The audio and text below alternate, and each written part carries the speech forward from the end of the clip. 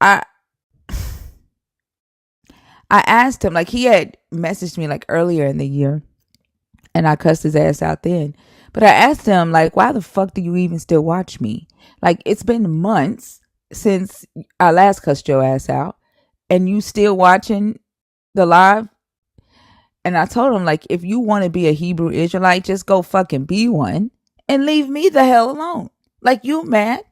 Because I'm not just, like, I'm not telling everybody the shit that you want me to say. Like, I don't know what the fuck they want from me. I have no idea why they tag me in videos or why they in my DMs mad because I'm not identifying as a Hebrew Israelite, or I'm not like saying to black people, yep, you should identify as a Hebrew Israelite.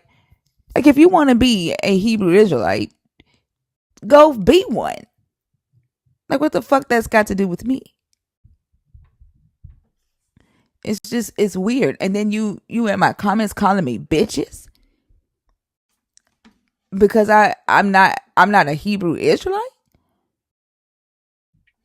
Wait, who is this? His name is Mike. I hope he's listening to the live right now. Like, it's just weird to me that after he messaged me in my DM months ago and I cussed his ass out, he cussed me out in my DM months ago. I cussed his ass right back. And you still listening to my live? For fucking what?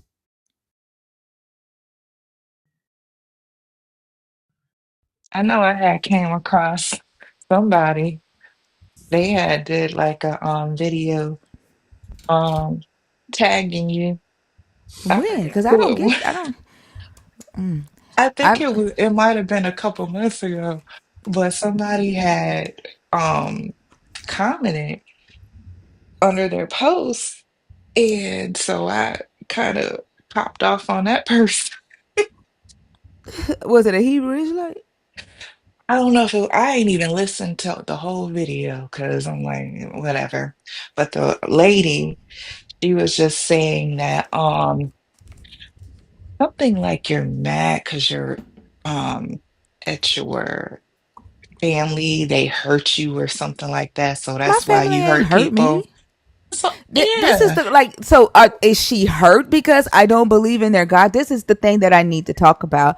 And that's like, every time I ask, why are you offended? Why are you mad because I don't believe in your God? Them motherfuckers say, ain't nobody mad. Yes, the fuck you are.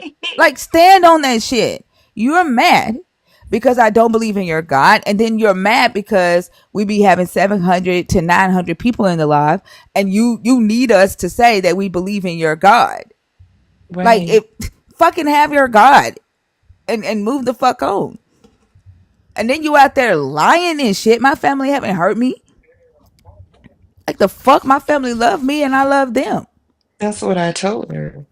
I said, because usually when they say that, they hear that, your dad was a pastor, and so they automatically And he jump was to my the motherfucking best conclusion friend. that you guys, had a bad relationship or something, which is like, I don't know how many times you could say it that you did have a good relationship. My But That dude was my best motherfucking friend. And if anybody had a reason to not like my ass, it would have been my dad, because I put him through the shit as a mhm, as a teenager. Like, and he never switched up on me. And if anybody saved my life, it wasn't Jesus. It was my dad. Like, the that fuck? part. Y'all out there making up stories and shit because I don't believe in your God. Like, that's that the thing. Like, I expect people not to like me, right? Because I don't believe like you. But the way, like, y'all go as far as like making up lies, right? Tagging me, making videos about me, and then saying that you don't care if I don't believe in your God. That's a fucking lie. Like, at least stand on the shit. That's all I ask y'all to do. At least stand on it, because you really do give a damn. You really do care when somebody don't believe in your God. And if you really had like this powerful deity that you have access to, that you don't mind waiting, You don't mind waiting on that God. Like there was a video that I saw where somebody shared that song, and the comments is filled with black Christians talking about, I've been waiting on God. I don't mind waiting. I've been in my waiting period for a long time. I don't mind waiting. This song make me cry. I've been waiting on God for a long time, and I'm like, and y'all motherfuckers gonna keep on waiting because y'all have no expectation for the God to do anything. And I'm not talking from experience. I'm talking from the shit that come out of y'all's mouth. Y'all get on this live, and when I ask, what has the God done for the black diaspora? I don't know. I can't. That's because y'all asses don't mind waiting. Like how are you gonna tell somebody that it don't get too comfortable in a relationship? Because if you get too comfortable, then that person ain't gonna do nothing. They gonna get comfortable. They ain't gonna take you out no more. The excitement gonna be gone. Because he or she gonna know what you will accept. But then you constantly singing this fucking love song to your God. I don't mind waiting.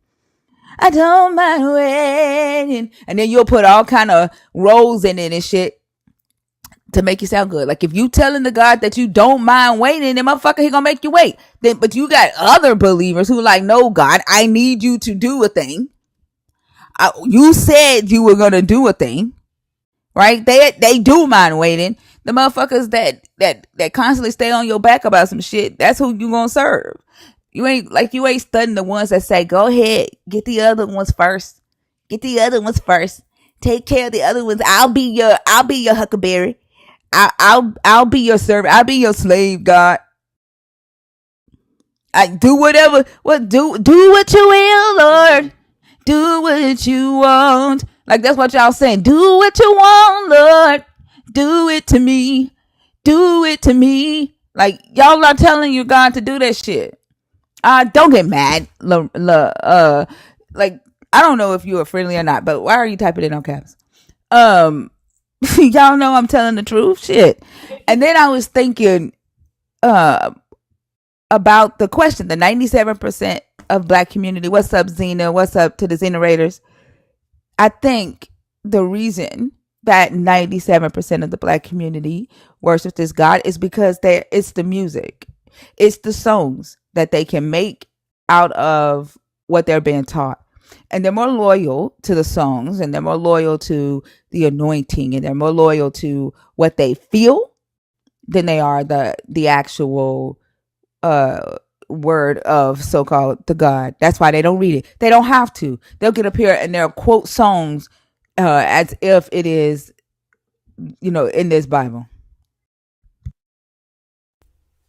It's the dancing, it's the miming, it's the feeling that you get, and it takes you away. It's that dopamine effect.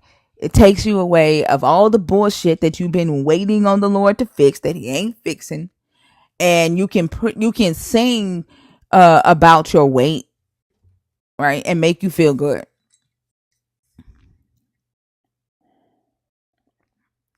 And then y'all want to get mad at me.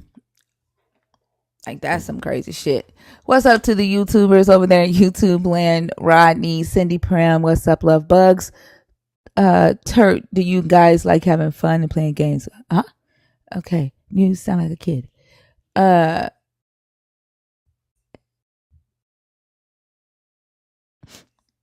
Make sure that y'all are smashing the like button over there on the YouTube stream. Share the stream out. Get more people into the chat so we can get that chat popping over there.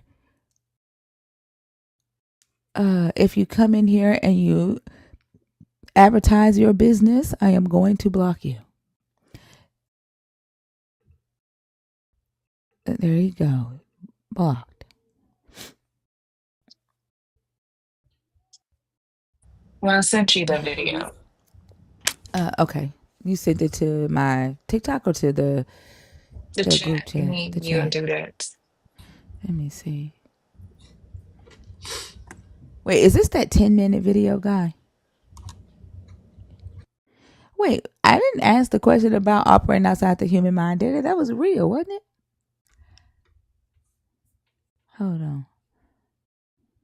I wanted to record this message to you tonight, and please forgive, the fact that my face is not showing. It's pretty dark, and I'm not I really can barely focused. hear. I'll listen to it later. Wait, so he's asking about who's operating outside the human mind. Why he say high thinker? That's a real question, right? I have no idea.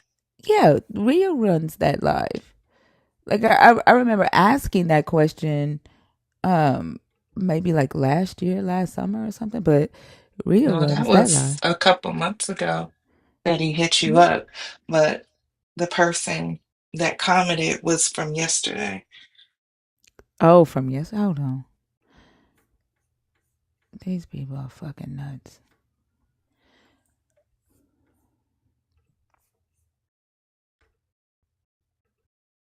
Oh, I can't even look at it. I gotta sign in. I'll look at it. Like it's just crazy. Y'all, we're at 94 shares. Lala, you wanna do your thing? As soon as we get to 100, y'all, we're gonna bring up the first guest. If you are a believer in the God of the Christian Bible or just a believer in the God of the Bible, you may not call yourself a Christian because you realize that they're full of shit just like we did. Or you are deconstructing, thinking about deconstructing. Maybe you have questions and you are afraid to ask those questions to your pastor, to your mama, even to God. You can come in here and ask us. Or if you are an atheist and you can take one of these topics to a deeper level, the guest box is open. Go ahead, Lala.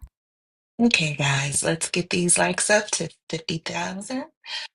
Don't forget, Thinker has a gift. Oh, no, she does not. She has to reset it. That is awesome. Yeah, So that was while quick. you're at it, let's get those heart knees, not team bracelets, but popular arrows. I keep forgetting they're not on here anymore. Let's get those flying, as well as please look down on the bottom left-hand corner. There's a gold button. There you can subscribe to her live. She also has links in bio for any, if you want to send her a tip, as well as we have merch and the links in her bio for that as well. Keep tapping, sharing the live. Let's double these shares so that we could get this party on. Because I am seeing it. You know what? I'm a prophet. At least I'm gonna pretend to be tonight. Tonight is gonna be a good night. Yes, I claim it. Claim it And I too. do mind waiting.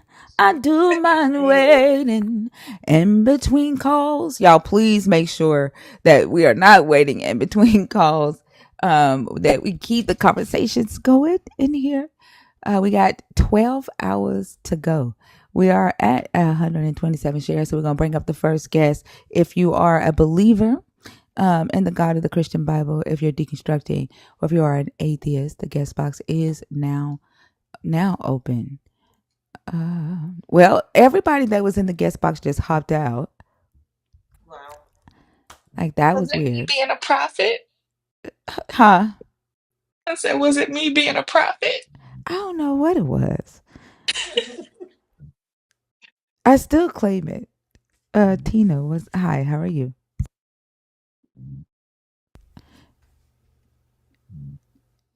Okay, Tina sleep. All right, y'all. If you are a believer in the God of the Bible, Khalil, I don't know where you went. Or Khalid, I think that was your name. You commented and said that you wanted to talk to us. Um, I don't know if you were a Hebrew Israelite. You hopped in the box when I was talking about the Israelite messaging me, calling me out of my name because I said that um, I would like to see resources to back up what this person was saying about this book. I did find one review about From Babylon to Timbuktu. And while we wait on someone to hop in the box, this review basically says this: many Hebrew Israelites will appeal to non biblical resources when making their claims that the original Israelites were black. And one day I am going to do a live where we just search this shit, that we just search claims, because I'm getting sick of their asses in my DM. One of these sources is the book From Babylon to Timbuktu, a history of ancient black races, including the Black Hebrews, written by Rudolph R. Windsor. The book was first published in 1969. The book aims to, and they're quoting the preface, this book is intended as a supplement to existing literature on African and Black Hebrew history to get a background knowledge of the history of the Black races. The book is jam-packed full of false claims and wild assertions. In this study, I'm going to deal with some of the claims made in the first chapter of the book entitled Ancient Black Civilization and demonstrate why they are either incorrect or claims that are totally baseless and without evidence to support them. I shall do subsequent writings on other chapters from the book. It really does take a long time before we get to the first baseless assumption. And the first chapter on page 14, just the second page, it doesn't take a long time. I said it really doesn't take long before we get to the first baseless assumption. And the first chapter on page 14, just the second page of the very first chapter, Rudolph makes the claim, because the Garden of Eden is associated with the land of Ethiopia, we can conclude that the people were Black. It is this assertion and taking it as a fact that underlies most of the assertions and claims in the book, so it is very important that we investigate this assertion. Rudolph offers no other support for this conclusion, bar the claim itself. What he does do is demonstrate that the rivers described in the Bible that are stated as flowing in the garden are linked with Ethiopia. So y'all know what rivers he's talking about in Genesis 2.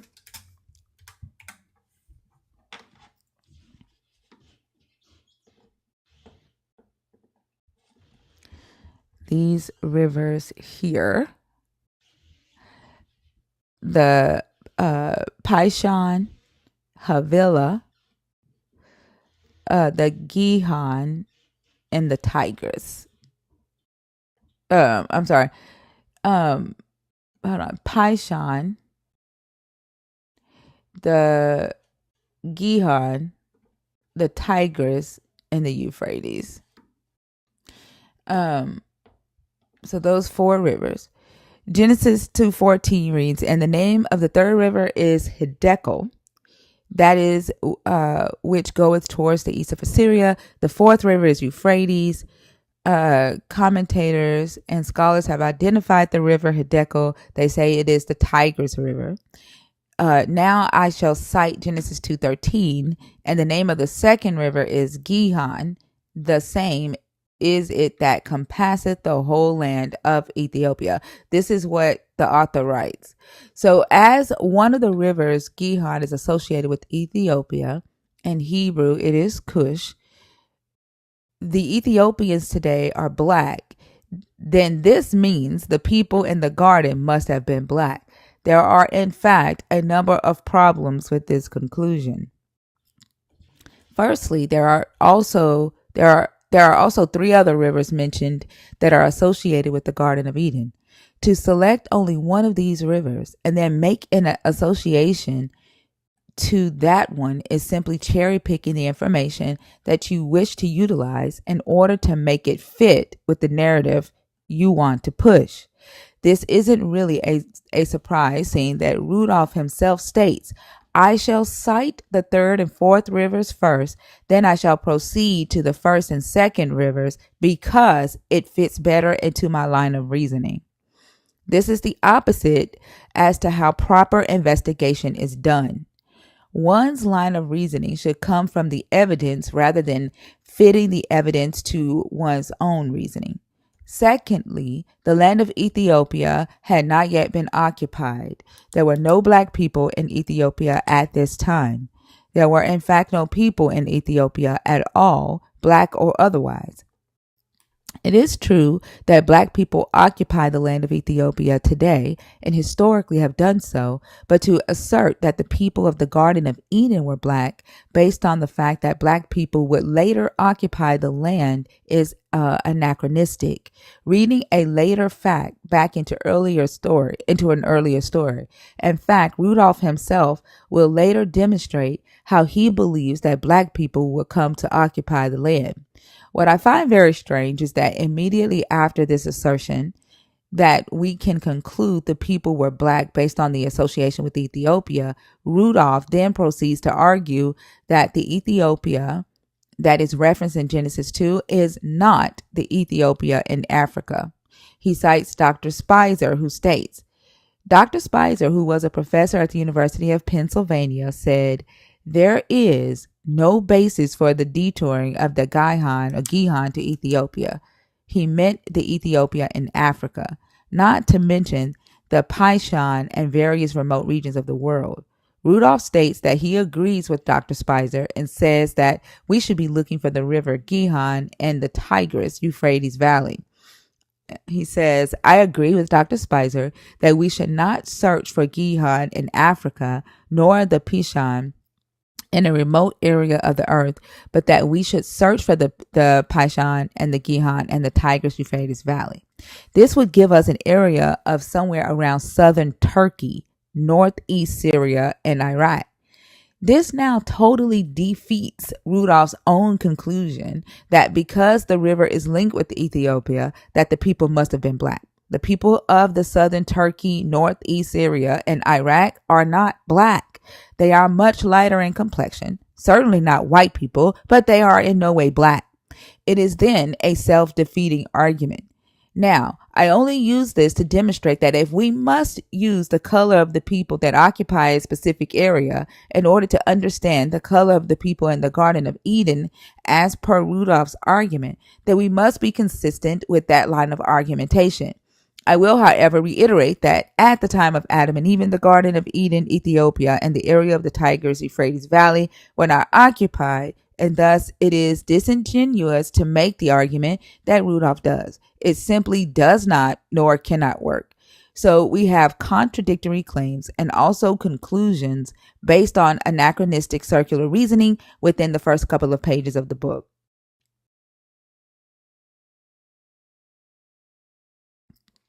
So, Mike, if you are listening, well, this is just, and this isn't even a scholar.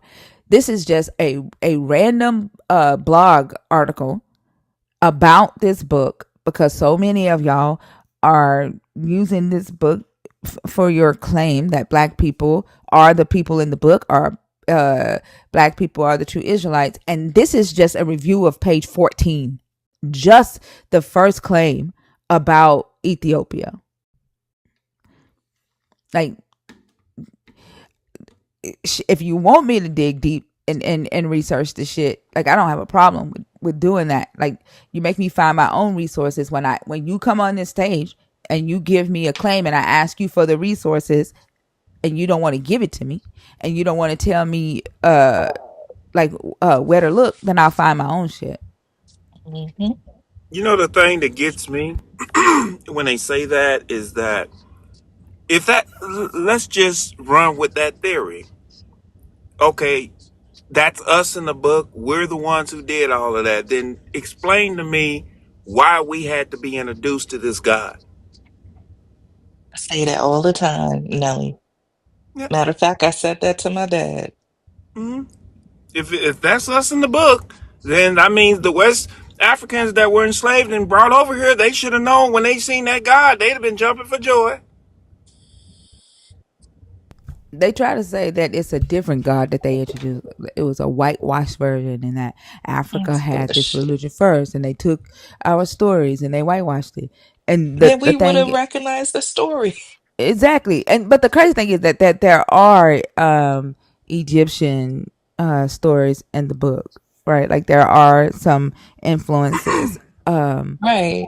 of Yeah, I get Egypt and that. of Ethiopia and Babylon. Like, they ignore the influence from Babylon, from Persia, from Tyre, Hmm. from like all the other nations. They only cling to the influence from uh, Egypt and Ethiopia, and then they don't take into consideration that we, like in America, Black Americans, a majority of Black Americans that have descendancy through the transatlantic slave trade are West Africans. We are not Mm-hmm. North or East African. Mm-mm.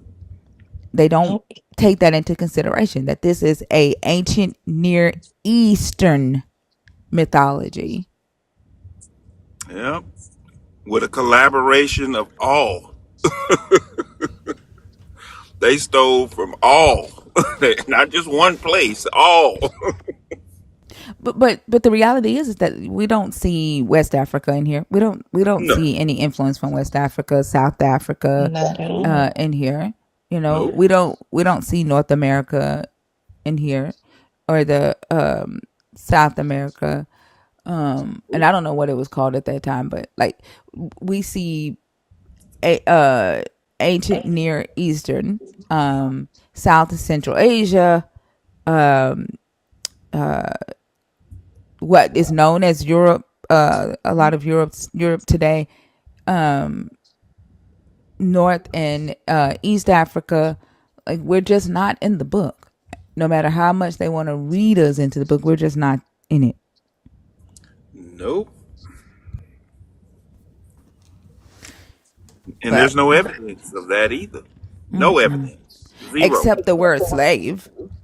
Oh yeah. Oh yeah. Like don't take that from us, Nelly. Like don't take slave and ships.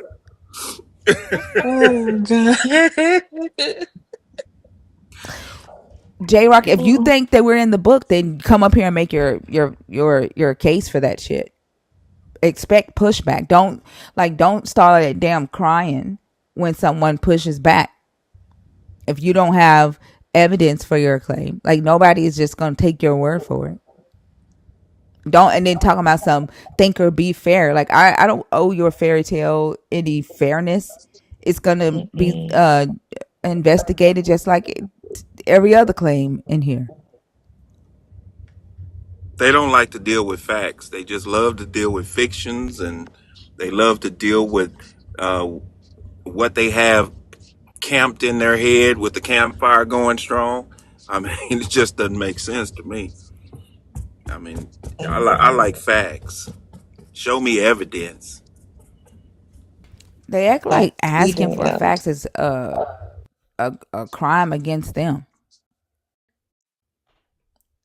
It's crazy. It really is. All right. Yeah. Okay. Robin, Yes, hello. hi, how are you? I'm doing well. How are you today? I'm good. I see that you are a Buddhist. I don't know if you've been in Yes. here before. Um, and Yes, I ma'am. I've been here one other time. and I Um, explained that the conversations are about the God of the Bible. yeah, if I may, just for 1 minute, please. No, I've been mm-mm. listening to No. your TikTok I'm and sorry. Did you oh, hear me say no? sorry. Yeah, no. I don't allow, like, this isn't that type of live, right? Um, if you come on stage, you have to be either a current believer in the God that we are discussing, deconstructing away from that God, or an atheist, and you have to be discussing one of the topics on the post, unless you are a nerd, which I don't see that you are. A nerd. Yes. Well, what I mean, oh, okay. If I may for just 1 second, I No. used to be a Christian some time ago, and Mm-mm. oh, no, no, No. oh, Nope. That's not this live. My finger slipped. I don't like. I told them that Both the last slipped at time the they same were up time. here. Like I don't have anything against you being a Buddhist. Um, but if you have something you want to share and you don't want to be on topic, you do first off get to know this community, right? Let us get to know you and become a subscriber so that you can have that benefit of the stage. Um, like just follow the rules in here, right? Don't try to do your own thing in here.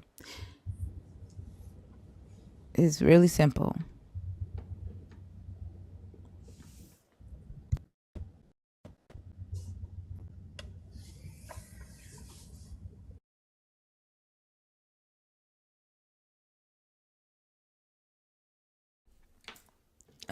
Gonzo, it's not connecting.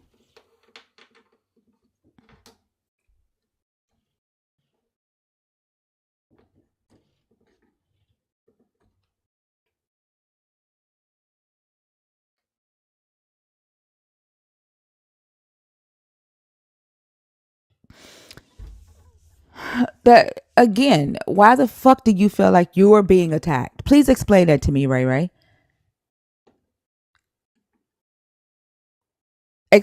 Explain to me how you are being attacked because I choose to talk about my non-belief in this God.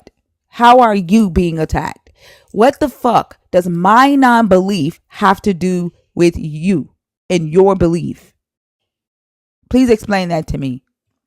Because y'all cry so fucking much about a person who an atheist or a non-believer who don't believe in your God. Y'all try to silence them all the fucking time and you make everything about you. Please explain to me what the fuck my non-belief has to do with you.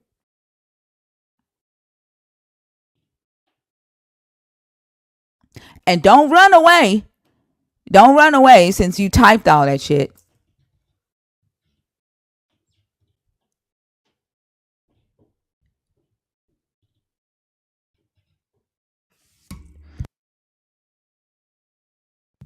That shit, that's the one question y'all motherfuckers won't answer. Y'all won't answer that shit. Hello. Hi, how are you? I'm good. How are you? I'm frustrated. Yeah, I get that. Christians can be, you know. How old are you? I'm 18. I'm born October 3rd, 2006. Okay, you gotta be 21, okay? Ah, all right. I'll talk to you later then. All right, have a In good one. 2 years. All Or right, not have 2 a years. Not. have a good one. He was respectful. I'm not worried. Like I asked you, I stated that you have to pick a topic, right? And then you also have to be deconstructing. Since you don't believe in the God, you have to be someone who's deconstructing um away from that God, and you're not. You said the same thing the last time, Robin. Like the rules haven't changed. They're the same. They have not changed. And when I ask, are you a believer? Are you deconstructing? Are you an atheist? And you're neither of those.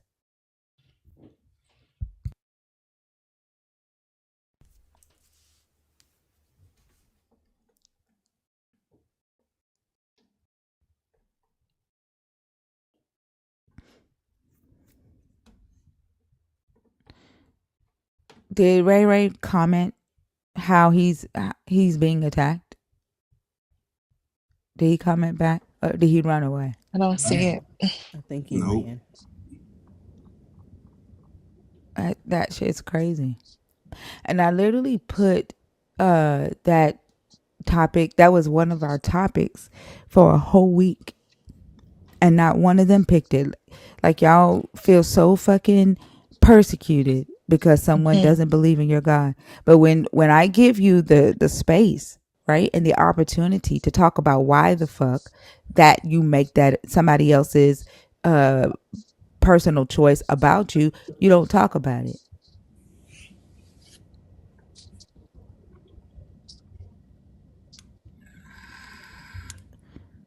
I want to know, like, what the hell do my non-belief got to do with you, and why the fuck do you feel like that I have to be quiet just because I don't believe and you do? Like, why do you think that only you get to openly talk about your belief, and everybody else who don't believe got to shut up and be quiet?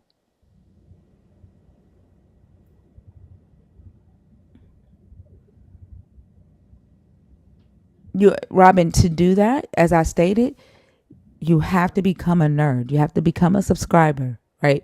I don't just if you have a deconstruction story that you want to share, stick around the community, get to know the community, become a community member, right? And after you've been here for at least 2 months, you can come on stage and share that. Everybody else had to do it that way, and so do like if you want to be a part of that, so do you. Like, it's not. It's just. It's not that hard.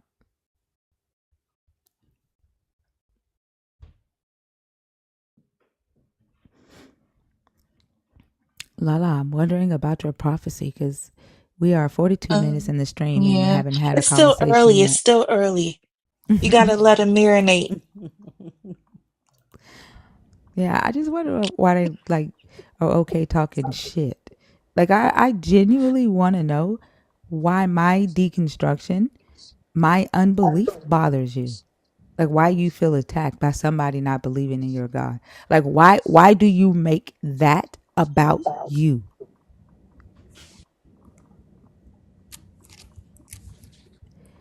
I genuinely want someone to answer that question for me. Right, daddy issues for real. I'm not referring to you, Robin. I was talking to Christians.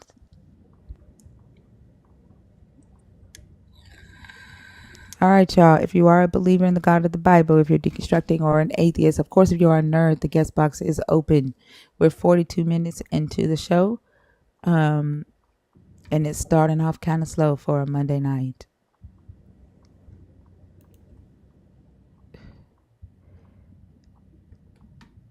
Same goes for you, El Oso Ray.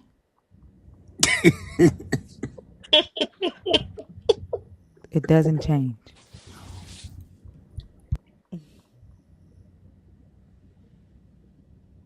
Y'all are crazy.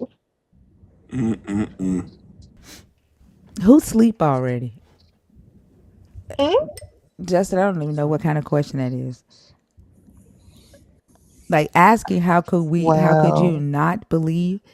Like I don't, I don't know what kind of question that is. That makes no sense. I don't think they think before they ask questions. They don't. Andy, Hello, how are you guys? I'm Yeah. good. How are you? I am wonderful. Getting over a little cold, but I'm hanging in there. Oh, I'm glad you're starting to feel better. Thank Um, you, thank you. you're welcome. Can I get your age, please, for TikTok purposes? 42. All right. And are you a believer in the God of the Bible, deconstructing, or an atheist? I am a believer. Okay. And what topic did you come up to discuss? Well, well, it was a lot. I didn't know if you had everybody answering. I will Just one. discuss. Just pick one. Okay. Yeah. Many pastors skip the uncomfortable parts of the biblical end. So I read that and I wanted to elaborate more on other things that they skip, um, but yeah, I do believe that sometimes it happens with them skipping the religion altogether just to pander to society versus actually teaching what the word says.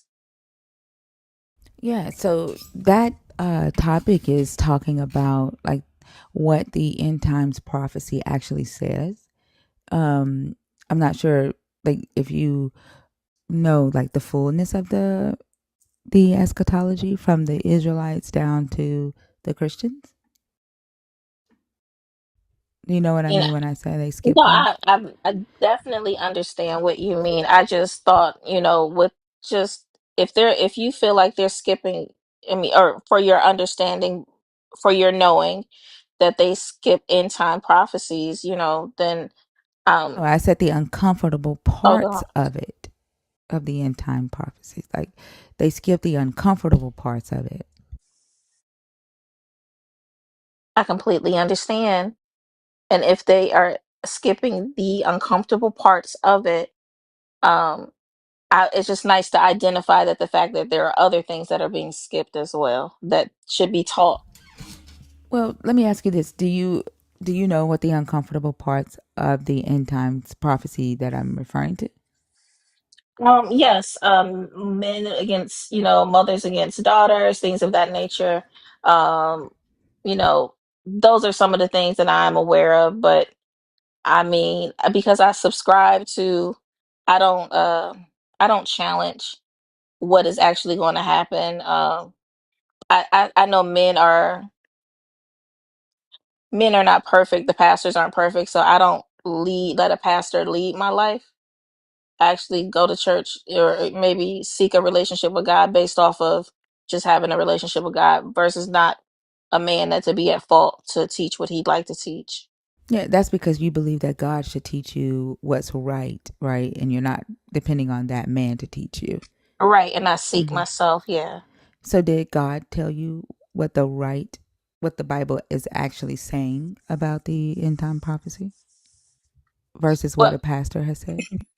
what God has spoken to me in regards to that, I can honestly say I've not ever questioned it to ask God about that. I don't question most things about um God because of the way my life is set up.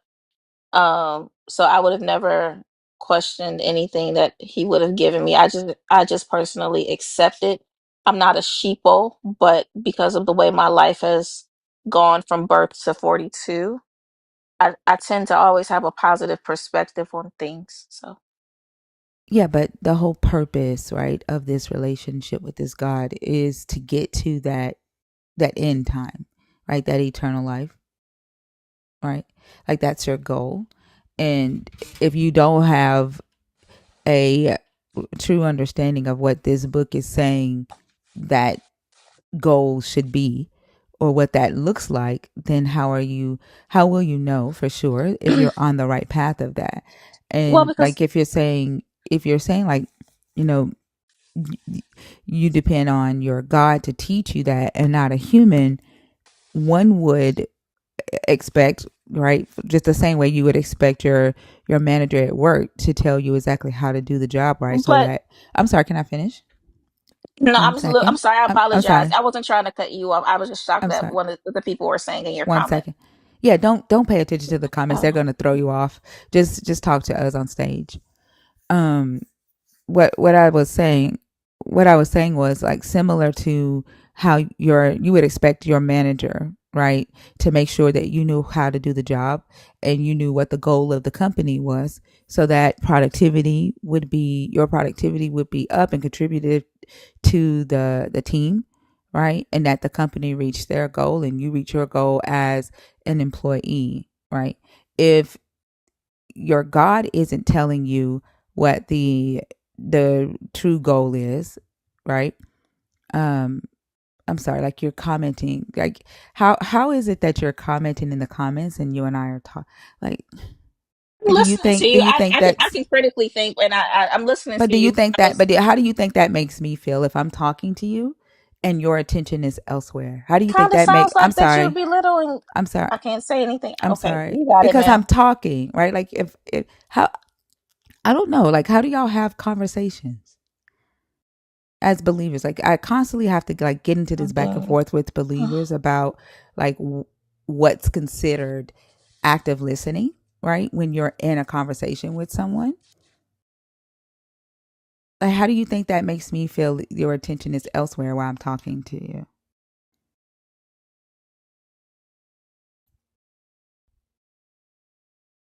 I'm allowed to talk now. I knew that. I counted No, it down. You actually responded that when I got to two. I didn't get to no, no, one. no. I just wanted to make sure. I'm trying to be Yep. respectful because I think you're looking for something from me that I'm not able to give. I'm really Then a then this positive probably person. isn't a conversation for you No, no, because no. I'm like talking about as far as I'm sorry, hold on.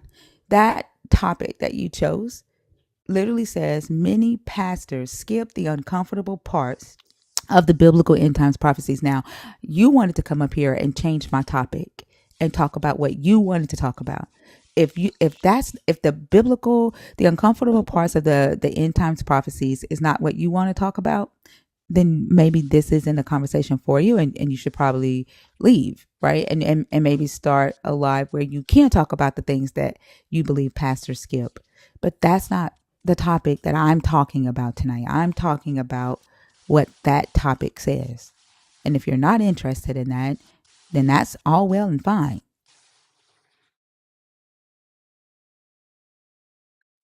Don't really ever question anything when it comes down to it, because someone can tell me something. I'm speaking to your prompt.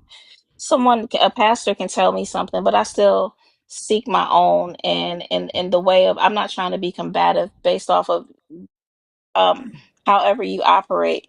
I just am trying to answer the prompt and just say, like, we all choose to do faith differently. And I'll just wake up and I don't choose I'll as an example, I just wake up and I choose faith, right? And and whether it's right or wrong, that's just how I operate. And so with the uncomfortable parts of the biblical times, I just know that people are flawed, and um and I believe you're right. Some pastors can choose to, but I believe it also happens in other aspects. So Yeah, I but apologize for this is how elaborating. I know you were not listening to me though, because I moved away from humans and was talking about your God, right? And the fact that I agree with you that humans are flawed. But if you are talking to a deity, to a God, right, who left this book for you, who left the instructions for you to get to that great and faithful day, and that God has not told you that what you currently believe about that day is incorrect, then me as a non-believer, right, like to me that just validates that what you are saying that you have a relationship with is in fact yourself, and that your knowledge goes as far as what you already know, um and within your knowledge base, and you're calling that God. And so I had moved away from humans, and you're back at that. Like I was trying to take the conversation to a deeper level. I mean, it's perception versus interpretation, but if you want to take it to with the God that I have a relationship with, um, I I have a unique walk in life, Mm. and so if this is what I choose to keep me going, and I try to find positive aspects, I don't lean on myself because I'm not here by chance.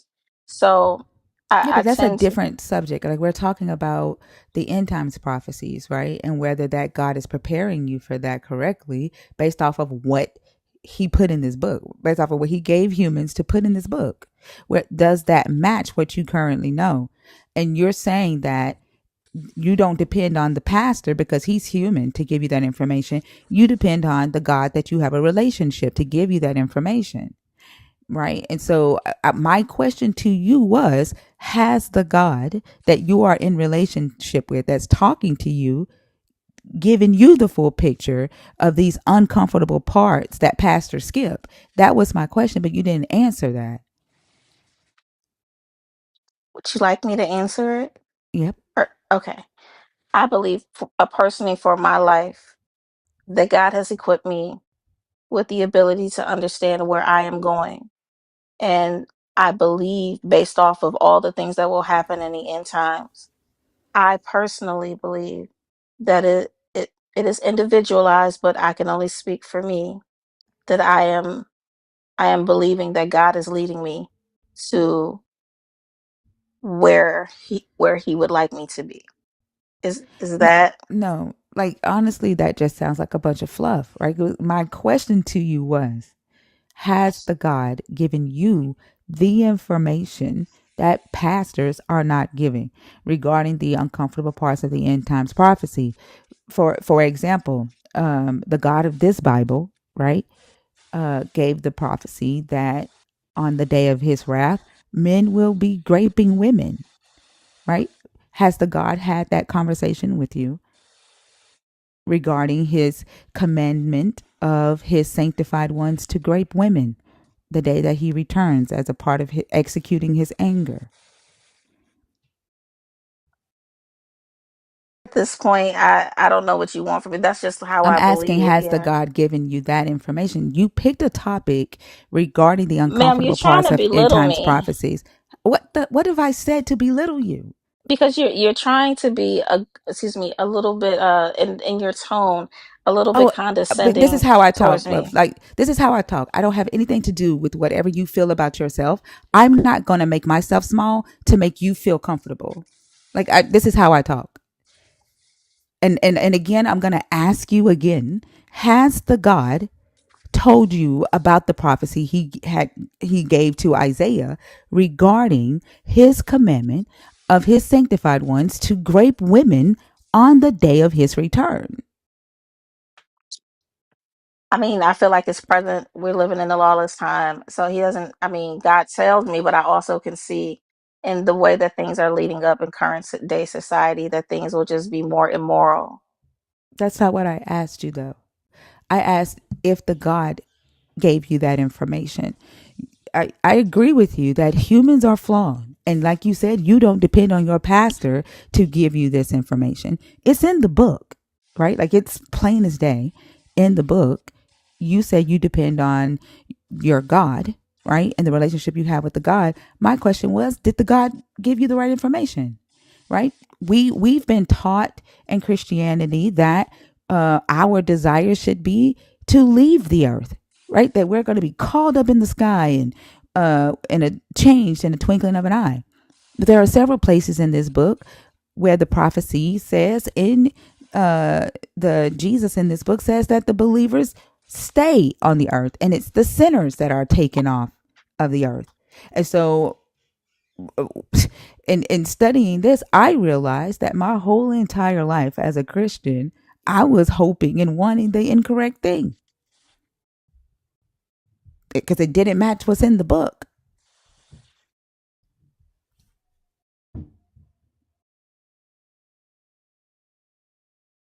Are you there?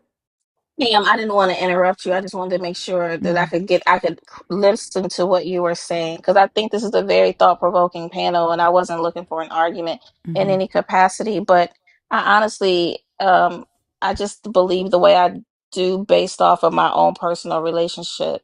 I feel like, let me not say I feel like, based off of reading, based off of my own personal relationship, seeking to know my God for Himself, um, God shows up for me differently.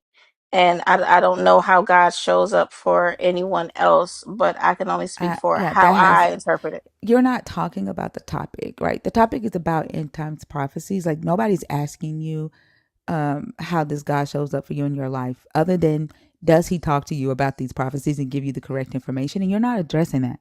Like, I'm not asking you about Okay, yes. your relationship with the God. So the God, so he did tell you that you're supposed to want to stay on the earth and not be taken off and called up in the sky. If you say so. Okay, no, I'm done. I hope you have a good night, Andy.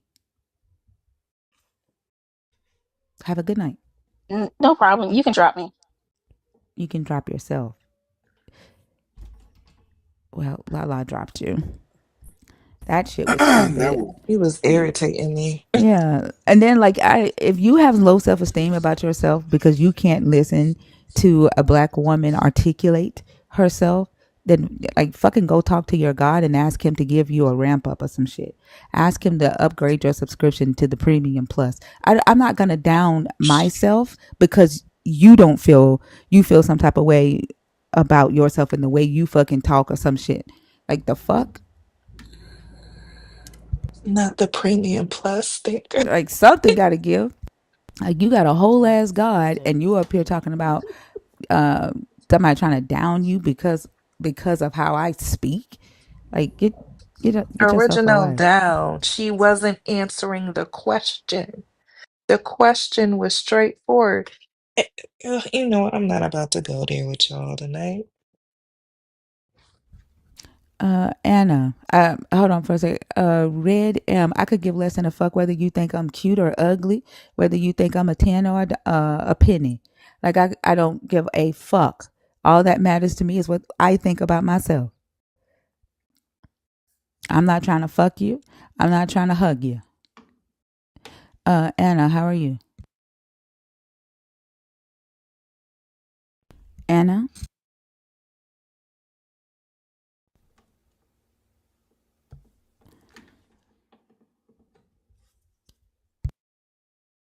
I don't know why they think. I don't know. Have no idea why they think I give a fuck about what they think about how I look.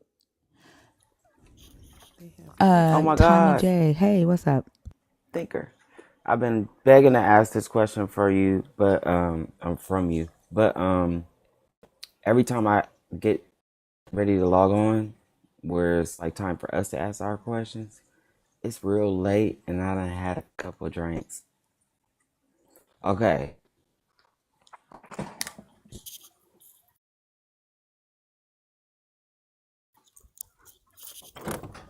but my question is, can you hear me? Yeah. I'm trying to figure out the Joseph story. Isn't that where he sold his people or hoodwinked his people Tommy, you have to stay. into You have to slavery? pick one of the topics because you're not a nerd, love bug. You have to pick one of the topics on the board. Like I know who you are, but Got you. I thought so. unfortunately, I prepared. I prepared for it. I prepared for that because I thought so. okay.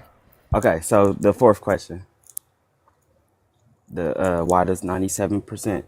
And I think it's because of Joseph in the Dream, that movie, and Prince of Egypt.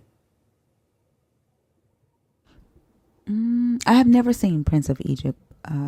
Unfortunately, people keep telling me that I need to watch it, but I've never seen it. You saw Joseph And in the so Dream. I've no, I've never seen either of those. Well, that's like a it's like a almost like a Disney, almost like a DreamWorks movie for us, and it depicts the story a totally different way. And so I'm trying to figure out if that's the reason why so many of us today still, because this is a long time after we done figured out colonialism and we got all this access to information. I think it's because of the propaganda. I think propaganda has something to do with it, but I wouldn't say those movies per se. One, because I've never heard of them until I came on TikTok. Like I've never heard of Prince of Egypt. I've never heard of Joseph in the Dream. Um, but again, growing up, like we didn't watch a lot of TV until I was older, right? Um, and I still don't watch a lot of TV today. But also, like I think that if anything, if any movie did anything to the black community, I think it would have been the Left Behind series. But that's more recent. The Left Behind, that's like what, 2000? Maybe Oh, 99, I think. no, Yeah. maybe I'm thinking of something else then. Okay, I'll check that out. But is Yeah. that's not propaganda? No, I say, yeah, definitely, I Oh, okay. think propaganda, but I don't know that Prince of Egypt or that Joseph movie you're talking about. Like, I don't know that that would be it because I've never heard of those movies. Yeah. Okay. How much longer I got till I'm a full on nerd? You're not a nerd at all. Like, you don't have a badge. I You gotta did. subscribe to become a nerd. I do. Oh, okay. Let me fix my subscription because I did have a subscription. All right. I'll be I back thought then. you were a nerd at one I point. was. That's why I'm like, let me find out why. All right. I'll be back. Okay. All right. Have a good one.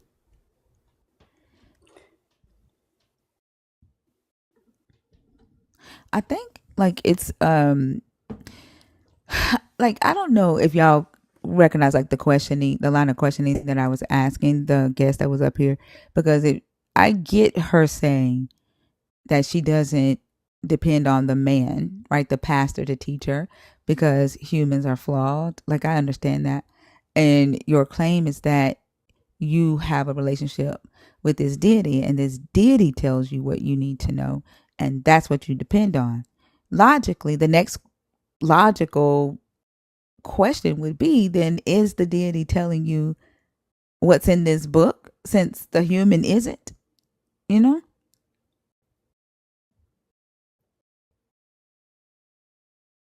Are y'all there on stage? Yeah, I don't think I, she didn't want to answer it. Once you gave her the part about them graping, there was a silence. She got silent. She didn't want to answer it. Yeah, and I also noticed I noticed that silence, but I also noticed her willingness to go along with it and excuse it, like just ignore Mm-hmm. it. You know what I'm saying? Mm-hmm. That too. Because she did say there are some good and bad parts. So, Mhm. Yeah, she's no matter what, she's gonna go She along gonna with it, ride. as you say. She gonna ride. because of the I don't question it. And I saw a video. I don't know if it was Sean Towers. Do y'all follow him? Sean. No. I don't think He's so. also a deconstructionist, and Sean does a lot of great content. And he also does lives. So if you don't know who Sean Towers is, you should follow him. But I think it was in his live when he was talking about how uh, the black community were taught by Eusebius. Like I mean, not so like the idea not to question the God, to turn your brain off and just accept it, came from Eusebius, and then that was later beat into the black community and black Christianity. It's like you Mm-hmm. just turn your brain off, you just accept what's being taught to you by those in authority, and you don't question authority and you don't question God.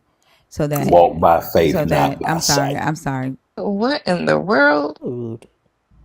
goodness gracious. Rude? That was Um, so rude. so that you don't poke holes or you don't notice the holes that are already in the belief system. And I think, please go back on mute. I will introduce you in just a second. Um, Goodness gracious, never mind. It threw me off. But no, Poke yeah, holes. Poke yeah. So holes. that you don't poke holes in the belief system, and that's why that contributes to 97% of the black community still believing in his God because of things like what the young lady said when she was just on stage. How I don't question it. I just accept what I believe where my faith is leading me. And then her willingness to, like, when Yep. information or new information is brought to them, they just ignore it and stick to my faith, the faith claim. But yeah, if you don't follow Sean, make sure you give him a follow. Well, Yeah. Right. I wonder what is it that this God or this Jesus can do that would make you say, I don't think I want to go that route. That's the question I'll be asking Christians, but of course you know what answer I get, but they say it's nothing. yeah, somebody had that question for a live one time. What could Jesus do to make you stop following him? I think it was Ozo. Mm-hmm. And they were saying I think nothing. so. Yeah, absolutely nothing. Like, think about it. Yep. We have 97% of the black community follows this Jesus, and literally, how many of them are okay with the fact that he is literally the god of slavery? Mm-hmm. Like, there, if slavery doesn't do it, Mm. there's nothing. That's that is just wild to me. I just wow. You literally have to turn your brain completely off. And just like that guy who so rudely interrupted, what did he say? Walk by faith, not by sight. I Yeah. mean, I'd like to see you try that shit at home. I mean, I'm just being honest. I would love for you to blindfold yourself for 24 hours and go about your day on faith. Yeah, no, so Even you even don't question God. yeah, even a person with a vision impairment has to use either a service animal or a walking stick. Mm-hmm. Exactly. Yeah, like they. Uh, Mm-hmm. Don't talk Somebody said about. you don't have to be a Christian to believe in God. Nobody said that you did. And again, this No. live is not about, you know, just Christians. It's about the God of Christianity, the God in the Bible, the Hebrew God, the Jesus, whatever y'all call it, is about that God, that set of text. Nobody in here has made the claim that you have to be a Christian to believe in a God. Hey, librarian, how are you? Hey, I'm doing good. How are you guys? I'm doing good. Good. Uh, What I you got? mostly just came. Oh, sorry. Oh, I was just saying what you got.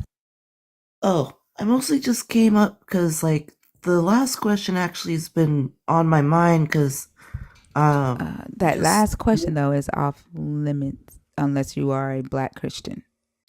Oh, black non believer? A black Christian. Oh, yeah. Yeah. Oh, darn. Well, my question, well, like, my top, the thing that's been bothering me lately is sort of related, but, like, mostly that, like, I've noticed I can't seem to get the students to come to the BSUs. We got What's a BSU? Black Student Union. We're trying Oh, to like get a bunch of people in, and we have some of them, but and I was looking over at, we have a faith community also, and where I find the students is in the faith community. And I'm like, they're not trying to help you get into college or to get like the experiences like internships that I'm trying to get y'all. They're just going to have you go to like put your money somewhere else, come back over here. And I just keep going like, why? What's luring them there when I'm just sitting going like, give me just that librarian. I'm so sorry to ask you this, but are you a black woman or? I'm half black, half Filipino. Oh, okay. All right. I didn't know. Nah, Because that's why like I just wanted to make sure because I did state that I wanted to have that conversation with black Christians. But yeah, go ahead. nah, it's one of the things that's been bothering me. And also just like my deconstruction journey's been also hitting a lot of things related to like um being mixed, weirdly enough. So it's like there's like a lot of weird issues that keep popping up related to that. One of them was that I never got to conf- I'm still hiding the fact that I'm deconstructing from what my last parent alive. I'm just like, it's a lot because we struggle, and like the default always when we're struggling with some family issues is always to like talk about prayer, and I'm just like, I'm not going to tell my 72-year-old mother that I'm not praying, but like it still kind of twists the knife, going like every time she tells me, please pray for your big sister, I'm like, "Mm, Is your sister a believer or is she a non-believer? nah, she's the first one between the two of us that left the church. And how is the relationship between her and your mom? It's strained. Like they love one another, but they're always been at each other's throats. And is your mom black or is your mom Filipino? Which one Oh, is your my mom? mom's Filipino. Okay. And then growing up, did you go to a black church or was At it first, like back like years ago, like I'm pretty sure my dad said it was a Southern Baptist church we'd go to. He made us dress to the nines all the time. Used to like put baby oil in my hair and like pull it back and make it hecka stretched out. um, but that was when like I'd have to go to Sunday school and all that stuff. My mm-hmm. mom didn't like going to it. She always looked like she was pissed going to that. And so like I guess what I wanted to ask was like who was more religious? Like do you think that your That dad because was your dad more religious or more um, indoctrinated into the God than your mom was, or do you think the Black community and the Filipino community are equally indoctrinated into this God, like the loyalty of the God? Like we see like the conversations that we have in here when Black Christians come up, it's almost as if it's a tribal thing, right? Like, Yeah. yeah. And I know when Theo comes on stage, he talks about the God and the religion within the Filipino community. I didn't know that you were Filipino as well, It's but both. It's wild because, sorry for it's. I see there's so many parallels between the two. Whenever Theo's up here, I'm just like, oh no, I hear it. Because it is like you are very. It's as if it's a part of your identity. If you're a Filipino, you can't be Filipino unless you're Catholic or born again, like my tita. And that's a whole nother story. If you're born again and a Protestant, that's a big deal. Somehow you get like everyone is suddenly like worried about your soul. And then mm, my dad was a deacon. He actually, because he didn't know how to read or write growing up, which I didn't know. He hid that from us until I was in high school. And then he was like, yeah, they integrated the schools when I was in high school, and I barely could read and write to begin with. So, like, I just needed to finish my GED later when after you guys finished high school. So he did that. And then he became a deacon afterwards because he can finally read his Bible properly. And he was like, in that way, he was more religious than my mom, but my mom would not miss a day of church if she could. To this day, she still watches like because she can't walk as well as anymore. She like watches these Catholic television shows, and I'm like, please don't watch something else. Here's something educational. Hey, look, it's Nova. She's like, I don't want that. and so your mom was Catholic and your dad was Southern Baptist. How was that growing up?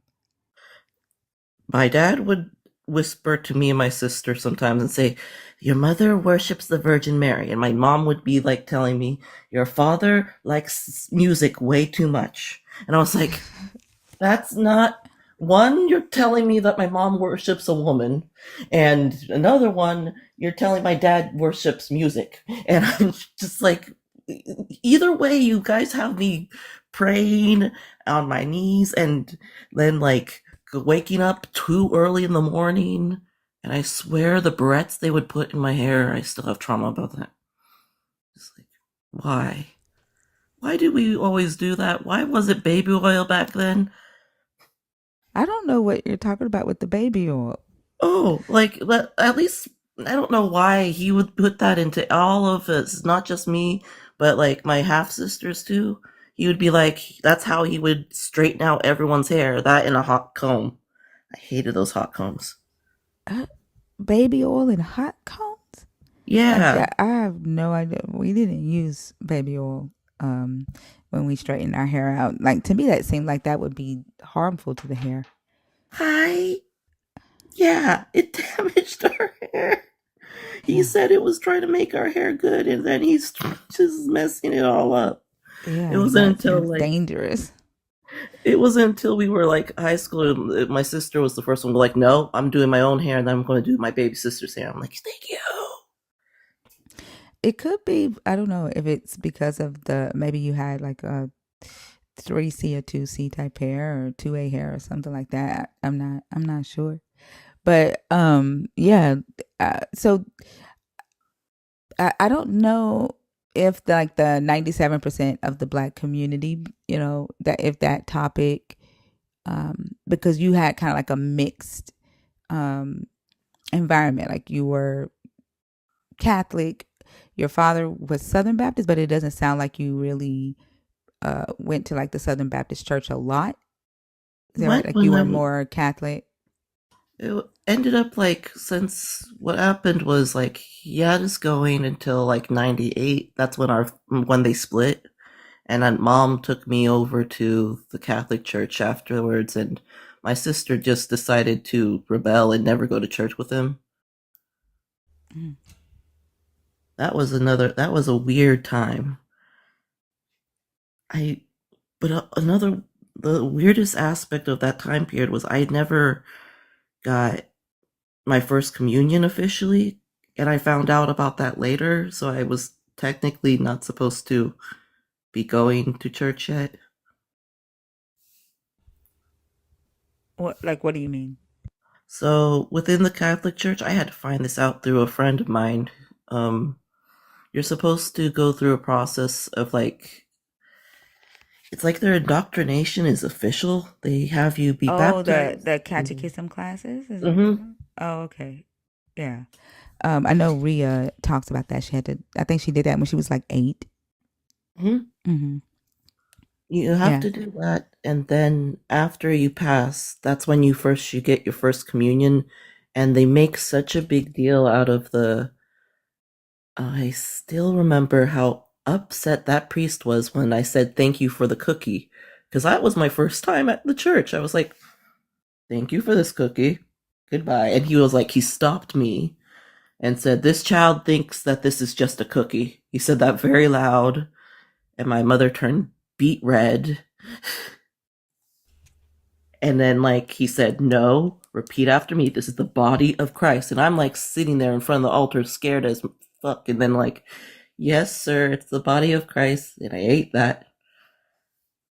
Give me just a second. Y'all, a way to tell whether a person has a specific benefit on stage is to like touch their profile, right? And when you touch their profile, it'll tell you if they are a nerd, and it'll tell you what level of a nerd they are. So she's a blue butterfly, and she doesn't have to stay on topic. She can talk about her deconstruction journey because she's a blue butterfly. Just keeping that in mind. So I know y'all be like, what is Thinker doing? So like if you ever wonder like why I'm not making somebody go by the topics, just touch their profile to see what level of a nerd they are. Sorry, I'm also a bit neurospicy, so I tend to jump around a lot. Oh, it's okay. They were wondering what why you didn't pick a topic. Ah, Yeah. So, like, but yeah. Um it is kind of different. Um it is kind of different with the black community and Protestant Christianity. You know, Southern Baptist, um, Kojic, uh, Jehovah's Witness. Um, what other denominations are there with black Protestants? I think that's it. Like most black Protestants are either Baptist, Kojic, oh AME, yeah, AME, um, apostolic. Apostolic, yeah, Methodist, yeah, yeah. I think it's quite different than Catholicism. The Catholic environment, and because when you go to mass, like you're not being preached to the way that you are in a Protestant church. The whole hellfire and brimstone type preaching isn't done there.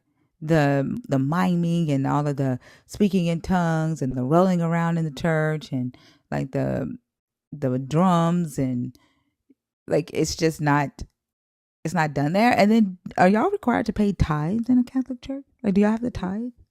So they you'll hear this a lot from people raised in Catholicism. They have Catholic guilt, so they weaponize it, and so instead of tithing, we have the donation baskets going around, and usually if you have a you're supposed to go over how much the donations are in the parish hall. That's where that's supposed to happen.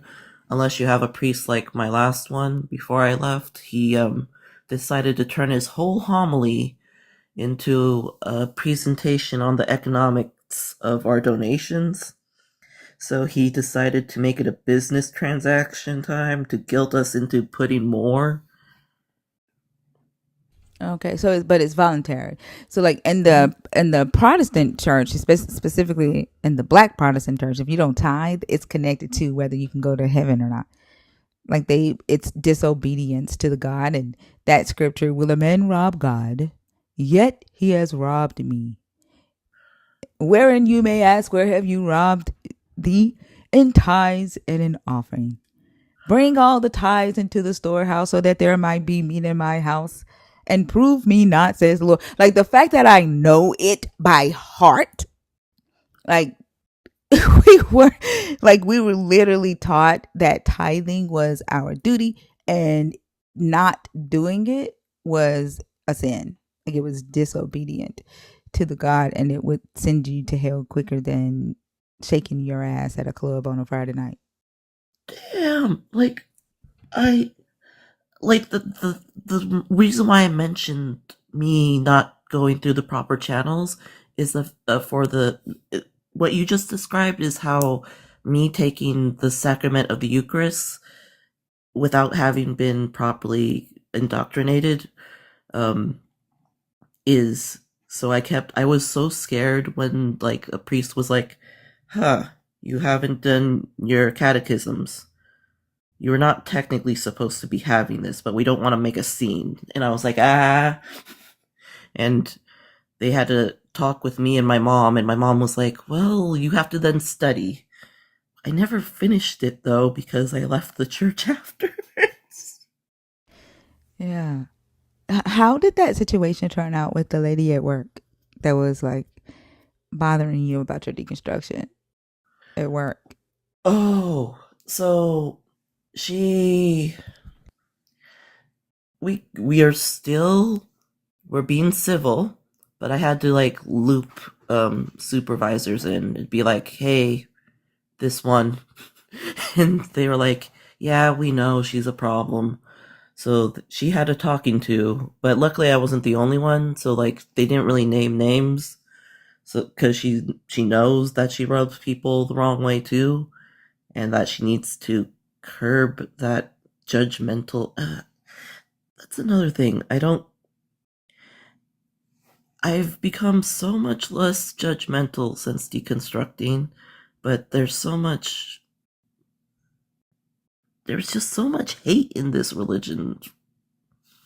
Yeah, that's what I don't understand why a lot of believers feel like they have the right to be hateful if someone doesn't believe, and they feel like they justify their hatred because they believe that that's what's going to bring you back, right? It's going to make you, fall on your knees and pray to the God because somebody is mistreating you.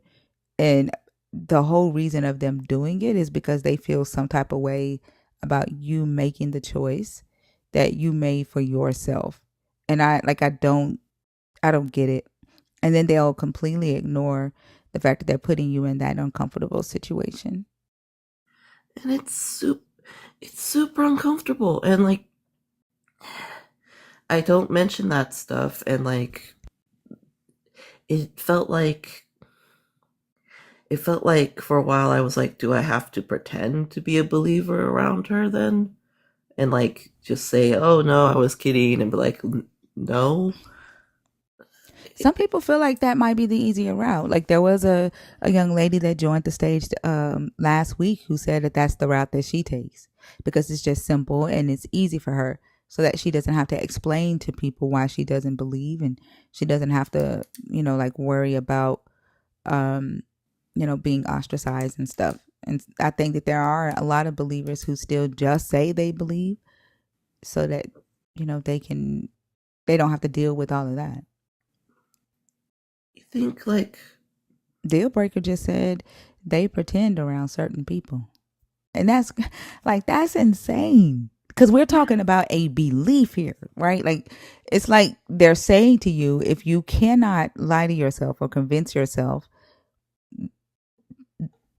that what I believe to be true, then you are a horrible person and you deserve to be treated as a horrible person. yeah.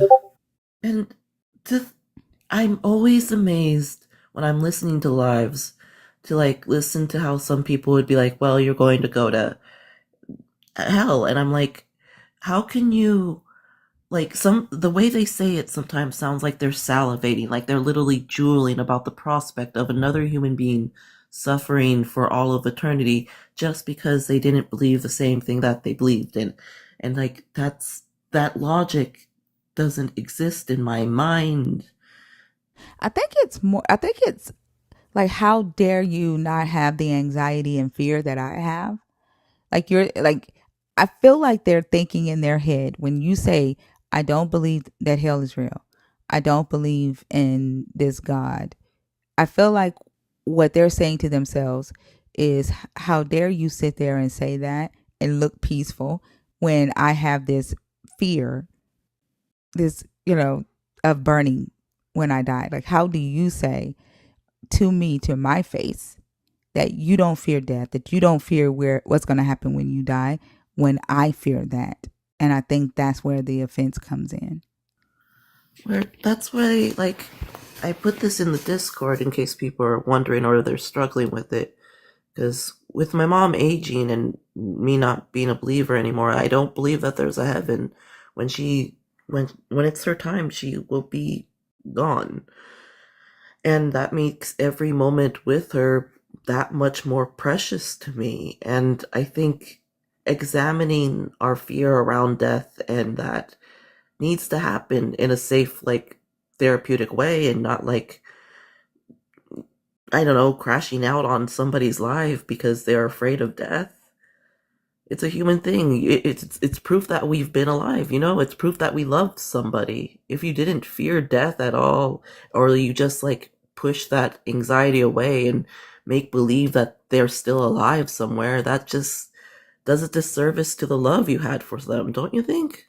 Yeah, I definitely think so. And like, I think too, like in the Black community, it has a lot to do with the fact that ancestral veneration, or honoring ancestors, um, has been demonized. And so, like, for me, because my ancestors, my father, my grandparents, my in-laws, my sister-in-law, now my cousin, the things that they imparted in me in my life while they were alive, I carry with me. They're deceased, but their memories, their lessons, their jokes, they're not gone. They're still with me.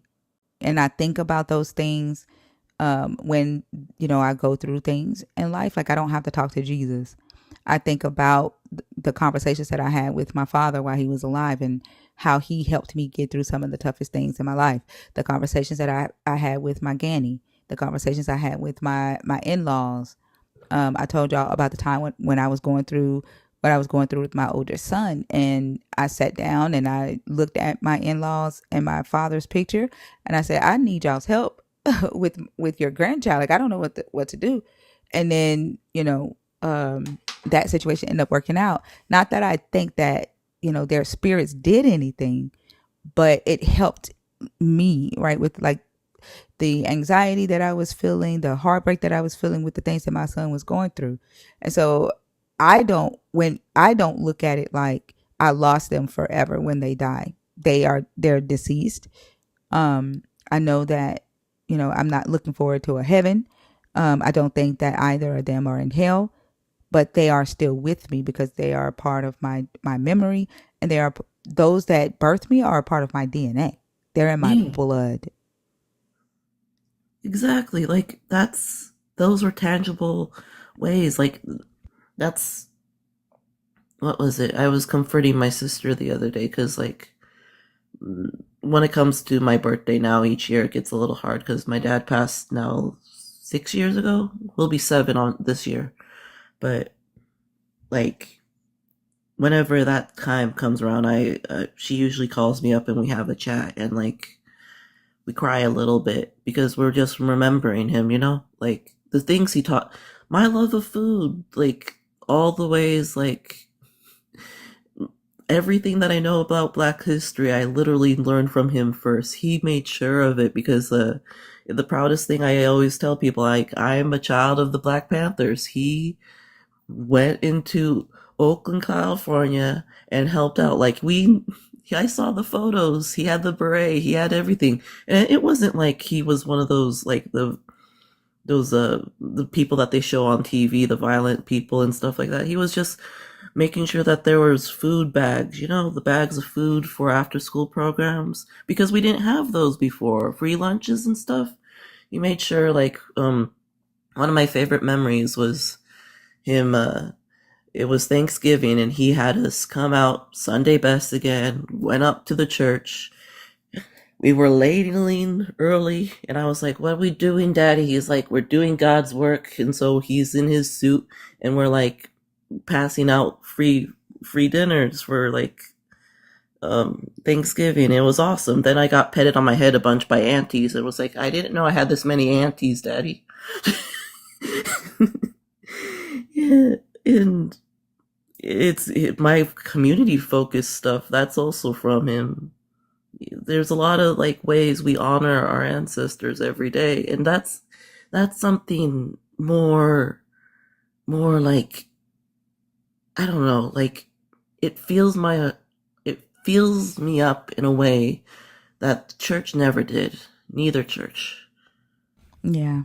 Like it gives like a sense of peace. And I think that believers who see and hear us, like, it makes them feel some type of way because we're not riddled with that anxiety and that fear, right? Like it's the fear is like one of the main products of this religion and this God.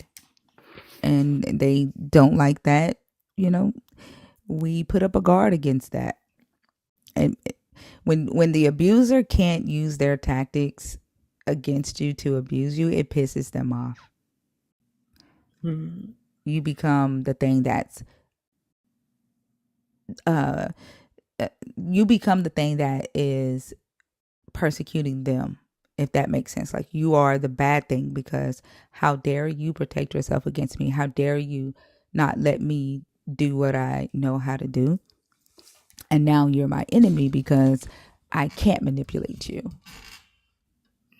Right? Like you've blocked your mind off to me and now you're my enemy. And that's why they start saying things like, "Oh, you harden your heart against God." Mm-hmm. And it's really your mind, right? Like it's not your heart, it's your mind. And then they start trying to tear your mind down and say things like you are church hurt, or you just want to sin, or you like they try to like find little things that can poke a hole in your thought process so that they can dig into there. And it's almost like they're trying to find their way through like a parasite, right? That's just constantly eating at something, and then when it makes a hole, it digs in deeper, and that's what it seems like they try to do when they go to the insults and the bringing up like past trauma. And then the thing is, like, they know the reason why they go to trauma is because they know that every human on earth has gone through some shit. That's just life, right? They Yeah. know that there's something in your life that you've gone through. Everybody has lost somebody or will lose somebody in their life because death is inevitable, right? And so they go to the thing that they know is constant, the thing that they know is sure, even if they don't know what it is. They're going to use those words: trauma, hurt, pain, yeah, to be manipulative as hell. And it's really what they're really saying is, how dare you not be filled with anxiety and fear like me? How dare you sit there with confidence and peace and joy and smile and say that you don't believe what I believe? I'm about to fix that shit right now. I'm about to take that shit away right now. That's what it feels like to me. Yeah, and that's why, like, uh, there's a concept in part of, even before I knew what deconstructing was. I didn't know what deconstructing was until like I saw your lives and stuff. But I was already out and just trying to figure out what the heck to believe in or what to believe in, and then I stumbled across this concept like, um I want to ask another Christian, what is the obsession with the end times? Because it seems like there's anxiety and like their fear is constantly chasing and being obsessed about the end times, whereas in the Eastern practices, philosophy, and everything like that, it's a lot of the Om, which ironically, the weird thing about Filipino Catholic is that they combined it with that. So it's the end times are happening, but they're always happening. And it becomes this Yeah. cycle of constant end times. Like one end time will happen after another after another. And That's like I that guy that joined the stage yesterday and said that the end times have been happening since the Greco-Roman period. First he said 600 years. The end times have been happening for 600 years. And he said, well, the end times have been happening since Jesus came. And I made the joke that it's been happening since Genesis. Like it, they because they have that no man knows the hour or the day. This shit, the end times could happen for the next 50,000 years, and they're still going to be saying the end times is near. which Like it, is that's big. Like they left it open. Nobody knows. Like in reality, nobody knows when they're going to die. That's the one thing that no one knows. Like they can predict your birth. They can even schedule your birth, right? But nobody knows when you're going to die. exactly. And there's no, if we all know it's an inevitability and that all we can really leave behind is memories and like maybe some really good art if you're into it, um, then why not do that? Make good art, make good memories for the people we love instead of like focusing on all of this energy on a non existent deity. Then, like, oh, I'm going to like, I'm going to drop down because it's getting late for me, but also I wanted to say, and I really appreciate this live. Thank you so much, Thinker, and thank you guys. You have done a lot for establishing peace in my life. So thank you. You're so welcome, librarian. I appreciate you for being a part of the community. Yeah. Good night. All right. Have a good night.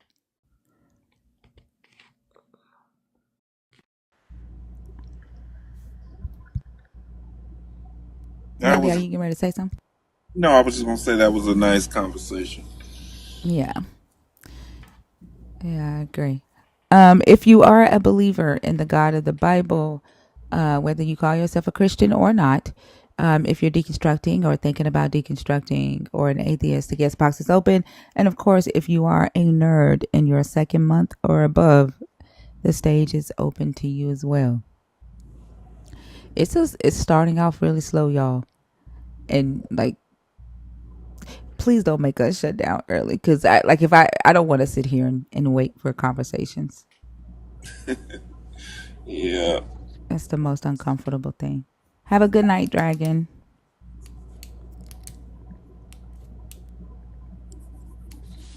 Maybe I should click my heels 3 times and spin in a circle. Yeah. Yep. I don't know. It's Monday night. I woke up after we got off the live. When I left the live last night. Hold on for a second. Vira, my live is not about Christians. Like, so I know that some of y'all come here to hear the conversations with Christians, but please keep in mind that this live is not a fight with Christians live. That's not what I'm about. Never do I want this live to be about that.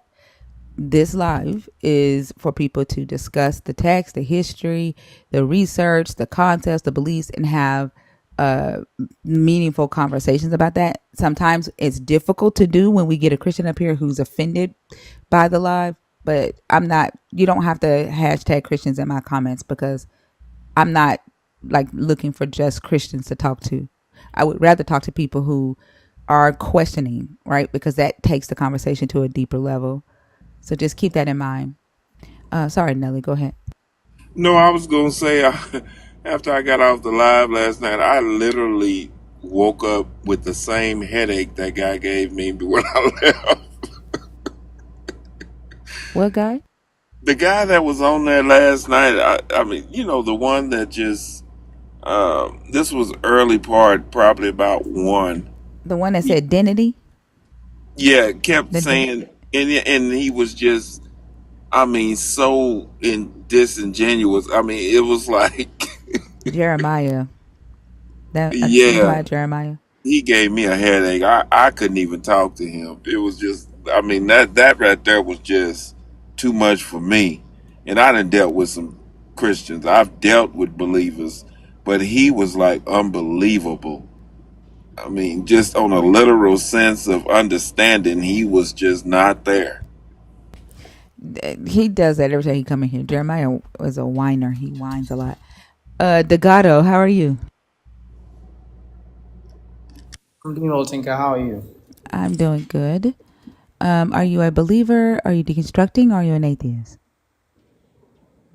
I would say I've deconstructed because I don't believe anymore. There's nothing to say that I still hold. Yay, you're celebrating me. Thank you.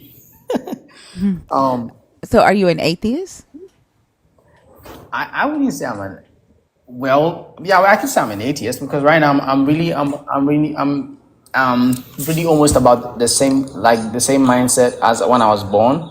Um, But yeah, I believe in nature. Like I pretty much believe in what my ancestors believed in, right? Okay. Even though because of colonization and all that, we've lost that, and the infiltration of Christianity into Africa,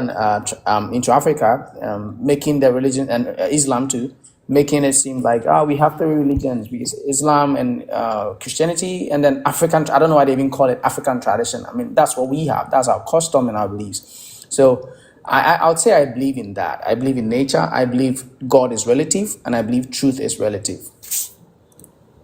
Okay. And what topic did you come up to discuss? Oh, I didn't know that you had to pick a topic. But this one particularly catches my attention. Why does 97% of the Black community believe in and worship the God in Jesus Christ, Jesus of Western Christianity? I think is really interesting. Okay. Give me just a second. Theo, I do see you in the guest request box, Love Bug. Um, you were in the request yesterday. You came up yesterday. Let me know what it is that you want to talk about tonight. Because like there is no need to come on stage every night. Okay? So tell me what it is that you want to come up and talk about tonight because you were on the stage yesterday. Sorry, go ahead, Degato. Yeah, so like I said, it's the last topic that intrigues me, and I think I've been passionate about. I wish every African, because I'm from Ghana. I'm born and bred, and I was raised in the Catholic Church. My parents are still Catholics. My siblings are Catholics. It's fine. That's for me because I'm supposed to be respecting, and also because I've come to acknowledge that truth is relative, and God is also relative, and so that's why I don't really try to talk bad about people. Just letting people know that hey, what you say is final. It's not really final. You can believe in what you want to believe in because our ancestors believed in something. They had um, they had things that they subscribed to, and then all of a sudden, because of the infiltration of Western beliefs, these people come and they say that hey, your gods are lesser, and ours, what we have, is superior. So you have to believe in what we tell you, because that's the only way you have to go to heaven. But I believe that Christianity was a tool, and is still a tool and a weapon in every sense to indoctrinate and to make Africans feel less of themselves. Because when you begin to ask yourself questions and look at the practicality of the Bible, it doesn't make sense. The only way it makes sense is it's a tool. I would give it to them for that they crafted this tool so much so that it's been able to um to take the identity of a people away from them, right? Take the identity of people away from them completely. That we do not have faith in ourselves as Black people. We don't have faith in our African traditions. We don't have faith in voodoo anymore. We even say voodoo is demonic, and we say that maybe re- giving respect to our ancestors, people who have walked the earth before us, are demonic people, right? And so I'll give that one to them for that, because I think it's really it's a wonderful masterpiece that they have put out there. But unfortunately, for some of us, we have deconstructed, we have escaped. Our minds are not enslaved anymore. We are not neo-colonized anymore in terms of religion. And so I think Yeah, but it's the interesting thing too is that a lot of us believe that ancestral veneration or honoring is demonic, but we don't pay attention to the fact that when we go to church, we are literally honoring and recalling the memories of another group of people's ancestors. So much so that there's a group of us that are trying to make those people our ancestors. And we don't see anything wrong with honoring Abraham, with honoring Isaac, with honoring Jacob, with honoring Daniel, Joshua, even Jesus. Like we don't see anything wrong with that. But if we were to like if a believer were to hear me say that, the I recall the memories of my father instead of praying to Jesus, then that's demonic. That's demonic. But literally what they believe about Jesus, what they believe about this God, they believe because of oral stories or oral traditions told by somebody else's ancestors.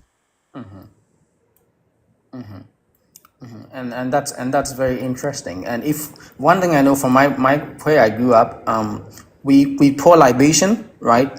And then if we want to determine something, want to know something, whether the gods or whatever that we subscribe to, we wanted to know that it agrees with a particular action we wanted to take, we would take a hen and we'll cut off the throat, and then we'll spill the blood on the ground and allow it to, it'll flip and act out just the way any animal would act out if you slaughter it.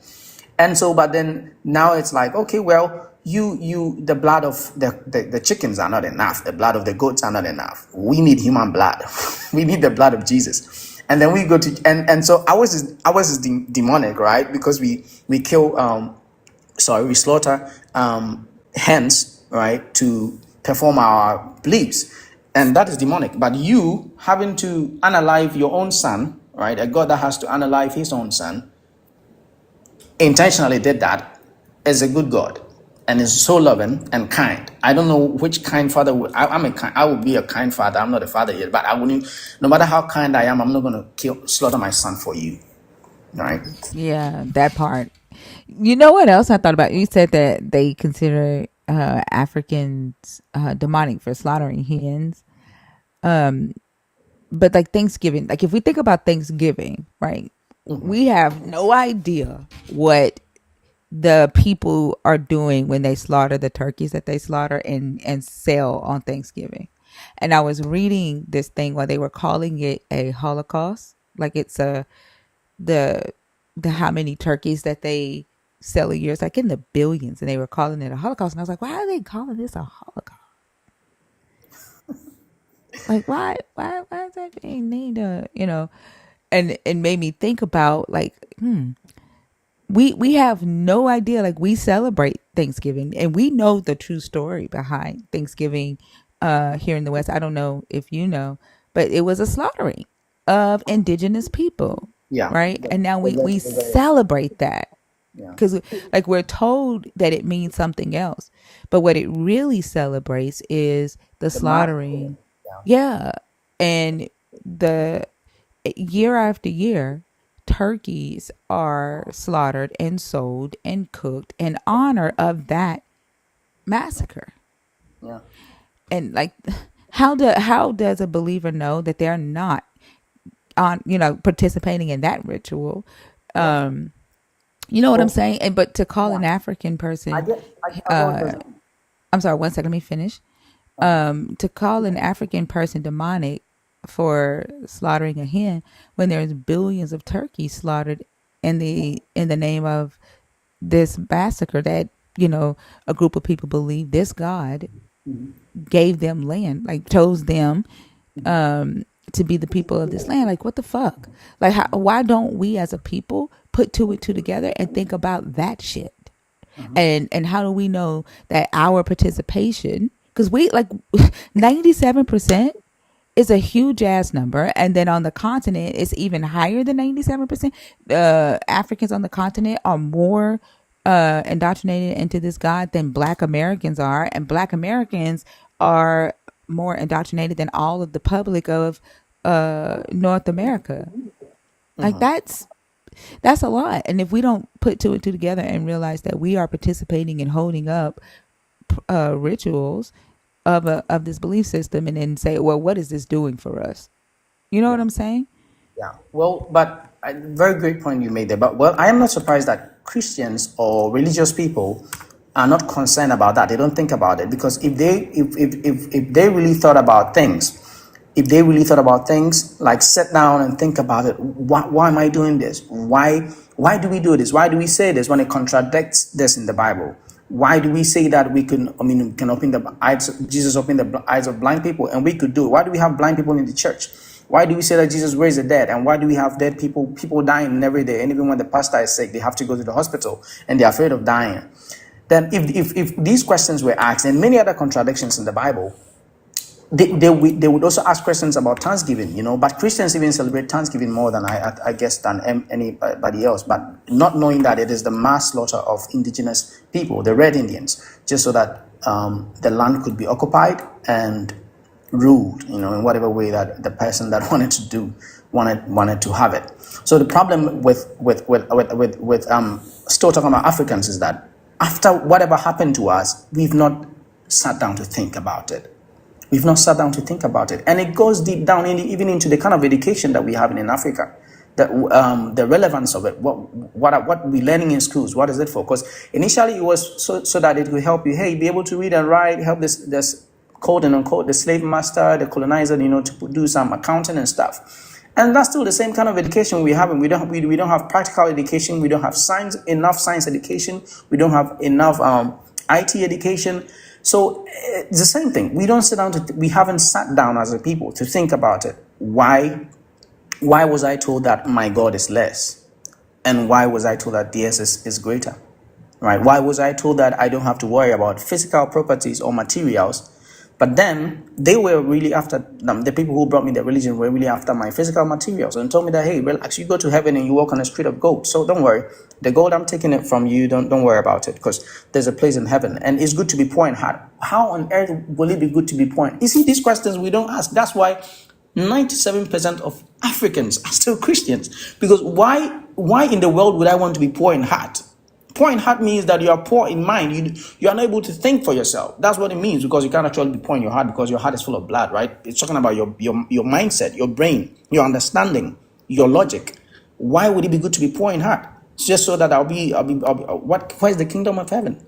Right? Why do I have to be poor in heart? And why do I even have to be poor in materials? Say that blessed are the poor, for this is the kingdom of heaven. Why do I have to be poor here when I need it now? I need resources. I need money. Why do I have to be poor? These questions are not asked. It's like the whole system is to recruit people and program them to be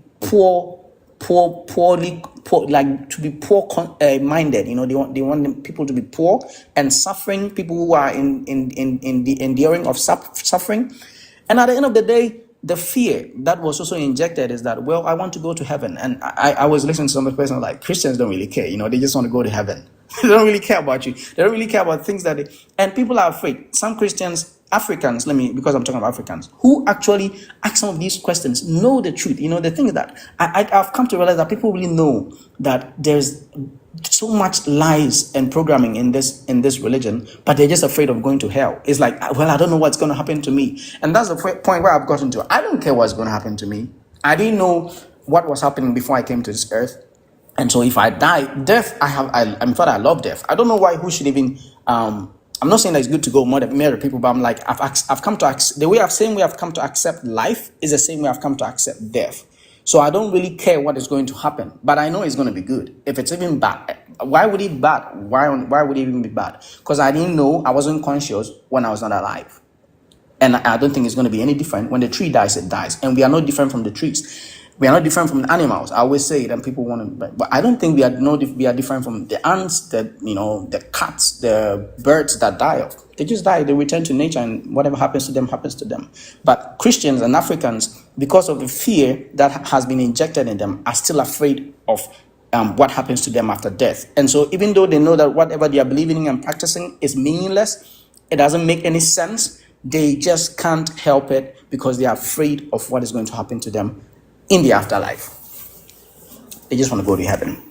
Yeah, I agree. It's a part of that indoctrination, and it was something that you said a few comments back that made me think about the story of Joseph in this Bible, where Joseph literally hoards up all of the resources because he knows a famine is coming. Right, the God tells him that a famine is coming, and he hoards up all the wheat, and he doesn't tell anybody in Egypt that a famine is coming. He doesn't tell the indigenous people in Egypt to prepare for this drought, this famine. And so after he hoards up all of the wheat, he then waits until the people are hungry and about to die, and he sells the wheat back to them, right? Their own wheat. He sells it to them. And then when he has all of their money, he then waits until they're coming to him begging, and then he takes their land, their cattle, and then they beg to be his slaves, and then they're thanking him and they're saying, "You saved us." But he put them in that position. And it feels like that's what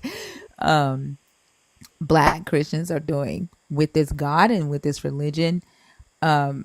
They're saying thank you for saving us, but literally ignoring the fact that it's the religion that put them in the position that we're in as a diaspora, right? We talk about how when you know this God was brought to West Africa, the resources were the resources switched hands, and they made our ancestors believe or look at the resources that they had as if they were not valuable, as if they were worthless. And they told us that the idea or the concept of this God that they had was better than the gold, better than the cobalt, better than the rice. You know what I'm saying? Even better than the people, better, and they were willing to trade for this God. And now we're saying thank you. Thank you for saving us because we're going to have a better afterlife. Yeah. And just completely ignoring that, the God and its people is what put us in that position. It just makes me think of that story. I don't know if you're familiar with the Joseph story when he was in Egypt and the drought and all of that. Yeah, Like, what are your thoughts on that? I'm familiar with that. Joseph isn't it Joseph? This guy that had to go save Egypt from the drought, right? Putting all the food, the food in the barns and saving it for the future. Yeah. Um, yeah. So, could you ask the question again? I was saying that it reminds me of how, Black Christians in the diaspora are basically saying thank you to this God, right? To the people that brought this God to West Africa. They're like, thank you for saving us. Like, I saw a video today where Christians were singing the song, "I don't mind waiting, I don't mind waiting," and then in the comments, they're all saying, "I've been waiting on God forever, but I'll keep on waiting. I don't mind waiting." It's like, why? Like, why are you okay waiting for this God to do the things that you were told that this God would do and be to you, and you're saying thank you for not showing up, thank you for making me wait, thank you for taking me away from my home, thank you for taking all of my ancestors' wealth and giving it to your favorite people who say that they are the chosen. Like, it reminds me of the story of Joseph, because even in that story where Joseph put the indigenous people of Egypt in that position, to where the resources switched hands, like Joseph literally made the resources switch hands from the indigenous Egyptians and to the Pharaoh's hands, right? And Joseph was second in command. And the story is like, oh, he's only over Pharaoh and name only. So it's to give you the impression that the Hebrews were ruling Egypt, right? And the Pharaoh was just there in name only. So the Hebrews were in charge. And Yeah, then when his brothers and sisters, when his brothers came down to the land, they got favored, right? Like they didn't lose their shit. Even the priest, like, right, it sets it up for uh this whole system. Like the church gets is the one get the money. They don't get taxed. They are, they have land untaxed, right? Property, and they control, they sit on boards and control resources. And so like it's the whole fucking system. And I don't see how black Christians don't see it, you yeah, know? yeah, yeah. Yeah, I mean, think you get a nice voice though. No, thank I you. used, I used to sing in church too. Yeah, I think All right. all of us did. All right, but hey, I mean, I started laughing when you mentioned something. Like I didn't really get it, but now I actually did get it. And knowledge is sweet, you know. Yeah, think of it. So it's like Joseph was foreign, and he was like second in command, and I think whoever controls the food, even now in our economies, whoever controls the food controls us. That's the truth. Yes. Whoever controls the food controls what our children are going to look like in the next 10 years, what our health is going to be like in the next 5 years. How healthy are we going to be? It's all dependent on who is controlling the food. And it's like, interestingly, I've never thought of it that way. But this guy, strange guy, just comes in because of the knowledge he has, right? He stays in, he gets in control of all these resources, and he was calling the shots. We can say that, right? And Yeah. I think same thing that I resonate with it, and I understand what you're saying, because same thing that really happened back home in all those times when the transatlantic whatever started, you know. And so these guys came and took hold of the resources because they put the poor, like the mentality that you don't need to have enough, you know. You're good with the little that you have. You don't need to worry about the physical things. You don't need to, but they knew what they were going to be able. They're going to use. They knew they were going to use it to build fortune, riches. You know, in where they were coming from. But we didn't look at it from that perspective. And so it has gotten deep, so that it has even become a business. I'm adding another point to the issue of why 97% of Africans are still believing in the Western religion. Is because it's a business now. If you go back home, I mean, I always say if I became a pastor, I would have made a very good pastor, because I nearly became a pastor. Because I know that in order to be a good pastor and control crowds, you need to be good at oratory. You need to be able to speak very well and earn the hearts of people, get them to believe you, and so that is what is happening back home right now. Yeah. Like listen, I could have been one of those traveling evangelists, Yeah, and been rich and famous, if I was that type of person that didn't I really believe you. care, I Yeah, believe you. like It doesn't I cost just want to make you this quick at all. announcement. I don't know if the mods are still awake, but if y'all could please make sure that the people are not typing in caps in the comments. To the person that just got muted for 5 minutes, it's not because of what you typed, it's because you typed in all caps. Caps are for mods only and for people who have a vision impairment and who have reached out to us to let us know that they need to type in all caps. So you will not get muted in here for saying what you believe unless it's racist or homophobic or ableist. Um, but you will get muted for typing what you believe in all caps, even if it's Yahweh or Jesus' name. Don't type in caps. Go ahead, Degana.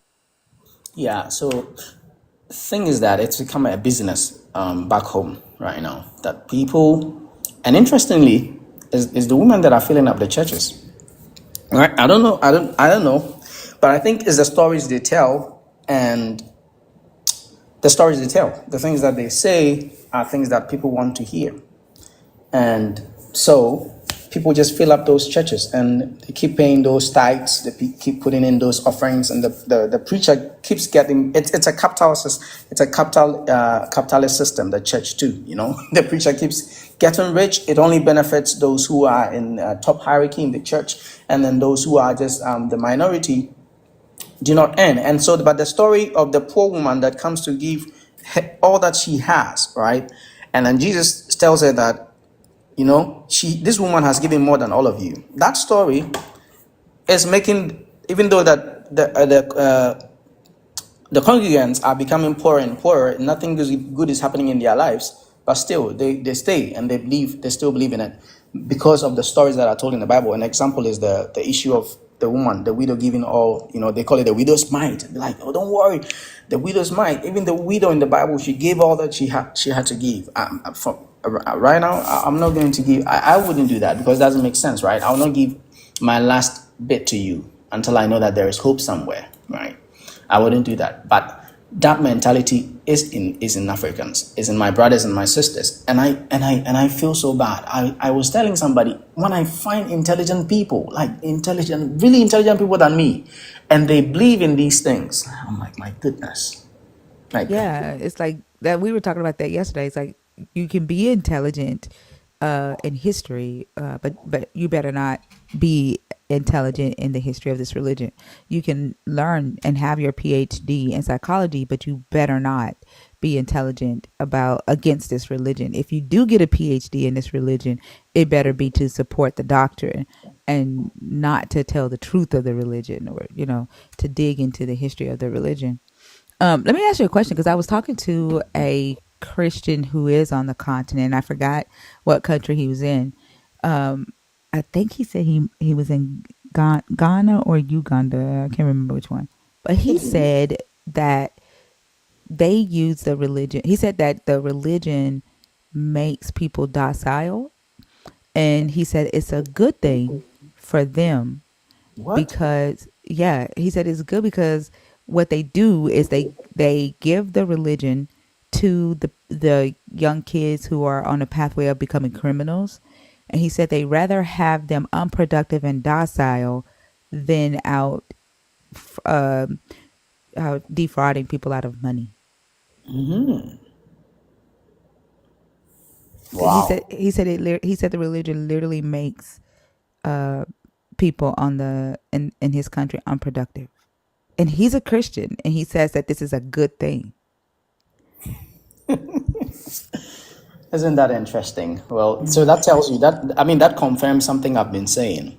I've always believed that they are great. Honestly, they are great minds. They are people that believe that the earth is theirs. Honestly, I don't know. It's a conspiracy theory I have, but I strongly believe that there are people, because if this man from where I'm from can think this way, then you can imagine. We don't even know his IQ.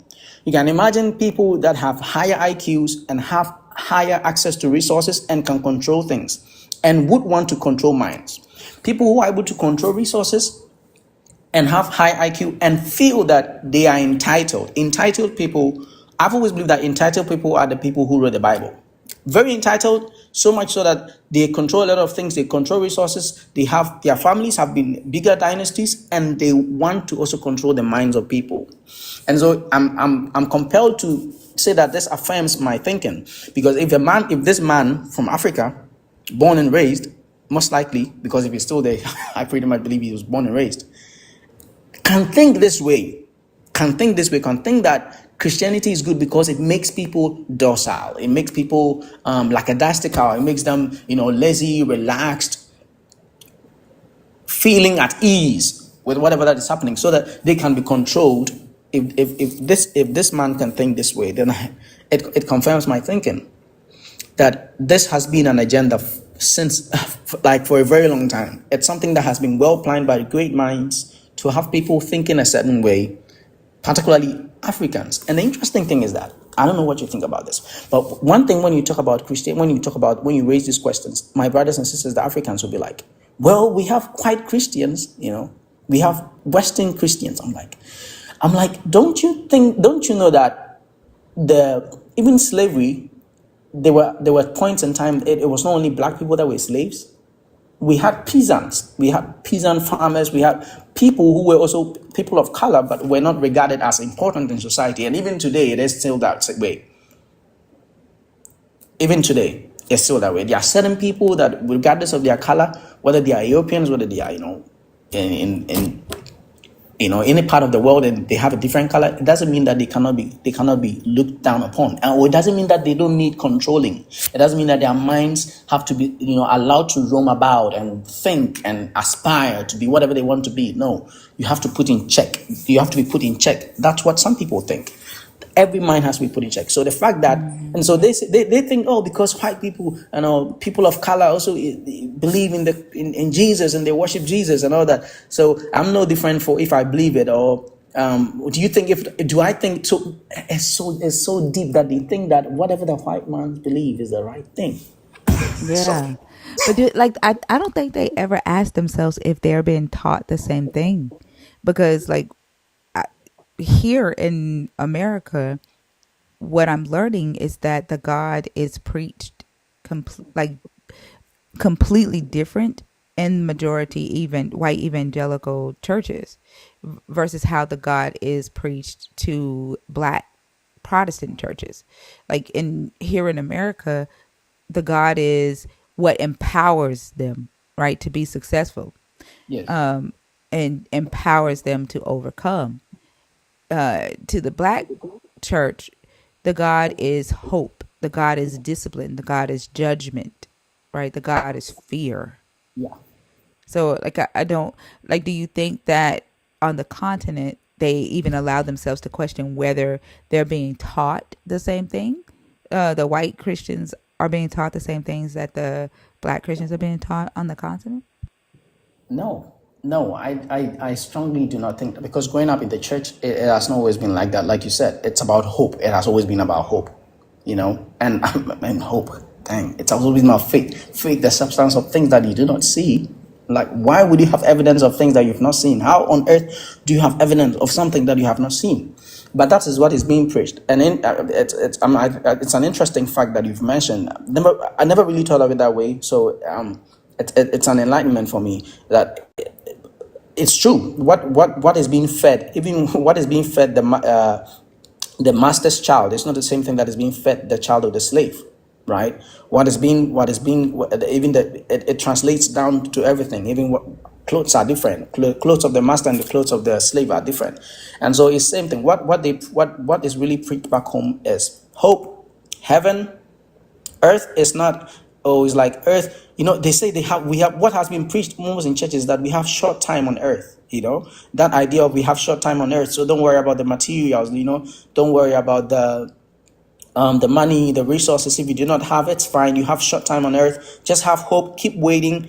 People are dying and they're telling them to wait. People are like as you mentioned something about waiting on God. People are dying, and so it's what they are preaching is waiting on God, praying and waiting on God, allowing God to take control of things, even the economy, right? Allow God to take control of the economy. Allow God to elect our leaders for us. Allow God to do almost basically everything for you, And so if you even tilling the ground, they still think that God has to come and till the ground for them. So it's a gospel of hope that is preached back home. But I like you've mentioned, I think it's true. But now it has translated. We have gospel of prosperity being preached back home now. But then even that gospel of prosperity that is being preached, yes, it's affecting some people in the churches, allowing them to explore and make money. But even that money comes back, most of it comes back to the pastor, right? Even though the prosperity is now being preached, it comes back to the pastor, and it only allows even people who were already ambitious people. In society we have people who are already ambitious. They want to do well. They are these Christians that are very, they are not too religious, but they just believe in the Jesus thing, because most of them, they just believe because they want to go to heaven. They want to be seen as good people. And so those people who are ambitious like that and are lukewarm, and are always somewhat open-minded, this prosperity thing allows them to make money. But then at the end of the day, if they are not very smart enough, all the money goes back to the church. There's a story of, if you permit me, there's a story of a woman who was very fierce, and it's a real story. So she was sharing that the church wanted to take wanted to take up, they wanted to do a project. They wanted to build the church. They wanted to expand it. And so her husband, who is a contractor, said, "Oh, I will do it for the church." And but I mean, because and even the church asked him to do because he's a constructor, and so they don't want to give it the project to somebody else. So they give the project to him. They did the fundraising in church. The money was a lot of money and could start the project. So they told him to start. But because of paper issues and because he's a passionate Christian, they told him that he should start the project. They'll pay him later. He started the project, expanded the church, and did all that needed to be done. And now when it was time for him to be paid, the pastor kept postponing. You come tomorrow, you come this day, you come this day. And according to this, the woman telling the story. And according to her, for weeks now, they have been hungry home. Food is not enough. Bills are not being paid. Why? Because the husband, who is a constructor, has pushed all the money in the church because he knew the money they raised in church, and it was a lot of money and could pay him. So that's why he was doing it without fear and all that. And the church and the pastor kept tossing him, particularly the pastor. And he said it took and now they call him and he doesn't answer. The woman said she got angry. This was a woman. In fact, I loved her when I listened to her. She got angry and she called the pastor and she told him, "If you do not pay my husband, because this is the situation at home, if you do not pay him, I'm going to take the mic on Sunday and I'm going to tell the church, the parishioners, what you have done." And this was what compelled the pastor to pay half. And she still insisted that she's not agreeing. She knows the money that was raised in church, it should be enough to pay her husband. So if it's not paid in full, she's still going to do the same thing. And then he was finally compelled to make that money. But then she according to her, she said she told the husband they are not going to go to that church again. And it was an eye-opener for the husband as well. It was an eye-opener. And she said they just decided they were not going to go to the church. So even the prosperity that is being preached still benefits the preacher. Still benefits the preacher. And because it's a source of living, I'm going to end with the fact that 97% of Africans are still worshiping a Western God. So because it has become a business, looking at this story that it still benefits the preacher, even the preachers do not want to stop, though they know that it's a false thing. It's not real. It's gimmicks they are doing. It's just hope they are giving to people. It's not something that is truth, right? But because they are making money out of it, they don't want to stop. They can't stop. Has anybody ever asked you, like what? Because I do recognize that it provides hope in an environment that really needs it, right? Like I'm not oblivious to the state of a lot of the countries on the continent. 23 out of 28 of the poorest countries in the world are on the continent, and so like I know that hope is needed. Has anybody ever asked you, like, what do you suggest if we were to, deconstruct the majority of the continent? Like, what would you replace it with? Has anybody ever asked you that? Because like literally, we know that hope is needed, right? I And don't know. where a lot of these people are. Well, I don't know. I don't know if hope is needed in that sense. I don't know if hope is needed in that sense. And here's why. I don't know if hope is needed as in there is a heaven, there is a place, good place for you. Just keep waiting, just keep believing. I don't know if hope is needed in that sense. Because I have friends. Well, I don't really have friends anymore because all of them are Christians. But I'm in the States now, and I have a friend that is white, and he doesn't believe in. And what I'm trying to say is that if I'm down, he talks to me. I mean, if I just talk to a friend and share, this happens. Maybe school is hard, research, whatever is hard, work is hard. They say things that encourage you. They say like, "Hey, you're not. You just have to know that you are enough." And whatever you're going through, if we teach people and tell people that whatever they are going through, they are not the first to experience it, and it's a part of the life experience. Like that's why I don't believe in sin, right? Because it's a life experience. We are beings having experience on this earth, and like I say, we are no different from the animals. Even science say we are first class animals, right? So if we are going to deconstruct, we have to educate ourselves about ourselves. We need to be conscious about our power, the power that we hold within. We need to be conscious of how sufficient we are. We need to look within, right? Not looking within for any Christ consciousness, but for human consciousness, for your own consciousness. You need to be aware of when people speak. You can tell whether they are aware of themselves. You can tell if they believe in themselves. You can tell if they accept themselves for who they are. So if we are going to deconstruct, we need to tell people that being African is enough, or being human is enough. And you are the master of your own life. You craft it. You make life what you want it to be. People don't know that, and especially my brothers and Yeah. sisters in Africa, they don't know that. They don't. Even if they tell them that, they don't believe that. They say, "Oh no, my life is in the hands of the Creator. My life is in the hands of the Creator. Is in the hands of Jesus, or whatever that they believe in." Even if I was to go back to my ancestry gods, I wouldn't still believe that my life is in their hands. No, my life is not in their hands. I construct my destiny. Events construct my destiny. Events, as in nature.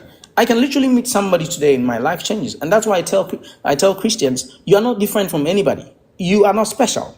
You are not special. Because the one who doesn't believe, the one who is an atheist, same things that are happening in your life are happening in their lives.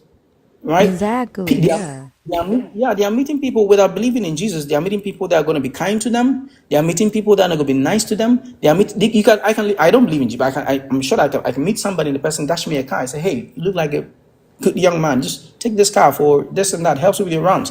But for a Christian, when this happens, it's grace. And so the neighbor that doesn't have it, I don't know whether the neighbor doesn't have grace, and I don't know what kind of God would give grace if He is a Father of all. Why would He give grace to only a couple of people?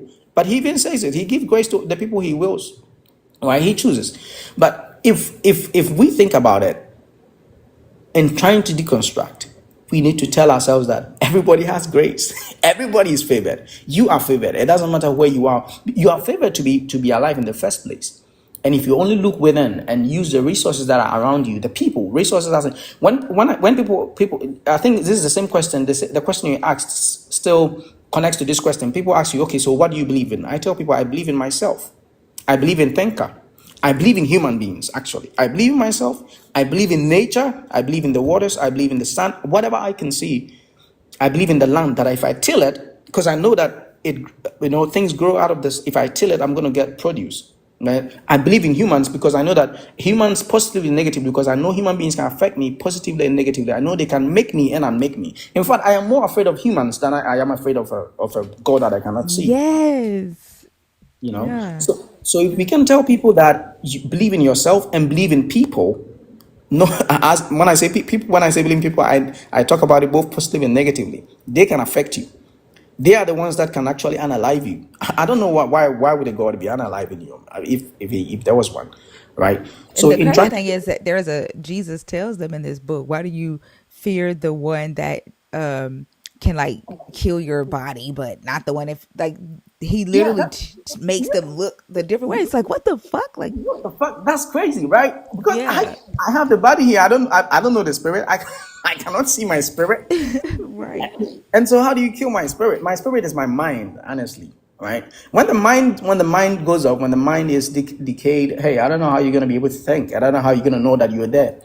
So why would I be interested in somebody, in something who says, and even if in terms of God, I'm afraid of human being killing my mind, as in because the information that I hear from people and I choose to believe can kill my spirit and kill my mind. That's true.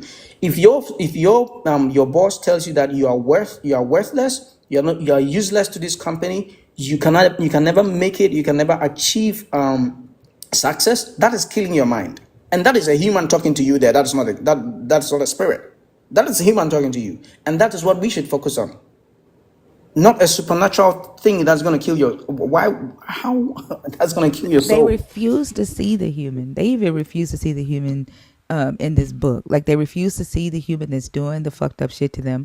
Like there was a video that went viral of a white bishop on the continent bragging about how the poorest of the people in that country were robbing Latinos so that they could come and pay tithes to the church. And he was like, "We don't care how they're getting it as long as they're bringing in the money."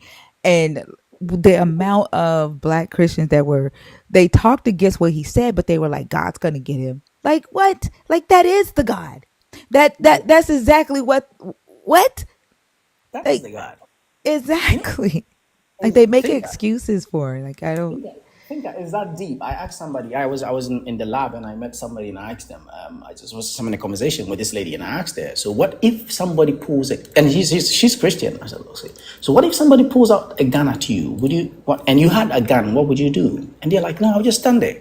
I'm like, bro, what? You just you just stand there, right? Because you're not afraid of the one who can kill the body, huh? Interesting. Right? That's the idea, right? So when you say they don't even see the man, they don't care what the man can do to them, even if the man can unalive them. That's how deep this thing is. That's how deep. Which is a lie. Like they're telling themselves a lie, the God, because the reason that they need the God is because they fear the man. Like they feel like I feel like they ignore that. Like right, they walk around on the earth. They know that it's humans that's doing evil shit to them, Yeah, but they feel like they need this supernatural power to help them feel safe from the humans that are doing the horrible shit, or yeah, to do some supernatural movement. Like they know that it's human. Like they're lying to themselves when they say they don't fear the fear them. human. You know what I'm saying? Yeah, I Just get like it. they lie to themselves and say, "Oh, the reason why I want you to believe in God is because I care about where you're gonna go when you die. I don't. I want to see you in heaven." No, the fuck you don't. If you like, there was a guy on my stage the other day. I care about your best interest, and the moment that I said, "Okay, then help me pay back the copay that I had to pay today to take my daughter to the doctor," cash up me $100. You don't. All you worried about is physical money. Like that's your responsibility on earth. Your afterlife matters more to me. That's a fucking lie that you're telling yourself, Yeah, and you're yeah, trying to gaslight me, yeah. I'm right? telling Like, you, I'm telling you, nobody can pretend more than a Christian. yeah. Nobody can pretend more. The idea of speaking in tongues confirms that. What is that? I mean, I can literally speak in tongues right now. Blah blah blah blah blah blah blah blah blah. That alone tells you how pretentious they are, and they just believe that. And in fact, and they just believe that it's a language of this. It's a language of angels, right? When the Bible doesn't even say that, the Bible says that they were speaking in a language. So if this person was a Greek, they were now speaking in Hebrew, and the Greek man was like, "Hey, why are you speaking in Hebrew? Why are you speaking in my language? Yeah, I thought you were a Greek." That's how the tongues is explained even in the Bible. But then it's like people are blabbing noise now, and they just believe this. They are speaking the language of angels, and then the devil cannot hear them. That is very interesting. Mm-hmm. But if you are listening to us right now, what and you don't know what to like, you lost, and you want to deconstruct. What I always say, I have a hypothesis, right? Think I have a hypothesis. I'll say it, and you tell me what you think. I think if you emptied the 7 continents and you put 7 different individuals on each of those continents, and you go out into space, and then you come back in 10 years' time, and then you go to the man in Asia and you ask him, "Gentlemen, is there something that you subscribe to?" Because one thing I know is that man constantly searches for God. That is true. That one I know. And that is why, because and when he's searching, he's so desperate, and that's how come these religions have come up, because some men sought God and found him in a certain way. And so that's why I don't have a problem with people who don't push, like Buddhism, like some religions who don't push it on people, and just and it's a localized religion, or localized, I don't want to call it religion, a localized belief. Localized belief, I think, are not very harmful, right, compared to Mm-hmm. these ones that are pushed on The people. imperialist. Yes, because localized belief is what we have always had. So that is why in Ghana, or in Nigeria, they believe, even among the tribes, they had different gods, they had different belief systems. Even among the same, with the same tribe, people in the same tribe. In Ghana, you could go to the north. I'm from the north. You see them worshiping something, and even within the north, if you go travel to the next town, they have a different deity. Right. So my hypothesis is that if you put these men and you come back and you ask them, "Hey, the man in Asia, do you have something you subscribe to?" Because man has always been looking outside himself instead of within. He would tell you that, "Hey, there's a rock somewhere," and it's because of the experience they've had with that thing. When we are not able to explain something, we ascribe superiority to it. We ascribe miracle to it. We ascribe mystery to it. And so this man might tell you, oh, I believe it. Another man might tell you, I believe in the thunder, right? I believe in the rains because, the rains, that blah, blah. They'll have an experience that they had. And if you go to the man in Africa, he'll tell you a different thing and a different God. If you go to the man in Antarctica, if there are people living there, they're going to tell you different things that they believe in. So if you go to all these different continents, I can guarantee you that my hypothesis is that they're going to have different things that they believe in. And so I always say God is relative, and God and truth is relative. It's not absolute. It's not like, Yeah. I just believe Jesus is the way. And so nobody, if you don't believe in Jesus, you're not going to go to heaven. Or even if for one, there's no heaven, right? But if there was a heaven, if it's like writing code, I think believing in God or a belief system is like writing code. Someone can write in a different way and get the same outcome. You write it that way, you get the same outcome. I think that's how localized God, or sorry, religion, belief or God, quote and unquote, was and should be for people to express them, to accept and express themselves willingly, but not an imperialistic religion like Christianity and even Islam. But I talk of Christianity more because that's what I was born in, right? But I think both of them are very imperialistic, very controlling, narcissistic belief systems, and too proud, full of pride, full of pride. Yeah. I agree. That was very powerful. What you just said. Yeah. I agree. So I'm gonna go ahead and bring up another guest. I do appreciate this conversation. It was a great conversation. There's several people in the guest request. One that just keeps commenting over and over again. They got. I think Gargar did send you a subscription to the Nerds for a 30-day subscription to the Nerds. And I hope that you stick around the community and we get to talk to you some more. Yeah, thank you. Thank you for giving me the platform. I have just followed you, so Oh, I'll be on. awesome. Thank you so much for the follow. And I hope you have a good night. You too. All right. Bye. Bye bye. That was a great conversation. Yeah. That's what this live is about. Shit like that. Mhm. All right. Let's see if the box will open. I wish I'd have never started singing that damn song, I Don't Mind Waiting, because now it's in my fucking No, head. it's yeah. Oh my God. Mm.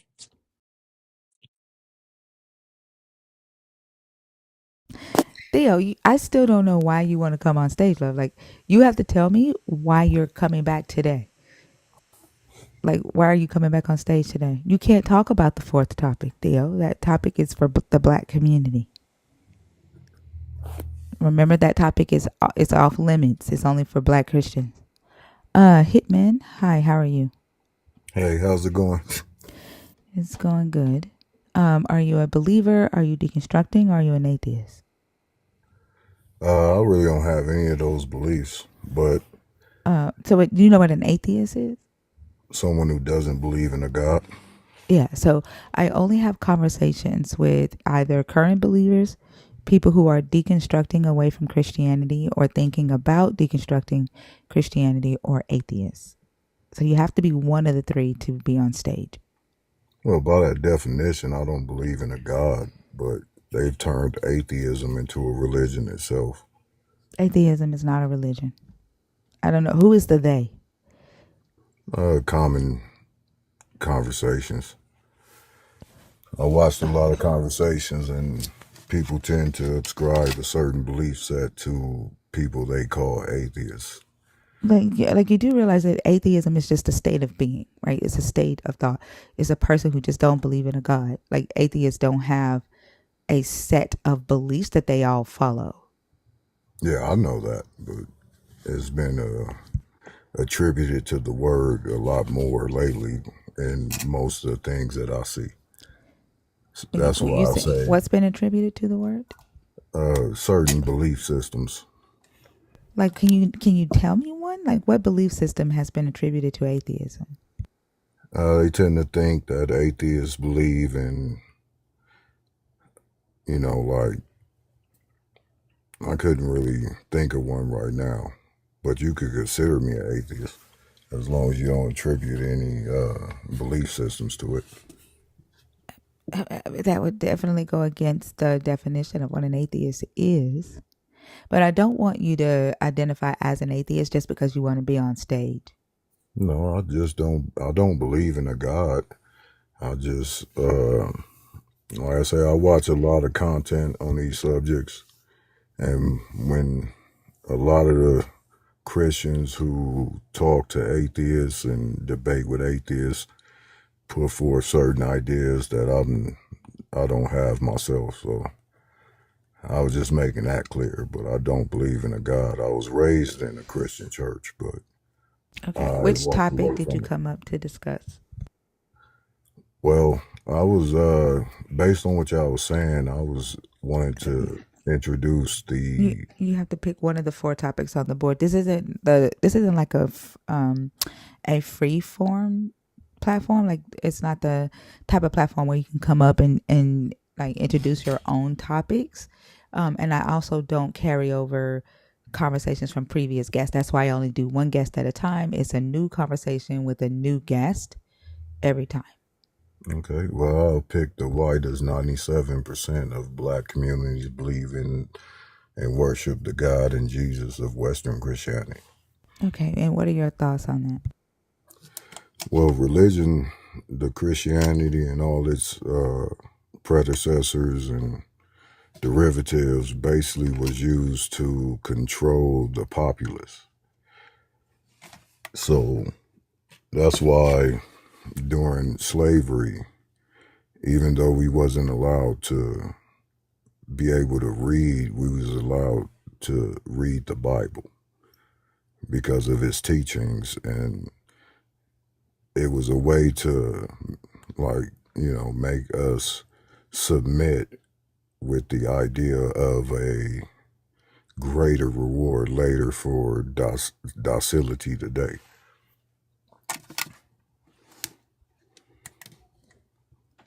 Yeah, I could see why it worked back then. I could see how the effects of it are still around today, but we have access to education. We can read the book for ourselves. Nobody's reading it for us and telling us what we have to believe, right? Yes. Like we can do our own research. There's a lot of research out there that debunks a lot of stuff in this book, but like we have conversations with believers, black Christians every day. We show them the facts. We even there it's even to the point to where they reject what the book says, right? It's even to the point to where they are just a lot of them justify slavery because they Yes. were taught that this God didn't condone slavery, and that this was their God that was with our ancestors when they were enslaved. And then when they see in the book that the God actually did condone slavery, and that it was this God that instituted the lifetime chattel slavery in the ancient Near East and ancient Israel, they then become a champion of it, right? Like in today's time, when we're educated, right, or we have access to education, I don't understand why so many of us still choose this. And then we ignore the fact that where we are as a society, or like as a community in society, like we're at the bottom of education, we're at the bottom of wealth, the bottom of health. Like we struggle in damn near every category. Although we know that we are very creative, very intelligent, emotional, community driven people. Like we have talents, right? Like we're an amazing group of people, but we are at the bottom of every socioeconomic group. Yes, we are. But there's the reason why we still, as a group, fall up under that is because, when you raise a human on a certain ideology, it's hard for them to get from up under it, no matter how far they come from it.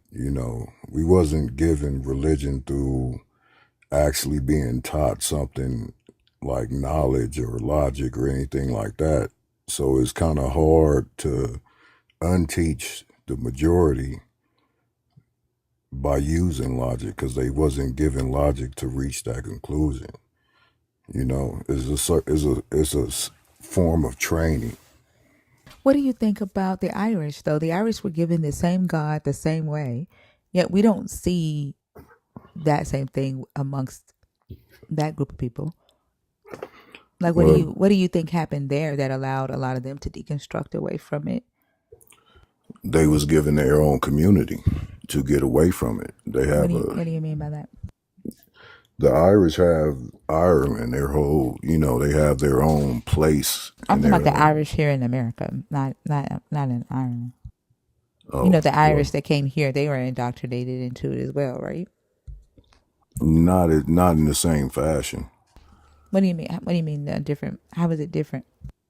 We was severely beat into submission to the religion.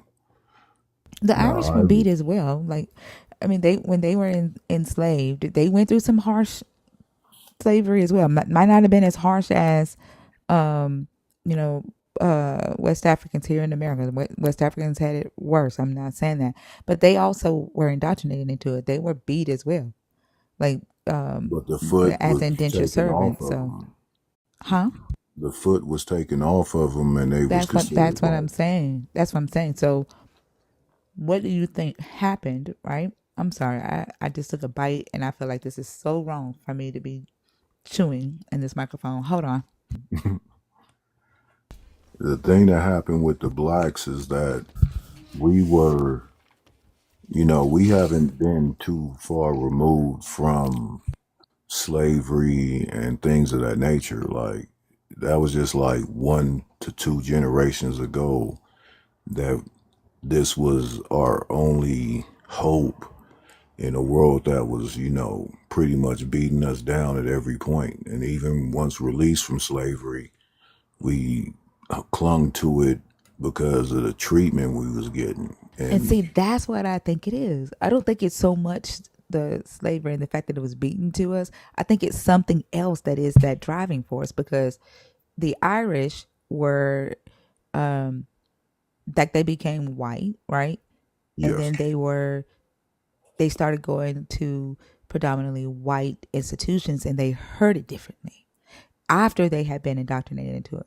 So, like the fact that even when we hear it differently today and we reject it, something else is causing that rejection because that rejection, you know what I'm saying? I think it's more than just the fact that oh, it was beat into us. Does that make sense? I feel like there's another driving force behind it. it definitely is because, like I say, religion is a system of control. It allows a small set of people to control a large set of people. And the people they fear most not to control is the black people. So if you look around, our communities are still heavily flooded and influenced by those who want to keep us under their control, basically. Yeah, but why are we rejecting it? Like I get that. And I agree with you 100%, but why are we willing to call ourselves slaves? Why are we willing to justify the slavery? Why are we willing to ignore that the paper bull literally says that the reason they went into West Africa was on behalf of this Jesus, right? And that was the only like literally we have so many black Christians on our stage that want to ignore that want to say that ain't Christianity. That has nothing to do with Christianity. Like they will ignore pastors admitting that they are doing this for money and say that ain't God. God's gonna give. Like, why are we willing to ignore that and Uh, reject knowledge? You know what I'm saying? Like we defend this. yeah, it comes down to, a certain level of rebellion in other people that we don't have at this point. Because you gotta think, you gotta rebel against your whole community to step outside of Christianity. You know, if you, like, I'm pretty sure if you, like you say, you was a former believer, the moment you started questioning And stepping away from that religion, you probably face massive resistance from your own people. I did, but I cussed them out and told them that they're not invited into this journey. Like this has nothing to do with them. Yeah, see, that's a level of strength that a lot of us don't have because of our environment. And that's all, pretty much a programming that continues to this day, you know. And that makes it harder for any, especially for a black man or a black woman, for black people to get away from it. Because, I mean, as a human, you want to be a part of your community, you want to be accepted in the social structure. And it takes an extreme rebel to go against all of that and still find the truth. And so, do you feel that every believer that gets on this stage that defends this religion and defends the slavery from it, defends the violence that still perpetuates out of it today, even against the LGBTQIA community, that the sole reason that they're doing it is because they're afraid of speaking out and they're afraid of being ostracized? Like, you don't think that none of them are doing it because they truly, truly believe that this is the God of black people? Well, no, I don't think that they do. I don't think that they take the time to question it that far because of that. It's more comfortable to be in a position of acceptance than to be the outcast. Like I stepped out of church around like 10 or 11, and I had a thousand questions and all this, and when my mother found out that I was no longer religious and didn't believe in God or anything, she went to church one Sunday and she didn't take me with her because she was respecting my wishes. But like, say, 10 to 15 minutes after she left, or 20 minutes or so, long enough for her to get to church, talk to some people, and drive back, the pastor showed up at my door. And he came in and his mission was to bring me back to church. And one of the things that helped me get through that is, first, I knew the Bible pretty well and my questions were valid, and I had enough faith in my own intelligence and myself to completely reject him. I gave him a chance to speak, and after he was done speaking, I questioned him on the things that he said, and I told him, if you can answer any of my questions without saying God works in mysterious ways, no one can know the mind of God, because in the Bible it says, God says, get to know me. So if you can answer any of my questions, just any of them, I'll go back to church with you. I won't believe, but I'll at least treat it like you was a success. And once I started asking him the questions, he couldn't answer any of them, so he got up and left. And my mom never bothered me again on the subject. So But, you had a complete understanding of this text at 11 years old. What type of questions did you ask the pastor at 11? well, I tested into college in third grade, so I was pretty Damn. advanced. You did what? Yeah, they tested me when I was in third grade. They tested me because of some misbehavior, and my test scores were on college level, so they wanted to skip me up to To college. what grade? To college in third grade? Yeah, they was gonna. It didn't happen because my mother didn't want me to get bullied, which didn't make sense at the time either. But uh, that was Well, my I story. don't think they would have you at a college campus and at 7 years old. At third grade is what, 7 or 8 years old? You probably would have had to like be homeschooled there on the college level. Well, they And was. any 21-year-old that would bully a 7-year-old, like that motherfucker need to be put down. Like, but that's crazy. I wouldn't have let my 7-year-old go to a college on campus either. Well, the reason I was in trouble is because I beat up the teacher. So What? I would have been, I would have been perfectly fine. But my mom was afraid of that, and she was the only one there to make a decision for it. So that got kicked out. So at a young age, I was pretty intelligent, and a lot of the questions that I asked them had to do with the contradictions in the Bible. Like, for instance, if God said, "Get to know me," why do you say there's no way to know the mind of God? And then the contradictions between Jesus in the Old Testament, the New Testament and the Old Testament. Who was Jesus talking to? How is Jesus God? That whole line of questioning. Because I read the Bible as if it was a book. I didn't read like Matthew 20, 21, all that stuff.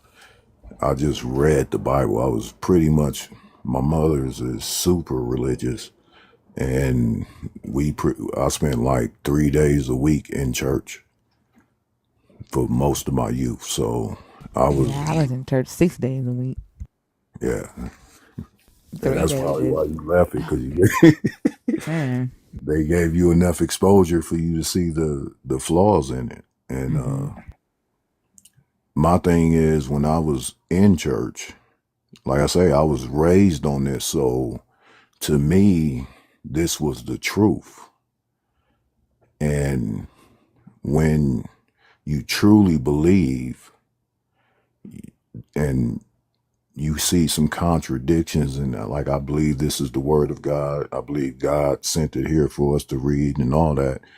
And when you truly get down to it and you really believe, then if you see some things that just don't make sense, it becomes like a real problem. Like, if God is perfect, why would he change his mind? You Yeah. know, like, if he's eternal, he's the Alpha, he's the Omega, why would it take a sacrifice for him to change the narrative, basically? Because the God in the Old Testament and the God in the New Testament is two different people, you know? Yeah. So it was just, and when I started questioning them, and because of my own educational background, and everybody always told me how smart I was and all that, I didn't have what I think is the problem for a lot of people is you second guess your own knowledge and understanding. So if Well, that's somebody what they're tells taught to you, do, right? exactly, and that's what keeps us underneath the foot, because I must not It be, it be understand it. it be interesting though because they will second guess themselves and their own knowledge, but swear up and down that a God needs them to be in my TikTok comments. That you know what I'm saying? God Exactly. wants me to be here. Like God needs your brain that you don't even fucking use yourself. Like the shit doesn't make any sense, and like they refuse to even just consider themselves and their own ability to think. Like it's I don't know, it's just interesting. Like I don't know if this is your first time seeing the live, if you've listened to any of the conversations that I've had with Black Christians, but it's an interesting thing to see them justify the things that we've gone through as a community and just ignore it, right?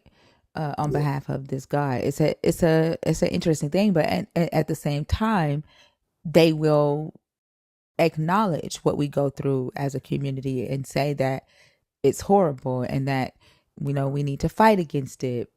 I don't get it, and they refuse to ask themselves if where we are as a community and society has anything to do with where we are in this belief system, or why this belief system isn't affecting where we are in society. They refuse to even engage that conversation.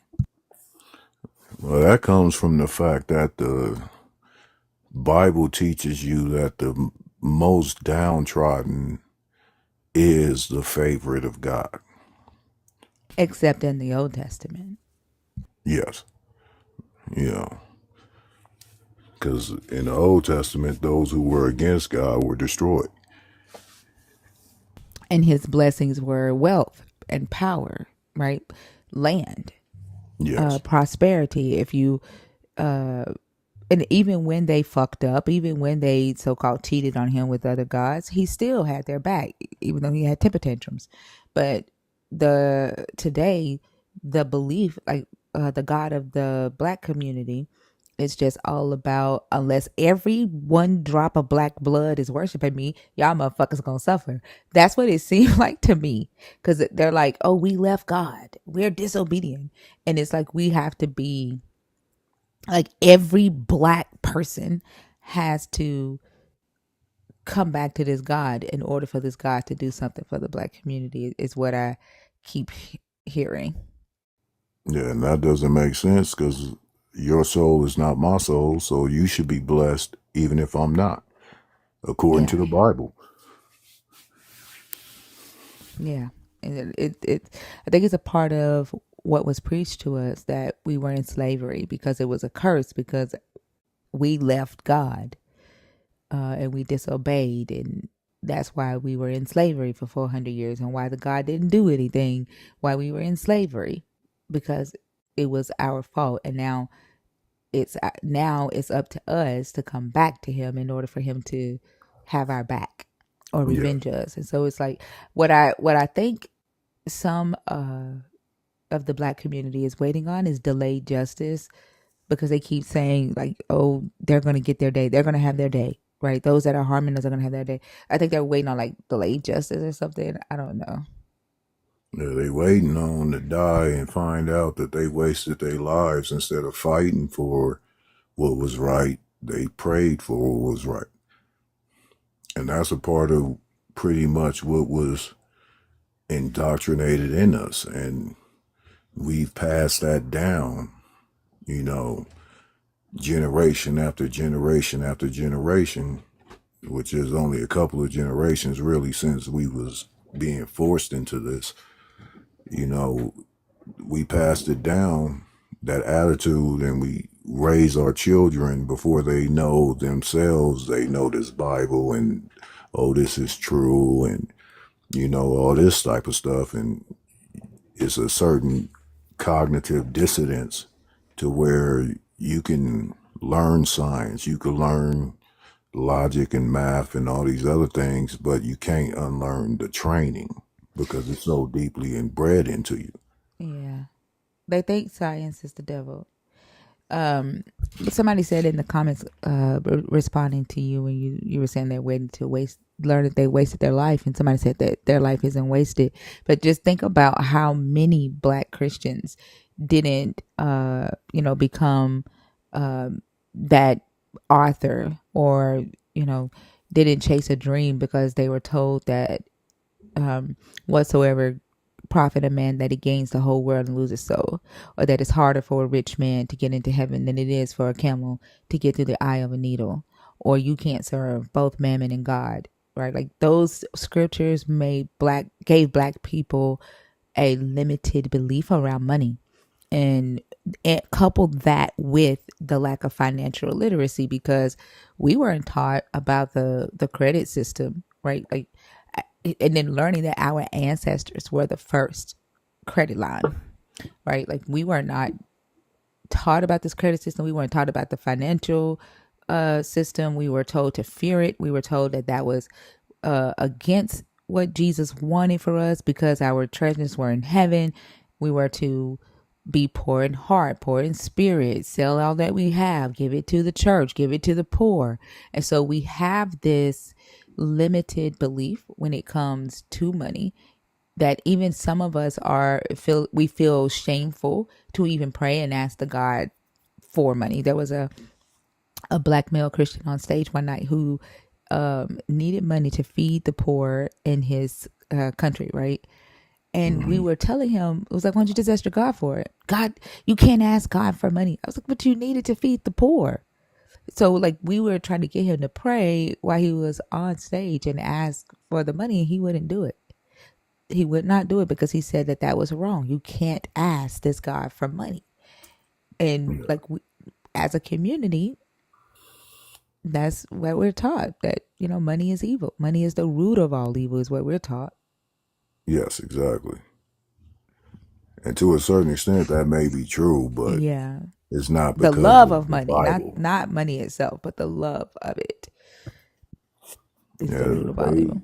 pretty much keep us as we like to this day we're still somewhat of a slave caste because even the money they give us only pays for what they provided the slaves with, and we tend to work our whole lives and not pass on anything to our youth, and there is no inheritance left behind. And that's kind of what I mean by That part. wasting your life, Yep. because we're living lives and we're not living to the potential of, let me help my son have a better life, or my daughter have a better life, because I still leave her and him the chains that my grandparents had.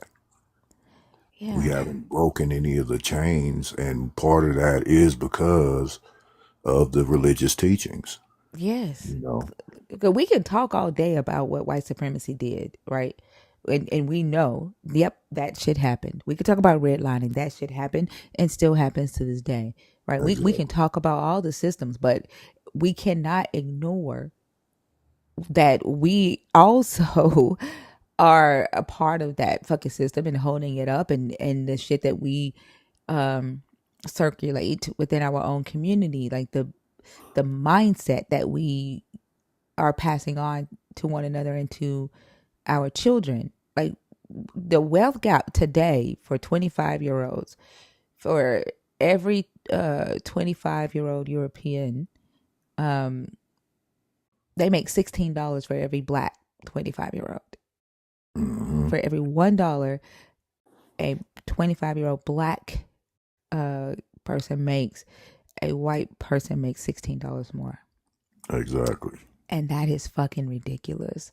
And it had this, along with the systems that are still, we're still fighting, the mindset, the limited beliefs are a part of that. Yeah, exactly. Well, one of the main teachings we're given from the Bible is to turn the other cheek. Yep. Yeah. And the people who basically taught us that didn't practice that. They took everything and they did so by force. Now here we are released into the environment, and now we have a chance to take back what was taken from us. But like you say, 97% of us believe in turning the other cheek. So we can never amass enough force to do what they did to us, because they have control over the infrastructure and all that, the loans, they'll give a Chinese immigrant all the money in the world to open up a business, but won't give it to a black American.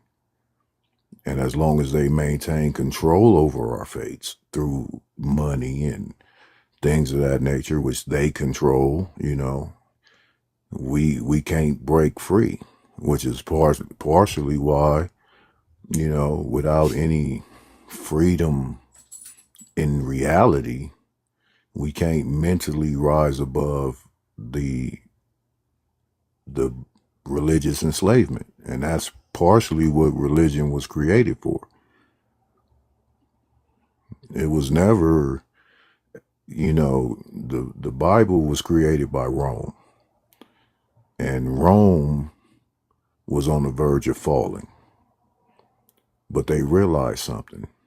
People pay to their religion. Rome had to pay its soldiers to occupy all these lands. And money as gold was getting scarce for them. So instead of, they never really fell, they just transformed into the Roman Catholic Church. And that's when Emperor Constantine put together the Nicaea Council. They took religious doctrines from the people they had conquered, and they edited and rewrote it and created the Bible we know today, or at least the beginning of the Bible we know today. That's why a lot of the things that's in the Bible predates the Bible. Yeah, but Right? that's not entirely true. So the Roman Empire didn't fall until after the Nicene Council, Yeah. and Constantine wasn't the emperor at that time. So, Yes, but like I that was know the start of it. what was the Well, the they Nicene Council. before the Nicaea Council, they realized that they wouldn't be able to maintain control of all these people, and they Yeah, started the making different plans. religions in Rome. Yeah, I agree. I just wanted to correct because like you said that the Rome fell and then the Nicene Constantine created the Nicene Council. That it didn't happen that way. No, I So was saying yeah, that out of order, kind of, but it's just like today when they see any movement that we come up with that could possibly free us, they start making plans to undermine that movement. So in the Roman times, while they still had control of all these different places, they started pushing this new religion they created. yeah. And that religion incorporates, just like how we have Easter and all these are other gods from a previous religion that Rome had and other religions of the people that Rome had authority over. James, I need you to listen very carefully to the conversation. I did not say that the Roman Catholic Church was not the Roman Empire. What I said was it didn't happen in the order that he said it happened. So listen before you comment. But that's why it's such a good system of control, but it's a system of control that you have to be basically, beat into, and a lot of people see the people above them as the authority, and these are the people that's telling you this is the way. So they formalize the religion to maintain control. Like right now, the Vatican is paid by almost all the countries that are Catholic and Christian and Baptist and So all that.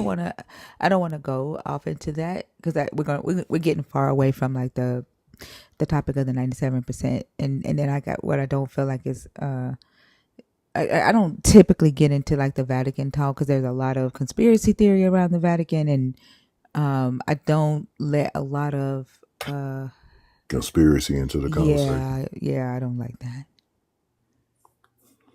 Yeah, Yeah. but I was just saying on the factual basis of the history of the Bible. I don't know what else they got going over there, but Yeah, no, I get it. We do talk about the history of the scriptures and how they decided what would be scripture, and the history of the the book that we finally have today and how that was created. But like I try my best to stay away from like the conspiracy theory type stuff. I think I used to not allow Hebrew Israelites in here. That's about as far as conspiracy theory as I'm willing to go.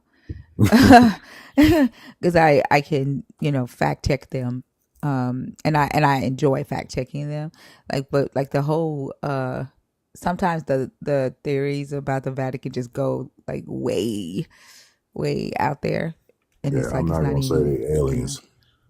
yeah yeah But yeah yeah, that's basically you know, like I've studied a lot of different things. I've studied history, and I've approached this from several different angles because it is a problem that we're so religious that we can't, uh, defend ourselves, and we're waiting for somebody to come save us from what we have to save ourselves from. which is crazy because honestly, like if we paid attention to how many times racist ass white people will sit up under us to find out what we're doing, because they need to know what we're doing. They're always in here. They're always saying like they want to be the topic of conversation, but really they want to know what we're doing. And if we recognized that within ourselves, right, then we would know, we would have what we need. Does that make sense? Like if we Yes. recognize that, like literally, the I don't know if you've heard of SNCC, and do you know what SNCC is? No. It was a group during the Civil War. I forgot what it stands for. Give me just a second. I'm gonna tell you what it stands for. SNCC was, let's see.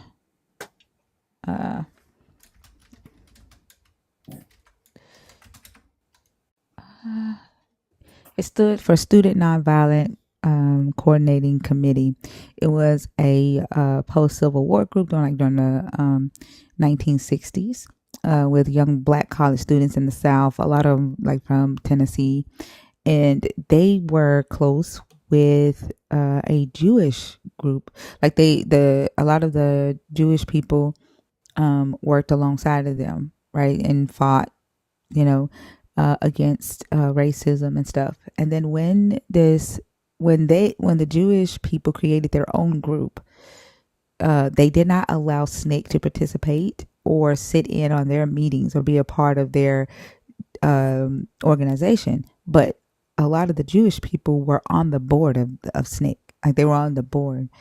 And they later found out, a lot of the leaders of SNCC found out that the reason that they were there was because they needed to know what Black people were doing. And yeah. And Infiltration.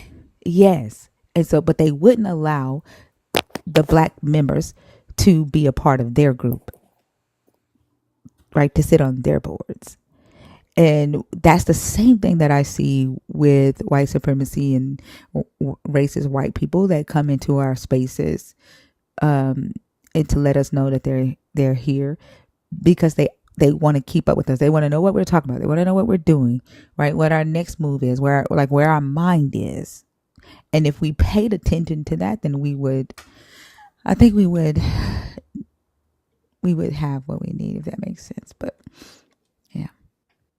Yeah, that just shows how powerful of a people we are, even though sleep at this moment. But they put a lot of energy into making sure we don't wake up from the dream. Yeah. Yeah. I don't know. Hopefully more conversations where people will be able to see. I want to do I want like statistics that says, does the 97% stat have anything to do with the wealth gap, with the education gap? Like, I think we need data around that. Yeah, I would say so because I believe it would have an effect. The poverty that we're kept in makes us kind of forces us into a state of having to wish for something better. Yeah. But like Marquise said, there's a lot of individualism too, right? With Black Christians, they see it as the God, answers for them, and all they have to do is take care of themselves and their family. But the moment that, Marquise, if he is a Black man, the moment something happens to him or his Black son, he's going to expect the Black community to give a damn. Yeah. Why he typed that he only focuses on himself because he has to provide for his family. We are a community when it's time to fight, but when it's time to provide and actually grow, it's individualistic. And that's the thing that I don't know. Like, these are the hard conversations that I think as a community, we need to have, which is why I said that last topic is only for Black people, because we can't just talk about what white supremacy did. We also have to talk about how we're we've been affected by it, but how we are also still holding that up within our group as well. So Yeah, and it's holding up pretty well. yeah, But we mm, have to fight, and as long as a lot of us believe in turning the other cheek and a savior to come, we won't save ourselves, and that's allowing our children to face the same hell.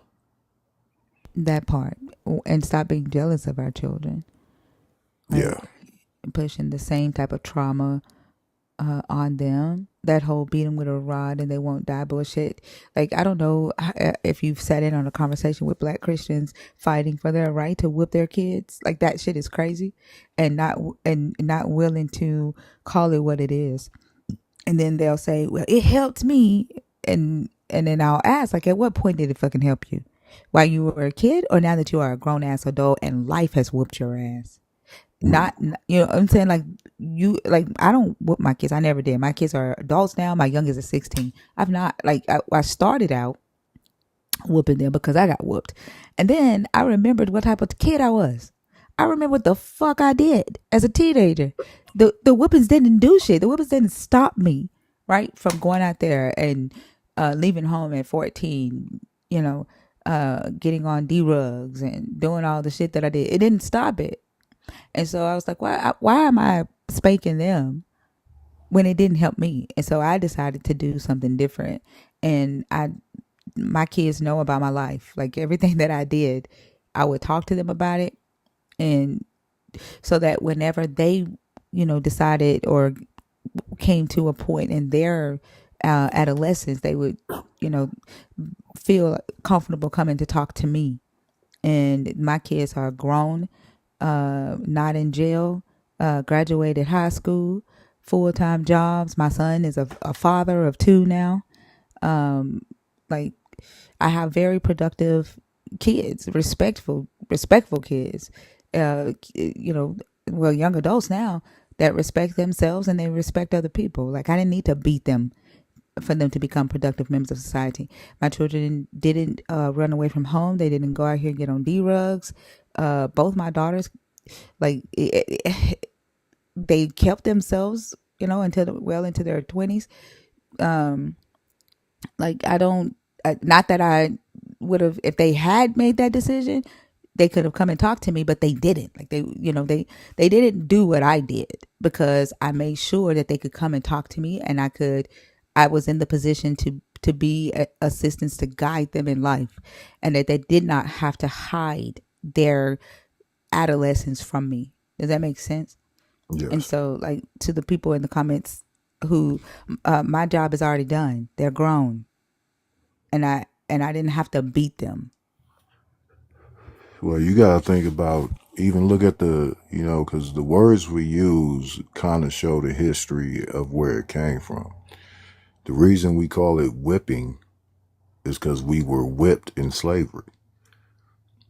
So we was given this form of discipline, you know, and we carried it on, and we still carry it on to this day. A lot of the things that are going on today originate from the slavery times, not from who we were as a people before slavery, but what we was basically indoctrinated throughout slavery. Yeah, in the way that we were talked to. Like, I saw a video, two, like, in one day, two videos, both of them Black moms, and one of them, she was cussing out her daughter, her 19-year-old daughter. "You stupid bitch! Get out of my house, stupid whore! Don't you bring your motherfucking ass back!" And she's like fighting the little girl. And then there was another video. The kid is a fucking pre-adolescent, like 7, 8 years old, and the mama's like, "I want my bitch, you stupid bitch," and she's calling her daughter a bitch. Give me my bitch back." And I'm like, why would you refer to your daughter as a bitch? Like, what? Self Like, degradation. yeah. And like, we're not, we think that talking to our children this way is what makes them fear us, right? It's a form of power or discipline, because that's what we were taught. That's how we were talked to That's how our ancestors were taught to, right? And then we're taught that our children have to fear us, and that you can't be friends with your kids. You gotta be a parent, and being a parent means you gotta, like, no, no. Like, the success that I found with my kids is making sure that I had their ear, making sure that they felt comfortable coming to me and saying, "Mom, I'm thinking about smoking a blunt." And when my daughter did that, because she said I have social anxiety, blah blah blah. She said, "I want to smoke a blunt," and I said, "Can you wait until you're 18?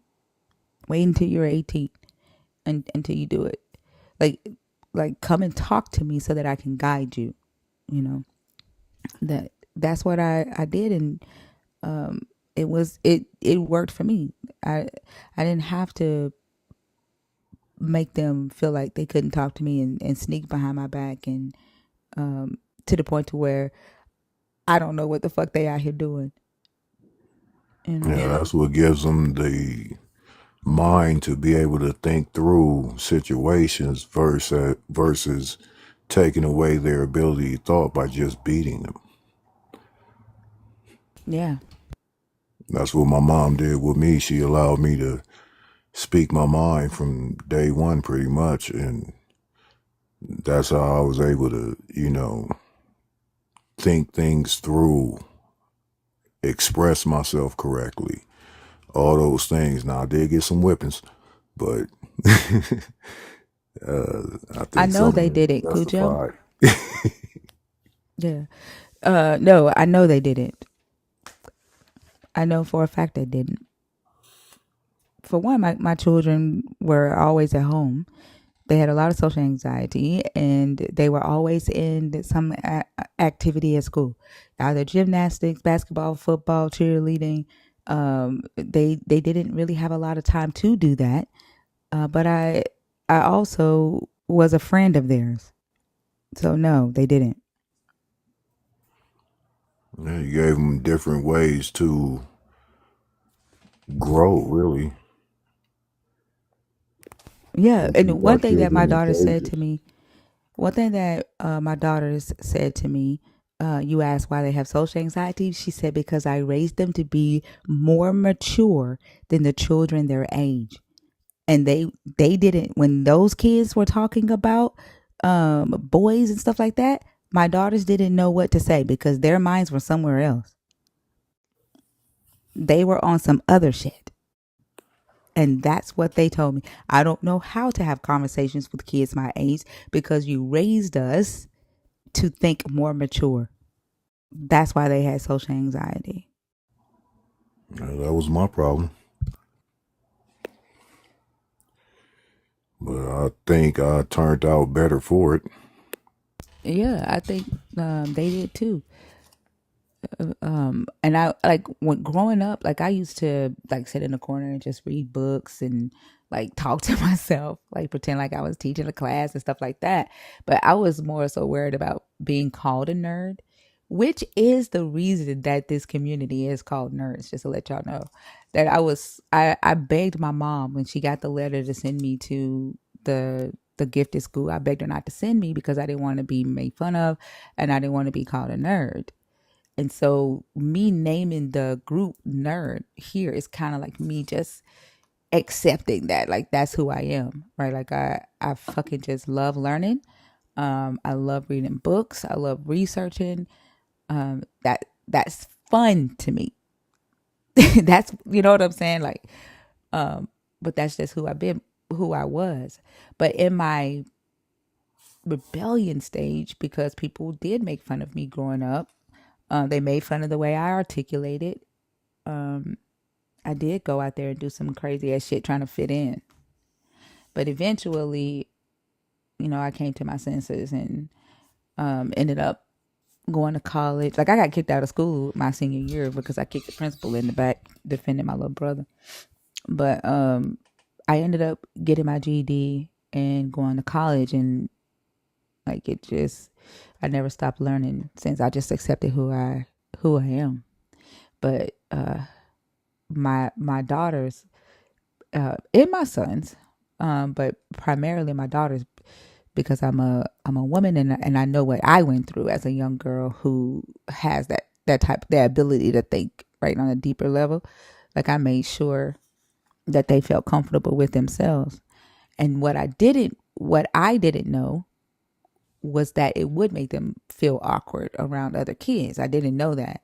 And so, like, I had to pay close attention to their mental health when one of them came to me and told me that their mental health was suffering because of that. So I had to, you know, um, pay close attention to that, get her a therapist so that she could start to feel comfortable, in society, uh, you know, being that type of person. But yeah, I didn't have to beat them. I just focused on being their friend and being their guide, and that's what I told them. Like, although I'm your mom, I'm your parent, but I'm your guide. And the only difference between you and me is that I got here first. I know a little bit more about this place than you do, but I can learn from you too. Like, I never ever thought that I couldn't learn from them just because they were younger than me.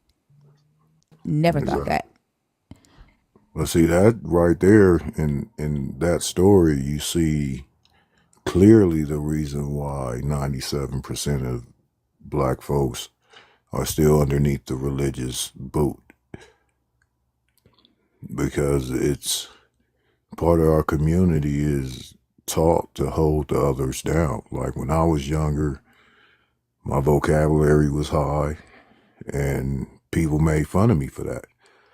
The only thing that kind of saved me from those influences was, I was the guy that beat up the bullies. So when you talk smack to me, you get beat up. So I kind of was slightly immune to it because of that. But it shouldn't, how many of our people gotta be violent just to be themselves, you know? Yeah, And our because community especially is in our just community, surface. you know, especially in our community, especially like little young black boys, right?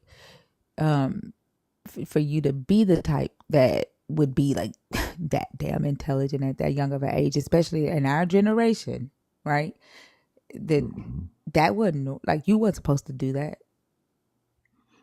You And it's supposed to be out here chasing ass, right? You supposed to be out here trying to be a rapper or doing something like that, like a book, math, physics, science, like what? exactly. And But it's I the love it same on today. the religious side of things. We're being bullied by our own community, and our resistance to growth and change, and it's keeping us stuck there, you know. Mm-hmm. Because greater is he that is in me than he that is in the world. Like, your greatness is supposed to come from this God. You could be great in the God. You could be great in church, like the little kids that pretend like they're preaching or who have aspirations of being a preacher. Then God has answered your prayer, right?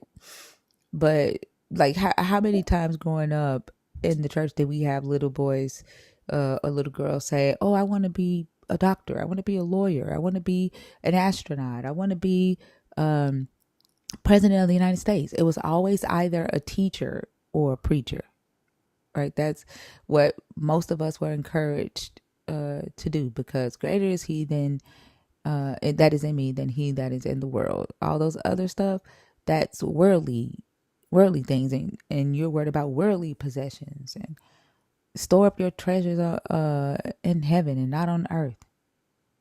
Exactly. And that's how we stay in this position in pretty much all aspects of the American black life is, and like you was saying earlier, the even in Africa, the religion is still beat into them, but without the beating. It's a Yeah. social pressure. Nobody wants to be the outcast. All of our entertainment and all of our influences, are fed to us in a certain way. You know, you have to be like this to be cool, and and even, you know, the worst of shows with the least amount of morals and, you know, all the degradation, that person's religious, you know, and God is represented in all of that. So it's like, how do you really get out of that in this current state of our communities where we're still pretty much mentally influenced by other communities who have a vested interest in keeping us docile and turning the other cheek? That's the question. That's why we have these conversations. Like, and my mind just think all the time. There's a video of a guy with a Michael Myers mask on, and like he just pulls up at the stoplight and he sees black women and he just looks and the black women just laugh or be like, "Hey, Michael," like, you know. And Yeah, all I could think about is the movie Sinners and how so many black women Christians was like, "That's demonic, that my spirit just didn't sit right, like I couldn't go see this movie," or posted on Twitter, "Should I go see Sinners? I don't want to, like, I don't know if my spirit, if the Holy Spirit is gonna like convict me." And I'm looking at all of these videos of this Michael Myers pulling up at the stoplight with all these black women, and they're like, "Hey, Michael," and they're laughing and taking pictures, and I'm like, how many of them are Christians? How many of them are like, "Hey, Michael," but would say that Sinners was demonic? You know what I'm exactly. saying? Well, you know, we're pretty much really geared towards what is in the Bible, but we don't really even apply that completely. We just speak it, you know, because even in the Bible, you know, if you go to the Old Testament, you know, people fought for their freedom. You know, the walls of Jericho, you march around the city 7 times and the walls come down. Well, what happens when the walls come down? You go in there and kill your enemy. They ain't just the walls come down and you walk away. They don't really take on those parts. We only really take on the docileness of the Bible, Mm-hmm. and that it, allows control. yeah. It wasn't until 2020 that I asked myself, why the fuck was I shouting to genocide in church? You know what I'm saying? I was shouting to genocide. Exactly. But you know, it takes a certain level of rebelliousness to ever question what you was taught from birth. Yeah. You know, even racism is something that's taught to the white folks at birth, and they never question it, even when they, you know, you superior to these people, and then you walk out in the world and you see how superior blacks are in many levels to other people. Not to say we just superior to everyone, but you know, we tend to have a certain level of physical strength and, you know, our agility or, you know, I don't think coordination, all all that stuff. black people do. I don't Oh, they think it's definitely don't. necessary. Yeah, I don't think it's necessary to say that, you know, one ethnicity or group of people is superior than the other. Like, there are some who have, you know, athletic abilities uh, in our group, just like in other ethnicities.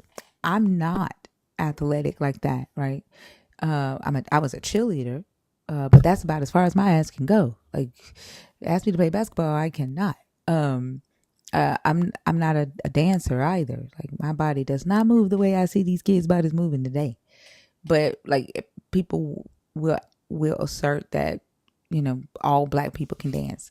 That's not true.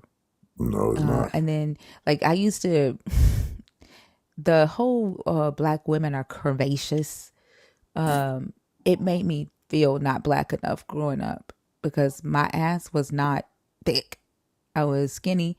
And in fact, in high school, they called me skinny baby and pancake booty and it made me feel so bad. Like I did not feel black because I didn't have the curves, and I still don't. Like I've never had the curves that I see people say about black women or how they draw black women in the cartoon stuff. Like that doesn't represent me.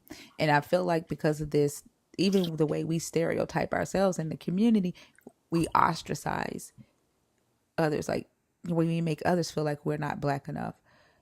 You know, so I don't think that I think it even hurts us for us to even be considering or trying to say, oh, we're superior to another race in a specific thing. I don't think that's necessary, right? I think that every ethnicity has good Their and bad in strengths. it. Yeah, yeah, Every individual has their strengths and weaknesses, yeah, yeah, no matter what the race. But our community is stereotyped like that, yeah, and it's kept going for generations. And I think it's just like you got the image of the Viking, and then you got the image of the aristocrat for white people. So they're allowed to consider themselves in all different aspects. Whereas yeah. we adhere to this stereotypical, just like you say, when you was speaking intelligently and you considered yourself a nerd, and that got you ostracized from a lot of other people because blacks aren't supposed to be smart somehow, or. Yeah, yeah.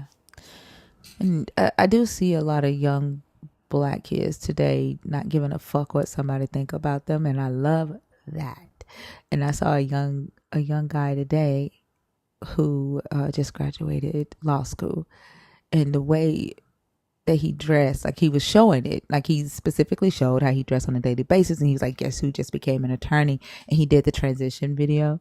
And it's like, if you, based off of the stereotypes of young black boys in society, and wearing the caps on their head, the wife beaters and stuff, like you wouldn't think that this kid was in law school, but they don't give a fuck. Like, fuck the what you think. I want this education. I want this job. I want this bag, and I'm gonna be who I am. And I'm educated regardless of what you think. Like regardless of what you say. Like a lot of times, men would come in here, or black Christian women would come in here and be like, "You curse too much, and you make yourself sound like you don't think nothing of yourself," or blah blah blah. That's not how ladies should act. You sound uneducated, because I do. I have a fucking potty mouth. Like I curse, and it makes me feel it consoles me. Like this is just who I am. And I like I said yesterday, I am educated. I have degrees. I have experience in life and in certain industries, and you're not gonna fucking take that away from me just because you think that me using curse words makes me seem uneducated to you. The fact remains is an objective fact that I am educated, and I am who I am, and I'm still gonna Exactly. say fuck. Well, curse words are just words to express emotion in what you're saying. But, you feel a certain way, you feel a little excited about something, a couple of curse words gonna come out. Even the smartest people tend to cuss, but Yeah, they want to put a stereotype on it's the because respectability politics. Black women have to be like that whole black women have to do it harder and better than any other demographic because we have it so hard, and that's not a lie. I ain't lying about that, right? but the blacks have it hard. Because in the same Yeah, but sense, black if I women have it go, harder than black men in society. Like I we would beg to get differ. well, no, black men have surpassed black women on the pyramid. They've even surpassed white women in corporate America, and in especially in like the high growth industries. They're more likely to get a certain position of power over a white woman, and that's what white women are fighting for right now, especially like those in the higher ups. They're mad because a black man has surpassed them on that hierarchy. But black men have surpassed black women on the hierarchy due to patriarchy, right? For example, I'm in tech, and I have a tech startup. I was doing a business deal with a sports team, right? It was a soccer team, and the people at the bottom who were responsible for orchestrating the deal were white men, right? And that everything was done, and everything like everything had been said and done. We get to the final day, right? And I'm meeting with the director of marketing. The director of marketing was a black man. Now I'm thinking, oh, this is what's up. Like this is awesome, right? So the meeting was via Zoom, and I wasn't on camera at first. So he's playing around with my app, and he's like, "Man, this is so cool. I love this, man. Who developed this? Like, whose concept is this?" So I turn my camera on, and I say, "Me, I'm the founder. That's my company." The face that he gave, I immediately emailed my team and I said, we're not going to get the deal. At 4 o'clock, I got the email. I didn't get the deal. It was a done deal. Like we were just there to fucking get the final say from him. Yeah. But I immediately knew when he saw that I was the founder, that wasn't about to go through. Like, how dare you, a black woman, and then here I am, a black man, like I'm like finally in a position over power, and I'm over all these white men are under me, and you gonna come and show me up with this tech company? Mm-mm. And then guess what he said? That, keep in mind, the sports company was a soccer team, not even national. Guess what he said? The reason why he wanted to pass on the deal: What was that? get a NFL team on board first. Get a larger, he said, get a larger sports team on board first, something like the NFL or the NHL, and then circle back around. You are a nobody soccer team. But you need a Goliath to be on board for you to even consider. You told me to go get a fucking elephant first. But here's the thing, right? Now, it's all about perspective, because if you, from my lifetime, blacks that are elevated into their systems tend to discriminate against other blacks, period. But think about it, the fact that there's a lot of competition. Like, we're competing against each other. It's not a lot of opportunities, right? We're Yeah. already competing against each other. And so you have black men who are competing against black women in certain things and with these opportunities, right? Like, we have to look at that as well. Not saying that that's okay, but that's definitely what's happening. But And it's and I them competing against other blacks, because in my, that's what I'm saying. Yeah. so it's Can not can you say like, black people? Like, I hate the word blacks.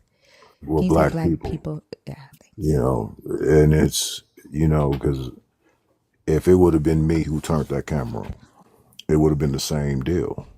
Just like you have black officers I who, don't think so. yeah, I don't think so. I I've think black men tend to be okay leaving the door open for other black men, um, depending on there are certain things. They're okay leaving the door open for other black men. I've seen it. Like, there's a code. The patriarchy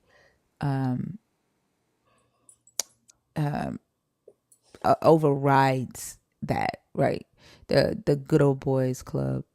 So I again, I've seen it work. I don't know. I don't know that I agree with that. I but do. see, you We see do it compete as, against each other. So, like, for example, let's say if you were a founder and there was another black male founder, and let's say a company was giving away $100,000, and they were only giving $100,000 to 10 black companies, right?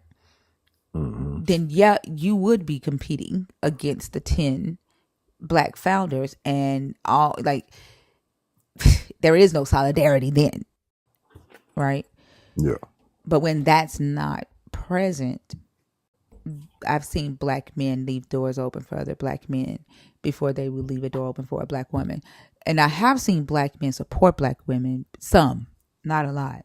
So I'm not saying that it doesn't happen when it's climbing a certain ladder in society, within society. It In my has experience, happened, but it's not their priority. in my experience, I've been in a few different fields, and I've been in a few different situations. Any Most black people that are put in higher positions tend to discriminate against the black people coming in.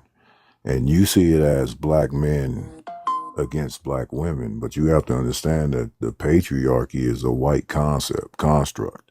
Which black You men see what I'm saying? participate in, and they want to pretend like they don't. That's the problem. Once they're inducted into that. But the black community has always been equal amongst male and female. We've always worked. There was never a time in history where the black man worked and the black woman didn't, both outside the house and inside the house. I don't like. I don't. When you say work, like, that's not what I'm talking about. Like, there's a race to rise, like proximity to whiteness, right? Like, to rise in society, the American dream. Black men have not been equal to black women in that, and they've not been equally as mindful of helping black women reach that, because they feel like they're supposed to get there first. Like, it's mm-mm. And that's the thing. Like, the patriarchy has always come first, and I think because of the fact that black men are beat down by the same motherfucking system that they participate in, they don't see themselves actively participating in that system against black women, and so we can't ignore that. Which is, like, if you think about it, there are a lot of times black men will come in here and they'll tell us, because this panel is ran by predominantly black women, that we are not supposed to be teaching what we're teaching, right? And they'll quote Second Timothy to us. The Bible says women are supposed to be quiet, right? If you look at the black church, the majority of the leadership in the black church are black men. Yeah, because Women they are still following that. like that in the black church. Women are still more likely to be subservient to the men in the black church than in the white church. Like, literally, look where Paula White ass is today. We got to pay attention to that. And then one of the things that I say, like, one thing I can say about the white community, they don't respect their women in private. They don't. They are just as disrespectful to white women in private, but in the public eye, they will make you think that they respect their women, that they listen to their women, because they know how to use their women. For some reason in our community, not for some reason, but we've been taught that the women in our community, that we're supposed to just serve, right? But I have to disagree. we're taught that we are the backbone.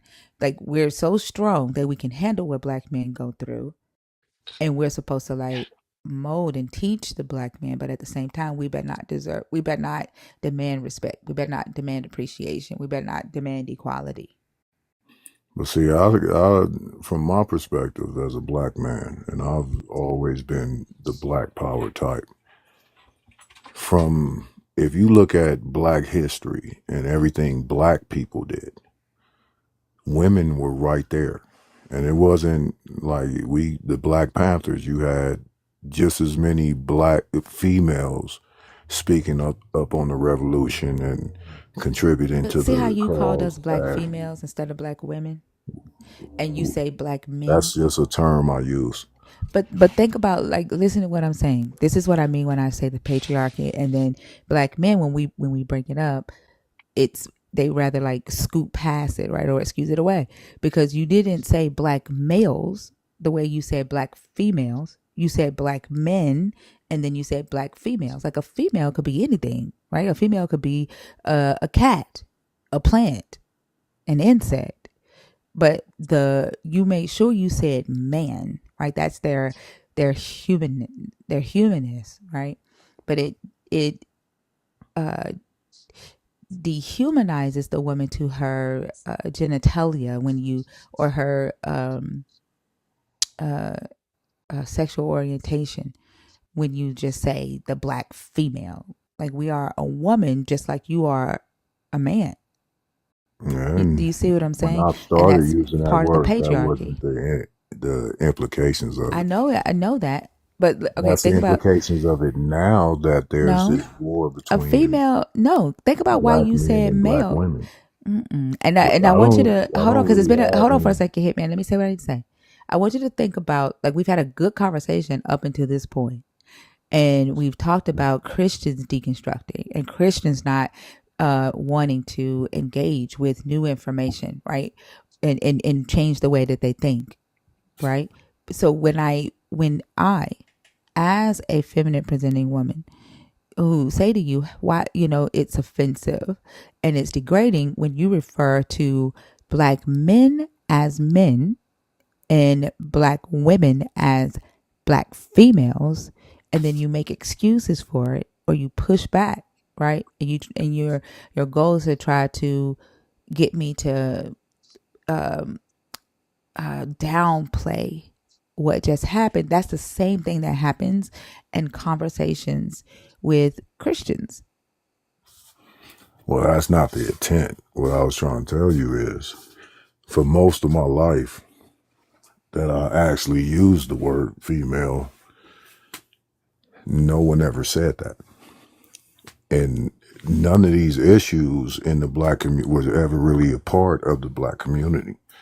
Now, until recently, and I know this from I've been alive quite some time, until recently, there was no separation between the black man and the black woman.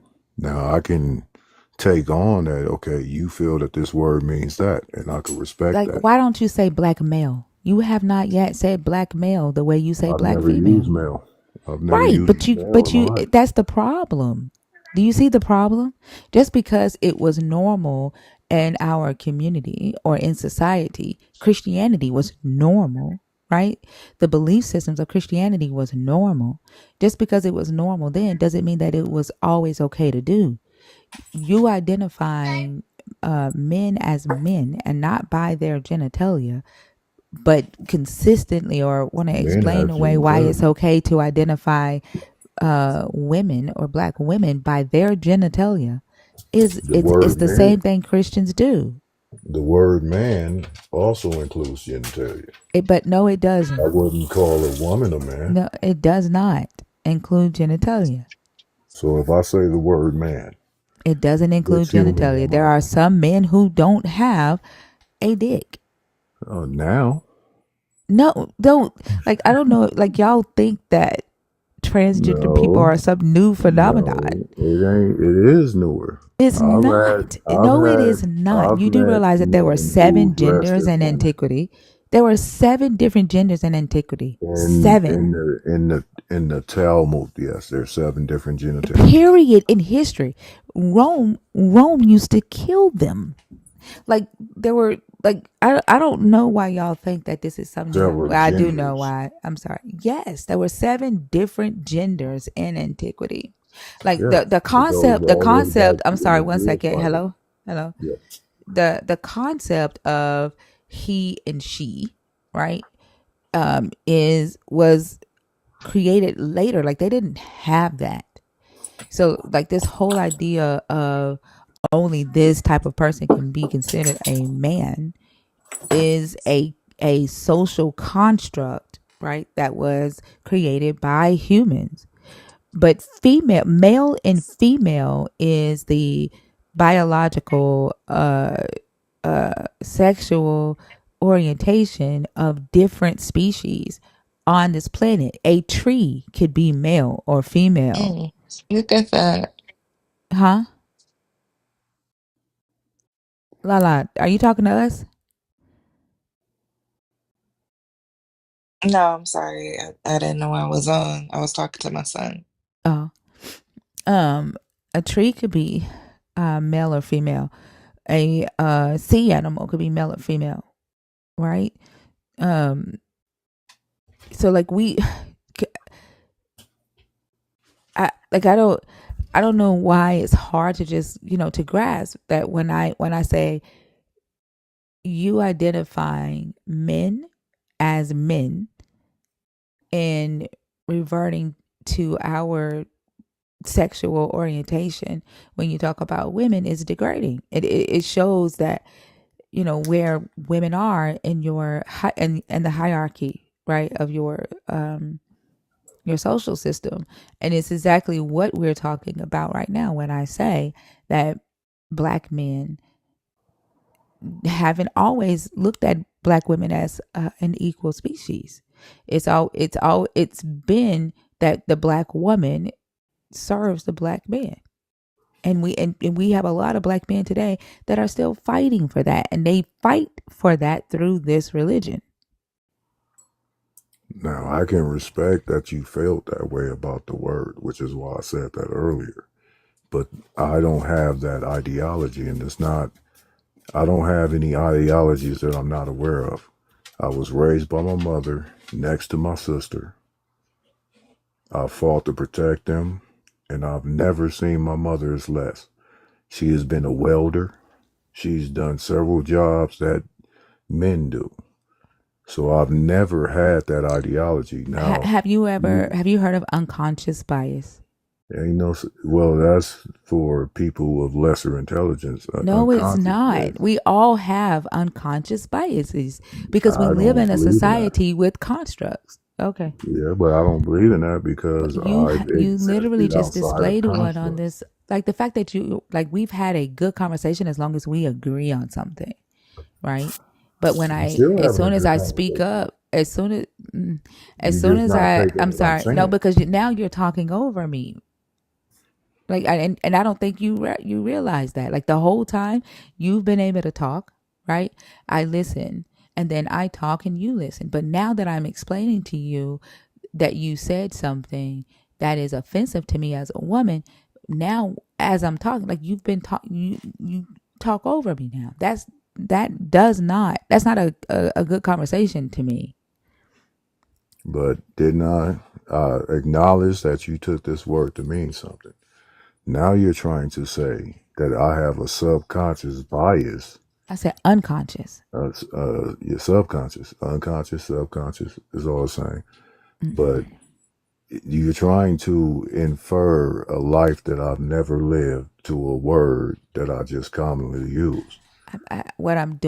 What I'm saying is expressing one a issue in within patriarchal structures that need to be deconstructed. I'm also pointing out how the deconstruction within the patriarchy mimics deconstruction in Christianity. Like when we point out certain things to believers, the response is typically like what I'm experiencing with you right now. But do you see how that's you inferring? I'm not inferring. Because as I tell you some factual stuff, such as I've been raised underneath my mother. We could talk to her and she'll tell you just how much I respect her and how much I looked up to her. I told you that I've never seen women in my community from before being lesser than a man. And these are all facts. This is not me trying to smooth over a misunderstanding or anything. This is Does the that facts of change who the I am. fact that does that your how you were raised with your mother? Does that change the experience that I'm having with you right now? But how are you having an experience with me that's saying that I treat or think of women as less than men? The very language that you use when you think of a man versus when you think of a woman tells me that. You think of men as men and women as female. I've called women women plenty of times. Sometimes I Except in use this the word conversation, female, you're and not doing sometimes that. I use the word use the word woman, and I haven't But said you the also word said you never female used the word male. since you said that you felt that it was disrespectful, But you which also said means, that you never use the word male and that you never refer to the genitalia of a male well, when discussing a man. You the also said way that. So what's in your mind, the very fact that a woman is defined by her genitalia in your mind to the point to where you feel that female and woman is interchangeable, but male and man is not in your vocabulary. That tells me unconsciously where women and men are in your mind, and you may not have recognized that. That's why it's called an unconscious bias. I've Like, and we used it. all have them. We all have biases that we need to deconstruct. Okay, but I've used the word male. You I just literally never told me used you the didn't. word black male.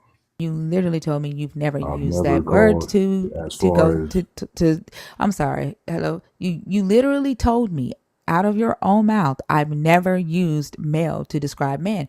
You said that, but now you're saying that you do. no. I was saying that in the sense of how what we were talking about, which is when I said black female versus black man instead of black male, and it's not a pushback. It You can't is. have a subconscious You are belief pushing back. that only shows up in a word and never shows up in life. Yes, you can. That's why it's called unconscious. You Yes, but literally can.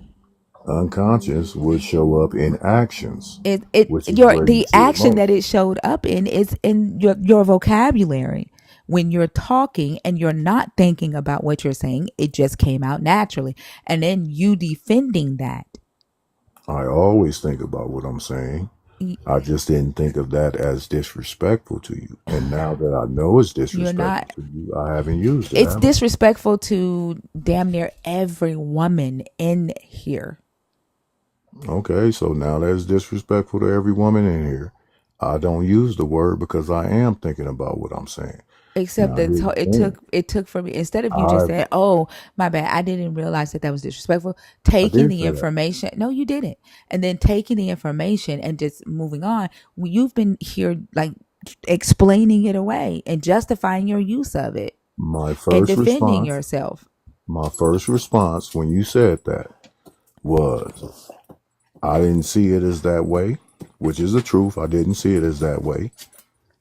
And my whole life, women have been equal to men.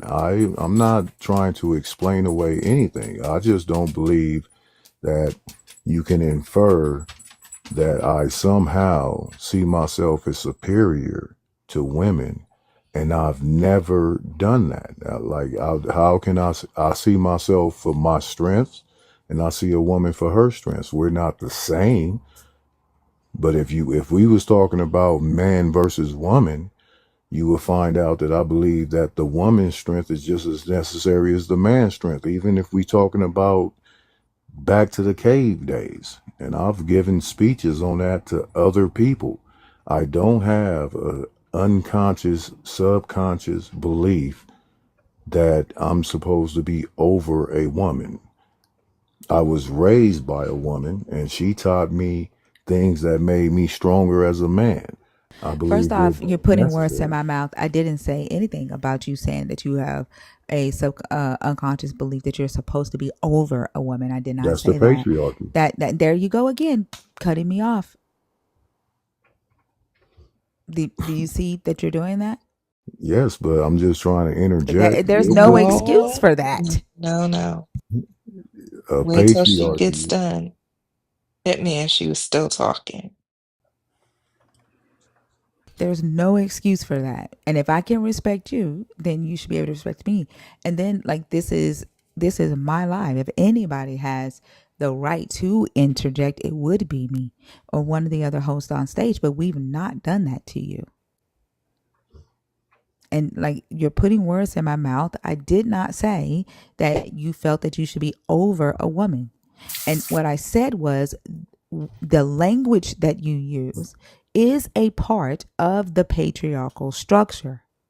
it's derived from that, the devaluing of a woman and degrading her down to her genitalia. Women were used as sex objects, and when you call a woman a female and not a woman, then that is how you portray her. And you refer to a man or a male as a man, and you don't do the same by referring to his genitalia. That tells me that you have a higher respect for the male, i.e., the man, than you do the female, i.e., the woman. And that comes out in your vocabulary. That's all I'm saying.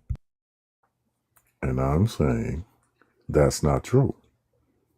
I've never seen any of us as different.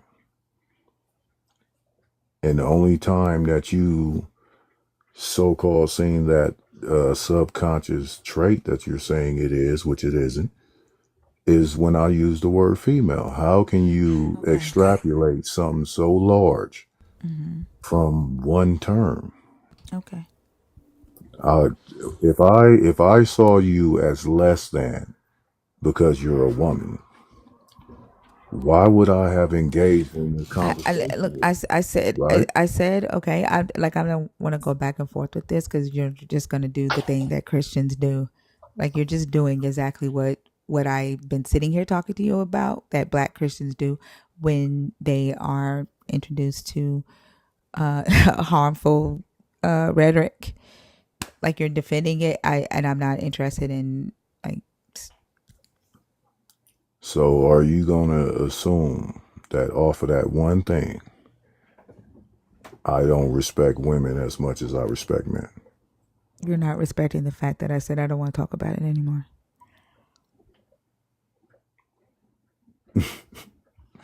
See how you just trying to put that on me? No, I didn't. You And that's a said you degradation of my rejected it. character. What else do you want me to say? I'm not going to argue with you about it. Like I don't want to talk about it anymore. Like you, there's no sense in me continuing to talk about it with you. Okay.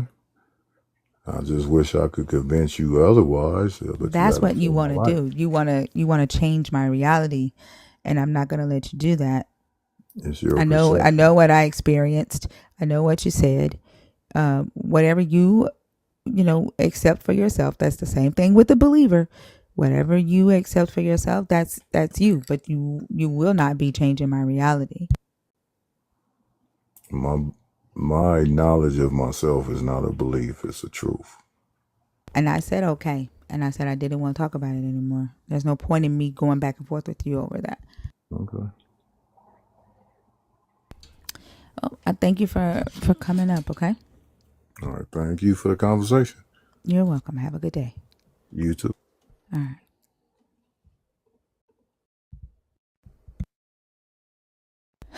That is insane. It was such a good conversation until that. Right. Too good to be true. Yeah. Yep.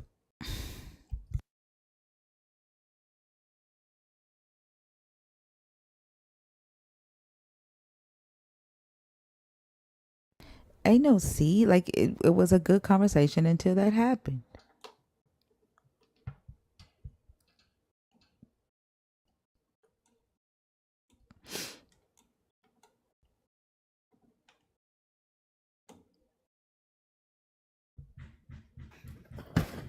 Oh God, somebody beating at my door. Hold on. Can one of y'all take over right quick? Okay. Eve, Eve Sepulveda,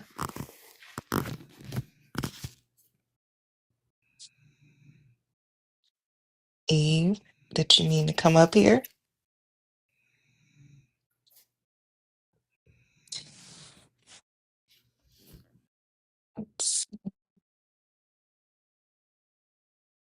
If you are in the guest box, can you please put a red heart in the comments to let us know?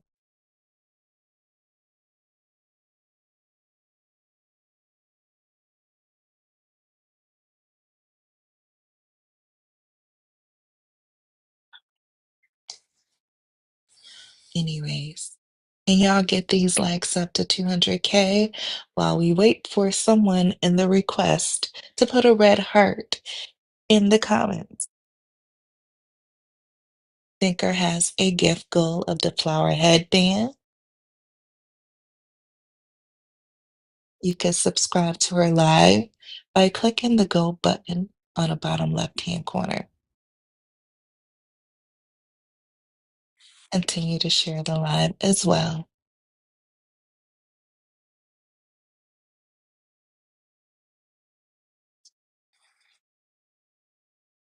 Oh, I guess nobody wants to come up.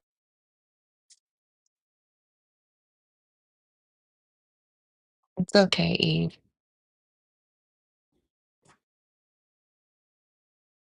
So yeah, let's make sure we get these likes up within the next 30 minutes. I'm gonna cut y'all a break because I was about to turn the comments off and give you 30 more minutes. That's it. You don't get no more than that.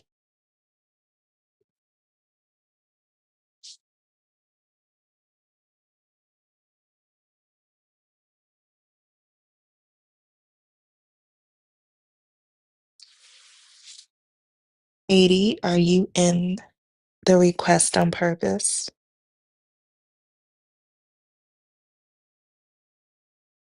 Please put a red heart.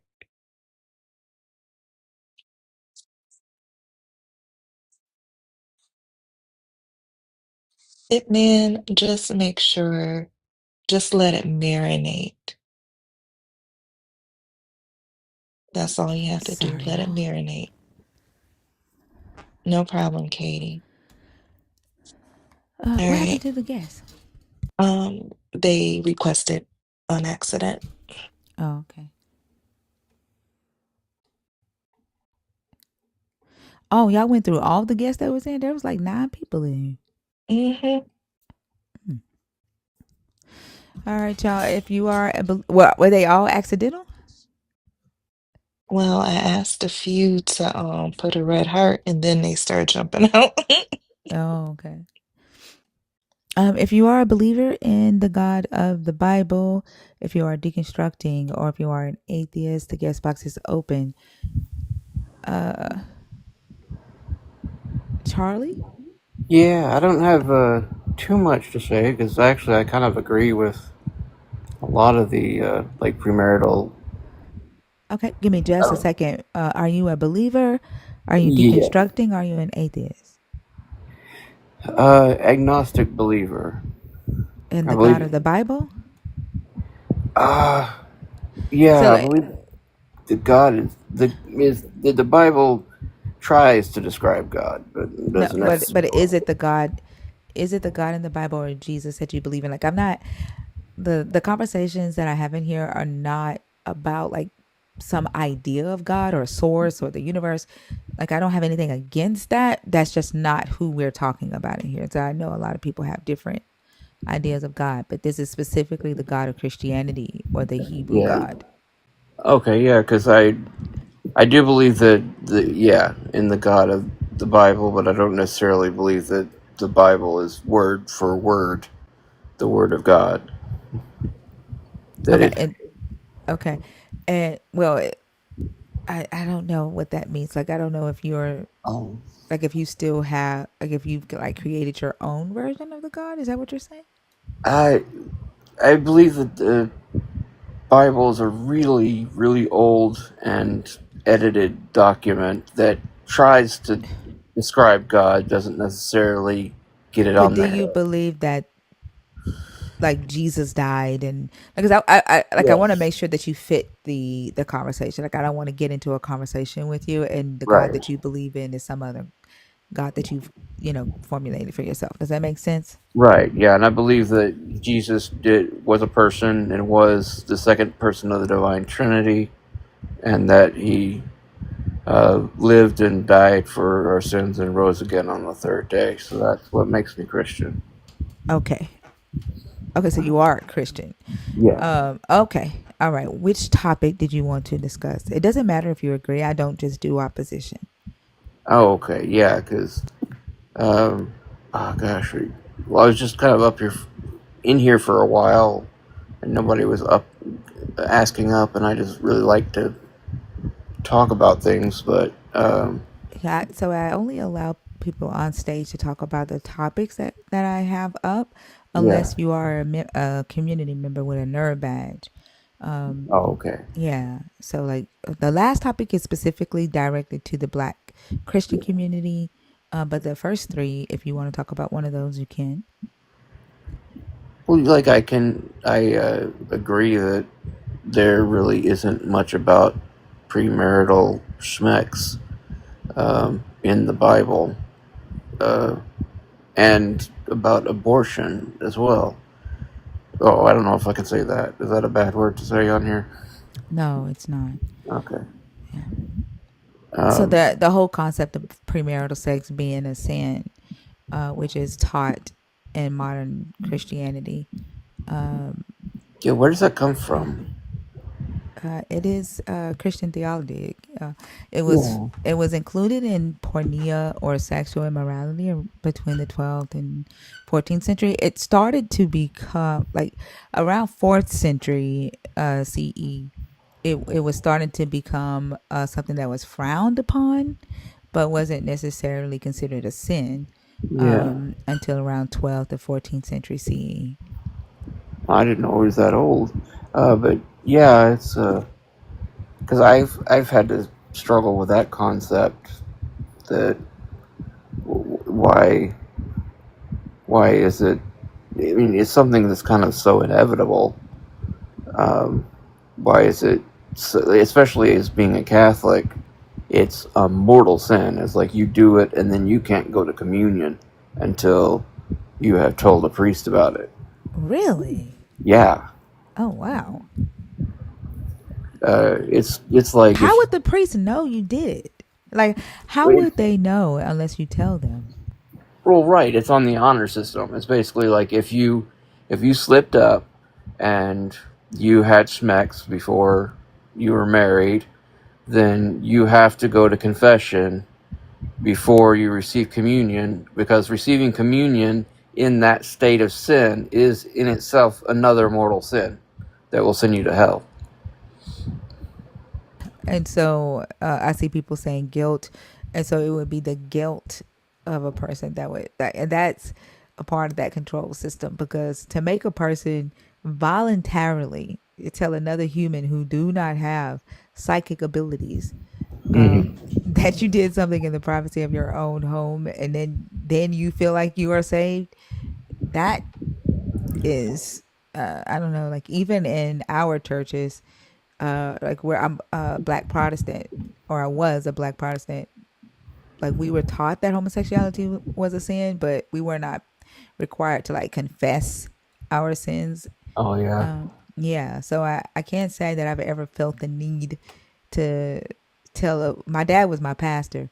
Oh, Yeah, so I can't say that I ever felt the need to tell him every, that would you be an know. awkward conversation. Well, I told him when I lost my virginity. Yeah. Okay. But like whenever I had premarital sex, like that, I didn't feel the need to tell him that I did that. Yeah, because I can kind of see where it's coming from. Just I have the concept of confession um, does kind of hold you accountable in a sense that you can't just do whatever you like, going around doing whatever you want and then just hoping that God forgave you and heard your prayer. It's kind of like you, now that you've actually told God and a representative of the church, and the representative of the church has forgiven you in the name of God. It's all black and white. It's kind of like, all right, I'm forgiven. I'm completely, totally washed clean right here and now. Yeah, but the crazy thing is though, like you're still putting man in a position to forgive you, because like if you really believed that a God needed to forgive your sins, then like just say it to the God. Like what the man being involved in that is just an extra step. Like he's just a middleman, and so that means that you have to be putting some type of power on the man to be able to forgive Yeah. sins, just like the God. Like it just, I don't know. It doesn't. I don't see how people don't see that extra step, and how they justify to themselves that it's necessary. Yeah, and it is kind of more historically, it's a more recent concept. It used to be that if you sinned against the community, you had to do penance for the community. Like you'd have to, if you did something that hurt the whole town, then you'd have to be in the stocks or whatever, or wear a sign for a while, and then the town would forgive you or something.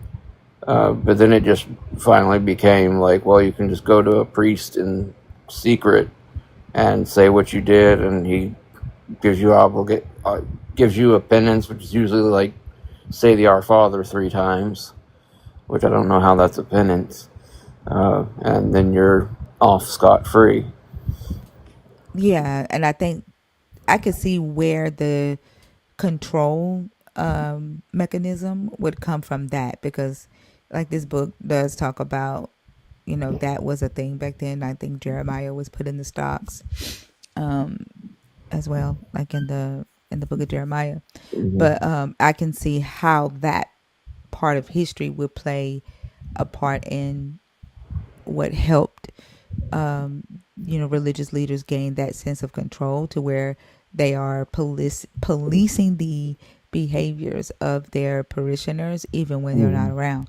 And it Yeah. makes it seem like they have these supernatural godlike powers because the believers are willing to police themselves, and they're willing to give that power and that control to another human on behalf of their God. Yeah, I've never actually thought about it that way. That makes a lot of sense. Have you read The Grand Inquisitor by uh, Fyodor Dostoevsky No. from the Brothers Karamazov? It's really good about this topic, where it's basically Jesus comes back and he gets recondemned by the cardinal because it's like you can't say anything because our theology has told us that you said everything you're going to say when you came the first time. So if you speak, you will be held in blasphemy and you will be condemned, even though it's Jesus Christ. It's basically showing how the church has hijacked uh, the message of Christ, and that uh, if Christ came back, he would not be welcomed. He would be That considered a threat. that sounds like a good book to read, and I believe it. I don't know if you've seen that video that went around during the election, and they were asking MAGA Christians if Jesus came back, would they deport him? And they was like, not if he went through the proper channels to get his immigration papers. Right, yeah. And yeah, I believe 100% that they would condemn their savior if he came back. Right, yeah, because well, they wouldn't believe it's him because he's not white. Yeah. Even if he was white, they would still condemn him. Like even if he was white, if he was white and from some other country, not American, Yeah, they would still condemn him. Go through the proper channels is what they would say. yeah, or they would just come up with something because the rules change every day. Yeah. Yeah. Especially if he was preaching be poor. It's Oh like if yeah, they told him to if he told them to sell all their wealth, they would call him they would say he was blaspheming, and say that he yeah, wasn't actually Jesus. yeah. I think He could quote the Bible and they'd be like, "That's not Jesus. Jesus wants us to be successful. Jesus wants us to yeah. be wealthy." Yeah, Kenneth Copeland and all them with Joel Osteen would be like, wait a minute, no, he's not positive. We know about positive energy. yeah. Mhm. Like, did you see where Paula White is selling $1,000 supernatural packages where you can ask God for three supernatural things? Holy cow! That Uh, for $1,000, you get three supernatural ask from the God. Wow, that's like, wasn't there a whole reformation over that stuff? I don't know. I don't know, but people are paying it. Uh, yeah, that's crazy. And I thought you were about to say the whole how Trump is selling access to himself. He's selling these big dinners where you can have dinner with the president and you can talk to him about anything for like $500,000 or something. He's this dude is planning on getting back. Like he lost all his business and shit. The Yeah, presidency is just one way for him and his friends to uh, reallocate their wealth and power. I and think power. Yeah. Yeah, I think he's almost equal measures wealth and power because if it was just wealth, he wouldn't be as dangerous. But he wants the power, he wants to stay in office, even if it is kind of a hard job, as he says. Yeah, well, I think that there was a group of people. There was a guy. He was at a dinner and he was saying that it's about repositioning the white man where he belongs. Hmm. And he was saying, that there are sacrifices that have to be made in order to put the white man back where he belongs in society. And he's a really wealthy guy, really powerful guy, and he said that's the only reason that he supports Donald Trump and funds Donald Trump's campaign. Yeah. Um, yeah, and so that is what the power that they're looking to reallocate. But I definitely think Donald Trump is using this as a way to get his money back up.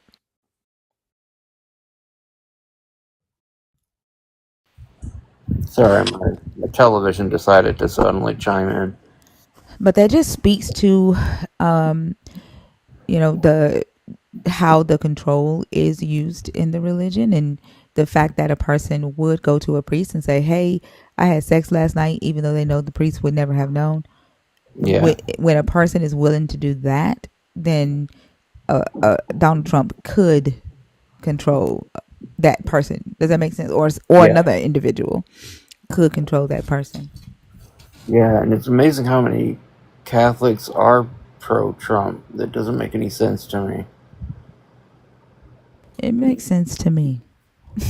Yeah, I guess It makes a lot of sense. Yeah, I it guess makes I'm sense. still I'm still so much from that I like because I used to be a very devout Catholic. I was actually lived in a monastery for 4 years until I got arthritis and they kicked me out because I got too sick. My medical bills became too much, so they decided to renounce my vocation. Um, so they sent me home, and ever since then I've kind of been deconstructing the whole thing. You said they kicked you out because of what now? I got arthritis. I got What? sick. Oh wow. I was still technically I was still in the probationary period. I was still in the formation period. I wasn't full fledged yet, and so they say that if you get sick or something happens that's at all bad or untoward during that time, then that's a sign that God doesn't want you to be there. Oh my Or gosh. or it's a sign that you're going to be a huge financial burden and we're dumping your ass. Which it's crazy, but yeah, like that's insane. Did you get compensated or all Oh for? no, no. I gave up everything. All my I gave up like my entire bank account and everything and sold my car and gave all the money to them. And then when I left, they gave me about $2,000 to restart my life with. It kind of reminds me of the law, the slave law, that if a slave master knocks out the slave's tooth, then the slave gets to go free. And a lot of people think that that's the God showing mercy.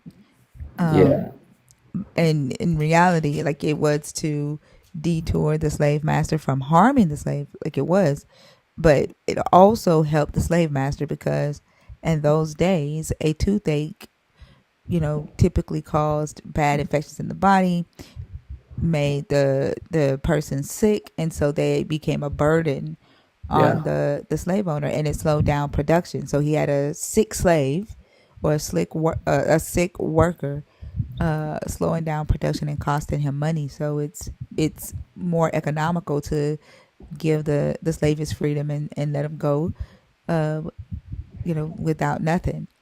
And so, like, when the Catholic Church says to you, if you get sick during this time, then that is God's way of saying that, either you shouldn't be in this, or you're just going to be a huge financial burden. So it's better for us to let us go. Like, it just reminds me of that.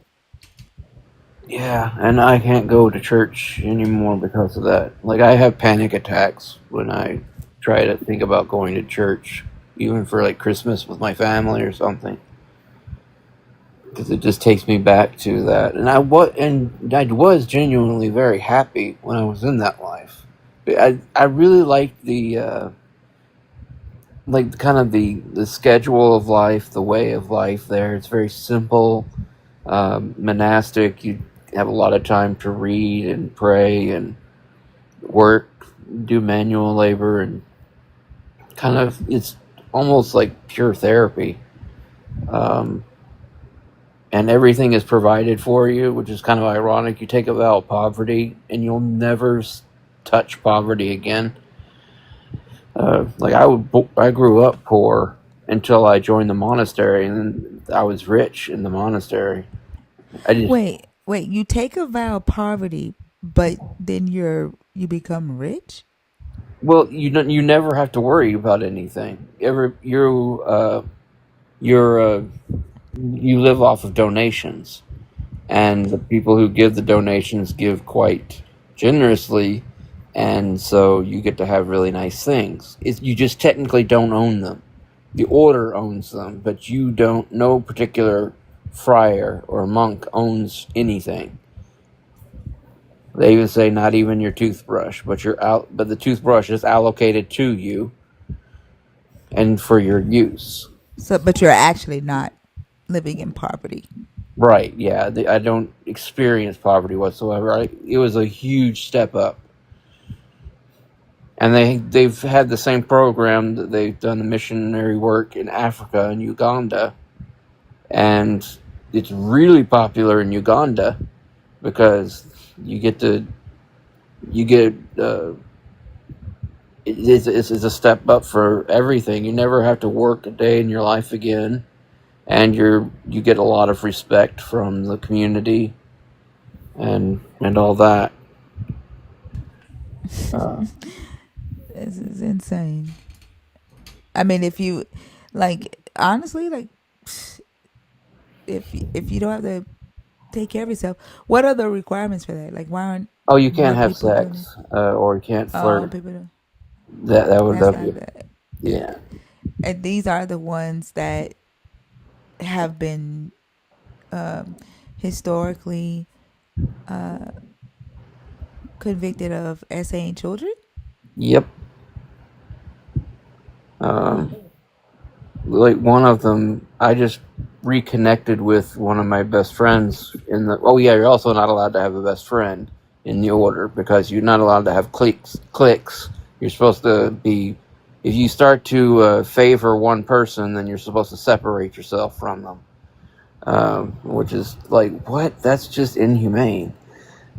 But one of my best friends in there, I recently contacted with him again, and he's leaving the order, leaving the priesthood, leaving the faith, because one of the friars shot and killed him. Oh, uh, You can say that. you, We're adults here. yeah, no, and everybody go to the TikTok shop. The TikTok shop is a wonderful thing.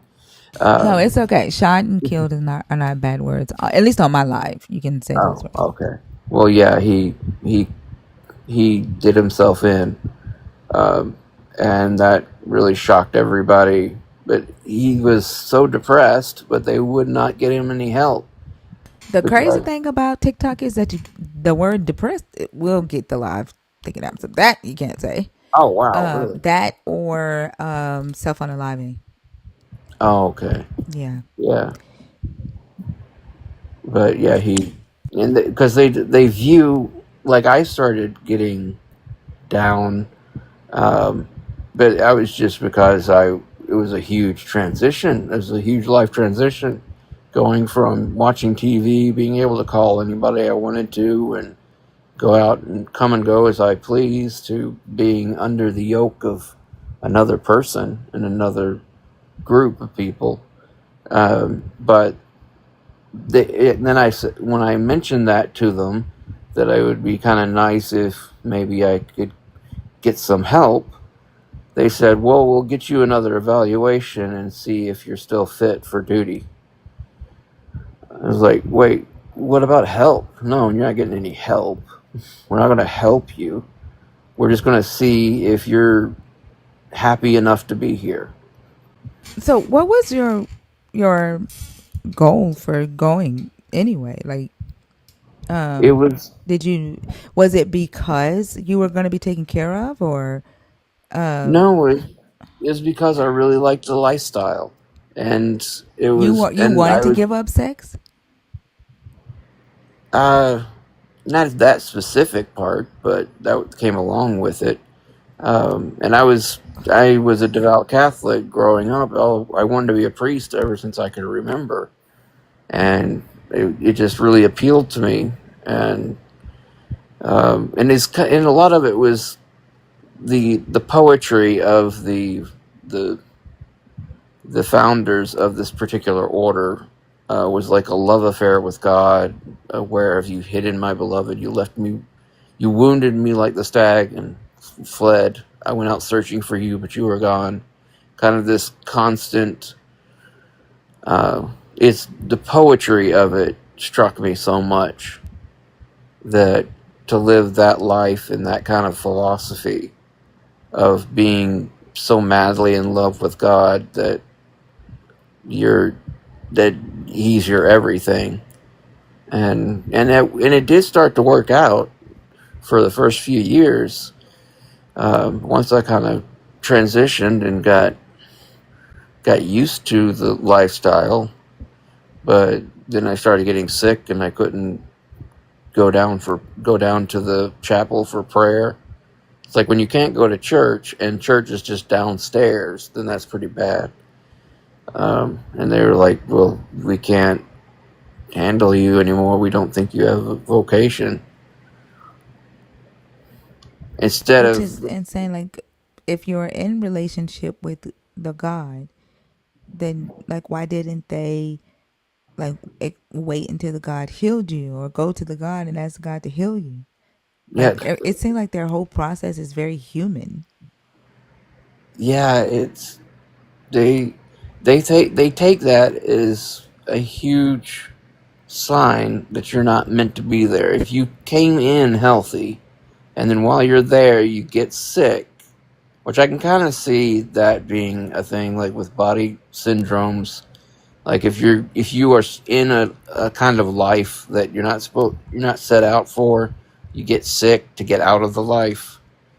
But Oh, they, they think that that was your body's response to the change, yeah, and the lifestyle.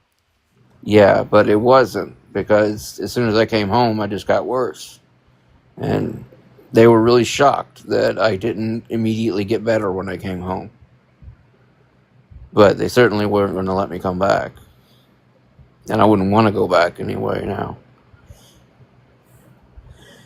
And so since then, you've started to deconstruct the way you see the God, or the way you actually see church. Both. Um, it was actually while I was still in the monastery that I realized that petitionary prayer doesn't work, because you're trying to change God's mind. And how is that supposed to work? That doesn't even make sense. You pray something away, or you pray to have a sunny day on the church picnic. Like, oh, well, God was going to have it rain that day, but thank goodness you prayed. Now it's going to be sunny. Like, no, it doesn't work that way. And then I realized that the God I had been worshiping through my whole life since I was little was just a a making of my own imagination. It was kind of like every time I experienced anything that felt like God or learned something about God, I would add that to like the painting I have in my mind, the picture I have in my mind of God. And I suddenly realized that all at once that everything I knew and believed about God was just stuff that I had decided was true.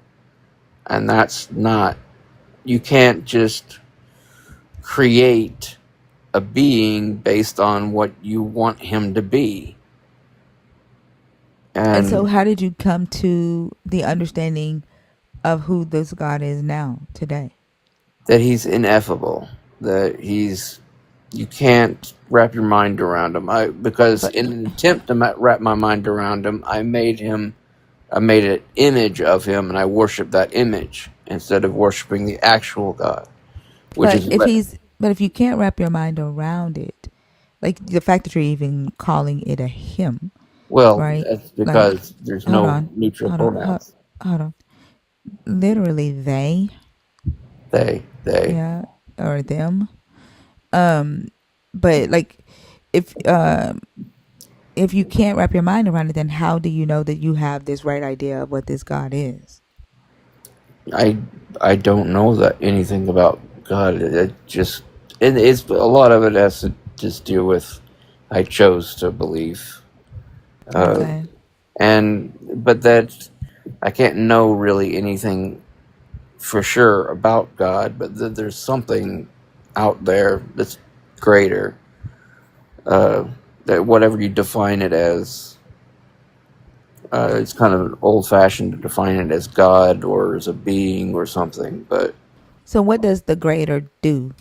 Like, what is the purpose of needing to know or knowing or engaging with this idea that there is something out there that is greater? Like, what does that do for you as a human in your daily life? Like, how does it affect your daily life, this greater? It gives it more meaning that there's something outside of just the loop of life and death on earth, that Like there's how? Like, can you be more specific? Like, a lot of times when I talk to believers, they use these very vague cliches. Like, can you be specific uh and exemplary? Like, give me examples. um that well, one thing I really like, that there's something happens when you die. You don't just die. I don't know necessarily if you go to heaven like with gates of pearly gates or whatever, streets of gold. I don't believe in that literal place, but that your consciousness will live on in some form, and that maybe God is the great collective consciousness. He's the source of consciousness. They are the source of consciousness. But aren't you still doing the same thing? Right? Like, you don't know for a fact that anything happens when you die. Yeah. I don't, but it's a working hypothesis, basically. That makes it difficult to defend when it's just a working hypothesis. Right. So it sounds like you're doing the same thing, like creating a different idea of the God in your mind. But when I'm not restricting him to doctrine, I guess that's differently. I'm not trying to pin him down as saying this is what he is and this is what they are not. It's just that everything I think of, every aspect or detail I hypothesize, I take with a grain of salt. I don't think that, because I used to believe that there's doctrine about God and he is like this and he is like that. But now I'm like, you can't know that for sure.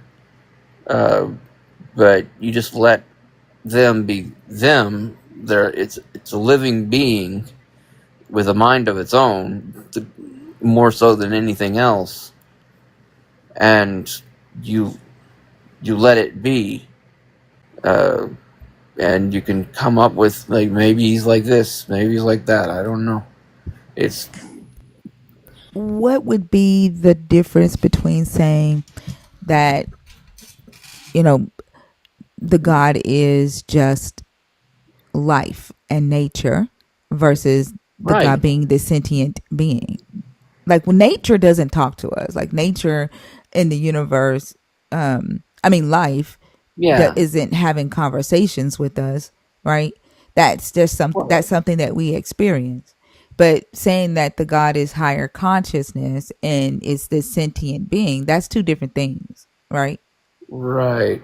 But So, if you take certain give me just a substances. second. Let me ask the question. That way you'll know what I'm trying to ask, okay? Oh, okay. Sorry. Yeah. Like, what's the difference between life and this sentient being, this God? Like, why do, when you call it greater, I'm trying to figure out what effect it's actually having on you to engage with this greater, if it's the same as life.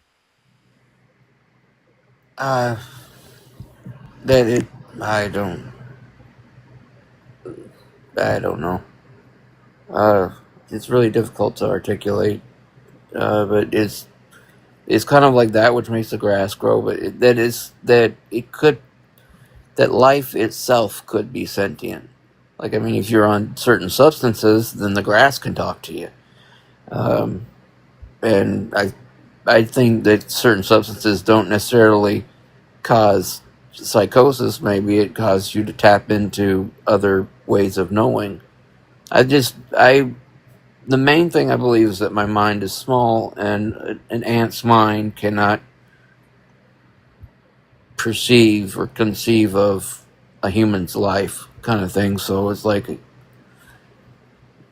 yeah, I don't know. So Yeah, because like it when I ask believers of this God this question, they're like, it's hard for them to give me examples of how the God would be impacting their life, because if you didn't have this belief in this God, it sounds like your life would be the same. yeah, And and that's so, why I'm agnostic. I'm not. I'm I'm not sorry. saying that. Oh, Let sorry. me, yeah. And so, like, that's the thing. Like, I don't necessarily see a reason for a person to believe in the God. There, you had mentioned that life might be sentient, and that if you're on certain substances, the grass may can talk to you. There was a guy who ate a Rice Krispie treat that was that had THC in it, and his friend told him to just eat a thumb size of it, but he ate the whole Rice Krispie treat, and then he took some gummies after that, and he said his friend was eating some food, eating a piece of cake or something, and the cake, and he's sitting there and he's watching his friend eat this cake, and the cake started talking to him saying, "Help me, help." He said the cake started like asking for help because the cake didn't want to be eaten by his friend. Like, that shit. And then he said his stomach started like moving and talking to him. Um, and so, like, when you say life can be sentient if you're on substances, I definitely think we, because of the way our brain is, when we introduce it to certain substances, we can have different experiences, but I wouldn't call that life being sentient. I would call that chemical alteration of the brain, um, and, a high or a trip or whatever. But that shit is funny. Y'all should see that video. It's hilarious. Mm. What happened? Okay. I I just. muted you because there was noise in the background. Oh, okay. Sorry. I just got something said. The was inviting you to turn your mic on. So yeah, I can mute it. No, you can unmute now to finish speaking. Oh, okay. Well, yeah, I didn't. It. The only thing that popped up was that I was being asked to turn my microphone on. And I'm like, I think it was on. I don't. What? Uh, but yeah, okay. But yeah, I don't. Uh, like, that's why I say I'm agnostic. I can't really know. It's all just working hypotheses, and there are fallacies in them and it's easy to poke a hole in it. And I'm saying, like, yeah, well, maybe not then. I don't know. So I can't really say much about it.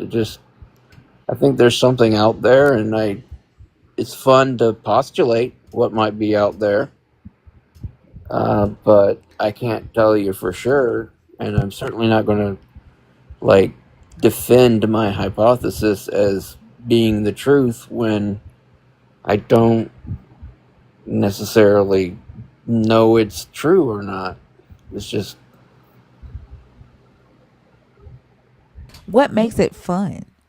Like a lot of the believers of a God, when I talk to them, they seem like they're not as happy as they claim to be. Um, they seem worried about death, unsure of what their purpose is in life, afraid to take risk in life. Um, like what exactly makes it fun? it's just something to think about. I mean, it doesn't necessarily make me not. It actually gives me more meaning in life to know there's something outside of my own mind. I guess when I asked you to be specific when you used that the last time, I didn't hear any specifics about how it makes more meaning.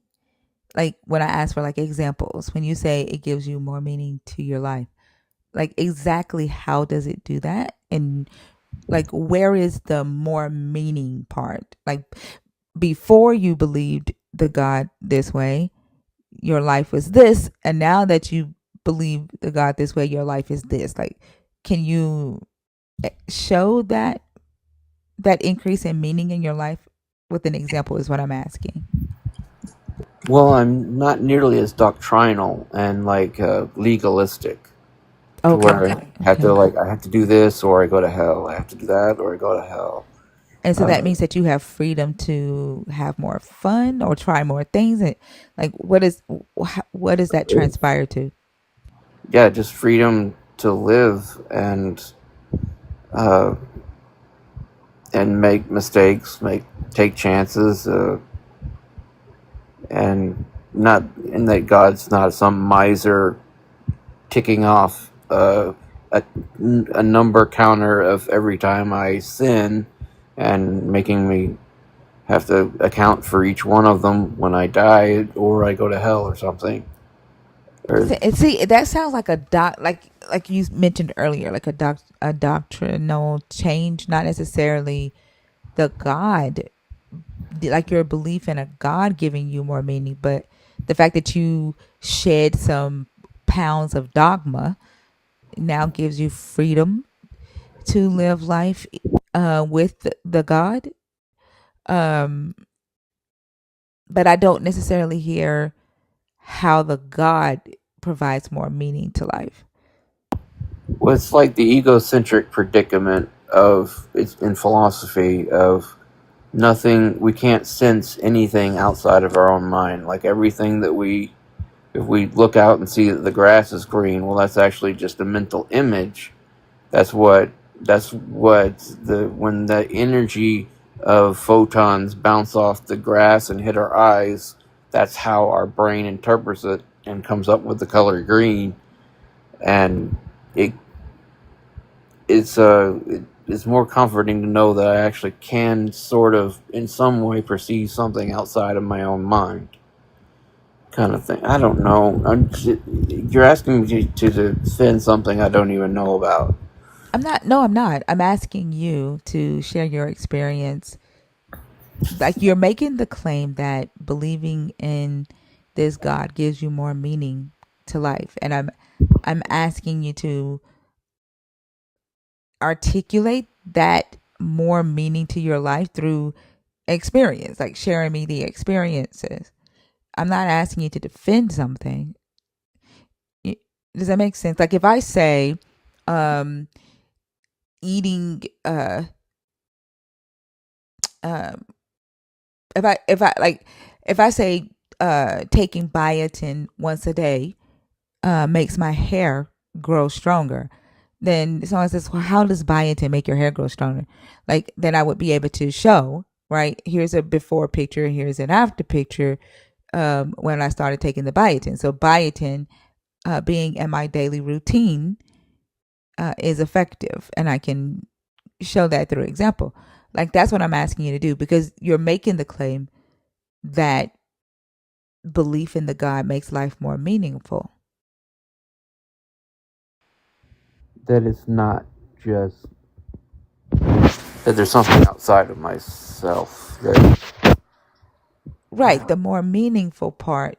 yeah, that it's not just because it without there being a God, it's a kind of a closed off loop of things rise and fall, nothing's new under the sun, kind of thing. And I don't know. Gosh, I'm kind of done with trying to articulate. I'm not that smart, I guess. I don't know.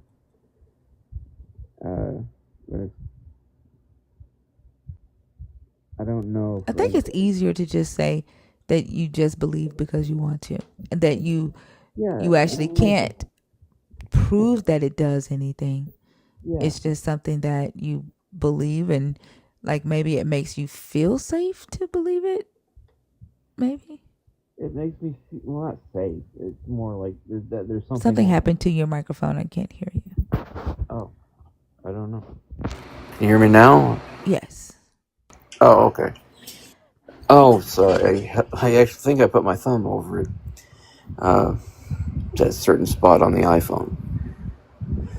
Um, but not so much as safe, but that it makes me feel better that there's more than just here and now kind of thing. And it's a nice, if nothing else, it's a nice thought, a comforting thought. But that could be plausible, but not fully knowable. I don't know. I'm not really good at articulating this anymore. I used to be when I. I think I know what you're saying. So when I was younger, um, the world used to feel so small, to me, right? Like everything that happened, it felt like it was pinpointed, if that makes sense. Like, there wasn't a lot of space between me and the rest of the world.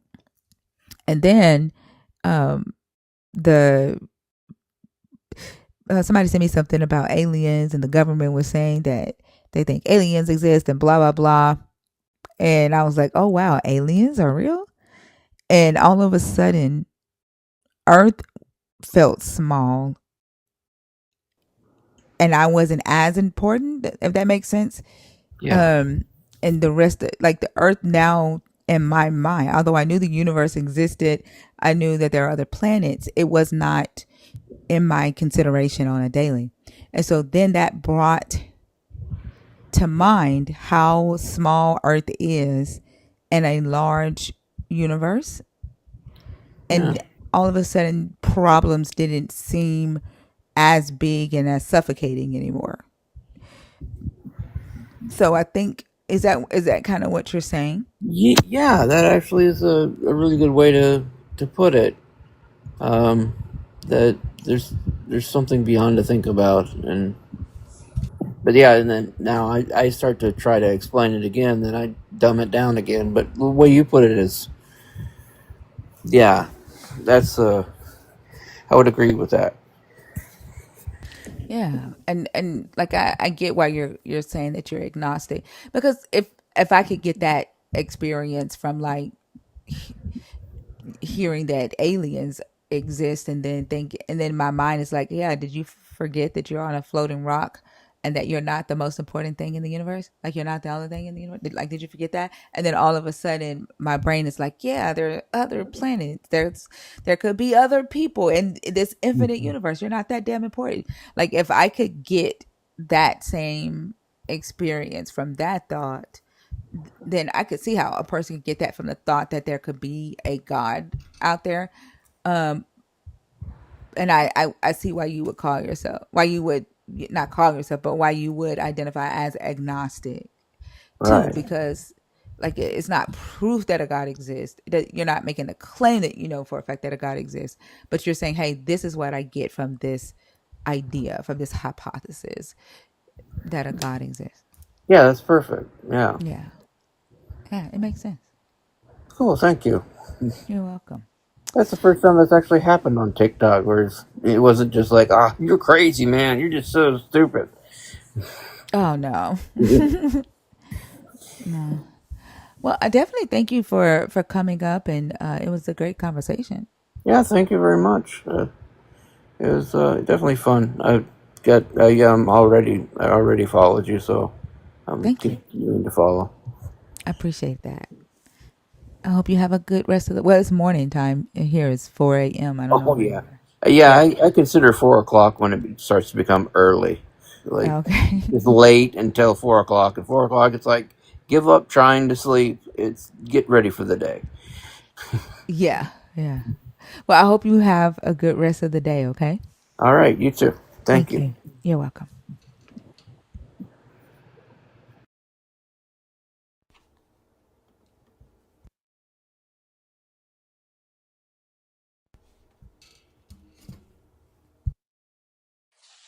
You guys, the host just needs 6 more flower headbands to complete her gift goal.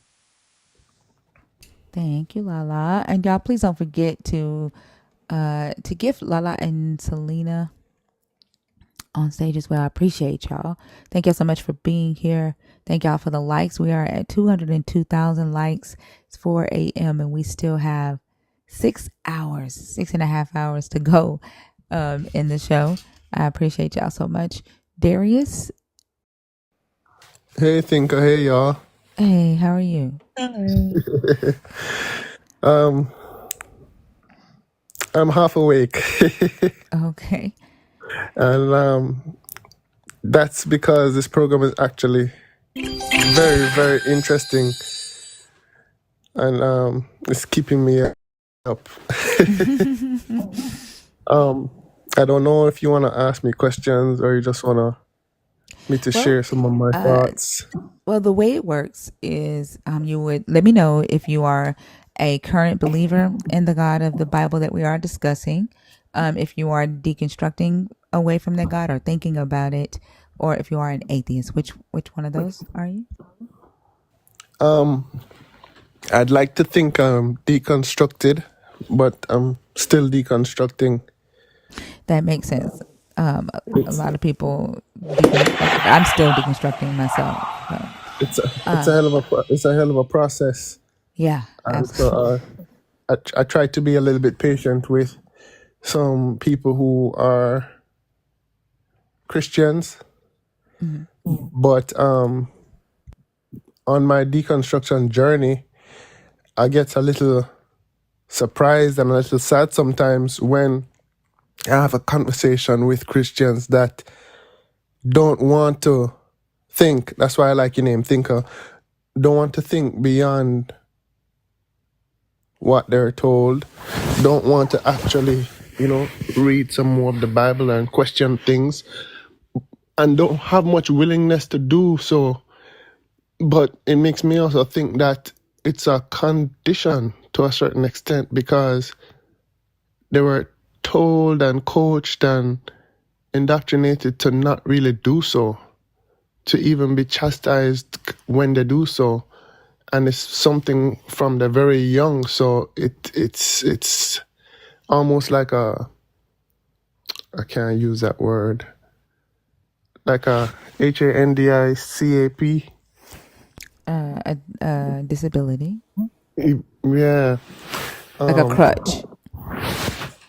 Is that what you're yeah. trying to say? Like a crutch? Yeah. Yeah. Do me a favor. When you come on stage, you do have to pick one of the topics on the Sure. stage. I know sometimes you may see that people come up and they don't pick a topic. That's because they are a community member and they actually subscribe to the community so they can come up and talk about their deconstruction journey. Um, but if you can pick a topic and then go into that topic um, and work in what you want to say, that would be great. All right. Let me try and do that. Um, Why does 97% of the black community believe in and worship the God and Jesus of Western Christianity? I could talk about that a little bit from the lens of the black community in the Caribbean and in Florida, because I have decades of experience with those people. So I have a good understanding of such people, but you can't talk for everybody to a certain extent, But a large part of the reason why most of, and you'll hear me say us sometimes, even though I've deconstructed away from it, because I don't want to make it sound like, oh, you guys, you all do this, you, by suggesting that I cannot understand or I wasn't one of them at a certain point in time, but they this was fed to them as children, or fed to us as children, the Jesus of Western Christianity. And so many of us think that we're born into the truth. We're born, luckily, in a geographic location that our parents and pastors found the truth and the way and the light. And so their religion is right, and they found God, and so they accept it. And unfortunately, many of them don't read that much of the Bible and try to question it as much. They just believe that it's true, and many of them believe that the person who is leading their church, that person or that pastor, is so blessed and so holy that they're hearing directly from Jesus and interpreting things for them. And so they just need to listen and try to understand, and they're going to end up in this place, this concept called heaven. Yeah, it's interesting to me how they don't read the book, but sign their life away over to the thing, and then make the claim that this is something that they believe in, but they can't really articulate exactly what it is they believe in, other than it being God, and then they trust another human with that. Like, you would think to me that this would be one of the most important things, Yes. right? And there's another conversation that I've had with a few Christians, and I try to go away from the Bible for a few seconds to bring in logic. And I like to use the analogy of a young child, whether it is a daughter or a nephew, for example, right? And let's say we have two children. Children are easy to love. And someone from the community pulls up in a beautiful black SUV, and this person has an awesome summer program. They say that they have an awesome summer program, and other people say that they have an awesome summer program, and they want to take your two children off to this summer camp. And the person who want to take these children off to a summer camp, it's an analogy. I'll try to be quick. Trust me, it's going to make sense. Okay. That they have, it's so awesome. There's so much milk and so much honey, right? Rave reviews, everybody knows. Not everybody knows, so many people know. And not only that, but a lot of the areas at this place have, streets of gold. There's so many questions that we would ask before we release those kids after this program, right? Mm-hmm. But the Bible that many of us don't really read much, or many Christians don't really read much, has a similar story, because Christians are living out their lives somewhat willingly with the belief that they're going to end up in a place, possibly in the sky. And my Jamaican humor will say, why wouldn't you drop out? If rain can't even stay up there for long. But anyway, you're going to believe the idea that you will end up in heaven if you do it right and follow the word of God, the word of the Bible. And this place has unlimited milk and honey. Unlimited milk and honey and streets of gold. How can you conceive that at 20, at 30, at 40, at 50? How can you not question it? But any other aspect in life, you'd be like, listen, person with the black SUV, my daughter is not going to go to your summer camp because you can't show me a program. You're showing me a program from 2,000 years ago. There's nobody that can tell me that they went to this program. I think you might be scamming me. I don't think I can sign up for this because you're not willing to show me more. You're forcing me to believe something. Like I can't confirm and research something. Yeah. This Especially seems if crazy. and like, especially if you are expecting for a van to come and pick your child up and take you to the camp, and the expectation is that you are to drive and drop your child off, but you don't know that because you signed up for the camp blindly, didn't read the damn pamphlet, can't talk to anybody who's actually ever went to the camp. You don't know what to actually do to get your child to the camp and from the camp because you've been you are under the expectation that a bus is going to come pick your child up and go to the camp. Like it doesn't make sense for to live your life that way, and and let that be the goal of your life and not actually know why. You know what I'm saying? Yeah, you question any other possible program that you have in life and you try to use logic, but you're signing your life away and you are going to this summer camp where you will hurt no more, where you will live forever. So it's not like you accepting a concept that a year or 10 years after life, you're going to live beautifully and then disappear. No, you're going to live immortally, like with God, and you just accept it. Yeah, and then they don't ever ask like doing what or why do I want to live forever? Like, would I even like living forever? Right.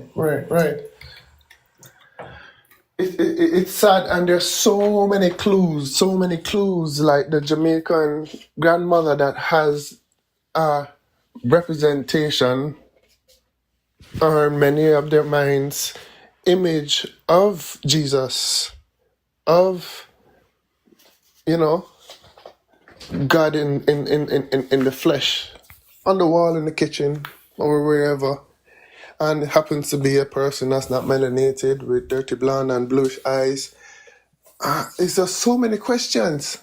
So many questions. And I love to be on panels listening to so-called atheists and so-called Christians talk and hear the atheists spit so much Bible, so much research, so much history.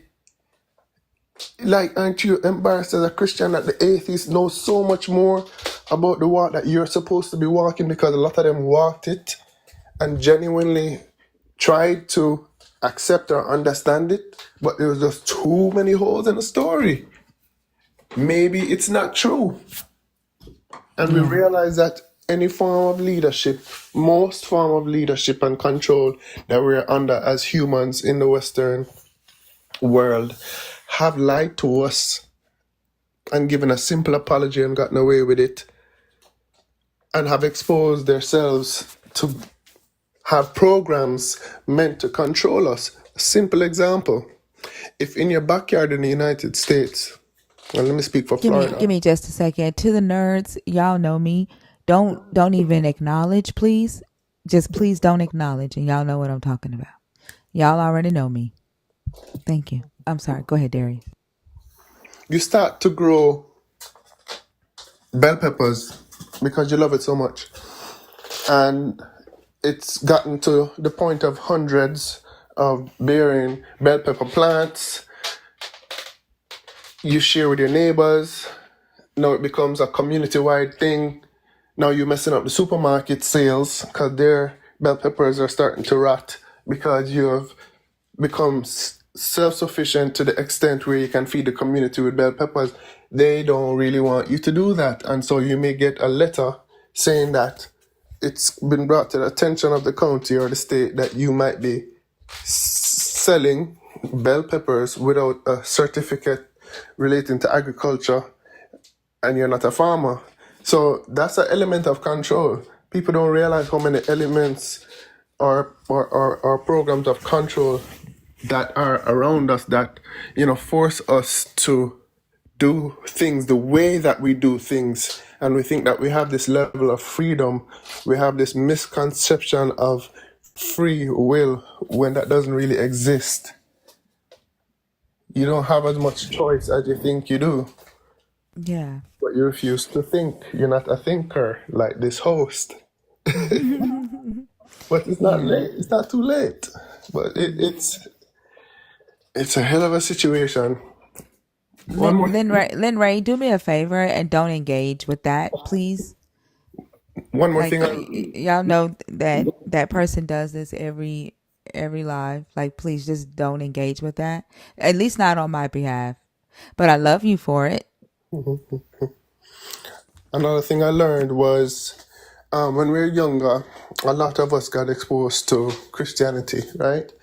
And understandably, it's in the nature to trust a parent, but understandably, it's in your nature to want to know and not believe.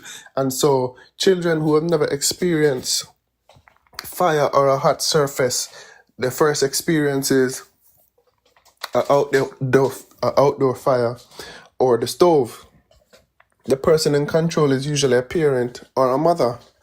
And the mother told you that it's hot, don't touch it. And you just looking, you have a genuine interest to know and not just believe what your mother or your father said. And that's a play on words because the father of the Bible is telling you what it is and what's the truth and what's the way and what's the light. But don't you want to know more and not just believe? Don't you want to have an actual experience? Don't you want to verify some stuff? Use a little bit of logic? And guess what happens to the kid most of the time? They don't want to stop until they know and have less doubt and don't have to believe the father. And the father said, okay, go ahead. You're going to learn today. And then you hesitate, but then you touch it and you realize that the stove, when cranked up, is hot and it will burn. But no, you no longer have to believe the words of thy father, but you know that the stove is hot. Before you just had an idea. So it's in our nature to want to know and not to believe. And this whole program / programming forces you to believe. And that's why most of it is not true. Because you can't know more than half of it. So why accept it? And Yeah, that's why I and don't that's why accept it. they harp on the word belief, right? And the just belief alone is a really interesting thing, because they don't necessarily look at the belief as something that they can't definitively know, because they represent it as if their belief is a truth, you know. But when you address them with facts and logic, as if you are addressing a truth, they then fall back on belief and what the real definition of belief is and faith, right? And so they can play this seesaw game with belief in that way. Yeah, one of my last points I will make with I learned that we have a prefrontal cortex, and when you are taught or misinformed certain things over and over as a child, it pushes you to accept it and believe it. And as the years go by, if you start to seek the truth or to deconstruct from Christianity, it's a difficult journey for many people. And a part of the biological explanation is because your prefrontal cortex is kind of screwed up. It's not kind of, it is screwed up. And so it's hard to switch from what you've been told to the truth. There's also a lot of fear mongering because you're told of all the horrible things that's going to happen to you, and so you stay away from it consciously and subconsciously. So it's a hell of a program. It's a D-rug. Yeah. D-rug, how you spell that word? Well, I can't say that word on TikTok, so DRUG. Oh yeah. Okay, I don't know why that one slipped me, but yes, Yeah. it really is, and it's a hell of a control. Oh, this is the last thought that came to my mind. It's a form of control that helps to create a lot of employees and to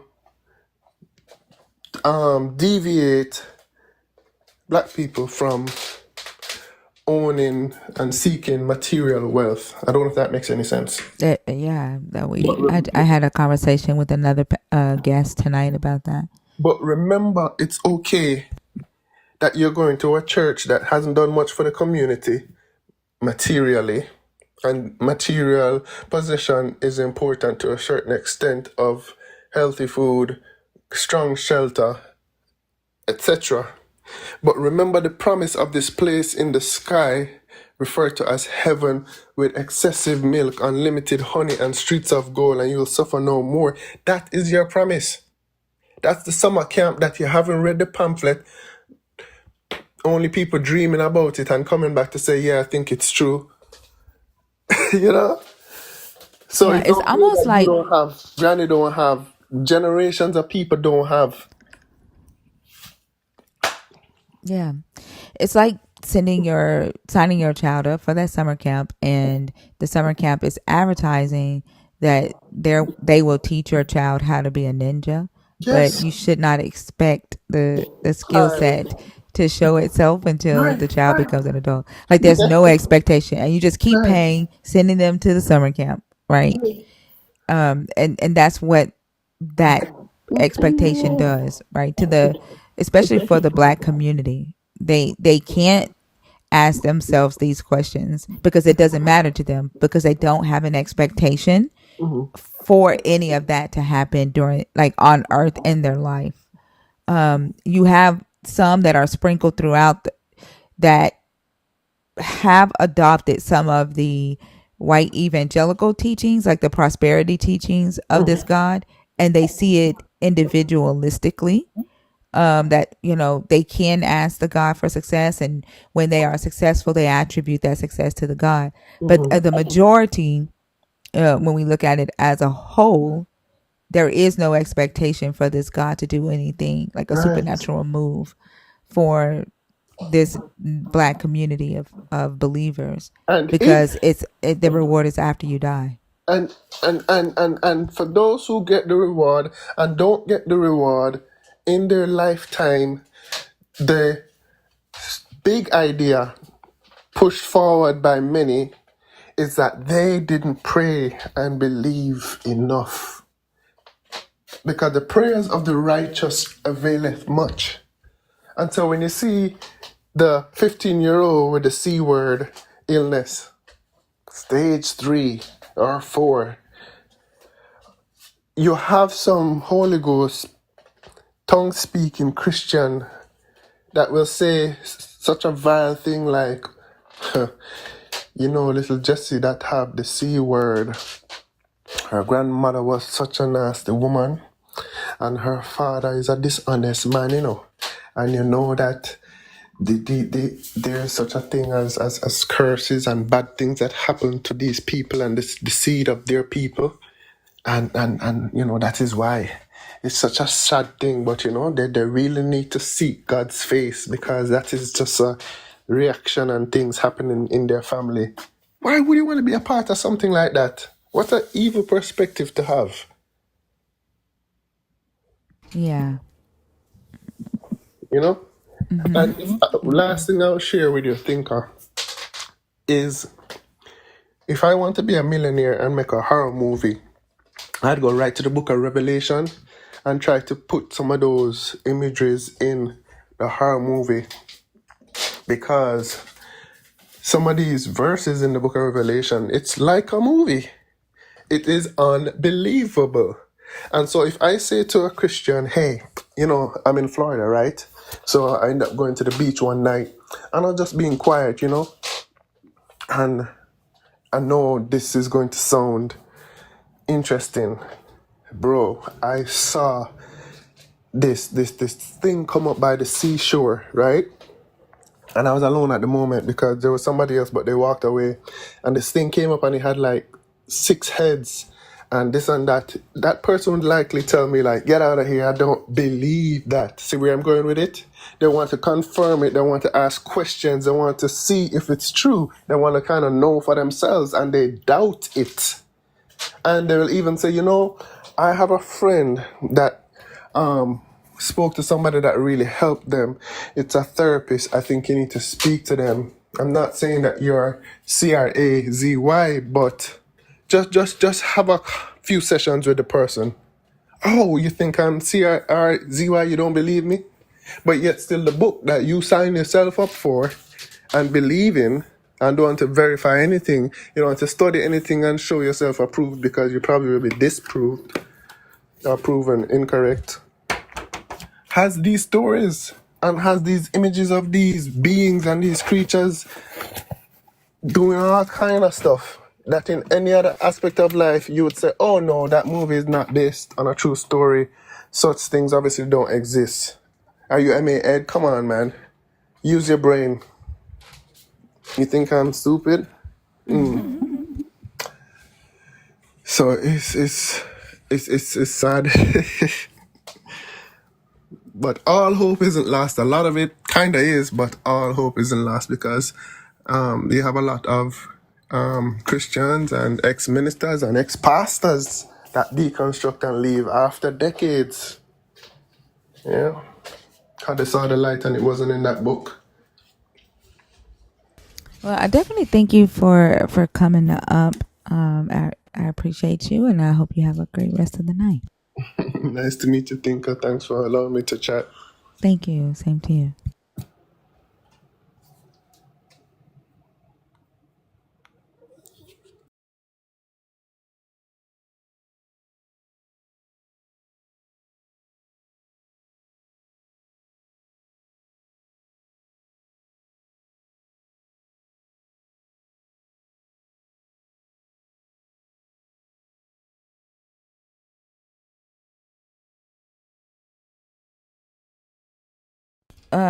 Theo, you haven't told me what you're coming back up here today for, love. You were on the stage yesterday. What are you coming back up to talk about today? What do you want? What do you want? You talking to me? Yes, I'm talking to you. All right. I want to have a simple dialogue with you What do you to want? to deconstruct atheism. You wanna see how I can do that? Are you Elroy? Are you Elroy? I said, is it me? Are Are you you talking to? Elroy? I don't know what you're talking, man. What? the fuck do you want? Like, you come in here night But you after acting like night I with did. this But I answered bullshit. you, You girl. come in here night after Yeah, night with but this I answered bullshit. you. But I What answered do you, you want? honey. I just answered you. What Wake up. what I'm then serious. fucking do Talking. it. All Then right. So fucking just tell talk. me. So Then why do you getting it. angry? Then Well, I. fucking do it. But you were Do stopping me, girl. it. Okay.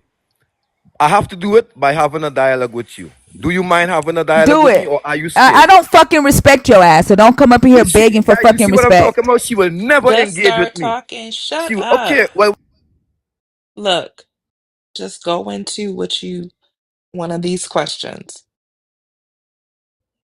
what they want to run already? I haven't even said nothing. They are Hey, down my hey, Oh throat. my fucking gosh. talk. Nobody Well, I'm gives a trying to damn talk, about your Tinker. fucking feelings. Just But you fucking want to keep. talk. Okay, all right. Here's my question now. Do you believe in God, Tinker? Yes or no? Do you Is believe that there is a shit on God? a board? I'm making sure that you don't change your words so that everyone in the comments could realize that I don't have to hide. And I'm going to deconstruct atheism. What That's the what I promise you. fuck?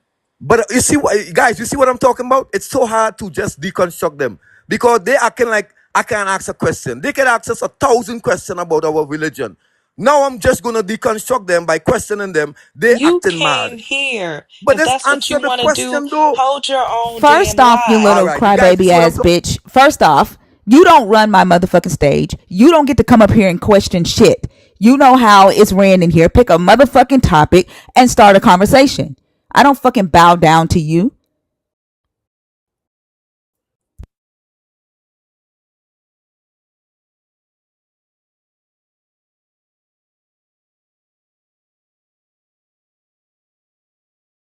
You're on mute, bitch.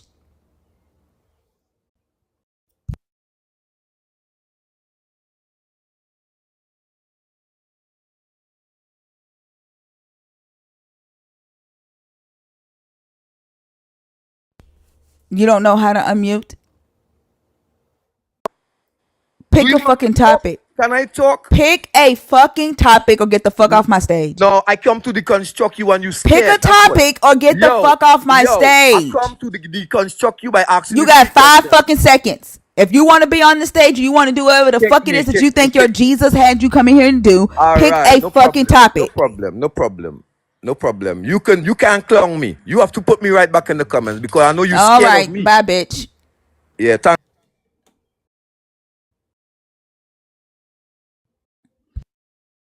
You didn't clown your damn self.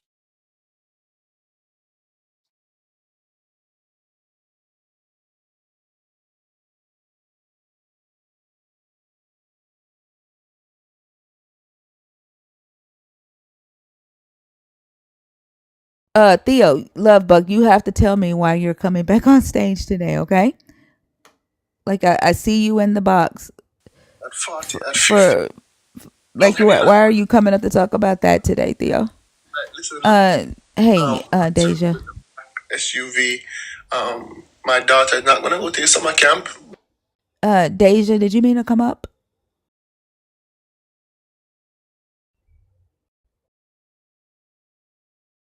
Deja.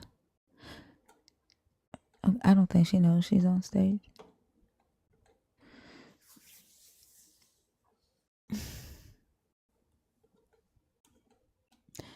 Yeah, but Theo, like, so, like, keep in mind, y'all, like, this is a research based live. I know, like, Theo, like you like to come on stage like every day. I'm not looking for people to just agree with me, right? Even if you are a non-believer, when you come on stage, bring some type of uh value to the conversation. Like, I don't want to sit here and just be like, I agree, I agree. Um, y'all, I can't say 1,000 different ways the same thing. So like if we're gonna talk about the topics from a non-believer or an atheist perspective, I'm just asking for you to add some depth to the topic or the conversation. Um, I'm just not. I can't. Hey guys, thanks for I'm having me up. here. One second, please. Um, keep in mind that it is a two-way conversation. When you come on stage, the goal is for you to have a conversation with myself or the other hosts that are on stage. It's not a place to kind of just like empty out your mind. Although this is like it is a great place to talk about the thoughts that you have, the questions that you have, share research that you have done. But please make sure that that's what you're doing when you come on stage. That you're not coming up here just to talk. I don't talk just to talk, and I don't listen to people talking just to talk. And I've shared that's who I am from the very beginning. I know some people might think that makes me an asshole. I'm not trying to be an asshole. That's just how I am, and that's how I've been my whole life. Okay. So I just ask that you please keep that in mind. Theo, I'm gonna let you come up. Okay, I'm gonna let you come up, but keep in mind that like the goal of the conversation is for you to be asking questions and researching stuff. Okay. Richard, hi, how are you? Yeah, I'm doing good. How are you? So I do have. Oh, I'm sorry. Are Go you ahead. a believer? Are you deconstructing, or are you an atheist? I'm an Eastern Orthodox Christian, so I can help you out with the first part. I don't need help. Hold on. Okay, How old are you? it's part of the 37. 37. Okay. Yeah. And what topic did you want to discuss? So the first one and the last one. So the You can first only one you do said. one, and the last one is Okay. only for Black Christians. Oh, okay, okay, Yeah. So okay. but you can only pick one I topic. mean, okay, cool. The last one strikes me as odd because It's only for Christianity Black was in Christians. Africa It's only for or Black it was in Christians. If you're Europe. not a But Black okay, Christian, respect that boundary. Okay. okay. All right. That's Thank you. I guess premarital schmex as a sin is not biblical and is more about controlling women's bodies. That's simply not true. So in Yeah. Can First you show me Corinthians, in the Bible yeah, where First it says Corinthians, that? yeah, First Corinthians, Uh huh. chapter 6, Okay. verse 18 through 20, it says flee sexual immorality, Yeah. and they're What was? specifically Okay. talking about Hold on, Richard. marriage. Richard. What Yeah, go what ahead. was the word for sexual immorality there in the Greek? What is the word for Yeah, it? what is the Greek I word just for said the word. Richard? What is the Greek word for sexual immorality there? I don't speak Greek, ma'am. I speak English. Was it written in English or was it written in Greek? Well, the Bible was written in three different languages What at was first. First Corinthians written in English or Greek? I believe it was written in what was it? Well, three languages, but Greek is one of them. Yes. What was the other language that First Corinthians was written in? So the book was written in I think it was Greek, and there was two other languages. I forget what the other two were. I have it on the tip of my tongue. I just can't think of it right now. I've been up for like 48 hours, so I can't really think of the other two languages. But that was the First Corinthians was original. written in Koine Greek. It Okay, wasn't sure. Then written that's in fine. any other language. Okay. Um, I the guess original that's for language. you, I'm but sorry. Why are you talking while I'm talking? Like both you and I both cannot talk at the same time. I didn't talk while you were talking. I have no idea why okay, go believers ahead, do ma'am. that. You're No, spurging. I Go don't ahead. tell me to go ahead. Don't This do is my that. stage. Like y'all are the most disrespectful human beings on this planet. And I've had conversations with non-believers all night. I haven't had to raise my voice. But as soon as Jesus's children get on my stage, y'all make me become belligerent because you don't know how to treat other people. Even though your Jesus tells you to do unto others as you will have others do unto you. And y'all wonder why I gotta cuss y'all asses out because you fucking teach me to. You show me that Being a this is how you degenerate, want you me to fucking talk to you. stop being a degenerate then, you You are the degenerate. Like fuck. literally what you are seeing right now is what the You're a, fuck you showed me. you're a This is three what you showed me. You constantly talk over me since you've been on stage. You get on here fucking lying three about First Corinthians being written in three different languages. You are a fucking liar. stop being You a are a 3 liar, Richard. You are a liar. You are a liar. You are a Just liar. answer the Jesus's question. children are bad for the economy. Jesus's children are bad for society. Like really, like all of the conversations that we've had tonight have been A chill. white Like they've been respectful, chill. Even when there was a disagreement, a disagreement between myself and another non-believer, I didn't fucking have to cuss them out. stop being a degenerate. I'm showing you what the fuck you are. No, I'm showing you Yeah, it's I'm showing clear. you what the fuck you are. Stop Had you not living. disrespected me, you I wouldn't be mean, getting disrespected right now. I'm showing you what you no, are. I'm showing calm, you what the fuck you are. calm down. Stop. Had Richard, you not stop being a piece disrespected of me, shit. then you Stop wouldn't living. be getting cussed out right now. Maybe if you black, Had you not disrespected me, you wouldn't be getting cussed out right now. calm down. No, I'm calm. I'm showing you exactly what the fuck you You're are. a Your degenerate. your Jesus said, Calm "Do down. unto others as you would have others do unto you." So this is what the fuck you want. This is what you He want. also You want me to cuss you out. You he want me to disrespect you. You want me not to let you talk. That's the same thing with that right. you did to me, and so now it's being done to you. I'm just following your Jesus's words. Not. It's called judge with righteous You judgment. don't know how to fucking do that, you fucking liar. You're a You degenerate. don't know how to do that. You don't know how to do that. You came up here straight lying, talking about I can't remember what languages it was written in because I've been up all night. You are a fucking Bible. liar. The Bible was You written in are. three. I didn't ask you what the languages the Bible was written in. Okay, calm down, No, Blackie. don't Jesus, don't tell me what the fuck to do. What calm the fuck down. Don't did tell he me what the say? fuck to do. I called you Blackie. Calm down, Blackie. Yep, You're yep. so Just be emotional. Jesus. Be Calm Jesus. down. Be Jesus, you racist piece of shit. Just like Jesus called the Canaanite woman a dog. Like you supremacist piece of No. shit. You are Then just don't like act your like a fucking savior. dog. You're just like your savior. You're just like your Jesus. The Yeah, don't mirror. act like a don't act like The a mirror. Put the degenerate. mirror in front of you. Jesus's Yeah, I'm child. judging. I'm You judging with are righteous Jesus's judgment. child. Just like Jesus with his supremacist ass called the Yeah. Canaanite woman a dog. Well, then don't act like Why a Yeah, don't you degenerate. say it with I your don't care. chest? It does. You think it bothers me that you called me Blackie? You think that bothers me? I'm not gonna Yeah, fucking cry.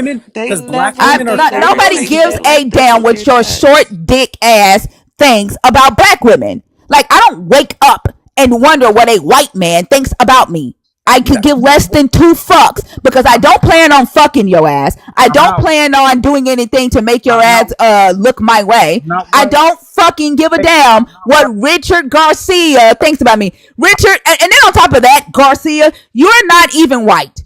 Like you wish you were white. Like I'm not white. the very fact that your motherfucking ass and your family members are probably in this country getting hauled the fuck off, and then y'all making videos talking about where are black people fighting for us? Why aren't black people on the front lines? Go bring my daddy home. Bring my sibling home. But y'all Stop. want us to fight for your bitch ass while the same motherfuckers that you pretend that you belong to are hauling your ass out to fucking El Salvador fucking door, and then you want to get on my stage in the name of your Jesus and fucking disrespect me. But guess what, bitch? I don't Stop fucking acting. wake up for you. You don't Stop mean acting. shit to me. You don't mean shit to me, and neither does your fucking Calm down. supremacist ass Jesus.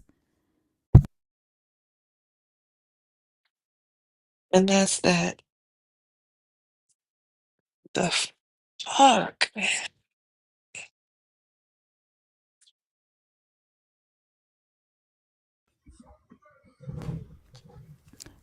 Monadic Sphere, how are you, love? I'm here to share love with you. Cause you sound like you need it, girl. The moment that they go, like they'll forget their Jesus in a minute and become racist, homophobic, Yeah, yeah. misogynistic. Like the shit is crazy as fuck. Right. What subject did you come up to do today? Well, no, I mean, I don't necessarily do subject, but let me see what you got. I Well, was kind but of well, you hoping. you got to pick a subject because you're I know, you're cause I within your first 30 days. within my Uh huh. Though I know you got let's, knowledge. I know you be dropping knowledge yeah. like a motherfucker. Many pastors skip the uncomfortable parts of the Bible and times prophecies. Yeah, I agree with that. Many pastors know some of the truths about the Bible, but don't share it with their own flock because to share that would put so much doubt in them that they would be afraid that they would start to lose their flock. I mean, if you start telling your flock that Matthew, Mark, Luke, and John weren't written by Matthew, Mark, Luke, and John, you might have a problem. Yeah, but also I think like, do you think a lot of pastors today know that the actual prophecy in the Bible, Jesus is not saying that believers will be taken off the earth, that it's the sinners taken off, and that Yeah, believers are supposed to want to stay. So you think they do yeah, know that? yeah. They do know that. They do know that. Because I mean, even though they're coming to from a perspective of theology rather than scholarship, scholarship is out there. It's enough out there that anybody who's investigating the Bible enough to have a theology degree is going to be exposed to the scholarship as well, and they know that the interpretations of that text based on linguistics is showing a different perspective, and they're very aware of that, but they just choose not to share it because for a couple of reasons. You know what charters are. I think I've talked to you in rooms where I've talked about a charter and what a charter is. If other people don't, a pastor can't share certain things. They start sharing things that go against their charter. If they're Assembly of God, they fall under one charter. If they're Southern Baptist, there's a national organization that helps to fund their church, that helps to pay that pastor's salary. If they start speaking outside the bounds of that, they will lose their job. Period. They would just lose their Yeah. job. And so So the truth problem then isn't the becomes, goal. no, truth isn't the goal. Saving the their ability to have a job and their ability to have the church and their ability to get no interest loans from the conference that they belong to. That's the real behind the scenes of Wait, so most that's churches. true? Like their doctrine is based off of their agreements to teach a Absolutely. specific doctrine is based on the loan. Absolutely. If Wow. you are if you are part of the Southern Baptist Convention, you are given a set of doctrines. You cannot go outside of that doctrine. If you are found to have shared anything outside that doctrine, you will be fired. And the Southern Baptist Church Convention will look to will help the flock hire another pastor and send in a temporary one until they can find a replacement. Yeah, that's what the Southern Even if Baptist you're an Convention. independent church, like even Now, if if you you're start. independent, that's different. If you're independent and you're not part, but that's non-denominational. Well, But no, I mean the like problem, let's no denominational, but like if you start your own church and you say if you like start your own church, yeah, that's non-denominational. A church where you start it yourself, that's no no non-denominational. no, I mean, but like so wait, are you saying that in the Southern Baptist Convention or any denomination, the pastor has to be appointed? Because I've seen where pastors start their own church and they'll be like, I'm such and such Yeah, Southern Baptist, or I'm such and such yeah. But Kojic. you can if you start your own church, yes. But if you are going, so I'll give you an example. You can start your own church, right? So you have some money, but let's say you don't have enough money to build the building, right? You Mm-hmm. go to the Southern Baptist Convention and they'll tell you, okay, as long as you agree to our doctrine and as long as you teach our doctrine, even though you're starting this church, we'll give you a no interest loan. But there's a condition on that no interest loan to start to build your building. The condition is you have to be under our charter. At the Oh, point that okay. And so if at the you, I get it. And so what at, if you don't sign under the charter, then you can teach whatever you want? right. But if you do sign under the charter, they're going to give you a no interest loan to help you build that church, and then Okay. you're stuck in a charter forever because they're the one, or at least until you pay off the loan, and then when you pay off the loan, yeah, you could leave the charter if you wanted to, but at the same time that they're giving you no interest loans, they're giving you other things too. They're saying we can promise you a permanent salary. If your church if you're not able to collect enough tithes to make your salary, we'll make up the difference. So they continue to bait them to stay in the charter. We'll give you insurance. We'll give you health insurance. So then the person who thought that they were starting out with just getting a loan to help build their building and then they might go independent, they don't go independent because at that point they're being promised a permanent salary. They're being promised insurance. So they continue to bait them to stay under the charter. But the problem is if they teach anything outside of that charter, they also know that now that they're deep enough into that hole, they will lose everything. Okay, and then if they are a part of the denomination but they don't sign the charter, they can teach whatever they want. Is that what you're Yeah, saying? they can claim that they're an independent Baptist church or an Okay. independent Presbyterian or independent whatever, and yes, they could. But that's not typically what happens, because a lot of times, unless the person was already independently wealthy, to build that initial building costs a lot of money, and you don't have donors at that point. Why? Because you don't have a flock, because you don't have a building. So the problem is that you have to go somewhere to get that money.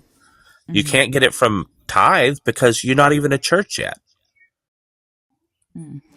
I know in the Black community, there are a lot of small churches that don't necessarily get Mm, these loans, yeah, and they see themselves as like they still identify as a part of the denomination.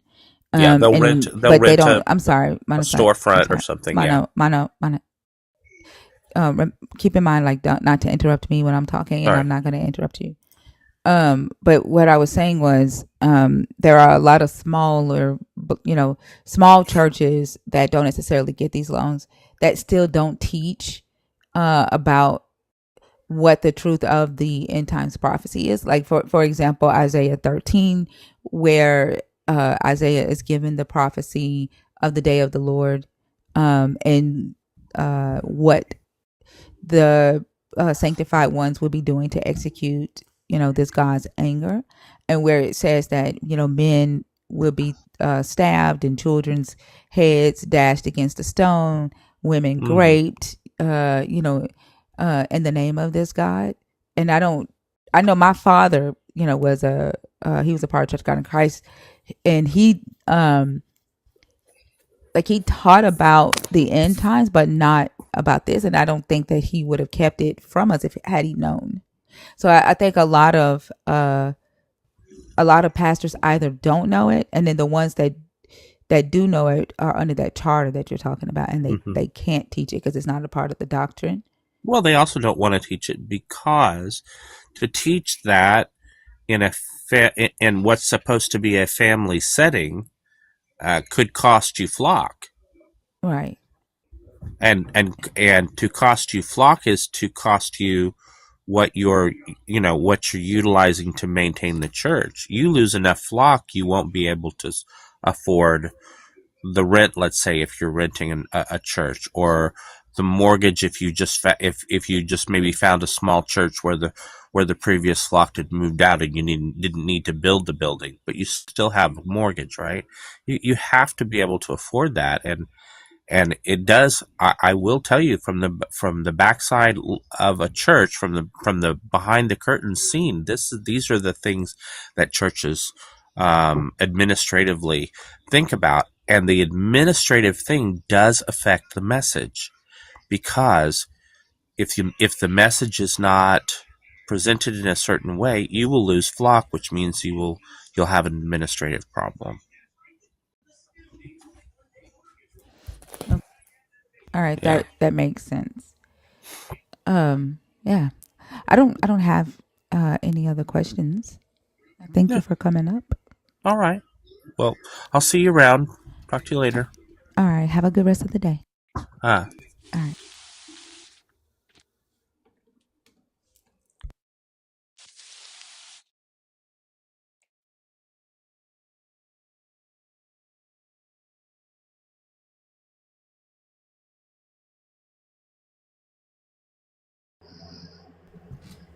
I think they're asleep. It sounds like they snoring good.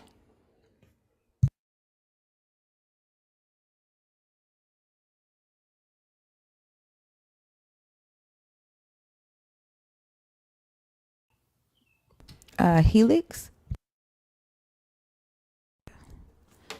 Oh, Theo, I'm gonna give you 5 minutes, friend. 5 minutes, okay? Okay, Hey, so Theo. premarital sex is as a sin is not biblical and it's more about controlling women's bodies. So first off, we have a Bible verse, 1 Corinthians 7:2 to 9.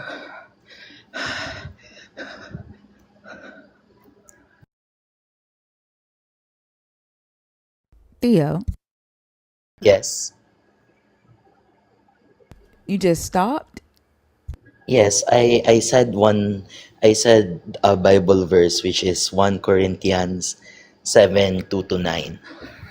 Okay, what about it? Like, For that it says that instead of burning for passion when instead that premarital sex is not allowed or else you will burn from the passion of that marital premarital sex. It also clarifies the fact that you should be married if for order in you should be married in order to actually have sex with your partner, because if you don't, you'll be burnt in hell, and that is no way possible, because that is gonna control women's body. So for example, we have me, I am a man, and there is a girl who has any choices to do with her body. The Bible doesn't allow that specifically.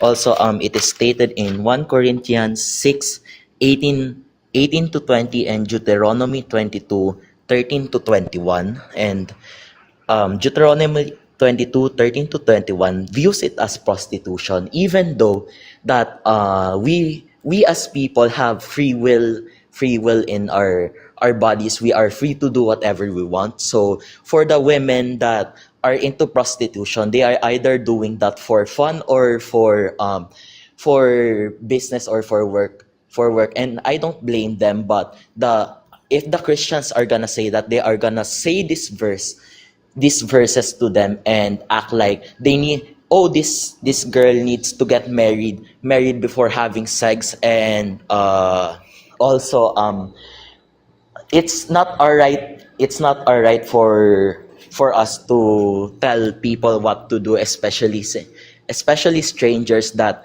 you think are prostituting their bodies. We do not have a say, and yet the Bible, we have the Bible verses that I stated earlier. It's more about control, because either way, you have a virgin girl married to the man, and the Bible states that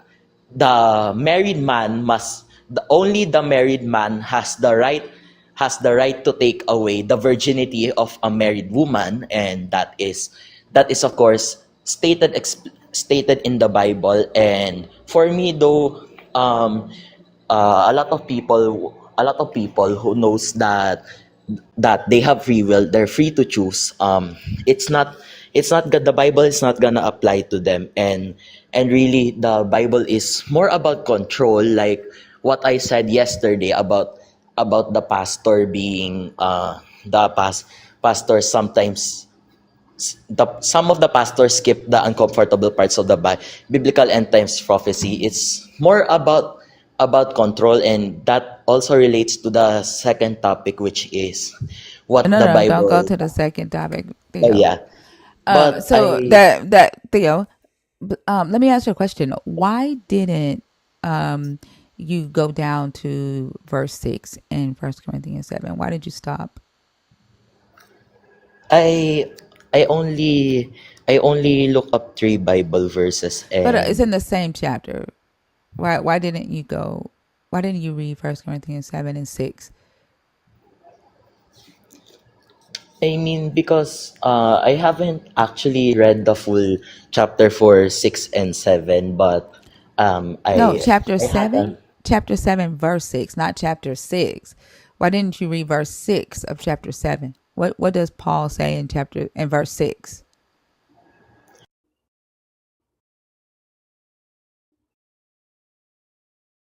I say this as a concession, not a command. Right.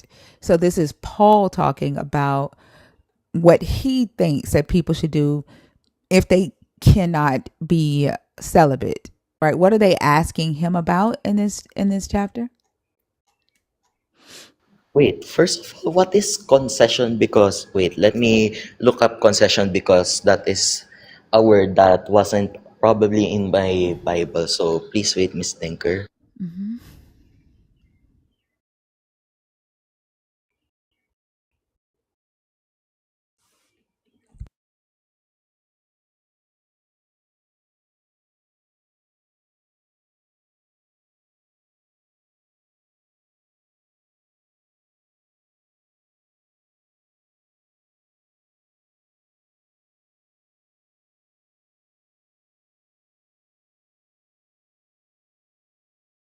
It says that it was granted. It's a thing that was granted, but I don't feel like it's about that.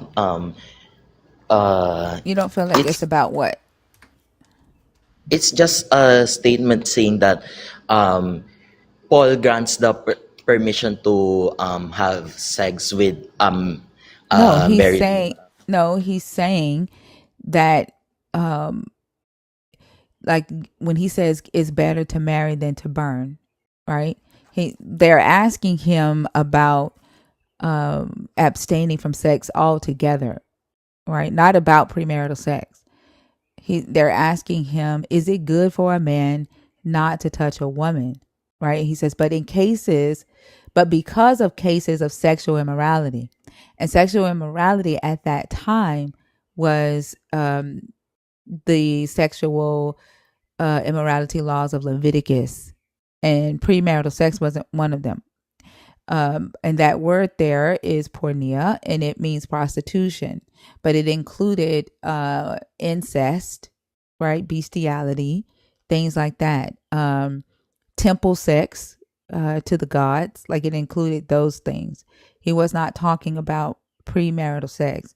And when he says that it's better to marry than to burn, he says, this I say, right, of my own um, belief, right, of my own direction. This is not a commandment. He's saying to do this so that you're not overtaken by strong sexual desires, right? Not that they are, not that premarital sex or sex period outside of marriage is a sin. That's not what that means.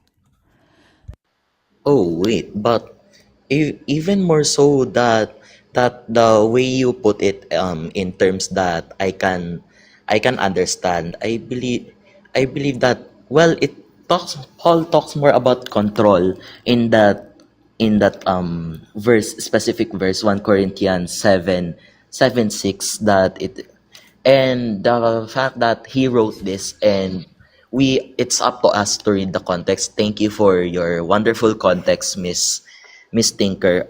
It shows that the Bible was written in a way um that forces people to be married in order to No, have that's not this. that's not what Paul is saying. That's what I'm trying to tell you. Paul is not saying that, and that's why it's important to read the entire thing, right? And get the context of it before you draw a conclusion. He's saying that everyone cannot be celibate. Paul was celibate, right? He starts off by saying, "Now concerning the matters about which you wrote," right? He's talking to the Christians in Corinth, and he says the question that they asked him is it good for a man not to touch a woman at all? And he says, but because of cases of sexual immorality, each man should have his own wife and each woman her own husband, so that you guys don't fall into sexual immorality. That's what he's saying. Not that it is a divine commandment from the God. He's saying here is a remedy for it, so that y'all don't fall into these sins. And premarital sex was not one of them. He says the husband should give to his wife what is due her, and likewise the wife to her husband. For the wife does not have authority over her own body, but the husband does. Likewise, the husband does not have authority over his own body, but the wife does. Do not deprive one another, except perhaps by agreement for a set time, to devote yourselves to prayer, and then come together again, so that Satan may not tempt you because of your lack of self-control. The reason why he says that is because this whole entire response is to keep people from giving into their strong sexual desires and committing the sexual immorality sins that were considered sexual immorality at that time. And premarital sex was not one. And then in verse 6, he says, this I say by way of concession. I'm saying this, right? I'm not issuing a divine command, a law from God. This is a remedy that I recommend, right? So that you don't fall to the sexual immorality sins. And he says, I wish that all were as I am myself, but each has a particular gift from God, one having one kind and another having a different kind. Or he's not saying that, he's basically saying everybody doesn't have the gift of celibacy. I mean, if he states that it is better for all the men to have a wife, I mean that's not a very logical thing to do, considering that in the society of today, and ever since you have corrected me and fed to me more about this Bible verse, if we apply it to today's society, it's not gonna be followed, because people are people have these choices whether or not whether or not they will have a wife, and or even the men can have a gay husband. Yes, in the society today, that is not gonna be acceptable for in today's society, because first of all, we have a choice to make whether or not we should get a wife or a husband, or maybe even a gay husband, or a lesbian lesbian wife. But Paul, since it wasn't since the premarital sex as well wasn't included, and the woman's body is not hers to control, it is for the husband to control, and the husband's body is not for him to control, it's in the woman's control. I mean that contradicts as well, since now we have both of the partners, both of the people in a relationship, which do well in controlling their own bodies, and it in a way. I don't know that you know what he's saying. Like, he's basically saying that marriage is a remedy to keep people from, like, at the time, having sex with, they were like, if you remember in chapter 5, there was someone within the church that was sleeping with their stepmother, which is a law, is a sin, in Leviticus and the sexual immorality laws. And so he's saying, if you cannot abstain from sex so that you don't fall into sexual immorality and have sex with your mother-in-law, or have sex with your sister-in-law's daughter, right? Get married, have a wife, and then your wife is responsible for making sure your sexual desires are fed, and you are responsible for making sure your wife's sexual desires are fed to keep them from sinning. That's what he's saying. Does that make sense? Yeah, it makes sense that to not fall into sexual immorality. I mean,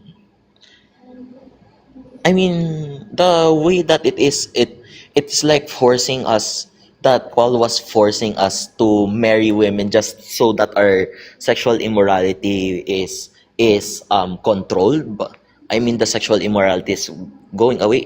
It wasn't about the premarital sex. It was about the sexual immorality, and af- after He all, just said wife and husband. He doesn't say women, man, but he's saying get a partner and let that partner satisfy you sexually. That's all. That's what he's saying. Have a dedicated sex partner. Marry that person, and let that person be responsible for your sex drive, and you be responsible for that person's sex drive, so that neither of you fall into sexual immorality. and that's why it's more about control. They want people to marry. Paul wanted people to marry just so that if you have sexual lust, if you have this lust over for example, I can't really use a gay example or a lesbian example, since it was talking about heterosexuality. It's he's forcing more heterosexual couples, just to know, He wasn't specifying heterosexuality. He wasn't specifying it. He just said a husband and a wife. The the the concept of heterosexuality was enforced on this extra biblically. There were, homosexual relationships in Rome and in Israel. At this point in time in history, um, it wasn't against the law for same-sex relationships. Like, it definitely wasn't against the law for women. In ancient Israel, if women had sex with each other, they were not barred from marrying into the priesthood. But if men had sex with each other, they could not be a priest. Um, in Rome, it was frowned. It started to become frowned upon, but it wasn't illegal. It wasn't a part of the doctrine until later. So Paul isn't explicitly, um, enforcing heterosexual marriage. He's just saying have a partner, marry that partner, and be responsible for each other's sexual desires. That's what he's saying. Okay, so based from that context, so since it says husband and wife, but not specifically the homosexuality, I think I can't have a say on that because the context doesn't give out homosexuality, but the man and the woman marrying each other just to satisfy each other's lust and sexual desire, that's very that's a very weird thing to say, and that view will make you wait. I am sorry if this is gonna sound wrong, or is it misogynistic or something that is it misogyny, Miss Tinker? Is what misogyny? Because like you're thinking more so men and women. Although it's read this way, and Paul might have been thinking men and women, but he's not emphasizing that. He's saying that each person in a marriage, right, whether it is a man or a woman, is responsible for that person's sexual desires.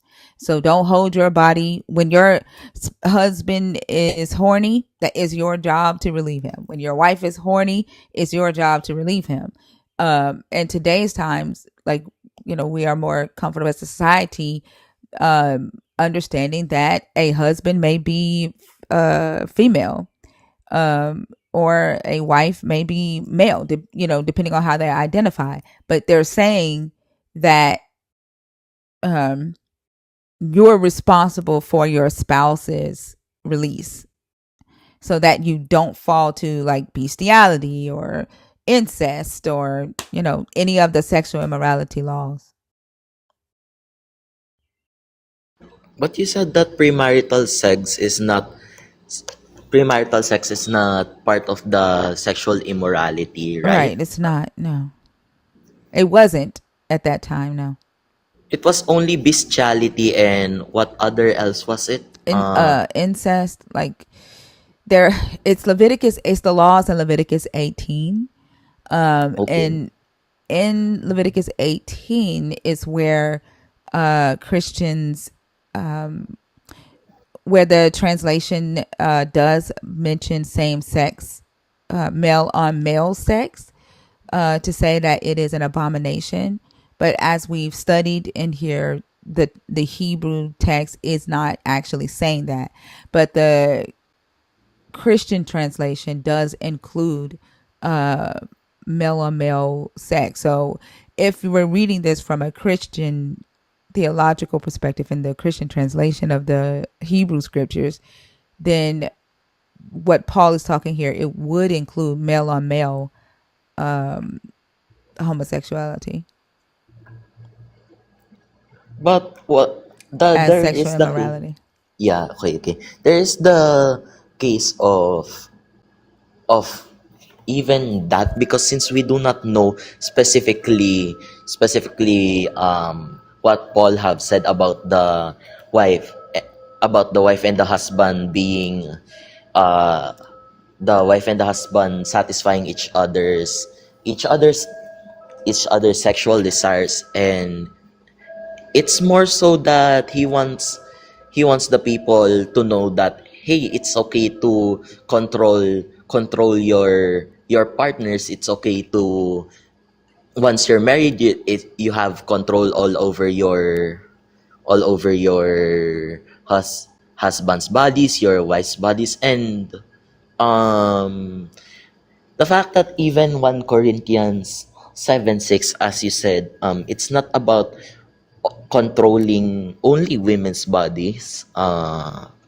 It's also controlling about men's bodies as married couples, and that is Right. concerning for me, because I don't I want control over my whole body. I do what I want with my own body. People do what they want with their own bodies, and it is not Paul who will say to us what we should do just to satisfy our sexual desires or our sexual lusts.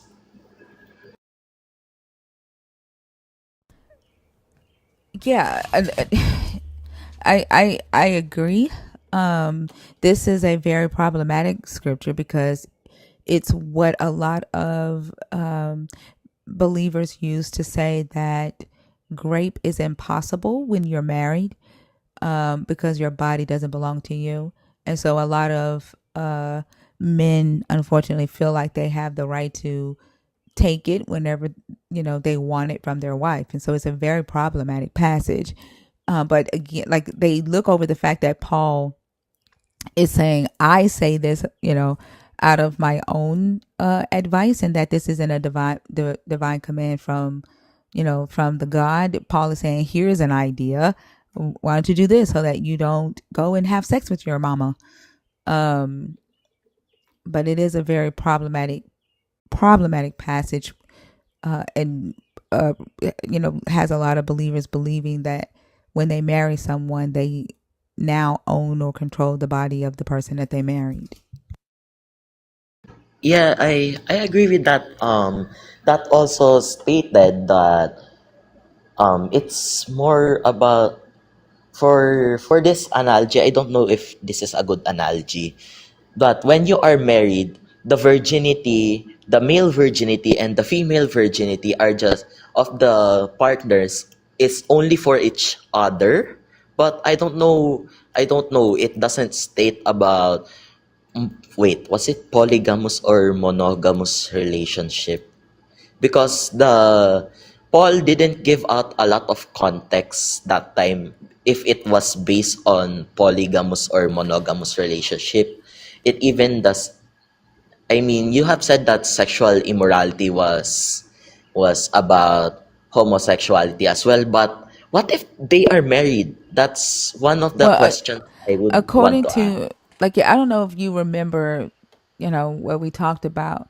According to the at this time, Paul would not have been, or may not have been, referring to homosexuality when Paul wrote it, but reading it from the Christian theological perspective, because Christian of theology. the Christian translation of Leviticus 18:23. Like, if you remember, we studied this and talked about this. The Actually, it's in the Hebrew scriptures. It's Leviticus 18:22. This phrase right here, mishkav, mishkavi, isha, right here, it doesn't necessarily mean as one lies with a woman, right? It means, um and with male, I mean, in male, do not lie, the lying downs of a woman. It is toava, it is toava. Like, it doesn't say this as one lies. Like, it doesn't say that. That was a forced translation, right? And that's how the um Christians translated the Hebrew scriptures.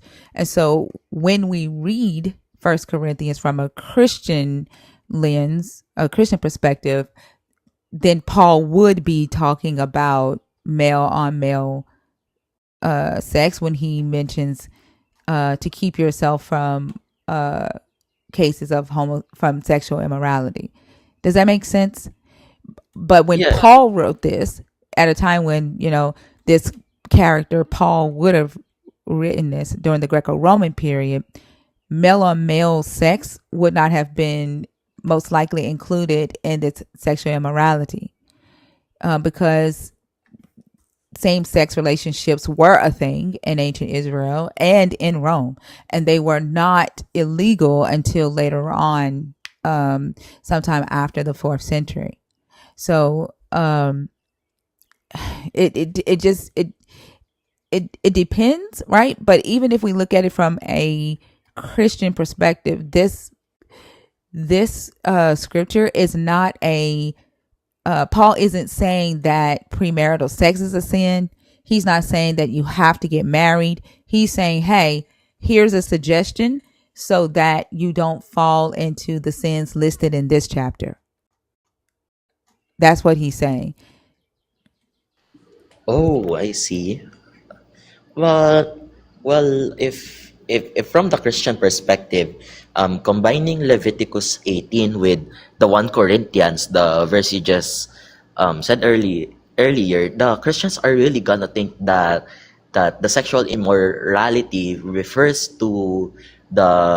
refers to refers to the LGBTQs having sex, and even that you said that it was a forced translation. uh we I mean, was the actual Bible translation of that Hebrew word accurate, or they just wanted to push an agenda for the LGBTQ people, against anti-LGBT, for those who are against anti-LGBT? I'm sorry, say that again. Was the Leviticus 18 Hebrew text mistranslated just to, or force translated just to push an agenda to hate on the LGBTQIA community? You said, does it push back on it? What are you saying? Push on an agenda that the Hebrew text about the abomination and the man lies a man lies with a man, What do like you a mean push back on it? Does who push back on it? push push back the LGBTIA community further from, I mean, push back the LGBTI community into hate. I'm sorry, I don't understand your question. Wait, is it? I'm sorry. Ask the question one more time. I don't understand it. Is the translation of the Leviticus 18 for that verse, was that specifically translated wrongly, or was it No, translated for because they want to push an agenda that they want to hate I on the gays? I think. Well, the thing is like we don't know what the author meant by this, right? Because like I think honestly, if we give them the benefit of the doubt, they may have thought that the author just forgot to put as like the put key there, or write it in the construct. The translator may have forgotten to copy it, right, or miscopied it, and they just tried to guess what the writer was saying, right? Or it could be that at that time, because male on male um, uh, relationships had become more frowned upon within the Roman Empire, that the translation was intentionally written that way. We don't know. That's the thing, right? We're 2,500 years beyond when this, actually longer than that. I think this text is probably 4,000, maybe 3,500 years old. So we're like 3,500 years beyond when Leviticus 18 would have been written. So we don't know what their true intentions were.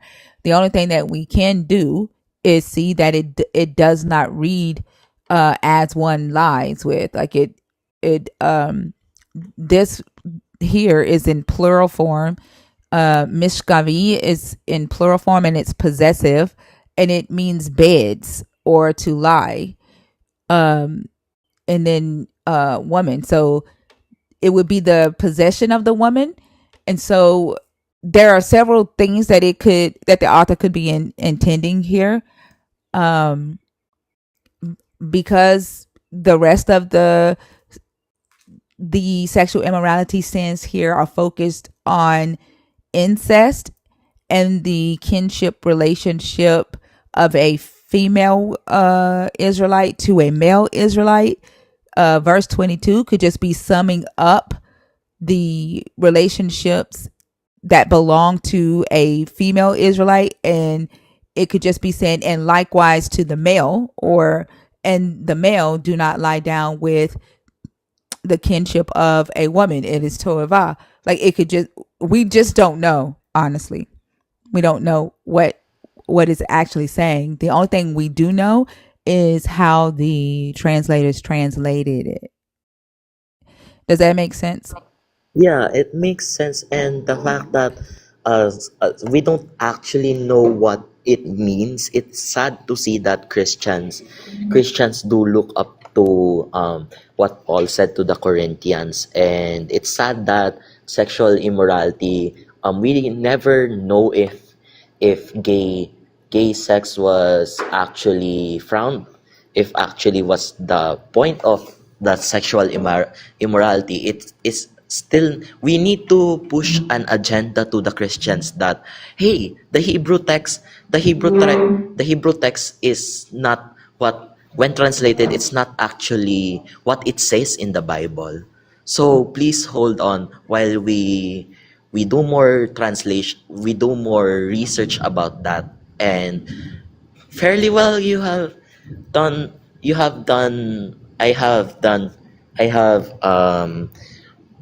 have thought about that. And well, at the end of the day, I get to learn more about the Bible. Thanks to you, Miss Tinker, and thanks for opening my eyes. As a That was a reference to the other live where I come up and talk about spiritual eyes. Thanks for opening my eyes, Miss Tinker. You are very welcome. I hope you have a great rest of the day. Oh wait, just another warning. Miss Tinker is a basketball player, and you are another basketball player. So for the Christians who are coming up to be basketball players, if you talk nonsense, Miss Tinker is gonna steal the ball and shoot a lot of times. So the score would be 100 is to 0. So if you don't want your score to be 0, better bring up good arguments, or else Miss Tinker will score forever. All right. Thank you, Theo. Let me down, please. All right. Have a good one.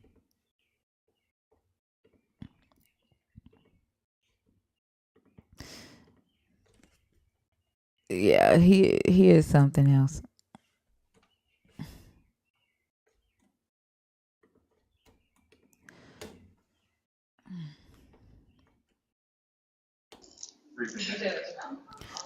Terrence.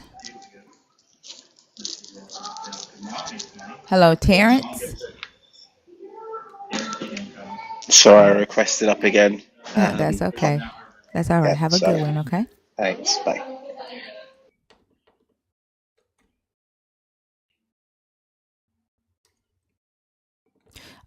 Annika, are you in the box on purpose or on accident, love?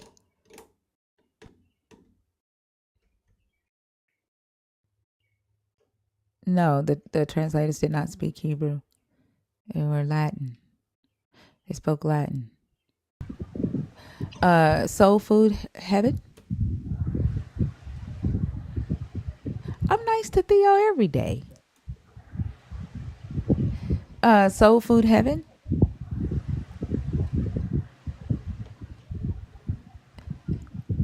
I'm not mean to Theo. I have to tell Theo the rules. He doesn't get to do what he want to do in here.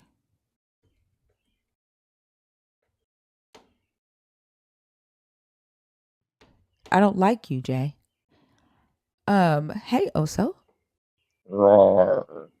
I How, think that how are you? I am well rested.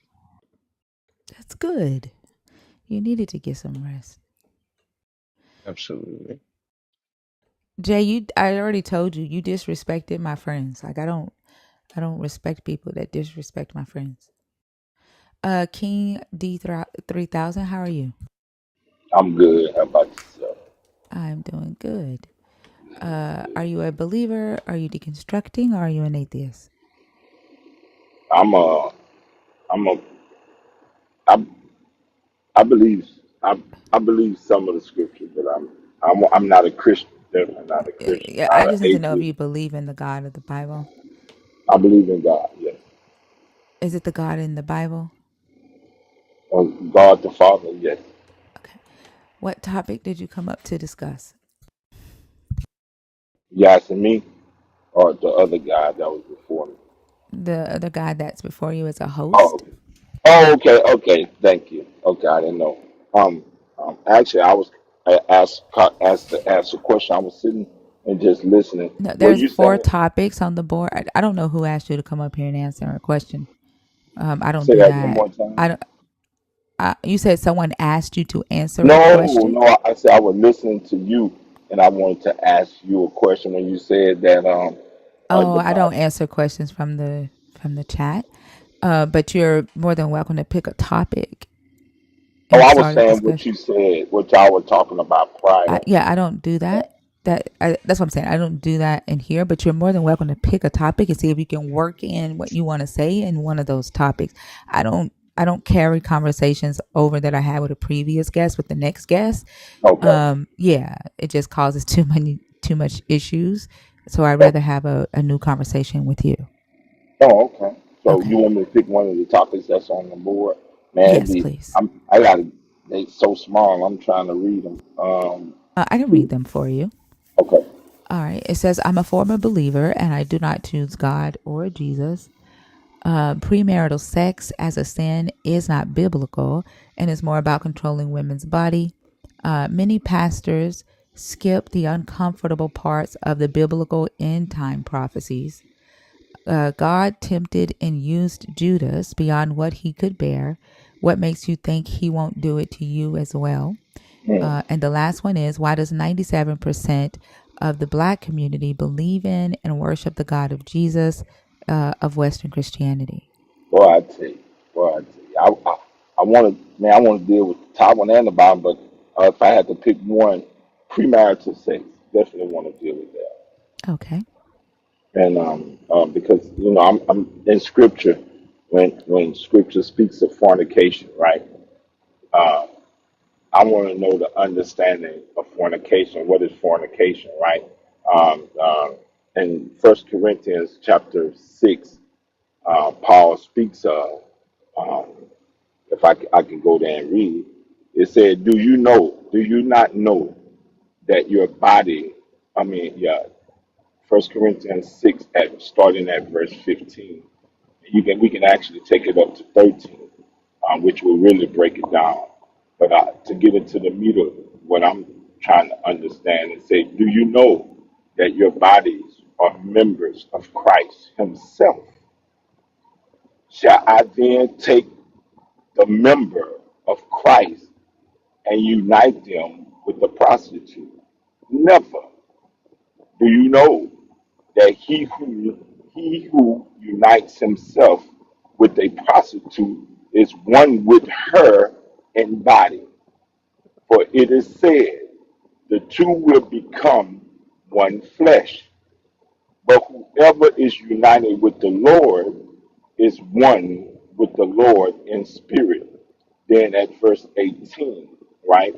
It says, flee from sexual immorality. All sins a person commit are outside the body, but whoever sins sexually sins against that body. So if Paul is clear, and you can go on. I can go on to chapter 7 where he's Yeah. talking about fornication. How much did you listen to of the last conversation that you came in on? Like, because I literally explained this already in the last conversation. Um, Yeah. did you? Did you listen to anything that I said regarding that? Absolutely. I think you Okay, dealt can with you the tell me? scripture Can you tell wrong. me? Can you tell me back what I said? Yes.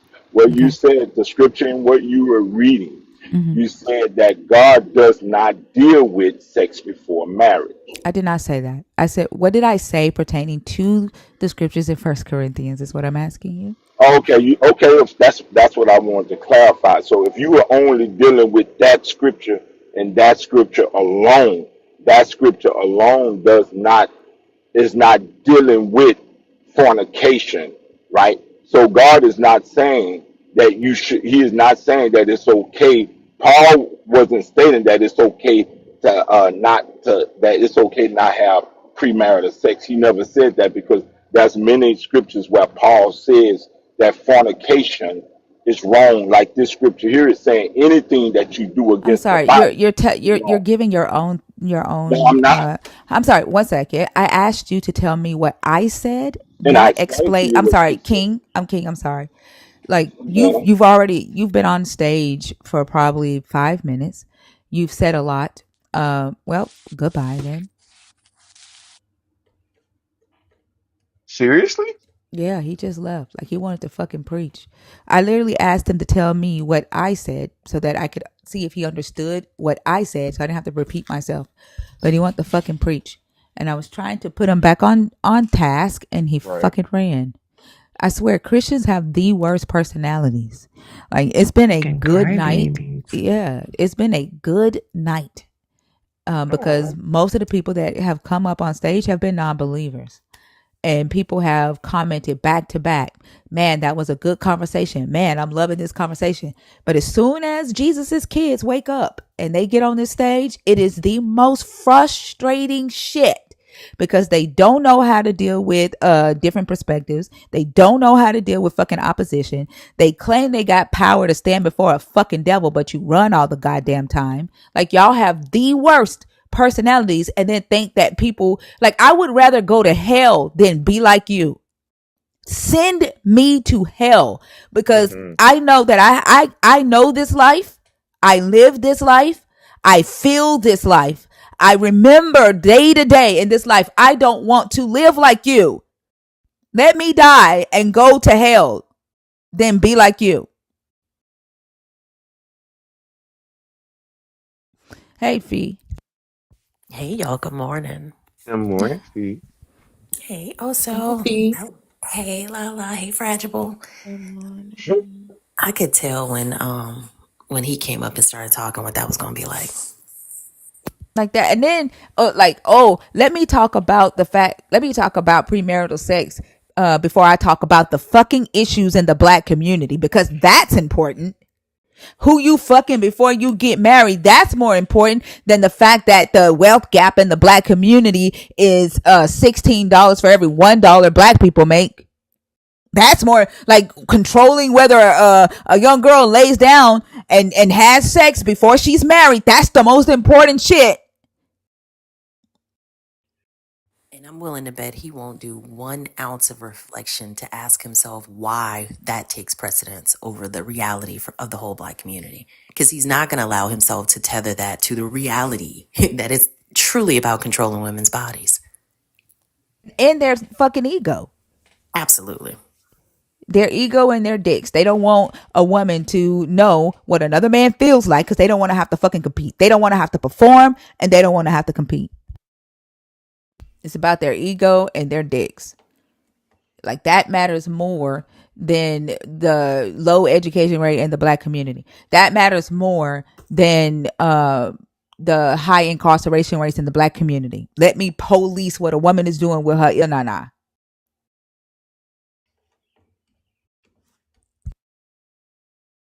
At least this one didn't call you Blackie. I swear they have some horrible personalities, man. Horrible. I was waiting on it. Maybe I'll do better than me, but I really thought he was going to be able to have a decent conversation. I didn't even know that he was gone. Like I was pulling the scripture back up so I could go over it with him, and then I look up and the box is empty. Like what the, I don't even know what the fuck made him leave. That's what I'm saying. Like, it just seemed like such a dumb time to. I don't know. bet he a preacher too. Seemed unearned. Dream. Hey, Hey, how are you? I'm well. What you got? Oh, Um, you're still in your 30 days. You gotta pick a topic, love bug. yeah. I'm here for number one. Okay. That prompt makes me think of it makes me curious of how many sins that like we all believe our sins are in the Bible, but aren't really sins like at all or weren't really talked about. Do you know what I mean? What I'm trying to say? Yeah.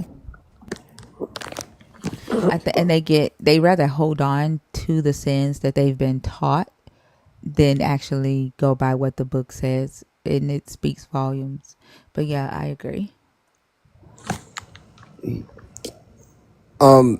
What like and I guess my question is like kind of dealing with that topic. Like what are some other things that like I mean, I was raised Christian. I'm in my deconstruction journey. But like what are some other things that like maybe off the top of your head that we believe to be sins but aren't actually written anywhere, or it's just like the agenda of, the black church? One, cursing. They think that the scriptures and Psalms that talks about speaking blessing and curses are saying fuck.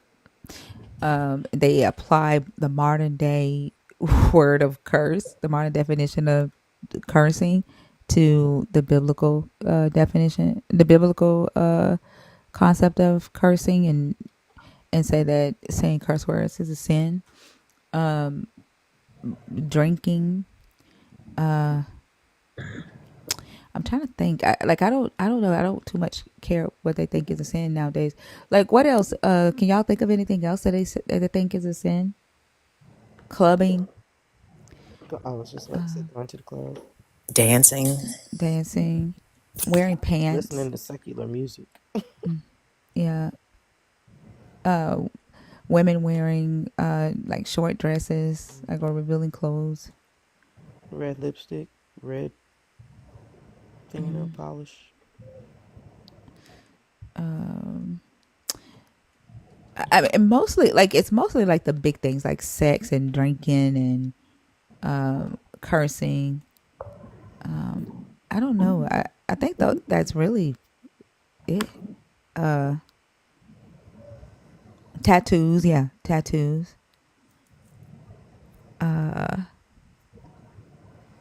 Somebody Yeah, who was wearing saying about that? jewelry was a sin. And Where? having your hair adorned is one of those. I'm trying to remember what uh book it's in when they talk about the women having their, I think it's their hair braided or their hair adorned with Oh, jewels. it's in the Bible. Definitely gambling. Gambling is one. Also, because they cast lots at Jesus's feet. Yeah. You know, I saw a video Dan McClellan did one day, and there is a sin that the early church used to believe was like the one of the main unforgivable things that you like if you did this thing you could not be forgiven, and it was like damn near worse than blasphemy. And that was charging interest. It was usury. I saw that too. Thank you. Yeah. And now today it's not considered a sin, You and said chanting? I'm sorry. I misheard. usury, charging interest on things or marking up products and Oh. stuff. And like in the early church, that used to be considered like just as bad as blasphemy, and it was like an unforgivable sin. But today, it's not. Like the church decided that it was no longer a sin, and most of the most wealthiest believers make their money that way. So And lo and so behold, who do they charge the interest to? Capital One is committing like a capital sin against me? Yeah, yeah.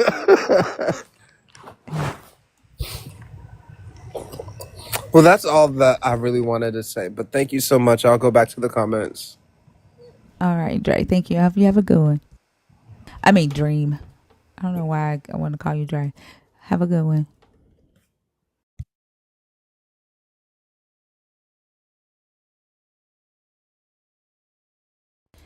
Annika, are you in the box on purpose, love, or on accident? I call you Dre all the time. Hmm. Z select.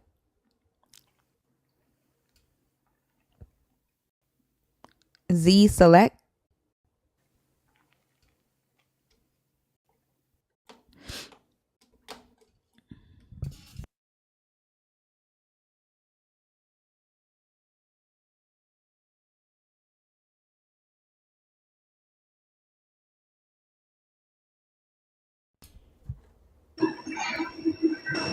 What's your name?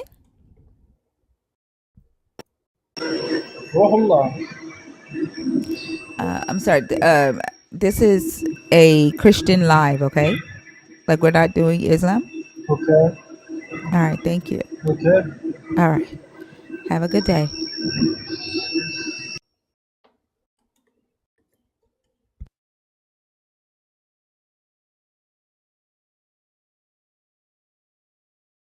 All right, y'all. There are 717 people on TikTok with another 110 on YouTube. That's 827 people watching the live stream. The guest request box is open with no wait. If you are a believer in the God of the Bible that we are discussing, if you are deconstructing or thinking about deconstructing away from that God, or if you are an atheist, the guest box is open. Of course, if you are a nerd, you know, the stage is open to you as well to discuss your deconstruction journey or to ask an off topic question.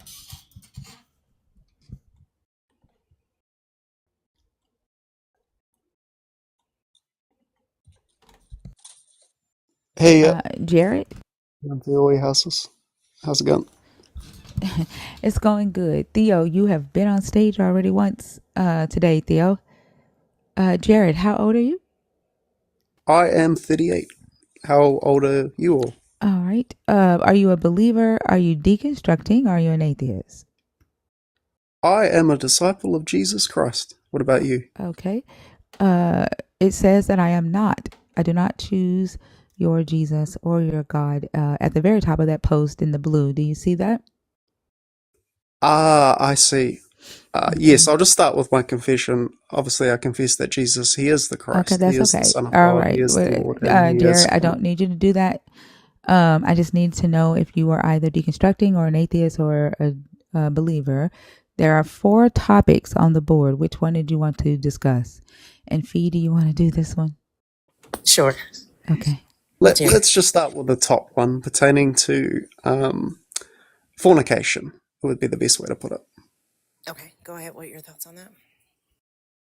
So, fornication leads to relationship situations where So, a baby is formed typically hang on by just nature of the fornication. hang on just a God second. is not All right. forbidding such an act, but is saying Do that you hear her talking to fornication you? comes with Hello, hello. Do you certain hear her? Do you ramifications. hear her talking to you?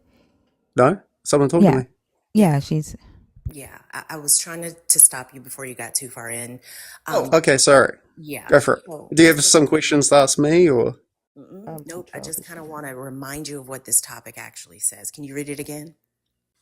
Premarital sex is a sin, is not biblical, and is more about controlling women's body. Right. So when you started talking about it, you just jumped right into the word fornication. Then you started talking about what it could lead to. That's not what this Correct. prompt Yeah. is about. But that's not what this prompt is about. We kind So of is fornication wrong or right? can you, if you let me finish my yeah. statement, Don't interrupt her. it'll be easier Okay, for you thanks to. for your time. Kia ora. Bye. Told y'all Jesus's kids are horrible. A lot of them, not all, but goddamn, they are horrible people. Wow.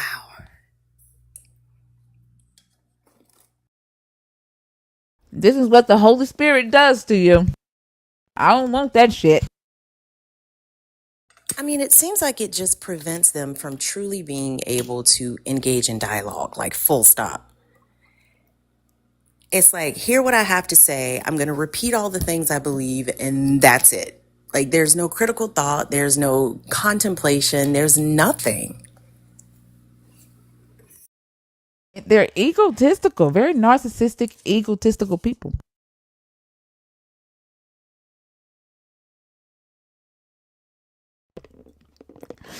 I'm sorry, y'all. I feel like I'm like swallowing in y'all ear, hiccuping in y'all ear, chewing in y'all ear. I am so sorry. I'm trying to get done. What are you eating? You haven't chewed. A chicken sandwich. Okay. You haven't chewed. I would have thrown my phone by now. Oh, okay. I feel like it's You're loud as good. hell too. No, you're good about that. Like I'll take my earbud out if it was bad. Selena, Okay. you cannot work at my. Y'all know I work with like half deaf people, half hearing people. You Uh-huh. know, deaf people don't know how loud they're eating. Oh my god, I No. cannot go in the break room. I can't. I'm like, I love y'all, but I'm going to be in my office because I cannot do this. Oh That's my how I god. am too. I can't stand to hear people eat. I can't stand to watch people eat unless they're enjoying their food. Like if they're eating because they're busy and they're eating because they have to, it irritates me. But if somebody's eating and they're enjoying their food, I'm okay. I can sit in front of you, we can eat, we can talk. I don't ask me why, but like slow down, enjoy your food. If it looks like a job, it's gonna irritate me. I Yeah. don't know. Nerd talking, how are you? I'm all right. How are you? I'm doing good. What topic did you come up to discuss? Actually, I just had a real quick comment about the first You topic, did. actually. Okay. About the first topic. Okay, I'm gonna let you talk to Fee. Go ahead. Hi, Fee. How are you? Hey, I'm doing well, Nori. How are you? I'm all right.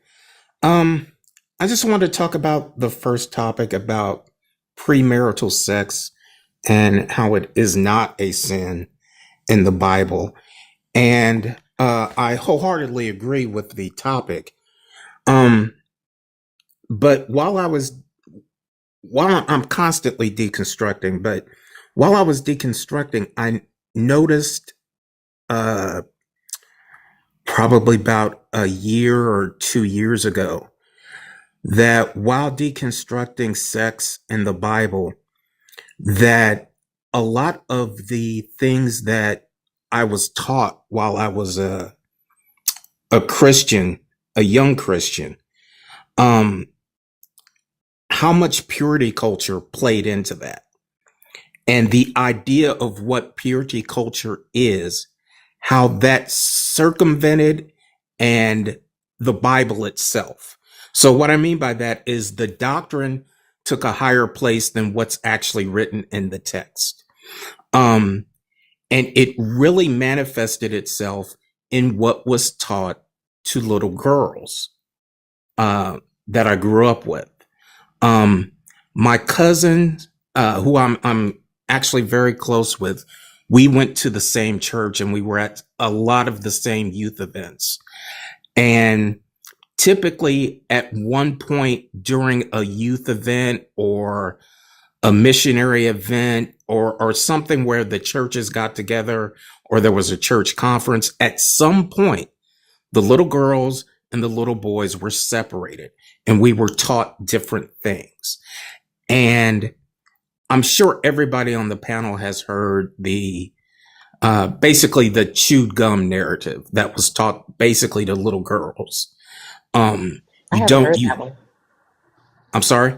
I haven't heard that one, but I also grew up as J-Dub, so we didn't have those things that y'all had. Oh, Yeah, what's the chew gum thing? basically it's to protect a girl's virginity. So the teacher would take out a piece of gum and they would offer it to the class and everybody would take a piece of gum and chew the piece of gum. And the teacher would chew a piece of gum and start talking about your virginity. And then at one point, the teacher would ask you, do you want to swap the piece of gum in your classmate's mouth with yours? And everybody's like, ooh, no, because it's been chewed up. And that was the analogy used for your virginity. No one wants a chewed up piece of gum. Wow. That's basically a summary of it. Yeah. Um, and that was not taught to me. That was taught to little girls growing up. And I had some of this I had no clue with until I started actually in depth talking with my cousin, like I mentioned, and some other people that I grew up with. But that was the analogy used. That's just one of the analogies used. But it's the idea that a young lady is responsible for not only keeping intact her own virginity, but also not, dressing modestly and doing all these things to not tempt little boys, or men, actually, because there was a lot of that. There was a lot of, to kind of summarize it, because I don't have a lot of time, but to kind of summarize it, there was a lot of adult child sexuality going on, that I became aware with well after I left the church. Um, and it's all about little girls not tempting grown men is the basic way I can summarize it. But the things taught to little girls was the things taught to little girls were a mix of, again, doctrine first, the text second. But and the reason I came up is because I didn't realize how much that purity culture teaching had affected me as a young boy and as a man. As I looked at potential partners throughout my life, as I looked at other relationships that may be going on uh, in my life, how much I viewed it through the lens of purity culture that was taught to me, that a woman should behave this way, a woman shouldn't do this, a woman shouldn't do that. And if they do these list of things, like it was mentioned, like tattoos just a little bit ago, if a woman had a tattoo, that means she was loose. Her morals were loose. And that's the framework and the way I viewed sexuality, relationships, and all these things. So, and to make this very, very long rant very short, um, the reason I came up is because when we have these conversations about premarital sex being a sin and purity culture, we also have to include how it affects men, how it affects the male gaze, how it affects all these things that determine not only what the little girls go through, which is horrible, but what the men go through as well, and how that shapes the way you look at relationships. Oh, I couldn't agree more. I mean, I think the simple fact that women or little girls are socialized and taught very differently than little boys tells you right there it's not about the topic of virginity. It's about whose virginity we're talking about.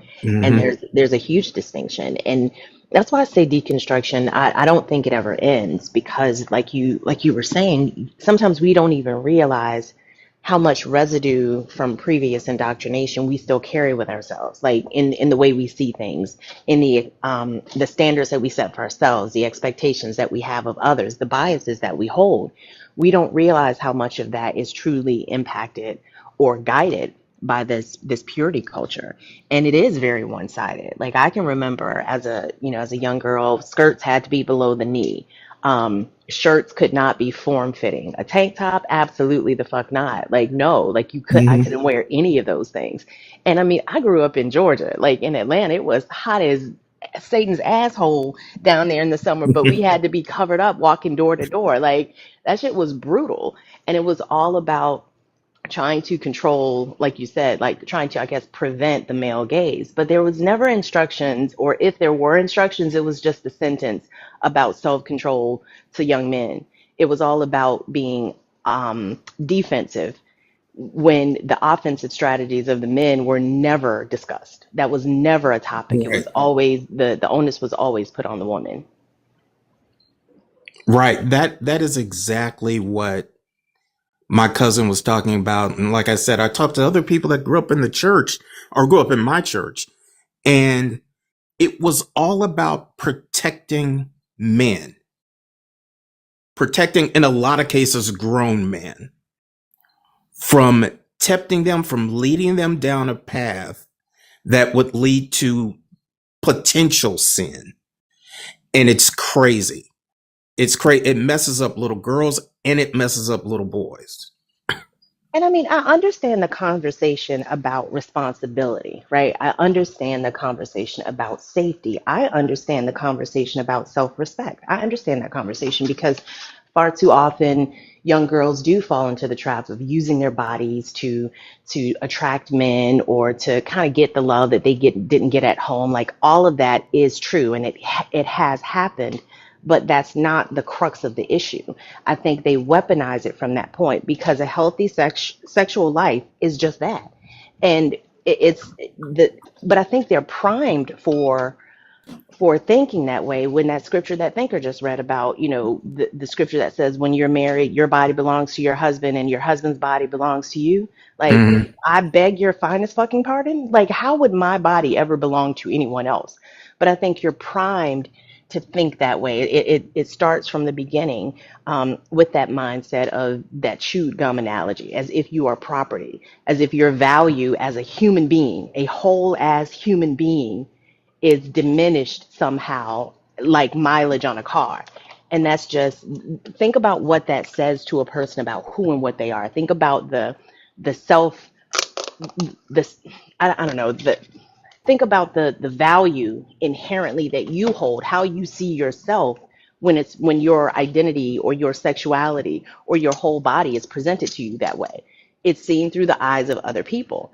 Every single thing in this book is about the gaze of another person. Your value is determined by the gaze of another person. Your purity, like all of these things are external. And I just think it's this whole web of confusion that leads to people not even knowing who the fuck they are, not even identifying, that allows them to come up here and behave like those last two Christians did, where they come up here thinking they can come up here and say that they are representing love and acceptance and the best power there is, but then they act like they did and they don't see an issue with it. You can only achieve that when you're disconnected from who and what you are. And that's why I think this religion is so fucking dangerous.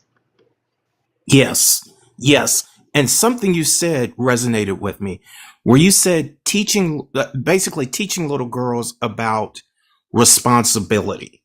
Because like you said, some girls and women, they grow up and they learn to use their bodies in a certain way. Boys too. I mean, Yes. boys too. Yeah, Yes. it's not only women, it's boys too. But I do think that it's talked about more with girls, and that's only because we're socialized that way. But yeah, I agree with you. Yes.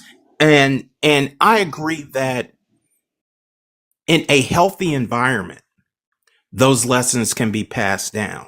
However, once you start with the church, once you start tying those lessons into shame and disappointing an all-powerful deity and your immortal soul being affected in some way, once you tie it into all those toxic traits, it is a weapon more than it is anything else. And I think that's the sad part. And like we've both said at this point, it affects little girls and little boys when you do that. Yeah, it does. And I mean, and you're weaponizing nature. Like it's nature. Yeah. You have young boys who have, I mean, I had friends growing up. I had cousins who grew up in the same religion that I grew up in that were guys. And you know, the natural functions of your body, what happens to young men throughout puberty, they're shamed for that. They're somehow like, dude, you were asleep, how can you control that? Like, what are we Right. even saying? But there's so much shame and guilt associated that follows that shame. And there's no conversations about biology. There are no conversations about what your body does. um I can remember, I think I shared this before, like I went through puberty in one summer. Like I went from being a literal stick tomboy to looking like the letter P, like literally. And I didn't know what to do with that. And I came like when I would go to the Kingdom Hall and I would have on the dresses that I would usually wear. I have people, looking at me sideways and my dad coming up kind of pulling my jacket and I'm like all I am is existing. Hmm. But I remember so much shame around that. There was so much, it was anxiety that I had as a young girl. And it wasn't anything that I did, like that's genetics. But there are no Right. conversations to prepare these children for how to deal with the natural processes of their own bodies. Right. A lot of what I was taught as a little boy when we would separate the sexes, a lot of what I was taught was, and I don't know what you can say on TikTok, so I'll just say it was taught that happy fun time should not be happy fun time. You should have no happy fun time. As in you shouldn't touch yourself. A lot of the lessons were Oh yeah, we were centered too. around that. Yeah, Um, right. We um, were taught the same thing. yeah, yeah. A lot of the lessons as a little boy were taught around that. Um, and basically lust. You shouldn't lust. But Can you hear me? yes. Oh, I'm sorry. My bad. I was going through a Um, little bad area. But yeah, I was taught the same thing. Like you can't do that. That's a sin. right, right.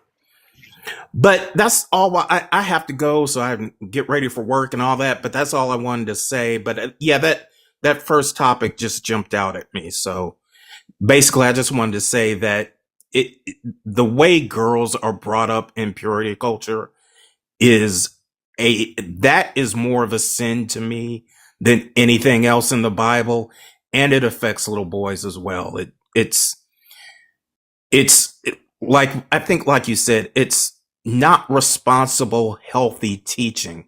It's teaching that is coupled with your immortal soul and where you're going to end up in the afterlife if you do certain things or behave in certain ways. And that's terrible to me. Yeah, for sure. Thanks for coming up. And I do think, like, to kind of tie it back to the point, I think all of that is rooted in control. If you can control how a Oh person yeah. thinks about absolutely everything that they experience, even the internal things, the personal things, the private things, then you're guaranteeing that you can control their external actions as well. Yes. Well, thank you. Thank you, Fee. Thank you, Thinker. Thank you to the panel. Thank you for letting me up. You're Most welcome, chatterjee nerd, respect. for talking. Hope you have a good one. Thank you for the palate cleanser. Look, y'all, this is what I found. Okay, so this is in I think I read this to y'all before. This is the same tradition in the Mishnah and the Talmud that was talking about putting the barley bread on the man's anus. Y'all remember that? This Yep. refers to this refers to two women. And so like my thought and what made me go back to this is this and what we've learned about this and focusing on the fact that it's male. Um, it's male centered, right? And so here in the Talmud, it says, Rabbi Bar Rav Hana said, one who passes water from two places so that he appears to have a hole or some other. Wait, that's not the one. Oh, hold on. Right here. As for the ruling of the father, this is referring to that which Rav Hana said, women who rub against one another, motivated by sexual desire, are unfit to marry into the priesthood, such as conduct renders a woman a zona, and a zona is a prostitute, whom a priest is prohibited from marrying. So what Rabbi Hana is saying here in the Talmud is that he originally said that two women that have sex together could not marry into the priesthood because it made them a prostitute, and priests were permitted from marrying prostitutes.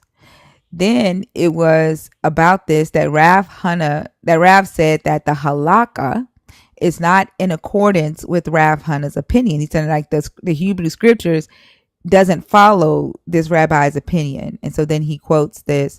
Then he says, and even according to the opinion of Rabbi Eleazar, who said that an unmarried man who has intercourse with an unmarried woman, not for the sake of marriage, renders her a zona. So and when an unmarried man and an unmarried woman has sex, the woman is considered a prostitute.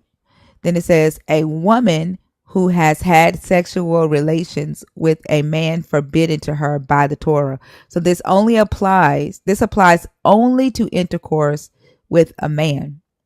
So if she has sex with a man that is forbidden to her by the Torah, and there's a list of men, like the type of men that unmarried women are not allowed to have sex with, if she has sex with those type of men, she becomes a prostitute. It's specific types of men. Then it says, this applies only to intercourse with a man, but lewd behavior with another woman is mere licentiousness. What? How can I say this fucking word? Is it licentious? Licentiousness. Goodness. Licentiousness. That does not render her a zona, and therefore she is still permitted to marry into the priesthood. So this priest comes back and it's like, nope. The Torah says that she can, like, if she has sex with another woman, it's just frowned upon. It's just seen as, wild behavior. She's not a prostitute and she can still marry into the priesthood. But it's not a sin. Do you see that? Like women having sex with women. Right. It just meant that they couldn't marry into. I have a question though. We know what prostitution means in 2025. Like we have an understanding of that. What did it mean then? Because clear it couldn't mean the same thing now that it meant then if simply by engaging in girl on girl scissoring would render me a prostitute. So what was the connotation of prostitution then?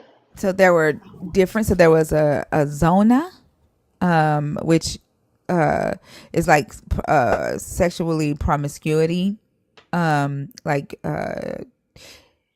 were women who had like they were like not temple prostitutes, but like Tamar, like think Judah mistook Tamar for a zona, like a promiscuous woman, a prostitute that they were allowed to have sex with, but the woman was still judged unholy. She was still considered to be unholy, if that makes sense. But it didn't So it's a carry. promiscuous woman.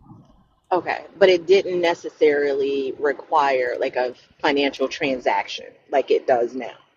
No, it did. Okay, Yeah. so they were still Or paying for or it. or it could not necessarily. Let me say that, because if a priest allowed his daughter, if a priest didn't control his daughter's sexuality and she became promiscuous, she would then be classified as a zona as well, even though the priest wasn't the one, prostitute his daughter. Like he wasn't getting money for her in exchange. So it says, do not suffer not to make your daughter a prostitute. It's not saying don't go out and sell your daughter's sexuality. It's saying to the priest, basically, control your daughter's sexuality. Like make sure your daughter isn't out here promiscuous. If she is, then she has to be burned by fire, because a priest could not have a sexually promiscuous daughter. That's crazy. I mean, and you still see that maybe they're not like barbecuing their kids or anything like that, but like you still see vestiges of that in religion today. Because like in Jehovah's Witnesses, if for example my dad was an elder, if I got in trouble, then he could no longer serve in that position. Like he would have to what they call step down. Yeah.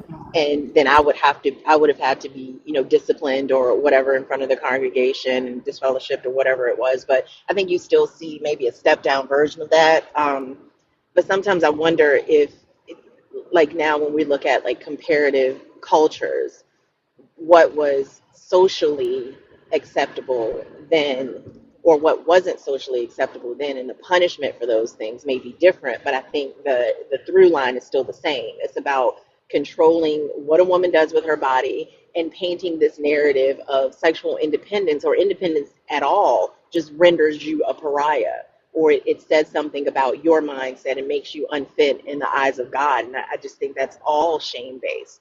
That's all controlling. Yeah, it was all shame based and all controlling because of the commoners. It like what you're saying, how you will be required to step down. That's how it was in ancient Israel. Like if the priest had to kill his daughter if she was sexually promiscuous. But if a commoner, like a just like a regular Israelite's daughter was sexually promiscuous, her promiscuity was not seen as such a bad thing. Like she wasn't put to death. She was just deemed unholy. Like so, there was no. She just lost her holiness, if that makes sense. Like she wasn't considered set apart anymore. Does that make sense? Yeah. And what we know as holy today isn't what they called holy back then. Holy back then didn't mean righteous or saved. It meant set apart from everybody else. Like they were Right. in a cult. So when you talk about being excommunicated, that's what would happen with a Israelites, a common Israelite daughter. She just lost her holiness, her cult status. But a priest, if his daughter was sexually promiscuous, she lost her life because you can't embarrass the priest. You can't embarrass your father who is a priest like that, and it messes with his reputation. It messes up his reputation, and it makes the land unclean to have a priest with a sexually promiscuous daughter. Does that make sense? That is just, yeah. I mean, in that time, I guess. But I mean, it's just wild how, like, context actually does matter whenever we're reading anything. But when you bring up the contextual relevance of these scriptures and how they were applied when they were written, the vast majority of believers don't want it. They don't want to see that. They don't want to hear that. They just want to hear the current application because it allows them to control the people they want to control in 2025. Like, and yeah, that's just wow. And I think, like, going back to what Nerd was saying earlier, I think that there are still like vestiges of that mindset that I still need to deconstruct, because even now, like, there are certain, like, I'll scroll through TikTok and I'll see like women making a TikTok or something, and if she is just free, like she just says what she wants to say, and like unapologetically about specifically her sexuality, there's still a part of me that's like, oh my God, I love and admire her freedom and her braveness. And I'm like, why is it brave? Why do I see it that way? And the only reason I see it that way is because of the lens through which I was exposed to sexuality and how women specifically are supposed to be seen. So I think by seeing women who live freely and who unapologetically own their bodies and their sexuality, we still live in a culture where that's applauded. Like, that's, oh my goodness. Well, for some of us, we applaud it. There's still some archaic mindsets that look at it in the same way they did biblically. But I just think that's why I say that deconstruction never stops, because why would I see that as something worthy of praising when it actually should be the norm? Because it's her fucking body. But Yeah. that just shows you how, how deeply that mindset or that mentality permeates so many of us today, like specifically in Western culture, Western Christian culture. Yeah, but I think the reason why you saw it as brave because you see it as growth and moving away from those that stigma that's put on us as women, and Yeah. it's growth, and we're moving away from the patriarchy, and giving a damn what people think about if they like if whether we have sex before marriage or not, or whether we get married at all. But I agree with you, it should be the norm. Yeah. So it And does I guess kind of feel like anything. a conflate. You feel conflated and emotional, I guess, like mixed emotions about it. Yeah, and I understand that, like, anything outside of the default in a culture is going to feel like rebellion in a sense. So I guess I hope that we as a society can get to a place where it doesn't look or feel rebellious. It is natural. Like, it's her body, it's my body. I do with it what the fuck I want to. Like, and teaching our children, both male, female, and non-binary, like how to be responsible and how to take care of themselves and how to be respectful to others. Like I'm hopeful that for the day that that becomes the default and not a rebellious position. The way that they would rather, control the woman's vagina than fix the issues in the black community. I don't know. I wish that I could. I wish I felt that we would be moving towards that anytime soon. But they're fighting hard to get control of our bodies again. Oh yeah, they definitely are. I think it's going to be a fight that they're not quite ready for, though. Yeah, yeah. And then the second type of prostitute was a temple prostitute, kadesha. And you see these mostly in like pagan uh, communities, and what Paul would have been talking about, that's the type of prostitute in pornea that Paul would have been saying not to participate in and not sleep with, because you become one with that prostitute, and they would have been temple prostitutes for pagan gods. And so in Deuteronomy, there is a scripture that says it forbids both men and Israelite women from becoming a prostitute, but it's talking about a Kadesh or a Kadesha when it's women, because that would be idolatrous. Does that make sense? So there Yeah, were, yeah, two different ones, and I think there's one where he, Compound sin. huh? Compound sin. Yeah, compounds. Like yeah. it's one where he's talking bad about the temple prostitutes, where the god is like he's calling them dogs, um, and says like I don't even want their money, anywhere in the temple or whatever. But because of what they would worship, they like it was. I mean, what they represented, it was paganism.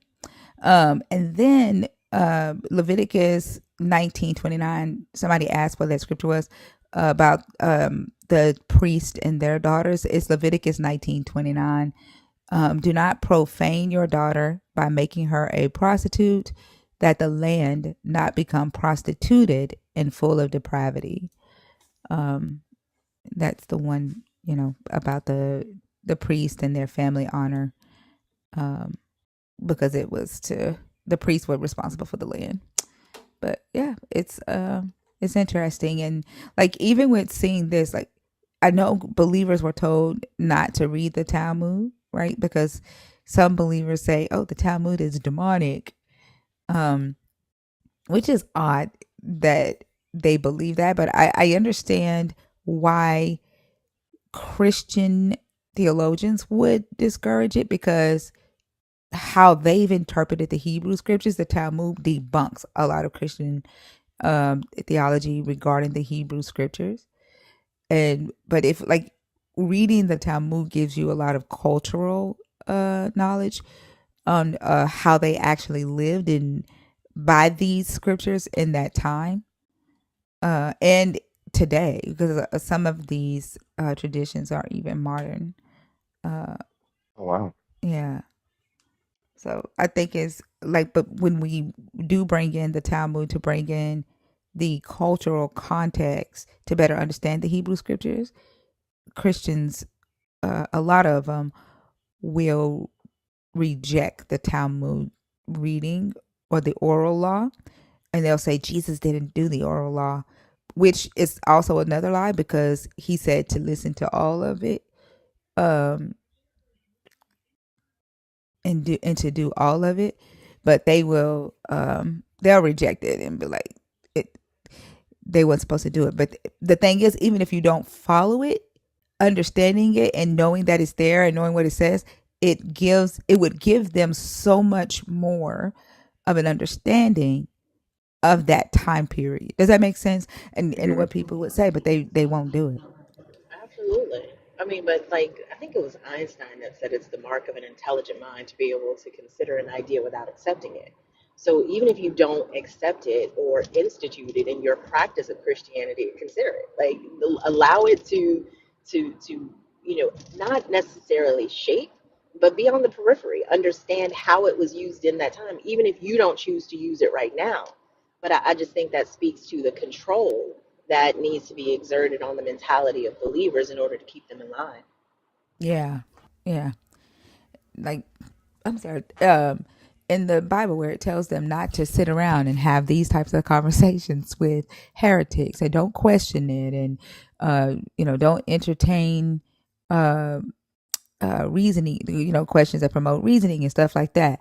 When we read the uh, history behind what scriptures they chose and the conversations that the early church fathers had regarding what scriptures they chose and the reason why they chose the scriptures. And one of the concerns that they had was that they did not want the believers questioning the text and having conversations with heretics, because they felt that the heretic would win the argument, because they knew that there were holes in their theology, because of how they were choosing the scriptures. And it just, to me, it just makes me think about all of that. Like, they specifically set it up that way to make sure that people were afraid to read other books or question other texts, or even the Hebrew scriptures, like going to the Hebrew scriptures itself, because they knew, they knew that these types of conversations would promote thought, or um, make a person kind of look and be like, wait, Mm. this doesn't make any sense. And then you have a whole bunch of people pushing back against the control mechanism, the control, and they didn't want that. Does the Talmud have any of the same perspectives as the writers of the Bible? Like from the different points of view, or I guess does the Talmud like have parts in it that support the different? Sometimes. Yeah. hmm Sometimes, because the Talmud is somewhat like a commentary, like uh, there's multiple uh Christian theologians that write their interpretation of what the scriptures are saying.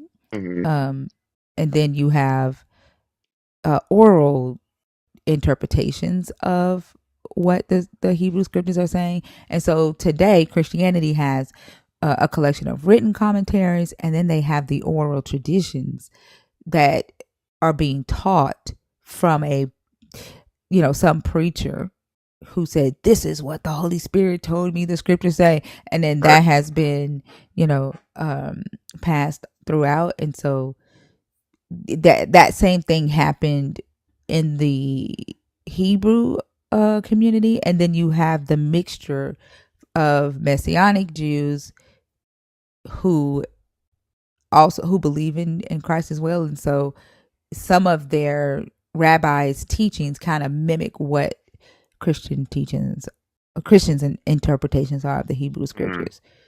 Yeah. I don't What's want to up, little be. sis? Hmm. Yeah, I don't want to be rude, but you pronounce it wrong. What did I pronounce wrong? The correct pronunciation is Yamahama Shawa Shawashia. Oh my gosh. Goodness gracious. And Anyway, have a good day at work, little sis. Sorry, I was talking to my sister in the comments. Go ahead, Fee.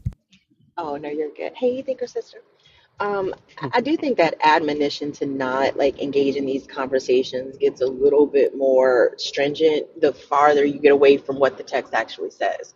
So when you have these like fringe cults, i.e., Jehovah's Witnesses, like there's such strong admonition when you're in that organization to not entertain any um, any conversations with people that are apostates, former Jehovah's Witnesses, or any external analysis of the organization. You can only read and research based on the materials that they print themselves, that they write themselves. And it's the same thing with other cults. Like I think that's why the sequestering is there, the separation from humanity as a whole, like separation from information, because they can't, dissenting thoughts or challenging views will very quickly break down the narrative that they've spun, and they know that. And that's why I think there's an insidious nature to these cult leaders, and there's an insidious nature to these offshoot religions. I think all religions ultimately are rooted in control, but I think there's an added layer with these offshoots because they know that they've taken these scriptures and kind of spun them in a very specific direction in order to control how people think. And that's why they can't allow these types of conversations to happen. I think that's why they get so upset with us for asking these logical questions, and they do how these previous few guests, Christian guests, did, because they don't know how to engage in that. They only know how to regurgitate what they've been told, and above all else, not assess it critically. Also pointed out the other day, and I think he did such a good job with the person who, I think it might have been Stay Woke or somebody that was up here, about critical thinking. It's like what indoctrination is teaching someone before they have the skills to critically think, or telling them how to believe that they should believe something before they have developed to the point that they're able to critically think, or even not even know how to do so. And I think that's why it's so damaging, and it's so difficult to break apart from, because you have that element of fear, you have that element of shame, and those are two very powerful motivators to a human species that's so social. Yeah. I think so too, that they are afraid of you know more so, not, the things that would make them lose that control, like uh the inequality that they've in instilled in it, like what they're doing right now with the autism thing, and how they're using um Christianity to push God made perfect people, and there's got to be something that's causing autism. It's not of God. Hmm. That there was a law in the Talmud also that said, only, like, men with crushed testicles could marry only a emancipated enslaved woman, Oh or wow. yeah, or a Israelite convert. Like, they were not allowed to marry a Absolutely. Israelite. That's Yeah, crazy. they could only marry a That is convert or wild. a emancipated slave if they had crushed testicles. And like, that reminds me of the whole um um but like what they're doing, like with like the autism. Hmm. Yeah, and it's, I'm oh, trying the to figure God out. created perfectness, and therefore if you're not of this structure, Right. then something's wrong. Sin has creeped in, and you Right. you know you only deserve this, and they're afraid of people recognizing that structure too. And so, like, when they come in here and they scream shit like blackie or nigger, or call us, bitch, or point out that we're women and we shouldn't be talking and stuff like that, they go to that level, one, because, like you said, they don't know how to have conversations like this that require critical thought. They only know how to regurgitate the rules that they were given for the society that they've accepted and what they want to Hmm. continue to keep going, right? And so they only know how to revert to racism or misogyny or ableism, because those are the systems that they are upholding. Does that make sense? Like, Yeah, yeah. that makes sense.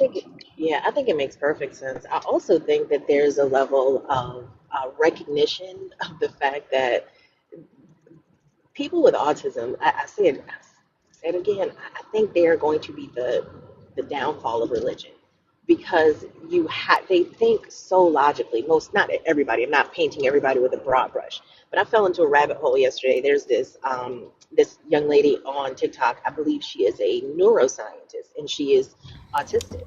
And the way she Mm. explains things is so freaking clear and easy to follow. I've always, y'all know I'm a space nerd, and I'm always like looking at things about cosmology and things of that nature. And I felt like, okay, I get it, I'm following it. But she was talking about space time and what a field is, and she explained it in a way that I have never understood more clearly. And I think it's just the way some autistic people think, the way their brains process information in such a linear way, that it makes it so easy for people to follow. And Um, you're not going to be able to have that with religion, because there's no cohesiveness there. So I think the way autistic people think in a lot of ways is a threat to the control that's being exerted over humanity, because the masses just follow what everybody before them did, And now we're coming up in a time where people are like, hold up, why are we doing that? This doesn't make sense. And they're questioning the things that people historically have not. And I think that's why this live is so uh popular and huge, because of how I think, right? Because I have to have conversations on a linear plane, and I have to, like, I know y'all hear me say all the time, like, if you have not acknowledged the letter B after you've told me about the letter A, there's no way in hell you're gonna jump to C, and you should for sure hell ain't finna jump all the way to Z. We're gonna go Exactly. back until you acknowledge that Z is that B is there and it has two hoops in it, and that it can create words too. Like, and then I'm gonna want to know why the fuck did you try to skip B, right? Like, that's how my mind works, and that's how I study too. So Yeah, and I mean, there's somebody in the comments saying there's cohesion in religion. Let an autistic person explain that too. First of all, you need an extra O in that last two, but there isn't cohesion. Like you want, it doesn't even start in a cohesive manner. It's not logical. So no one can explain to me cohesively something that is incoherent, something that defies logic and reason. Like that just doesn't make any sense. And I agree with you, Thinker. I think the fact that you run a tight ship and you make people stay on topic, it's the bane of a believer's existence because they are used to responding to pushback with thought terminating cliches. They're used to just preaching and repeating something over and over again because they haven't analyzed it critically. So there's no way they can present it through a critical lens. If you haven't digested something, you can't then explain it to me. So I don't think that that will ever be a successful thing that religion does because it's not based in anything that's cohesive to begin with, no matter who tries to explain it. yeah, and Tiffany asked a really good question. Tiffany said, "Why wouldn't God be like that though? He wouldn't be God if he wasn't above human understanding." But that's a really good question, right? Because if there are humans who think on a linear plane, right, who can understand this God's text that where Christians come and tell us all the time is beyond our understanding, when we just see it as basic reading comprehension because we understand that you read from the beginning to the end, and that the words around it are providing context for the main idea of the story or the main idea of the text. Like it's really simple to us, and it shouldn't be beyond your human understanding, especially if your God gave it to the human for humans to understand.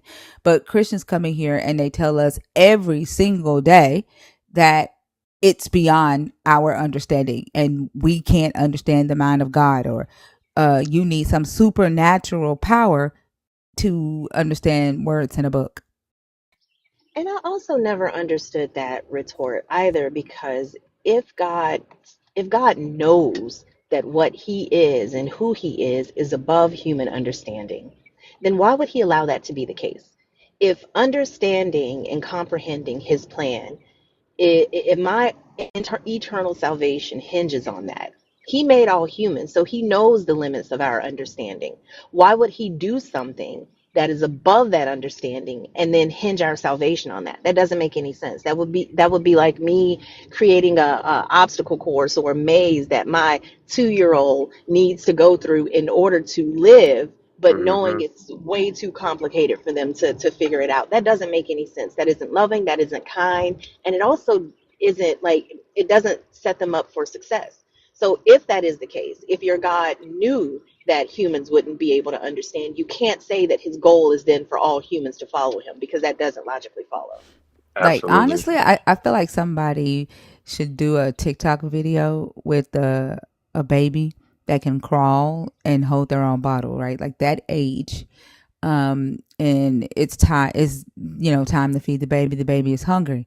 If, create a maze, put the bottle somewhere in the maze and put like a little covering over the bottle to make it difficult for the baby to even see where the bottle is in the maze, and then tell the baby that, to go and get their lunch or to go and get their food. That's what Christians are basically saying the God did with this understanding or with this text. Right. Yeah, and the instructions need to be in a language the baby doesn't even speak.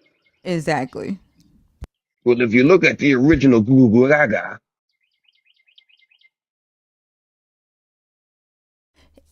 You saying that the God isn't unfair because he reveals himself in ways that are accessible to all people in some form, right? Like that to me is the equivalent of saying that your brain works the way your brain works and you're calling that God.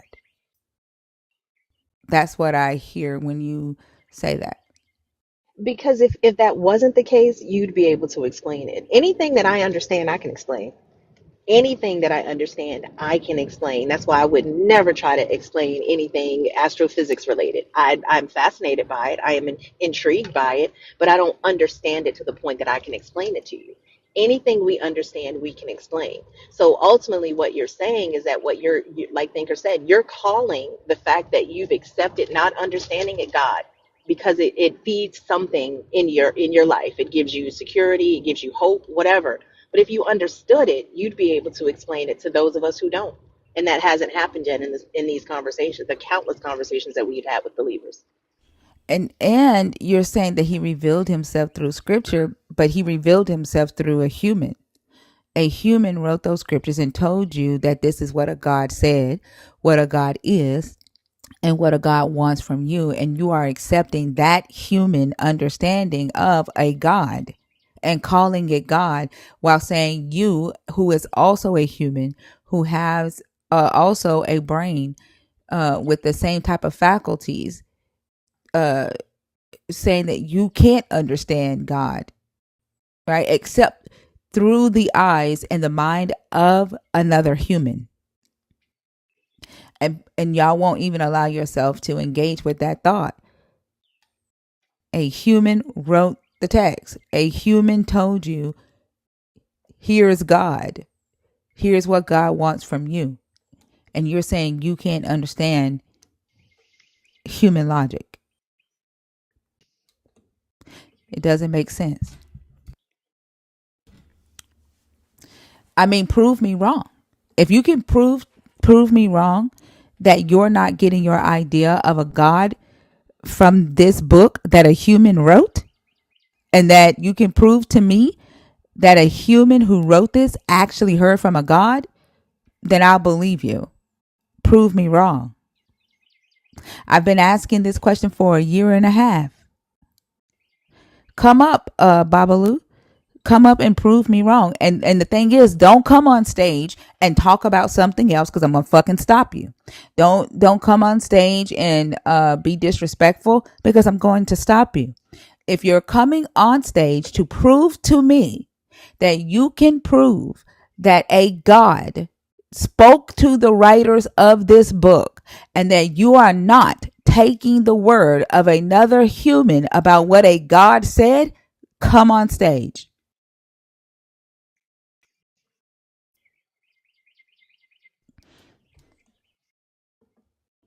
Let me know. If you're gonna come on stage and that's what you're coming up to talk about, let me know. I see you in the guest request. Comment and let me know if that's what you're gonna do before I bring you to the stage.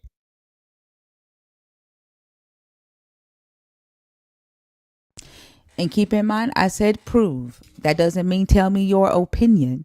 Prove to me that you can prove that a God spoke to the writers of this book.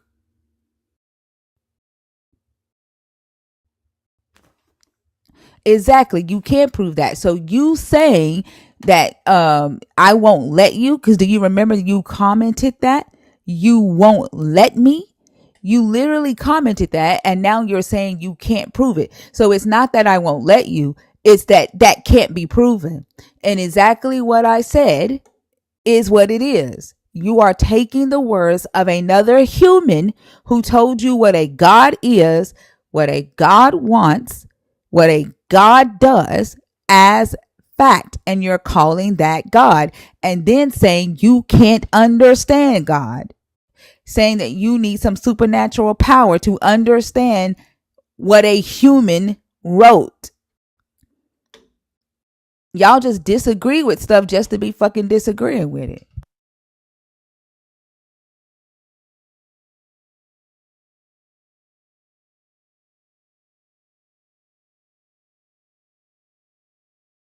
Thinker.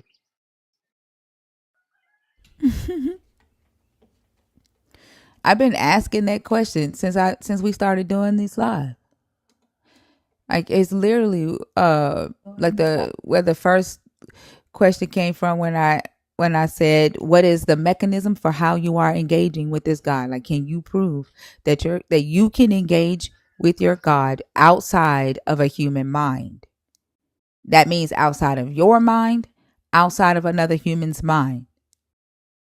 What's the medium that your God is using to engage with you, especially if the God is immaterial. If the God is outside of time and space, as y'all say, then if he's outside of time and space, then he's immaterial. You are within time and space. You are matter, you are physical, and you are bound by time and space. What is the medium for how your God is engaging with you if he is immaterial and you are material? I've been asking that question since we first started doing the live. Ash asked me a question a long time ago that fucked me up, and he said, how can you determine if something ever existed?" And I was just like, I don't know. He was like, "It has to have occupied space and time," and I was like, yeah, that does make sense.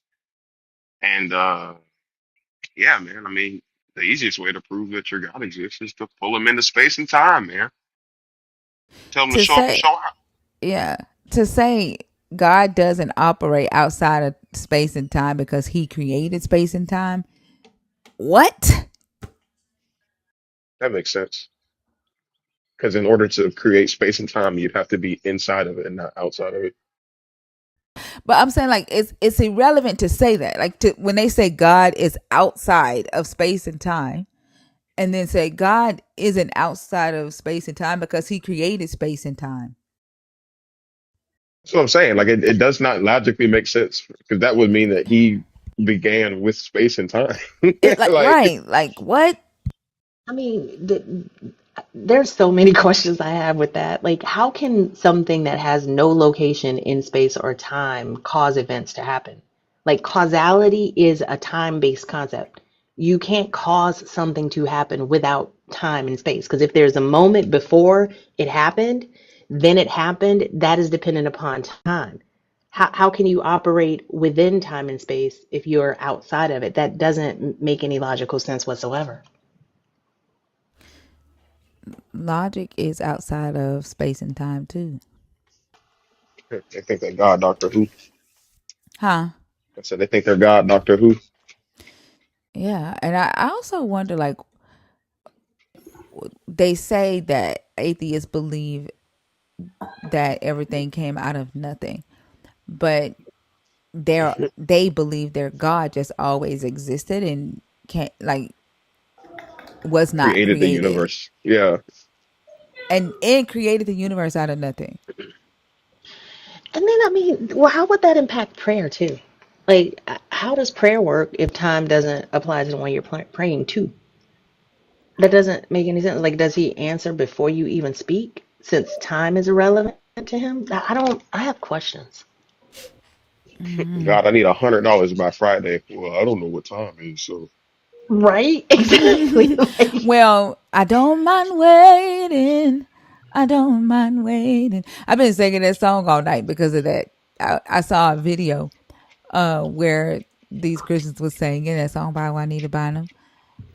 And when I looked at the comments, Christian after Christian, I don't mind waiting. I've been waiting for a long time, but I'm gonna keep on waiting. I don't mind waiting. Like, and I'm like, okay, like what?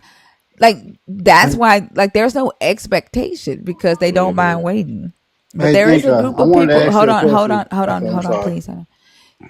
There is a group of people who do mind waiting. Like, absolutely. you know what I'm saying? They mind waiting, The belief system that they have, they hold their God accountable. If they believe that their God empowers them to go get wealth, they go and get that shit. And they don't stop until they get it. They take the ask not, you have not because you ask not. They take that seriously, and they will ask 1,000 times before they get it because they ain't fucking sitting around waiting. And so because you don't mind waiting, you don't have, and you just gonna keep on waiting, and you're gonna keep on complaining and saying, when God, why haven't you blessed us yet, God? When is it gonna be our turn, God? You just gonna keep on waiting, and then like you letting these people write these songs and you just keep singing them and wondering why the fuck your life going the way that it's going, because you are telling yourself to keep waiting and convincing yourself that you don't mind waiting. Babalu,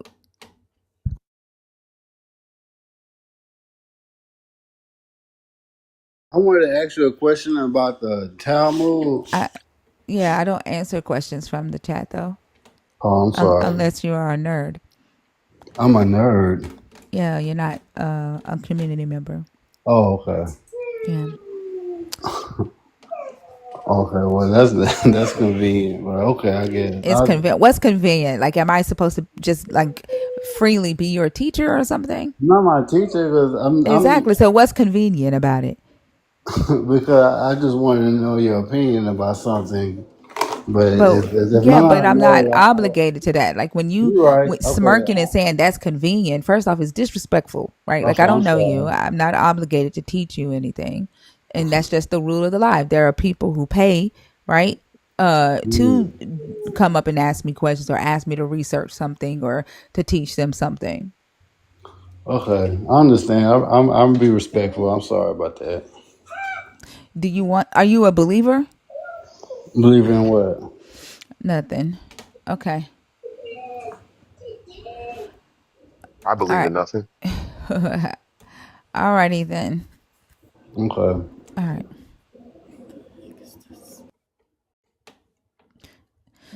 How somebody like how you like ain't he the one who Yep. commented you won't let like and you talking about believer in Mhm. what? I cannot.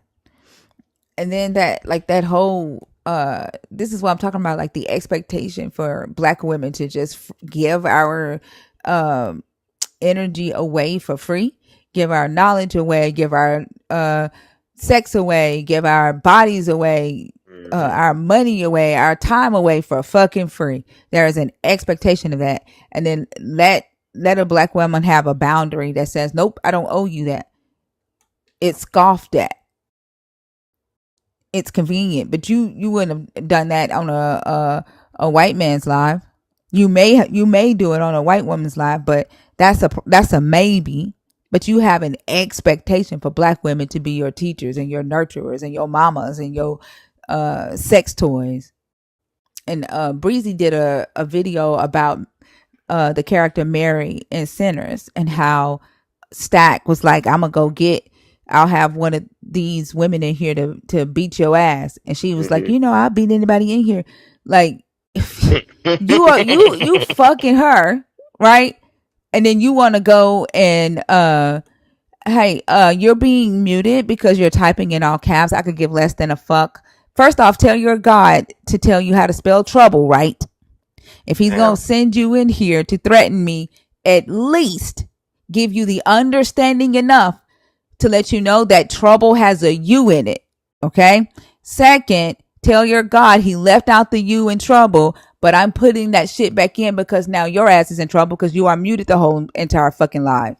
And now you can't deliver his message. Mm. God's gonna trouble the water. Like, goddamn. Um, what was I saying? Yeah.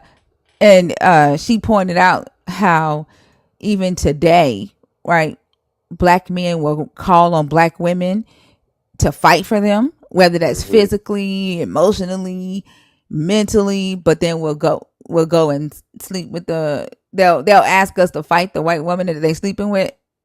Yeah. like what Stack did. Yeah. And I was like, I didn't even like I saw it, but my mind didn't go there. Like I didn't even catch that. Uh Yeah. yeah. It's interesting.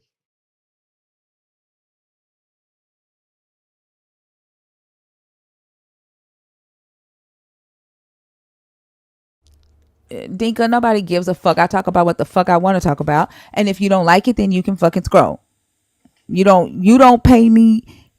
I talk about what the fuck I want to talk about. There's a million lives on TikTok.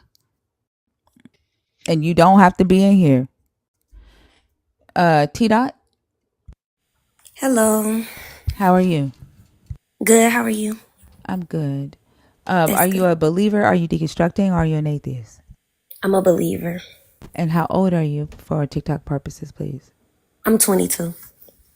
All right. And what topic did you come up to discuss? God tempted and used Judas beyond what he could bear. What makes you think he won't do it to you as well? Um, Okay. Do you know the full story of Judas before we get into that? yes, yes. Okay, can you give me a quick synopsis before I get into that with you, so I can like what's the story of Judas? So Judas was one of Jesus' disciples, and he betrayed him for 30 pieces of silver. And instead of, he felt remorse, but he didn't repent. So he ended up he basically condemned himself. So instead of coming to repentance, he condemned himself. And I guess he felt so bad that he thought he couldn't be forgiven. And so he unalived himself. Yeah, so that a little bit. That's why I asked if you knew the whole story of Judas. So Judas did repent when before he unalived himself, before he killed himself. He did repent. And it in the story of Judas, the Jesus actually chose Judas to do what he did, and Judas was predestined. That's why I asked if you knew the whole story. I feel like he showed remorse, but he didn't truly repent It in a says good. he repented. It says he repented in the book. Which verse? In the story where he killed himself. Are you talking about Matthew 27 when he No, says, I have sinned for I've betrayed innocent blood? And then he went away and he unalived himself? no. It says Judas repented, felt remorseful and repented. I think it's in John. Give me just a sec, or either Acts. Hold on. Okay. Let's see. It is actually. Yeah, I'm sorry, Matthew 27, 3 through 5. When Judas, his betrayer, saw that Jesus was condemned, he repented and brought back the 30 pieces of silver to the chief priests and the elders. He said, I have sinned by betraying innocent blood. But they said, what is that to us? See to it yourself. Throwing down the pieces of silver in the temple, he departed and he went and hanged himself. Yes, So so it that says would that be he repented. so that would be considered a sin though, what he went and did to himself. So true I'm repentance not means. at yeah, but we're not discussing whether him killing himself is a sin. The topic is that he was tempted beyond what he could bear. The fact that he killed himself is the beyond what he could bear, is showing that he could not bear what he was chosen to do. I'm not asking Um whether he was forgiven or not.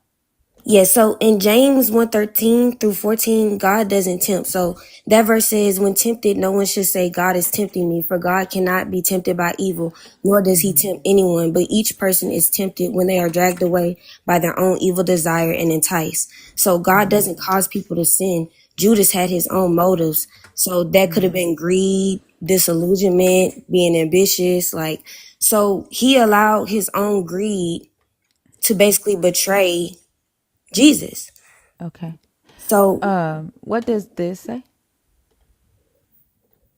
We can't see it. I'm turning it on right now. and it came to pass after these things that God did tempt Abraham and said unto him, Abraham, and he said, Behold, here I am. Did your God tempt Abraham? So I think in that context, he's basically saying that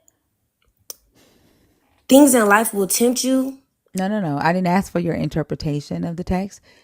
Did your God tempt Abraham here? I mean, yeah, that's what it says. Yep. So he tempted Abraham. There's also in Ezekiel 14, the God says that he will tempt the Israelites with false prophecy, to get them back. Deuteronomy, he says that he will tempt them, to convince them to try to get them to worship another God as a test. So, like, James is the brother of Jesus who didn't follow Jesus while Jesus was alive. He became a teacher, and started the Church of Jerusalem after Jesus died. And that's James is a human saying, "For God does not tempt." Right? Like, this is a human saying that. But there are several times in this book where your God actually does tempt or test. But Judas was created for this purpose. Like the text says that he was predestined. Also, after Jesus gave Judas a morsel of bread, when he's telling them, "I've chosen 12 of you and one of you will betray me." And they said, "Who?" He hands the piece of bread to Judas. And after that, Satan enters Judas's body. So Judas was influenced by Satan to do this thing that your God needed done in order for Jesus to be betrayed and die on the cross for your sins. So the fact that he was chosen for this, predestined for this, and Judas, after he'd done it, felt remorse and repented and then killed himself, it was too much for him to bear. Whatever it was that he was chosen for, it was too much for him to bear, right? And so the topic is, what makes you think that the God won't do it to you? In the Black community, I don't know if, you know, predominantly white churches teach this. I think there were several former evangelicals that came up and said that they were not necessarily taught that he won't put more on you than you can bear. The way that we were, they were taught that that scripture is referring to sin, which it is, but in the Black community, it refers to suffering and trials and tribulations. And so my question is, what makes you think that the God won't do it to you, considering he predestined Judas for something that he could not bear? Um, with the predestined thing, I guess in a sense it could be predestination because God already knows what you're going to do before you do it. But I don't think that takes away our free will. So Judas was an important part to the story because God knew what he was going to do. But that doesn't mean that he didn't make that choice. This is why I ask if you knew the story. Like, the book literally says that Judas was predestined, and it says predestined in the story. So, like, it doesn't make sense for us to be, you know, going back and forth over words that the book says, and I like focusing on that. Like, we're not focused on free will. Like, the topic is, Judas was created for this. He was chosen for this.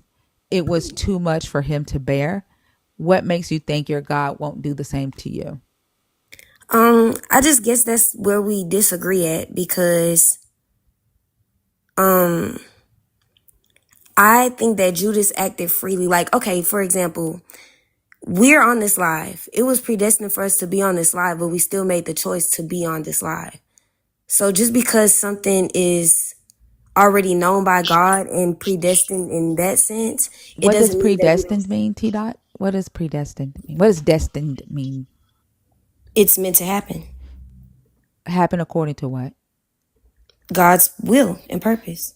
No, what is the definition of destined? The definition. Let me see.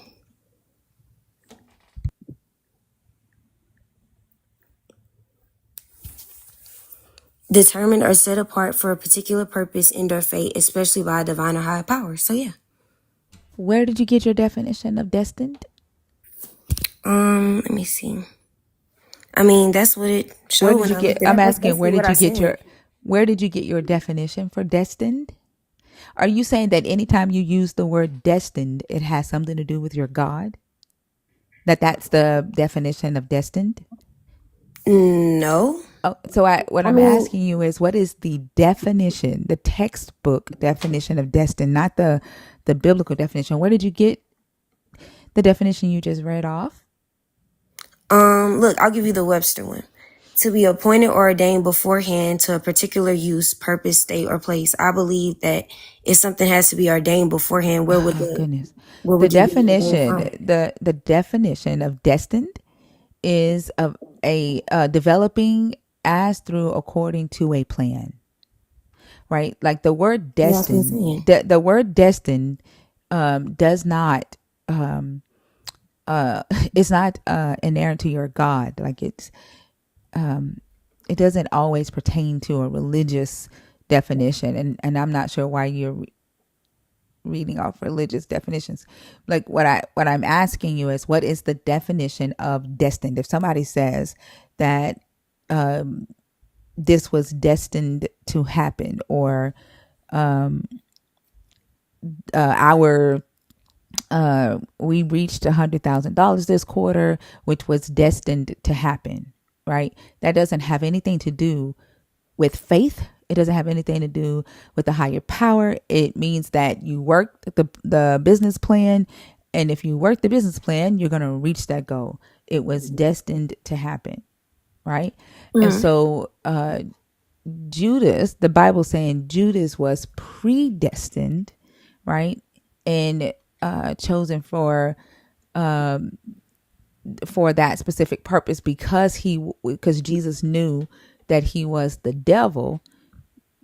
That means that he was created for, hold on, themes, God, they just restricted it because of us talking about Judas taking his own life.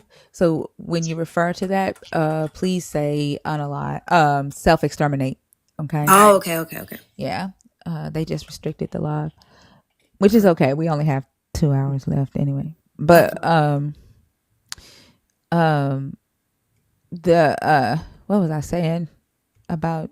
Yeah, he was created for that purpose, and Jesus literally says, that he chose him because he is the son of the devil, and he was predestined to do that.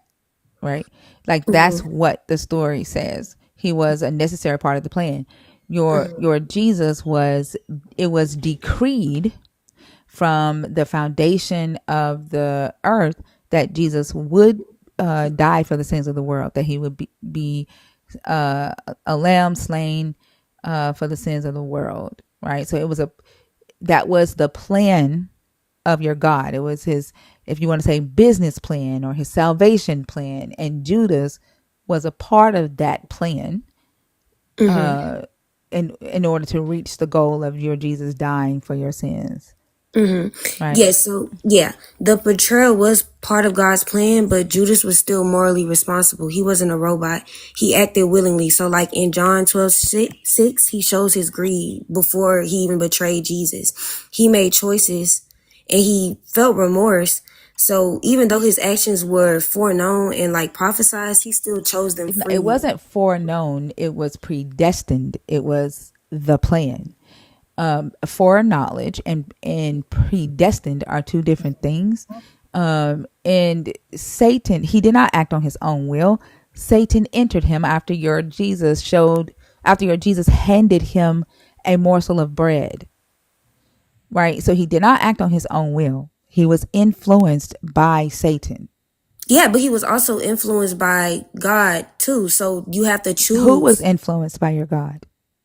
Judas, Jesus was telling him what he should do, right? Jesus told him to go and do it. Jesus said, go do what you have to do quickly. Yes, because it was already in his heart. Exactly. No, because it was a part of the plan. Yeah, but he already had Like, let that me in ask you a his. question. Like, the it's so crazy to me that believers want to hate Judas so bad, when if Judas didn't betray your Jesus, he wouldn't have gotten sacrificed.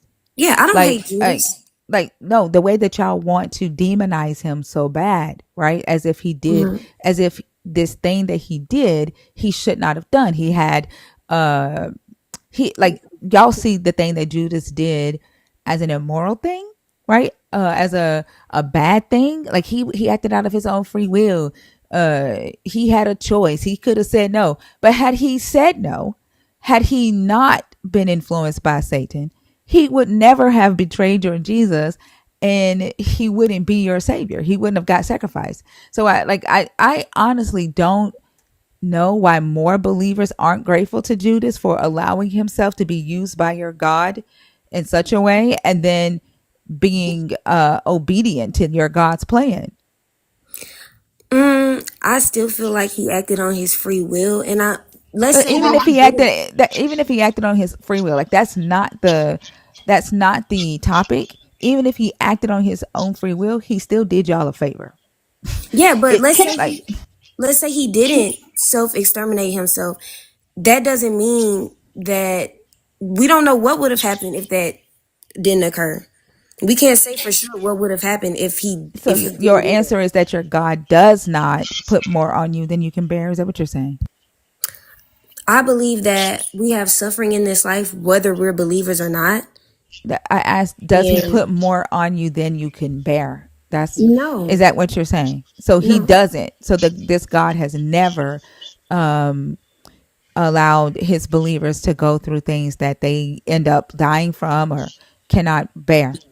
They end up losing their mind from, or losing their house. Like he never does that. That's what you're saying. Well, I know believers that have lost their house and they ended up getting something better in the long run, All or believers do. it just depends. It depends No, on don't. I'm person to asking. Do person. all? Are you saying that all believers, right, go through something and they never end up losing their minds or losing their lives? Is that what you're saying? Actually, my aunt, she was a believer. Can, She hold had on. You're cancer. thinking you keep individualizing this. I don't know What every believer, I'm neither do you. So so why are that's you saying? So why are, you just said he doesn't do it, and that's why I'm reiterating what you said and clarifying, because you do realize that you said he doesn't, and I said, are you saying, right? I okay. Well, I'll retract my statement and say that I really can't speak for everybody. I can only speak from the experiences that I've had from what I've seen.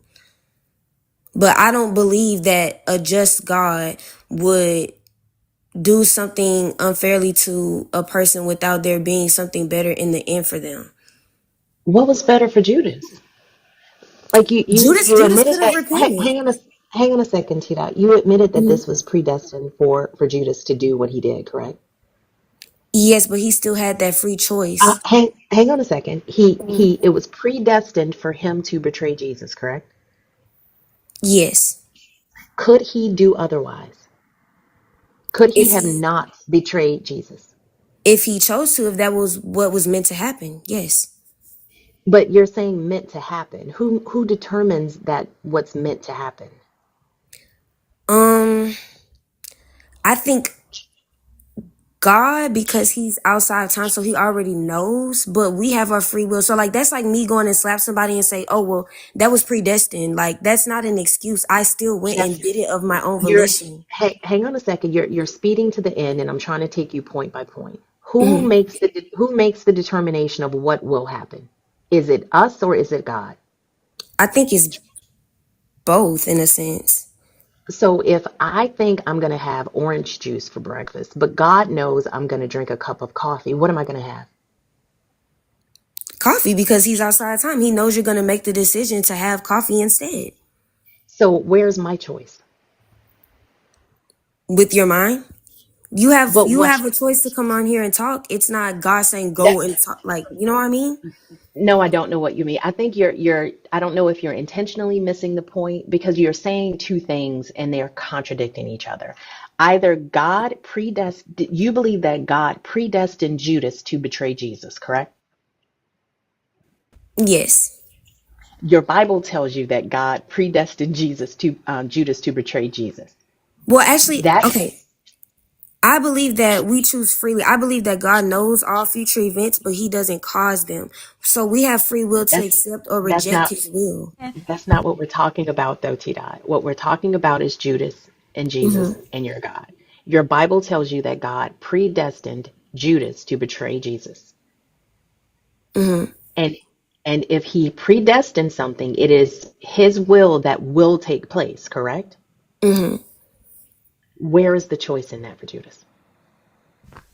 He had his own mind. It was already in his heart. So I believe that What what was God already what was already in his heart? greed. Well, then why wouldn't God need to predestine anything? If it was already in Judas's heart to do this, then God would not have needed to predestine anything because it would have Or happened already. Satan wouldn't have If God had to influence him. Exactly. He wouldn't have had to enter him after Jesus gave him the breadstick from Olive Garden. Like none of that would have had to happen because it was predestined. The Well, reality is you have to pick a side because those two things cannot they contradict each other. Either it's predestined or it's choice. okay, it's And then predestined. I want to know what you think triggered the remorse. Like a greedy person, right, Hmm. isn't going to throw the money back, Hmm. right? Like he threw the money back or gave it back. Like what do you think triggered the remorse and his lack of greed then? I think he realized what he did, and that he betrayed the Messiah. So I do believe that he felt genuine remorse. But instead So of, at this point in time, the disciples didn't know that Jesus was the Son of God. So where did he learn that? oh well, maybe okay, well, since they didn't know already, he just felt bad for betraying him for money. Why? If he's greedy, Hmm. a greedy person isn't going to automatically just feel remorse like that. Like if he did it for greed and he was naturally greedy without the influence of Satan, what Hmm. triggered his uh you know transformation on all of a sudden? That's what I want to know. His conscience. Right, but his conscience was greedy. Like what triggered that That conscience can is what I'm change asking. though. That can change. Like I can. What changed it? That's what the word what is there. What triggered it? We're not him, so we don't know. But we all have a mind that can change. Like I Oh, can but do you something. classified him as greedy. He was being greedy in that situation. I'm not saying How do you overall he know he was, was being greedy though? because he betrayed Jesus for money. Maybe he did it out of need and not greed. Why are you classifying it as greedy? Because it says that in the Bible that he had greed in his heart. Does it say that specifically? Let me see. I'm trying to find that specific verse.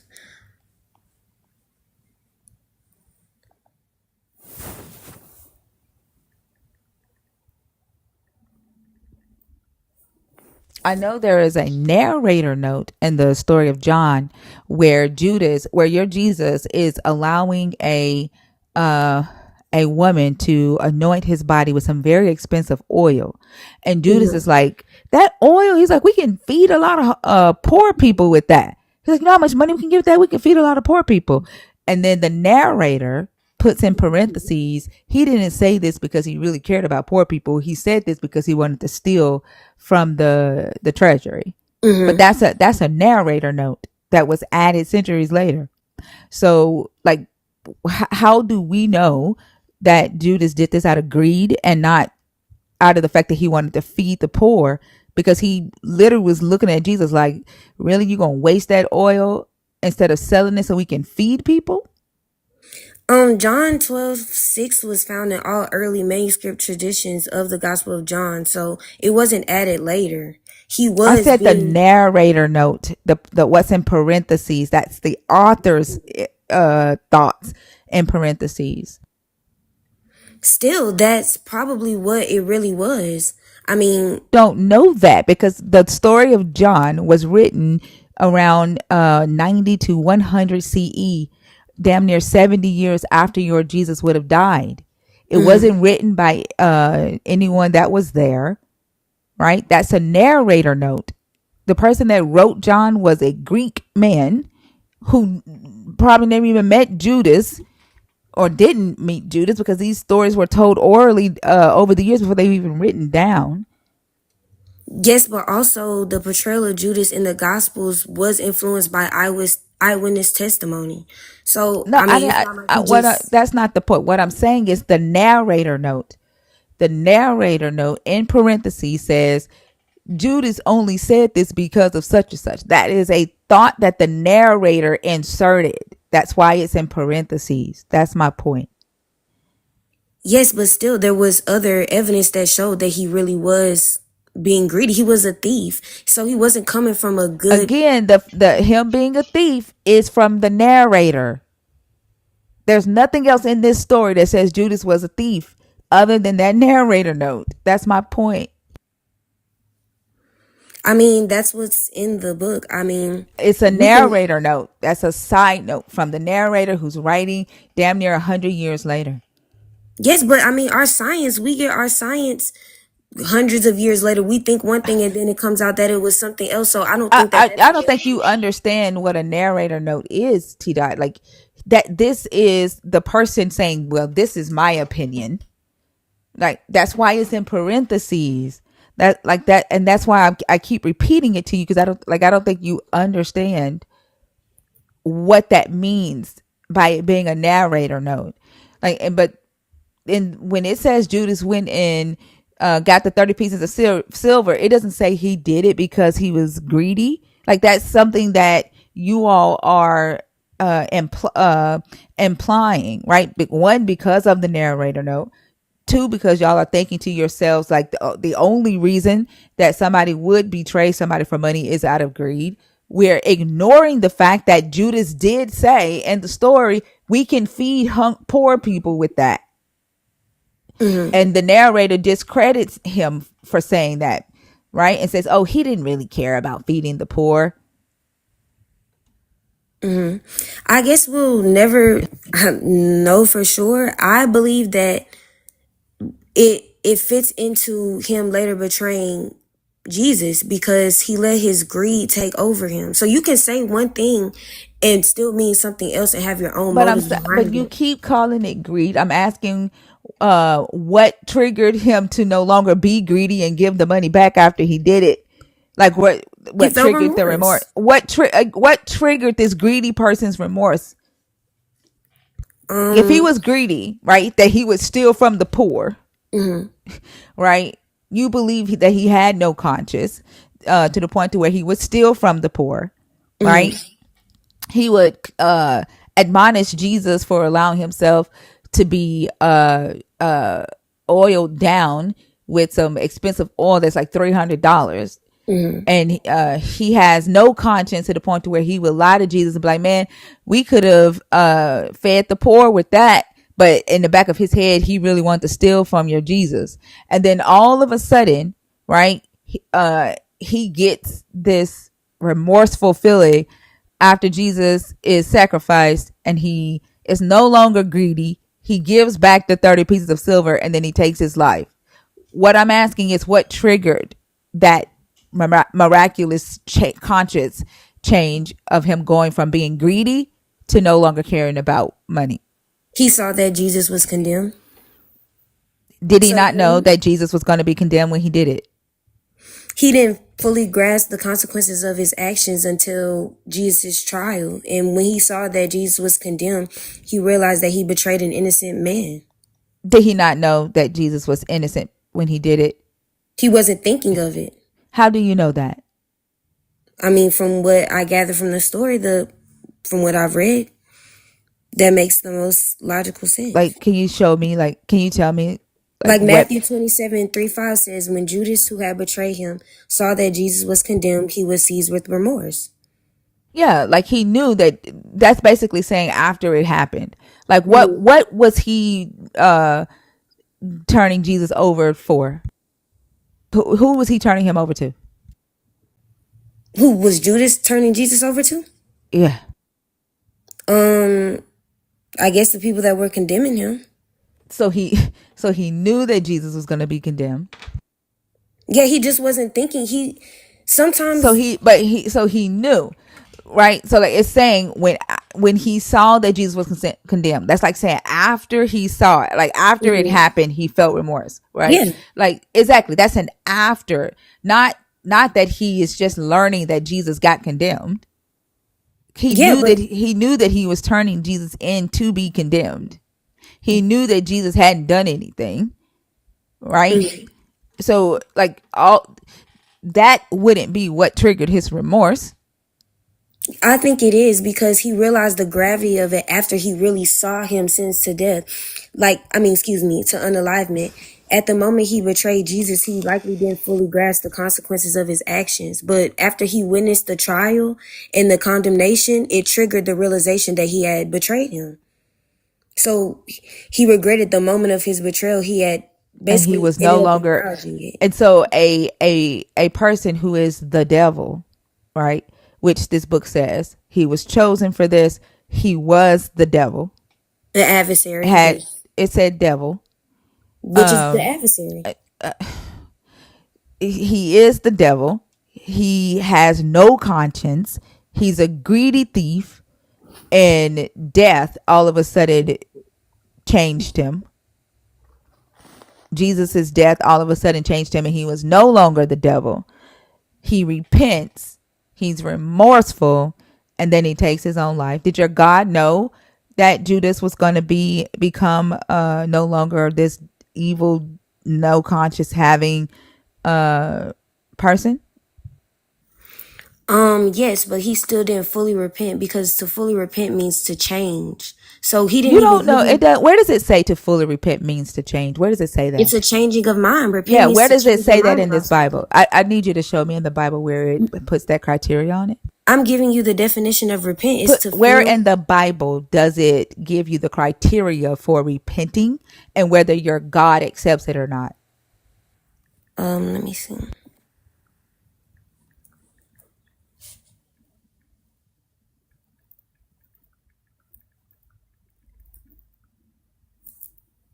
think it's John 17:35.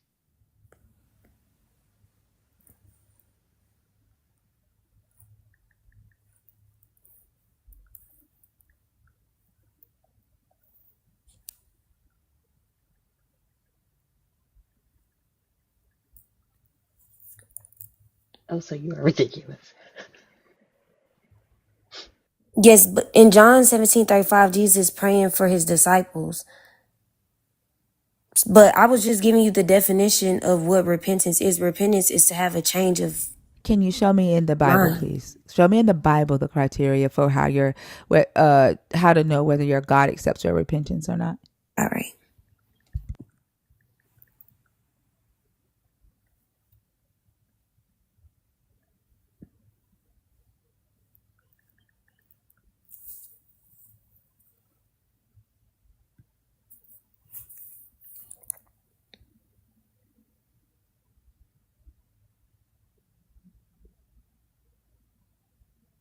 Ooh, that's cool. So in First Corinthians 21:22 through 26, it's making a restitution for wrongs that you committed. Does it answer the question that I asked? That's what repentance is. What did I ask you for? You asked for where in the Bible does it say how to repent? And I gave you the verse. I didn't You have ask you another for one. how. I did not ask you that. What I You asked you said, what's the for was the criteria? criteria for repentance that lets you know whether your God accepts your repentance or not. Let me see.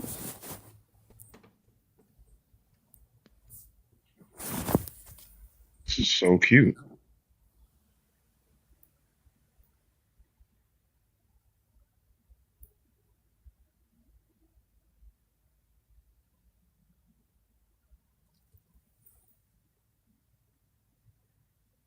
Okay, so one is Acts 3:19.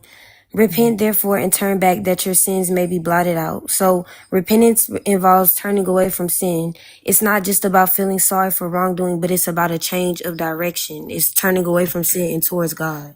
Okay, and what sin did Judas commit? Betrayal. So Where in the he Bible was does it say that greed is a betrayal is sin. a sin? Yeah, can you give me the law? Remember, they were Jewish. They would have been going by the law. What law did Judas break? The commandment to love others. If you really love someone, you wouldn't betray them. Yeah, what law? You shall love your neighbor as yourself. Betrayal contradicts that command. And so when Judas repented of that, Like, who is in Judas' heart to say that he did not, when he felt remorse, when he had a conscience change, right? Mhm. Would you not say that that was triggered by his love for Jesus or in his love for himself?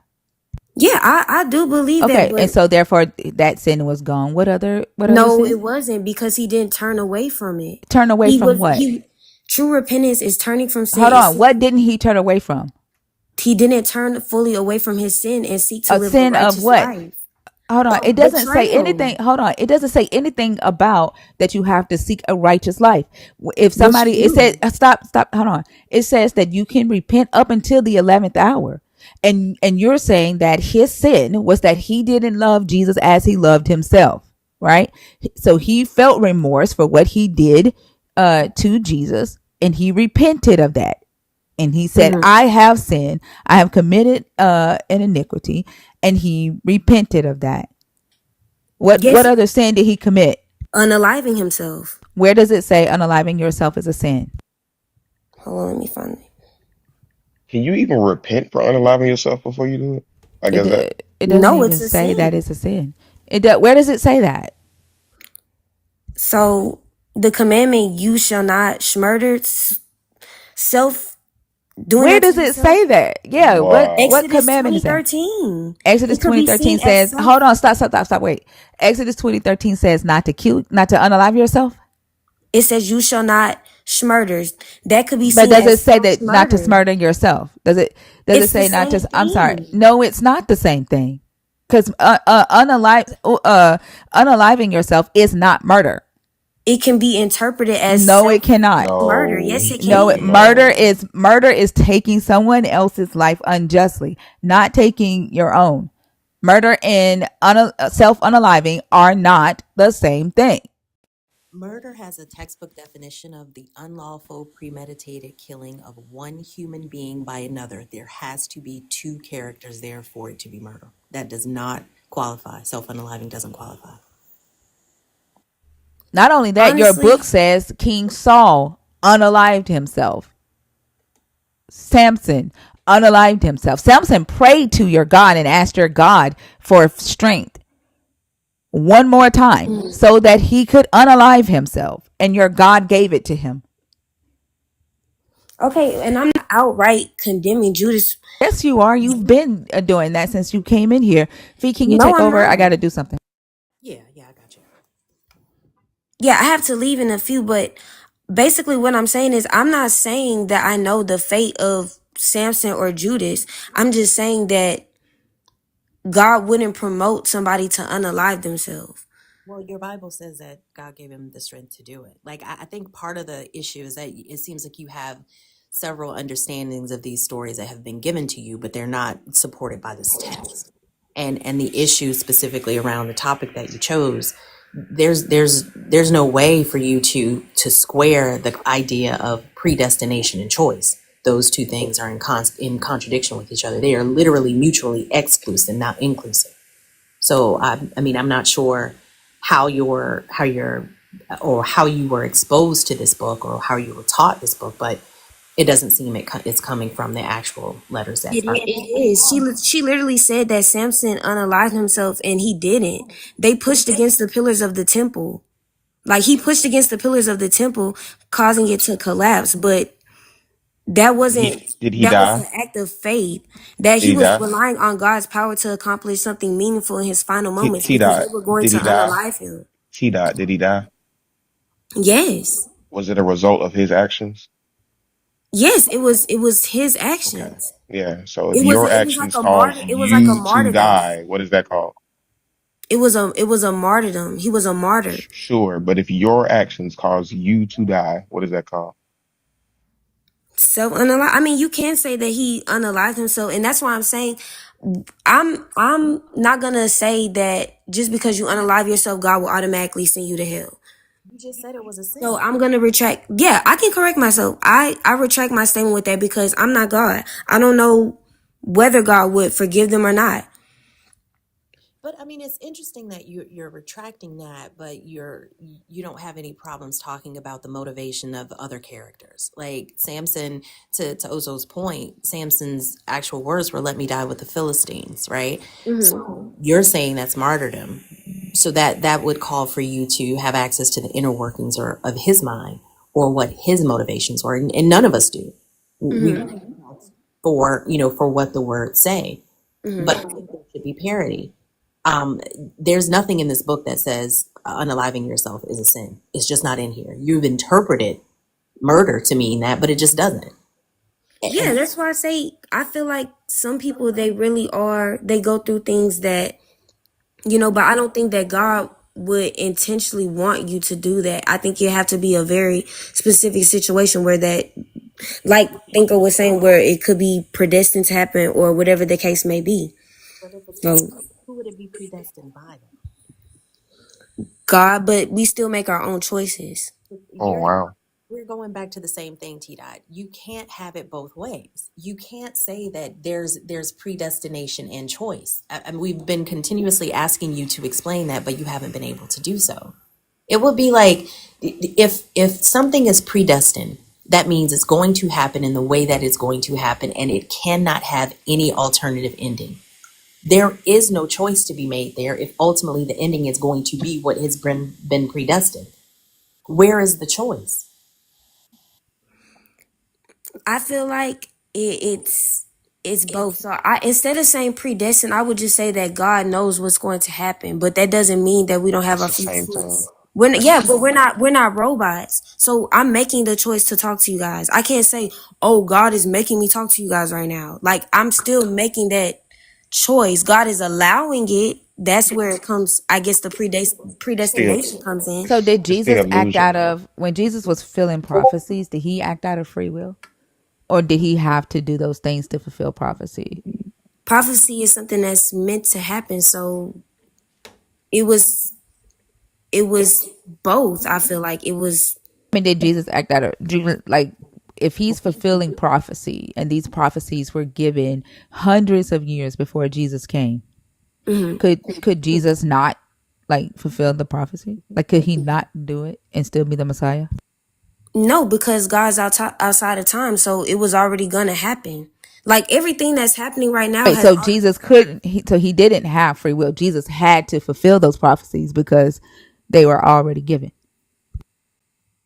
Yes, because it's in God's eyes. It's already happened. He's Right. outside of So time. Jesus didn't have free will. And so Judas was also a part of the prophecy, right? Like Zechariah 11, with that they quote where Judas betrayed your Jesus with 30 pieces of silver. They use Zechariah 11 when Zechariah threw his 30 pieces of silver back into the treasury. They use Psalms when Judas betrayed a close friend. They try to say that Psalms 41 is prophecy of that. And so when Judas is fulfilling scripture, then that means just like your Jesus had to didn't have a choice and had to fulfill scripture, so did Judas. So that would mean that Judas didn't have free will either. I think he did have free will. God How just already explain to knew. me how Judas has free will and he still had to fulfill prophecy in your God's plan, but Jesus didn't have free will, who had to fulfill scripture in your God's plan. Explain to me They how all that works. they all had free will in the sense that they had to do that. They weren't robots. No, you said Jesus didn't have free will and Jesus had to fulfill the prophecies. And had he not fulfilled the prophecies, he couldn't be the Messiah. Do you remember saying that? Yeah, okay, well, let me say it like this. We all have a choice to do what we want. I have the choice to get up and go to work, or I have the choice to sit down and stay in my bed, just like anybody else. I'm So asking about Jesus and Judas. Like, yeah, but could that's what I'm telling you. We could all have. Jesus could Jesus not fulfill the prophecies and still be the Messiah? No, because he's So he outside of didn't have time. the free will of that. Jesus had to fulfill the prophecies in order for him to be the Messiah according to the plan, Yes, correct? because it was already So did happening. Judas. Judas is a part of this same plan. Yes. Judas had to fulfill prophecies in order for your Jesus to be the Messiah.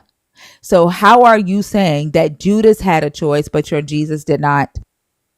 I'm saying that they all had a choice. So I retracted my statement. I said we all have a choice on what we do. So, Jesus had a choice to not be the Messiah? Yes. So, when he was born by the Holy Spirit of a virgin for this purpose, right? When the Holy Spirit drove him into the wilderness to be tested 40 days and 40 nights as a part of the plan, you're saying that your Jesus could come here and do and just change his mind as God. If he wanted to, yes, he's God. Like, I think this is why I'm so glad that I'm not a believer, because you stand for nothing. Like, you have changed your stance multiple times here because your foundation is really rocky and weak, and like there's nothing for you to stand on. That you've contradicted yourself multiple times. You've tried to hold two contradicting stances at the same time, which makes what you say uncredible. Okay, that's Like your there's opinion. like there's no, I'm not, this isn't an opinion, this is exactly what No, you it's your did. opinion. And I have to No, go, hold but on, y'all have a no, great day. yeah, of course you're gonna run because Oh wow. that Yeah, that's your opinion. I just held two contradicting views. But that's your opinion, though. This is that's insane. that's I think that God orders your steps and also you control your steps. The fuck? I mean, the reality is that it's a conflict. It's cognitive dissonance. If predestination is true, then your actions are fixed in advance. If free will is true, then you have genuine, uncoerced options. Those two things cannot happen at the same time. If a person can freely choose something, but there's only one outcome, what are they choosing? And that's the piece that she just refuses to accept. It's so frustrating. The way they don't, like the way they just leave like that, like I I don't know what the fuck is that about. I think I see it mentally as this wall that they get to that they know they can't get over without acknowledging some truths about the belief system that they hold. And Hmm. instead of climbing that wall, they just turn around and Forrest Gump run away from it because they don't want to deal with it. And to me, that's what it sounds like when I hear them do that.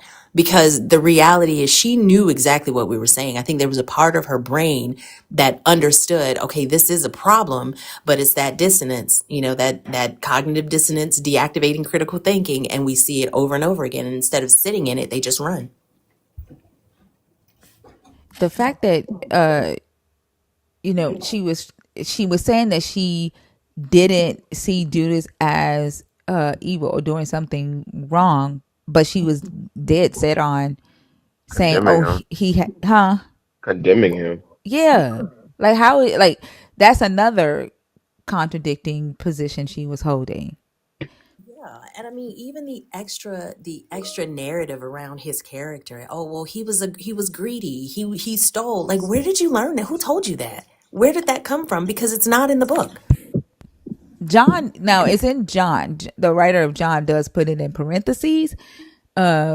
When they talk about like Judas is looking at Jesus get rubbed down with this expensive oil, and Judas is like, "Man, we could feed up poor people with that." And then the writer goes, "He only said this because he wanted to steal." Like it's like a side, Hmm. like an aside. So that's where they're getting it from that narrator note. But the You think she's narrator a PK? and he Hmm. could have been saying that because it was wasteful. Maybe he was a person that was worried about the conservation of expensive or good things like that. I just don't understand how they so strongly hold on to these belief systems that they haven't investigated. Yeah, I'm gonna tell you what I see. I see because Jesus had women footing his bill, right? Like he traveled around from place to place. He didn't have a house. He didn't have his own donkey. He had an entourage of people, and it was the women in his group that financially supported him, right? And then the women walk up and like rub him down, and Judas is looking at him like this wasteful ass motherfucker, and Jesus is like, stop, like let her do what she do. She knows who I am. She knows what she's doing. Like the red pills that we see today. You know what I'm saying? Yeah, like a Hmm. unemployed YN, like a cult leader. Professional vagabond. Yes, like these cult leaders that we see. A lot of times, the cult leaders have women that are footing the bill. Like y'all know that cult where they had the daughter of a credit card, the CEO of a credit card company, footing the bill for the cult. I remember that. Hmm. Huh? I said I remember that. Yeah. And it just reminds me of Jesus, and Judas is like this wasteful motherfucker. We could be feeding poor people, and like Judas could have wanted him gone because he saw this shit and saw that what Jesus was doing. And then Judas was, after he did it, Judas was like, man, that went too far. I can't even go and feed poor people with this. I can't, grow a community garden with this money. Like it could have been anything like that. But they rather say that, oh, this character was definitely greedy. He only wanted it for himself. And, his remorse wasn't he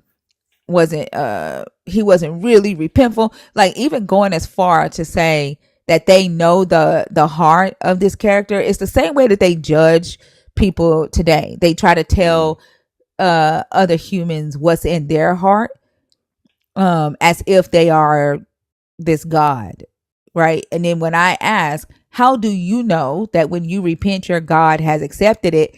What confirmation do you get? Like how do you know that the God has forgiven you when you repent?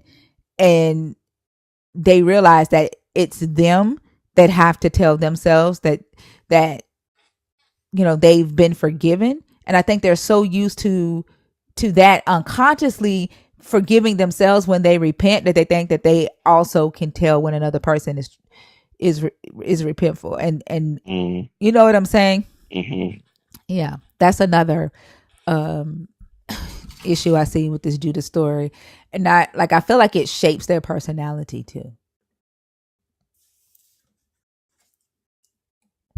Yeah, we got 135 people on YouTube.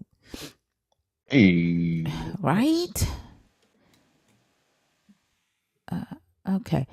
I'm gonna give you this one feed since the last one didn't get to go. Uh and then also you get the next one. Is it the? I can't see the name. The block. The bloke 2050. What's up, Thinker? Hi, how are you? Pretty good. I'm 33, by the way, just to get ahead of that. What topic do you want? Fee, we can barely hear you. I'm Oh, sorry. Is this really? better? Let me reconnect my mic real quick. No, we can hear you. I was talking to Fee. Oh, okay. Is this better? Yeah. Much better. Okay. Okay, my bad. I had my phone on this little charging pad, and I think it impacts the volume. Sorry about that. Bloke, what topic did you want to choose this morning? And the last one was good, but I'm gonna cleanse the palate, as Fee said earlier.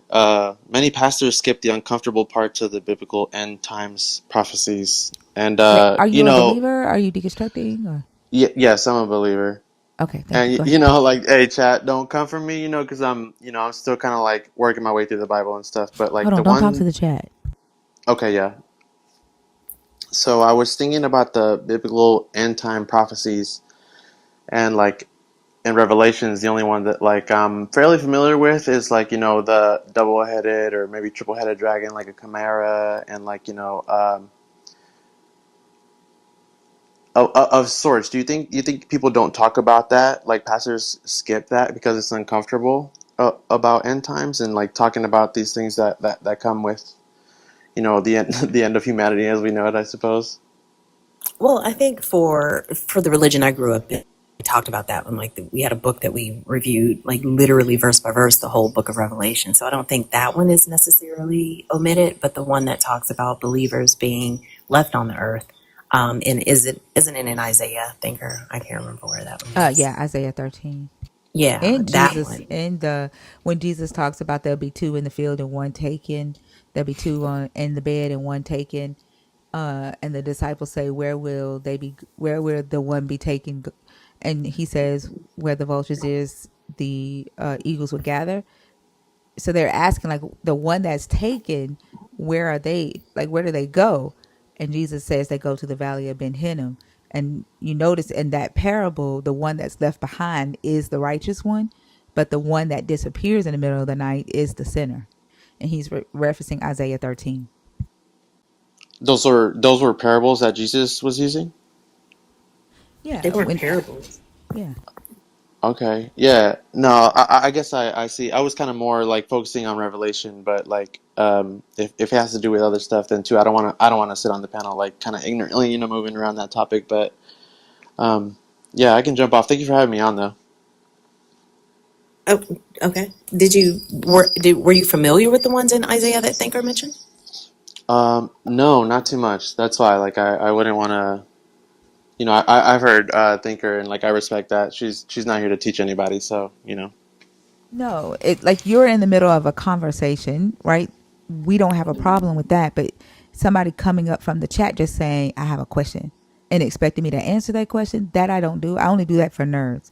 But if you're in the middle of a conversation that's within your topic that you chose, we don't have a problem with that. Does that make sense?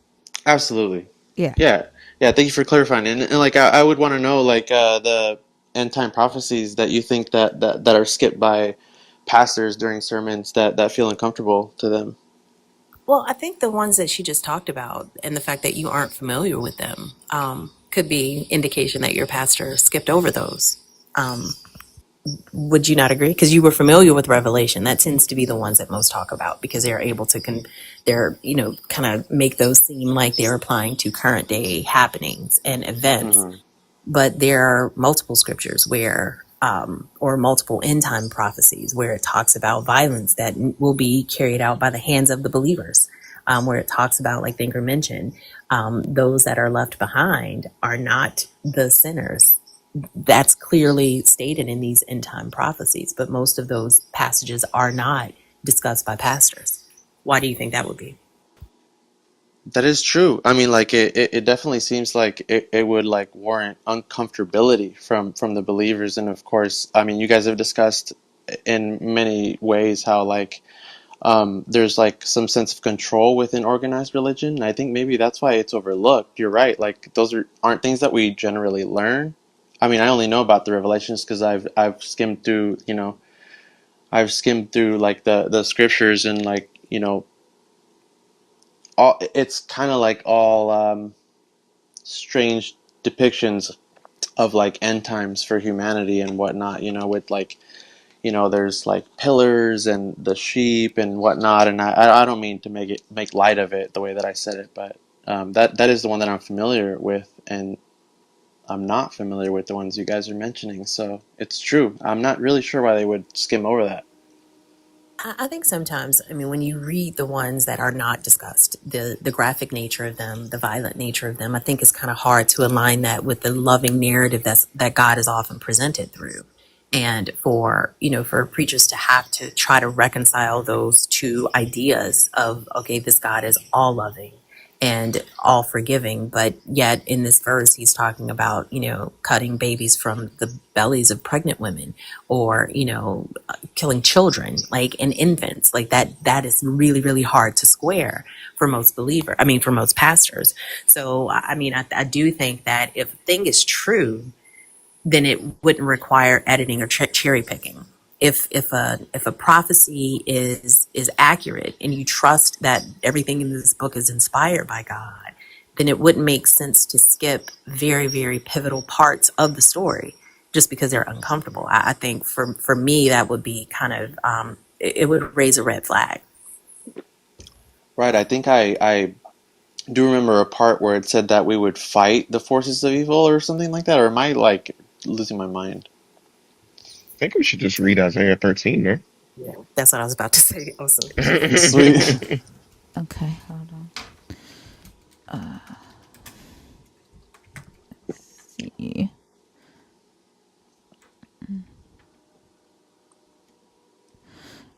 Proclamation against Babylon. The oracle concerning Babylon that Isaiah son of Amos saw on a bare hill raise a signal, cry aloud to them, wave the hand for them to enter the gates of the nobles. I myself have commanded my consecrated ones, have summoned my warriors, my proudly exulting ones, to execute my anger. Listen, a tumult on the mountains as of a great multitude. Listen, an uproar of kingdoms, of nations gathering together. The Lord of hosts is mustering an army for battle. They come from a distant land, from the end of the heavens, the Lord and the weapons of his indignation to destroy the whole earth. Wail, for the day of the Lord is near. It will come like destruction from the Almighty. Therefore, all hands will be feeble, and every human heart will melt, and they will be terrified. Pains and agony will seize them. They will be in anguish like a woman in labor. They will look aghast at one another. Their faces will be aflame. See, the day of the Lord is coming, cruel, with wrath and fierce anger, to make the earth a desolation and to destroy its sinners from it. For the stars of the heavens and their constellations will not give their light. The sun will be dark at its rising, and the moon will not shed its light. I will punish the world for its evil and the wicked for their iniquity. I will put an end to the pride of the arrogant and lay low the insolence of tyrants. I will make mortals more rare than fine gold, and humans the gold of Ophir. Therefore I will make the heavens tremble, and the earth will be shaken out of its place at the wrath of the Lord of hosts, and the day of his fierce anger. Like a gazelle on the run, or like sheep with no one to gather them, all will turn back to their own people, and all will flee to their own lands. Whoever is found will be thrust through, and whoever is caught will fall by the sword. Their infants will be dashed to pieces before their eyes. Their houses will be plundered and their wives raped. See, I am stirring up the Medes against them, and have no regard for silver, and do not who have no regard for silver, and do not delight in gold. Their bows will slaughter the young men. They will have no mercy on the fruit of the womb, and their eyes will not pity children. And Babylon, the glory of kingdoms, the splendor and pride of the Chaldeans, will be like Sodom and Gomorrah when God overthrew them. It will never be inhabited or lived in all generations. Arabs will not pitch their tents there. Shepherds will not make their flocks lie down there. But wild animals will lie down there, and its houses will be full of howling creatures. Their ostriches will live, and their goat demons will dance. Hyenas will cry in its towers, and jackals in the pleasant palaces. Its time is close at hand, and its days will not be prolonged. I think also what helps is to see where Jesus quotes Isaiah 13, referencing the day of the Lord here, when he gives the sign of the coming of the like when to look for his coming. And he says, immediately after the suffering of those days, well, we could start here. He says in verse 25, Matthew 24, take note, I have told you beforehand. So if they say to you, look, he is in the wilderness, do not go out. If they say, look, he is in the inner rooms, do not believe it. For as the lightning comes from the east and flashes as far as the west, so will be the coming of the Son of Man. Wherever the corpse is, there the eagles will gather. Immediately after the suffering of those days, the sun will be darkened, and the moon will not give its light. The stars will fall from heaven, and the powers of heaven will be shaken. Then the sign of the Son of Man will appear in heaven, and then all the tribes of the earth will mourn, and they will see the Son of Man coming on the clouds of heaven with power and great glory. And he will send out his angels with a loud trumpet call, and they will gather his elect from the four winds, from one end of heaven to the other. And this comes from Isaiah 13, what we just read, starting at verse 9. He's quoting this prophecy.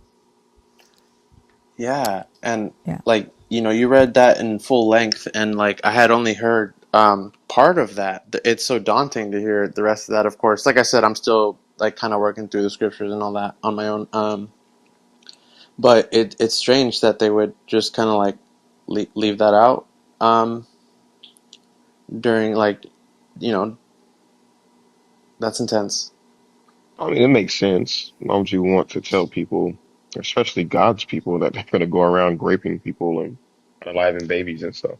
Like during Endgame, yeah, that's I could see how daunting that would be for folks to hear. But like, why? I mean, yeah. Um, well, I definitely have some reading to do, that's for sure. So, Yeah, I mean, I think it's worth asking questions.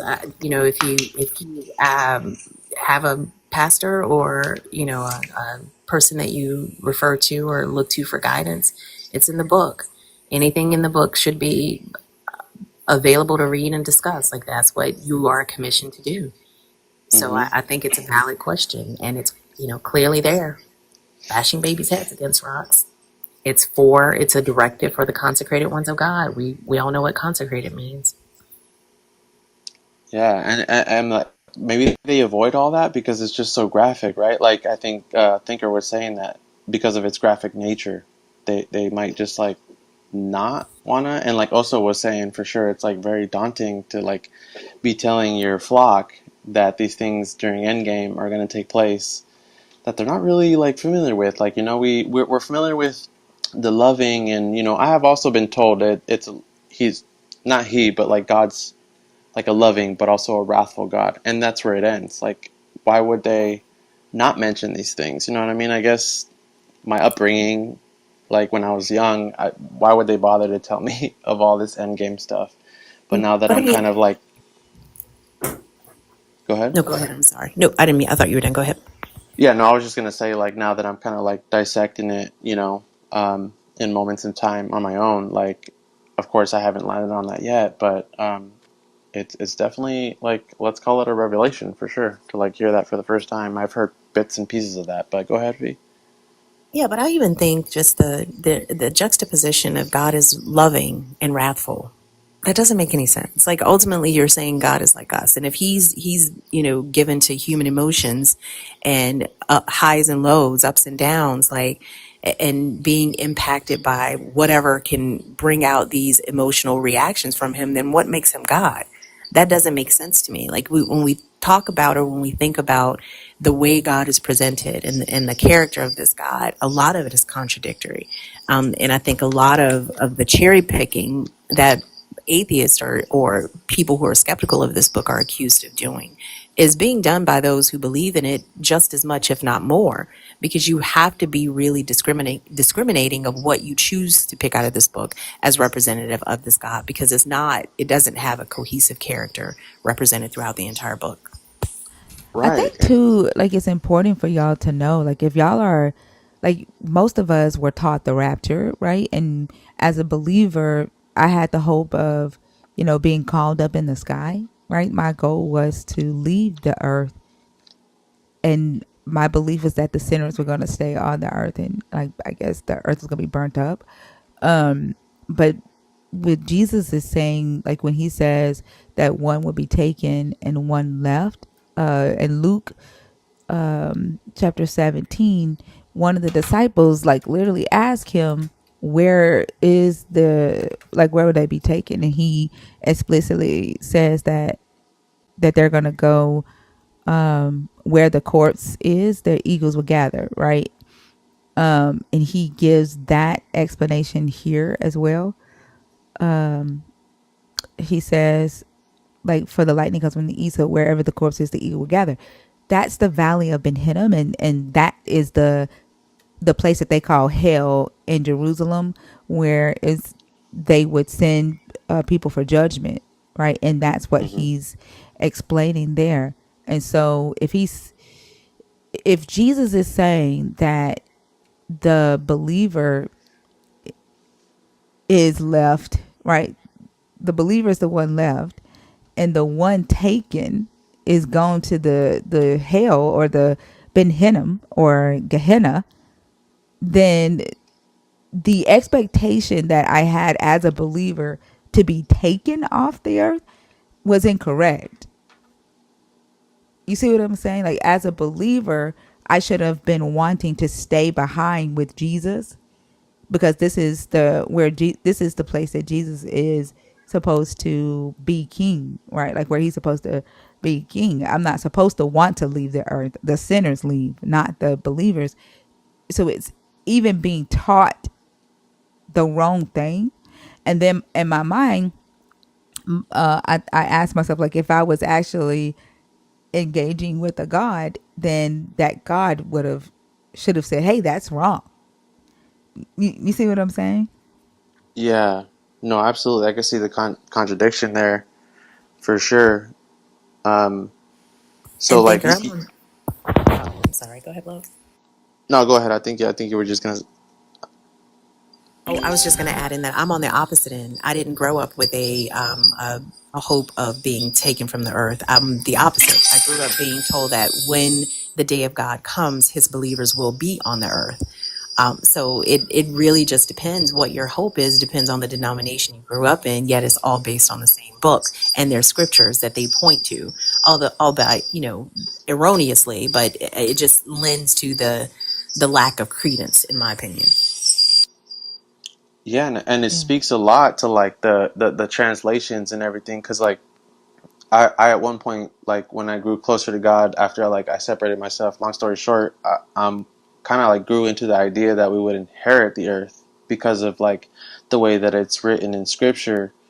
I think Thinker, you were kind of like, and I don't mean this in a way like to speak for you, but like kind of slightly touching on the point that like you wouldn't want to leave, right? Like you would be like, why would I want to leave? And then it kind of touches on like the revelations you were talking about, how he would come and like basically wipe the earth of all wrongdoing, and like the good doers are taken away. I mean, yeah. Right.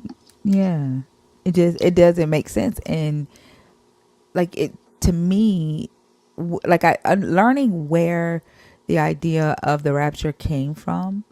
uh I think his name was John Darby in like the 1800s. That was a concept that was developed extra biblically by a Christian theologian, and that's what's taught in the churches, and it's not biblical.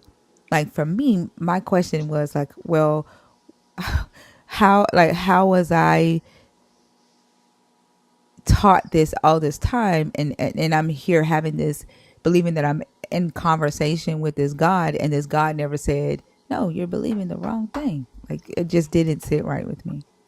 Right, and coincidentally, like I remember having a conversation with my mother, in the same on the same topic about rapture, because like she had an understanding that like rapture would happen, and like before all of like the atrocities that came along with like scripture and the prophecies, she would be like lifted and saved, and I'm like, are you ready for like that not to happen in case like that happens during our lifetime? Like, are you ready to like submit to the atrocities and die for Christ in the way that he calls for it, because like it is really like atrocious, like, if you die in the name of Christ during all of these things that happen during Endgame per se, right? I don't mean to use that so lightly, but it is a lot to take on.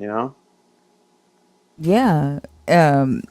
It is a lot, and that's why I get shocked when we do share this understanding with believers who were taught like me, and they're not appalled by the scripture saying that they are the ones that are commanded to carry out these very egregious acts, and they're like, yep, like, I'm not saying you're doing this, but you're calling it in game, like that. Like, there have been believers on here who have said, I can't wait, it's go time, like, I can't wait for that day. And I'm like, you can't wait to grape women and dash babies if that's what That's he wild. commands. Exactly. And like, it shocks me that that doesn't make a person step back and go, whoa, what the fuck am I believing in? Or like, what have I subscribed to?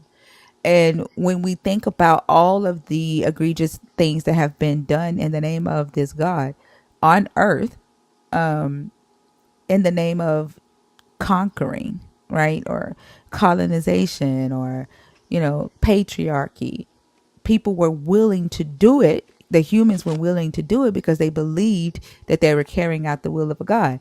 And who's to say that people who are the so-called leaders of this God today that teach the opposite, right? Like don't have these people already that are willing to carry out these acts in the name of the God, right? For Yeah, because like that, it.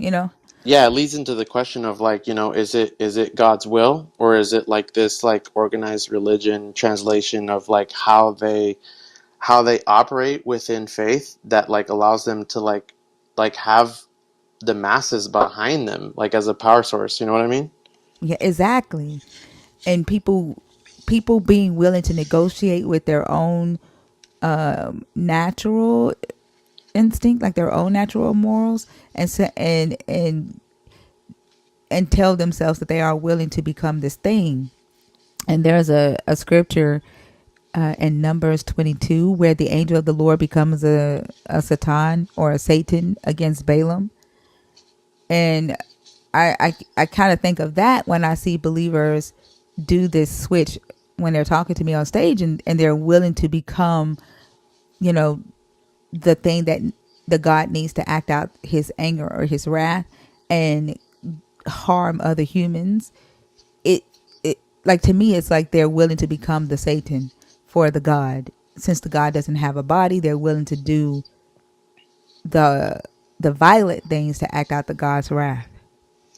Right, like willing to take on the egregious acts that like really any human shouldn't really be excited about, you know? I mean, because isn't that what Yeah. makes us human? Like compassion, understanding, and being able to like share our intellect, and I don't know. Yeah, that's true. Well, I have some homework to do for sure. I won't keep you guys too long, but kind of highlighted how much reading I'm behind on. So, thank you for having me on. You're welcome. Thank you for coming up. It was a great conversation. Yeah, Hope Yeah. you have thank a you. good one. You too. Those are the believers that I like talking to. Yeah, exactly. Where it does not end in being called names. Yeah. Yeah.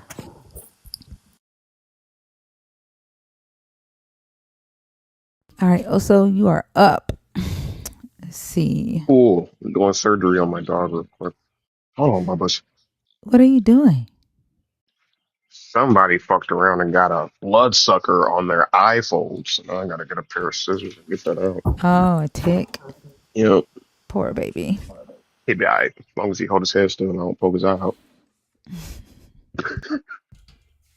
I was gonna bring Hadessa up for you. She was in the box, but she left. That was gonna be my surprise Oh, to you. Hank, you dead ass wrong. it was gonna be a quick one. But she Guarantee left. that. She left. I think she knew I was gonna do that. No. Maybe she should start a live and say Oso's a bitch. Has there Oh, ever don't. been like an actual conversation with her? Or is it Nope. always just I've okay. never had a Well, conversation with her. She tried to her and come on Mezzo stage had with one. all of that. Yeah, like, well, she respects white men. She goes on stage and respects their stage. She Hmm. tried to come on this stage and act a fucking fool, but I told her from the beginning that that shit wasn't gonna fly, and she tried it, and I dropped her ass, and she ain't been back since. This is her first time back in here since that day. Mm. She acted like she had some sense on Justin's live and Mezzo's live. And no, it's not that we don't want the smoke. We just want a conversation. Like, if you're able to do it in one live, I don't see why you wouldn't be able to do it in another one. I don't think it's that difficult to ask. Hadessa, I'm a white man. You can respect me.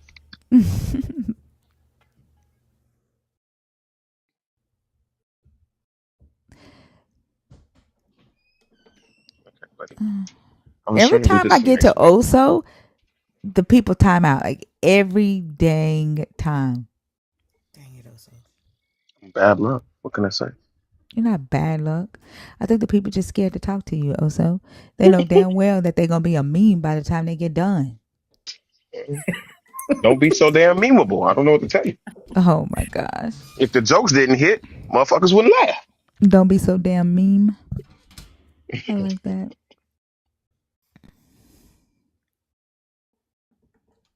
Dang, also?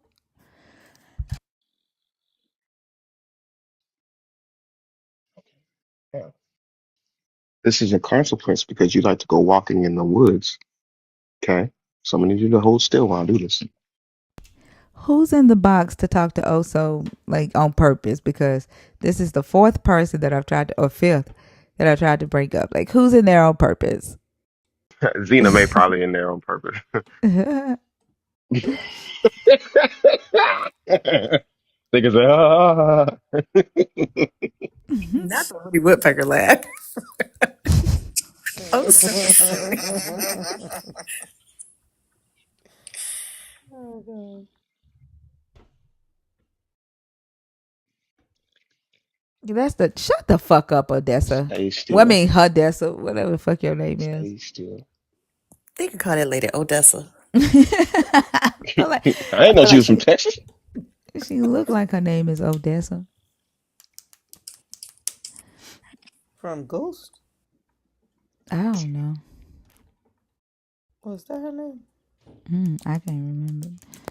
It's over. There you go. So Ah, Keyshawn, how are Yo, you? what's up, man? Hola. Go ahead and pick a topic. Let's have a conversation. Why does 97% of Black community believe in the worship of the worship the God and Jesus of worship Christianity? Um, well, I can't speak. Well, I might be speaking for a small percentage, but the worship of God is that's probably like evident on why Jesus been one of the key human beings in Christianity and really in all the Abrahamic religions. Uh, it was because of he was in complete obedience to God's will, right? As we see You that throughout the Bible. you said what? Now, I had picked the last topic, Yeah, you said who was obedient to God's will? Jesus. Okay. So, so for there's a certain amount of Christians that actually understand what Jesus' mission was and what his purpose was, and so the reason he's kind of glorified is because one, like I said, his complete submission, and two, he brought um, a certain wisdom and knowledge that nobody didn't comprehend in his time period. Uh, Like what?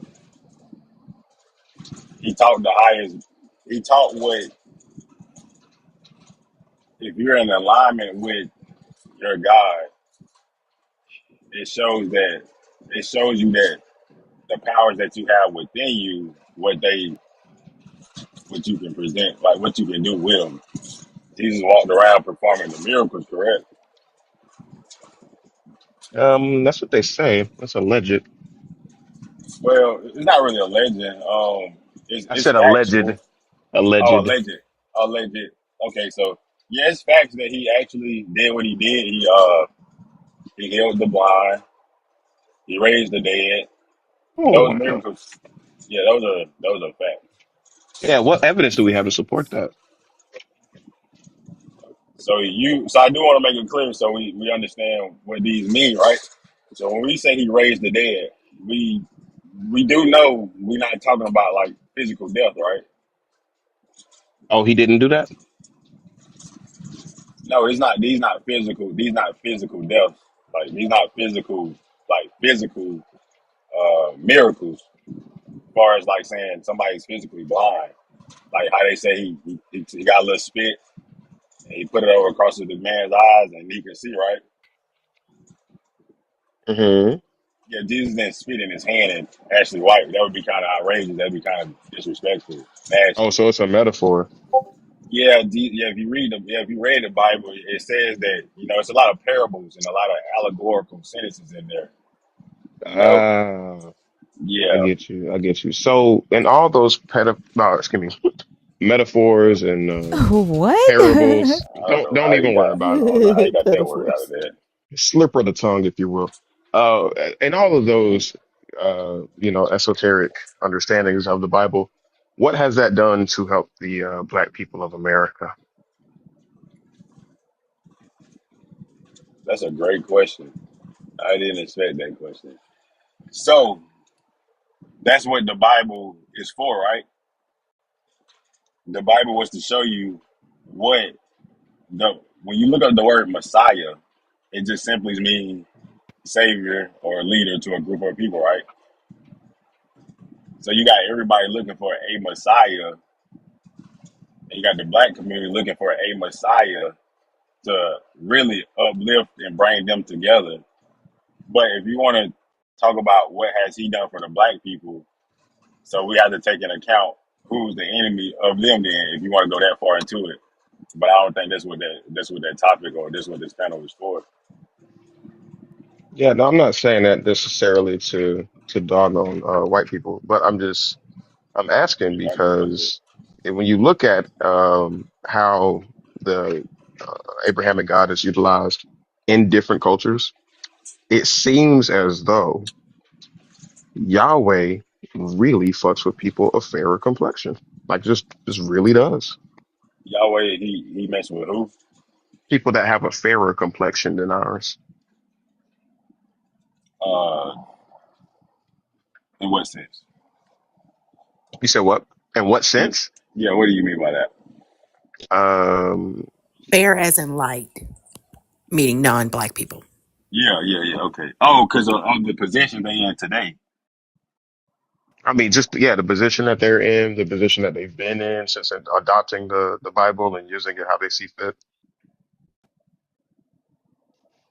Okay. So the Bible told us about that.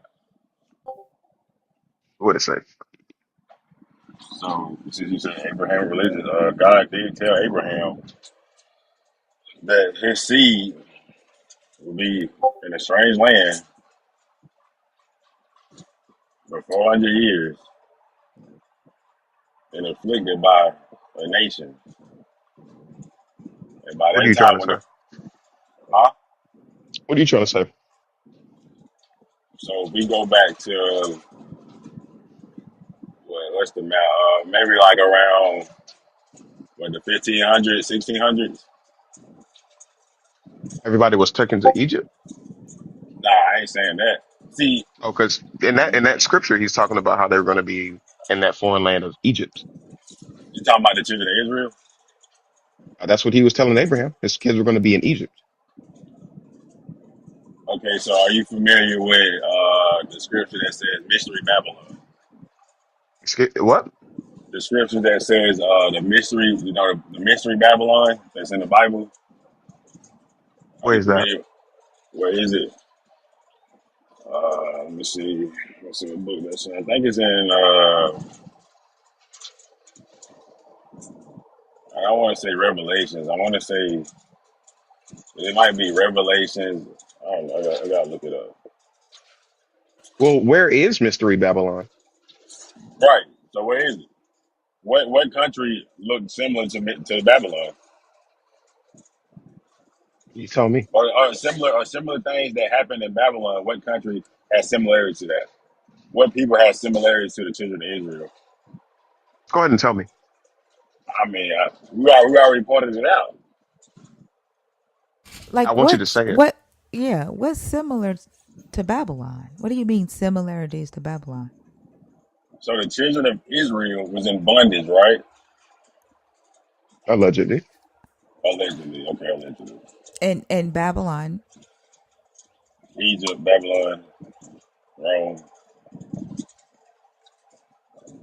were they the only ones? I'm confused. But the children of Israel or Babylon? Yeah, in Babylon, were the children of Israel the only slaves that they had in Babylon? Well, I mean, you got some people that think the Jews was in bondage too. What were was it only Huh? these people? Is what I'm asking you.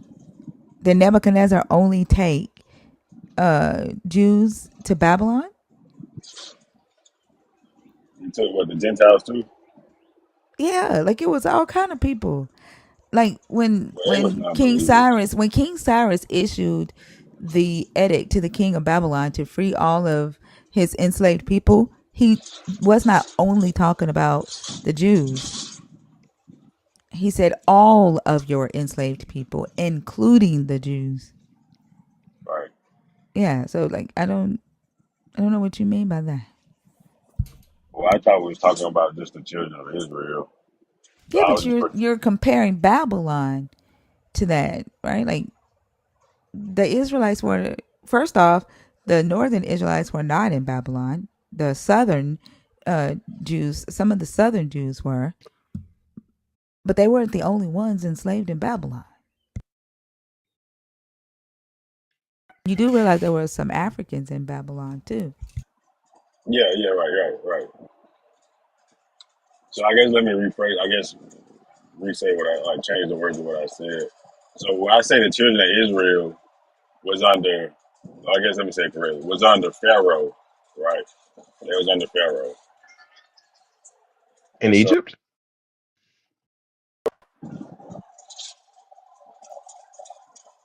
in Egypt. Hmm. And so your question at the beginning, what has Jesus done for black people? I answered that clearly. Jesus was purpose was to serve as a sign for people to do what he do because he was the only one to overcome Satan. So if somebody was to fall in line behind him, then it'll be an upliftment. But that's kind of like far fetched, not really, but it'll just take a special someone to do that. It would take a special someone to overcome Satan. Well, to uplift a group of people, uplift a group of Uh, black people, yeah.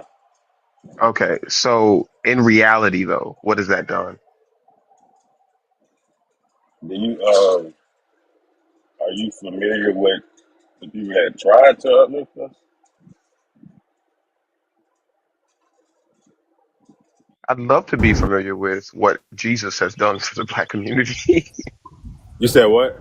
I said I'd love to hear what Jesus has done for the black community, especially the one in America. No, so there's a lot of that's why I asked you. Are you familiar with the black leaders that tried to bring unity like to us? Are you familiar with them? Uh, yeah, yeah, I am. I don't necessarily care to hear about the failures though, because I'm asking you about the success of Jesus in the black community. So that's what I I get you don't understand don't care about it, but that's what I'm saying. Like the success was with the black leaders, that came from the 30s to 60s that tried. They was That's what they was trying to do. They was basically imitating what Jesus was doing. Yeah, but the question is, what has your God done, not what humans have done. Or What tried to do. uh what has my God done? Not what humans has done. I don't think we got the same conception of what or who God is for you to say that one. Is your God powerful? Yeah, Is your God guiding y'all? you said is he what? Is he Is your guiding you? God guiding y'all? Yeah, Does your God bless and punish y'all? yeah. Okay, so his question is, what has the God done for the black community?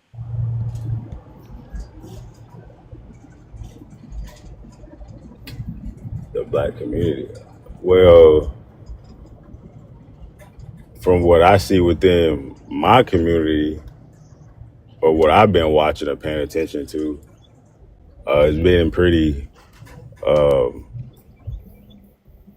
been flourishing. To be honest, that's just me, I guess. Flourishing how? Um, schools are being built. Black-owned restaurants are being established with the proper foods. What The what proper school foods. what schools have been built?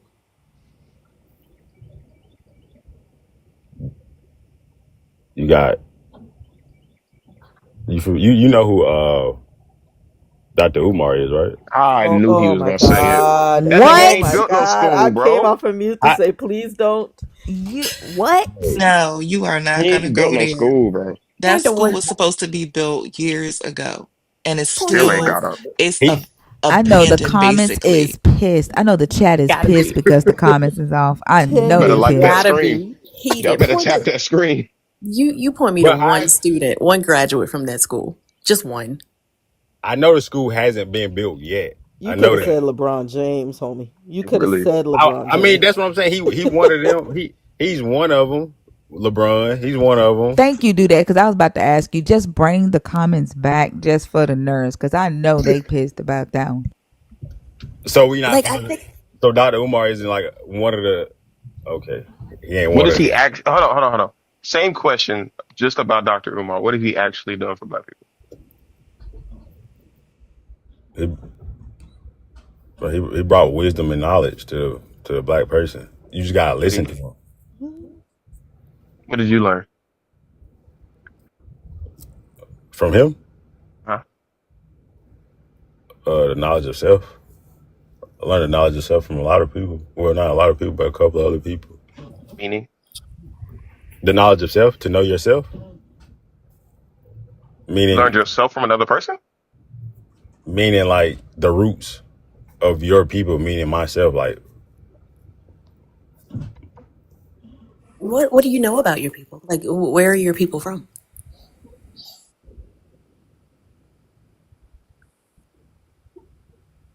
so you want me to talk for like the black race, right? Well, I I'm mean, we're talking confused. about, so am I. We're talking about you, right? You said that Dr. Umar has helped you know yourself and know your people. Well, how has he helped you do that? In what way has he aided in that? Because when we look back in history about who populated the earth from each corner of it, we find out that us don't have a birth date. So Wait, I'm sorry. You said us don't have a birth Oh. date? yeah, What does that mean? like the black race. We talking about the black race, right? You were Yeah, never born? I didn't know I had to explain it. When I say we don't have a birth date, a birth record, meaning we was always here before. well, I mean, I know scientifically we know that Homo sapiens sapiens originated in sub-Saharan Africa. That's proven, right? Scientifically, we understand that, right? But Right. I don't know. One, not only the sentence structure that you use, but I don't know what you mean by we don't us don't have a birth date.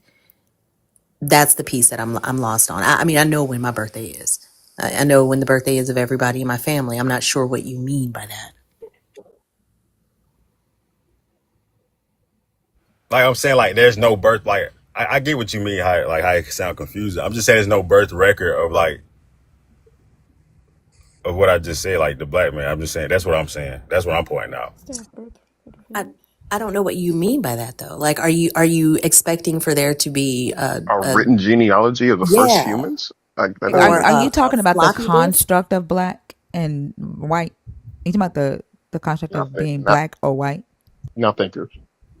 He's not. You know he not trying to say that. First I ever tried. I tried. man that ever walked the earth. I Somebody tried block to. Hopper. Oh my gosh. Hopper talking about us not following. Oh my God, Hopper.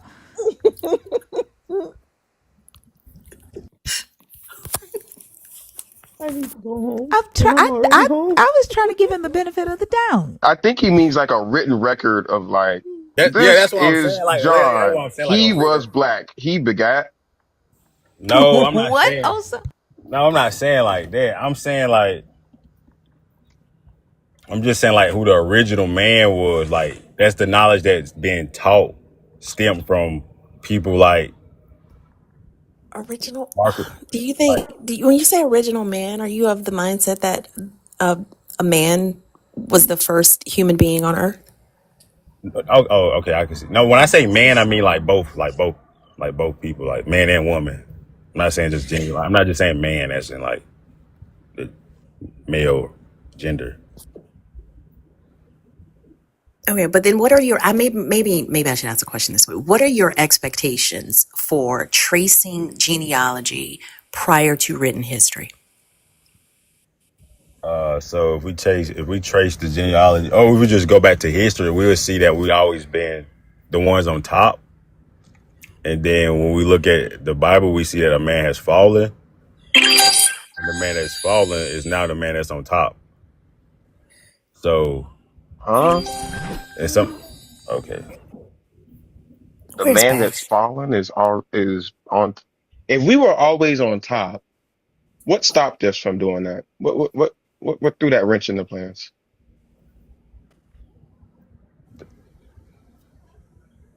who knocked us off the throne is what you're saying? Uh-huh. Who knocked us off? I'm asking. I don't know. I would just think it look like another race. Do you have a specific one in mind? Uh, Probably the white sea people, no? yeah, And yeah. what tool did they use to knock us off the top? Uh, what tools did they use? Uh-huh. Trichology. Try the Bible.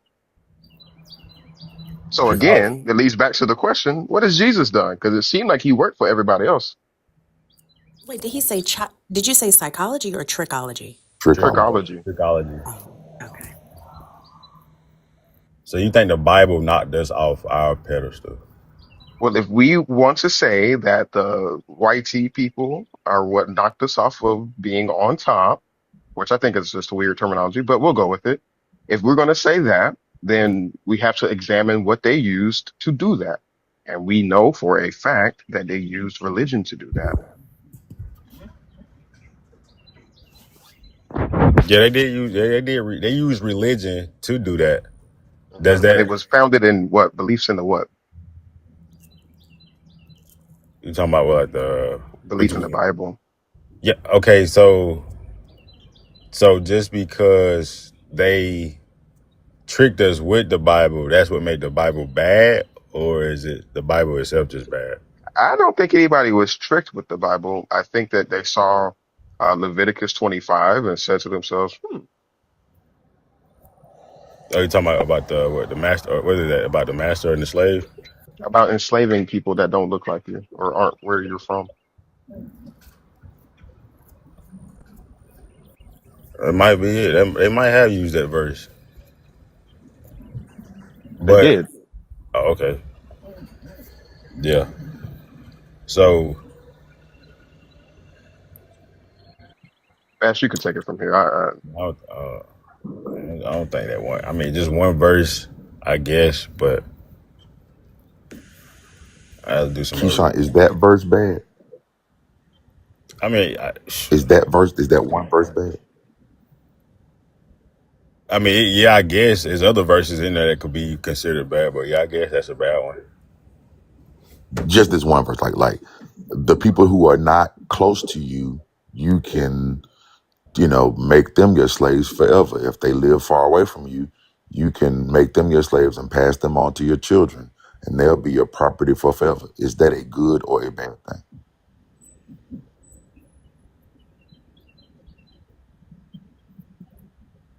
It sound bad. And when you say it sound bad, is there like another way? Like, is there a way you can see that as a good thing? If so, just let me know. Like, is there anything about that you go, oh yeah, that could be So good? I don't know what kind of are we talking about the slavery that this like chattel slavery, or are we talking about was You know it what the chattel word, slavery in the you know Bible? what the word chattel means? You know what the word chattel means? Like animals? No, that's cattle. Oh, But in the kind of chattel just means property. Like that means like you own them, like for generational, lifelong, right? Okay, so yes, this is chattel slavery. This is so they, chattel slavery. so they didn't get paid They to did do not like get paid a dime. to do the works. Nope, nope. They were the property of their owners. I thought they was doing that only to pay off debt. That's a debt slave. Another kind of slavery. That's in the Yeah, I thought this verses. what that type of slavery was. Oh no, that's in 25 and 38. I'm talking about 25 and 44. Right? So that's Leviticus 25:38. And you're right, there was definitely debt slavery that existed, or indentured servitude or debt slavery, however you want to call it.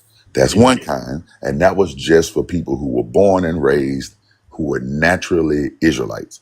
If you were not a natural born Israelite, you would be subject to chattel slavery. So, in other words, and the same thing happened in America.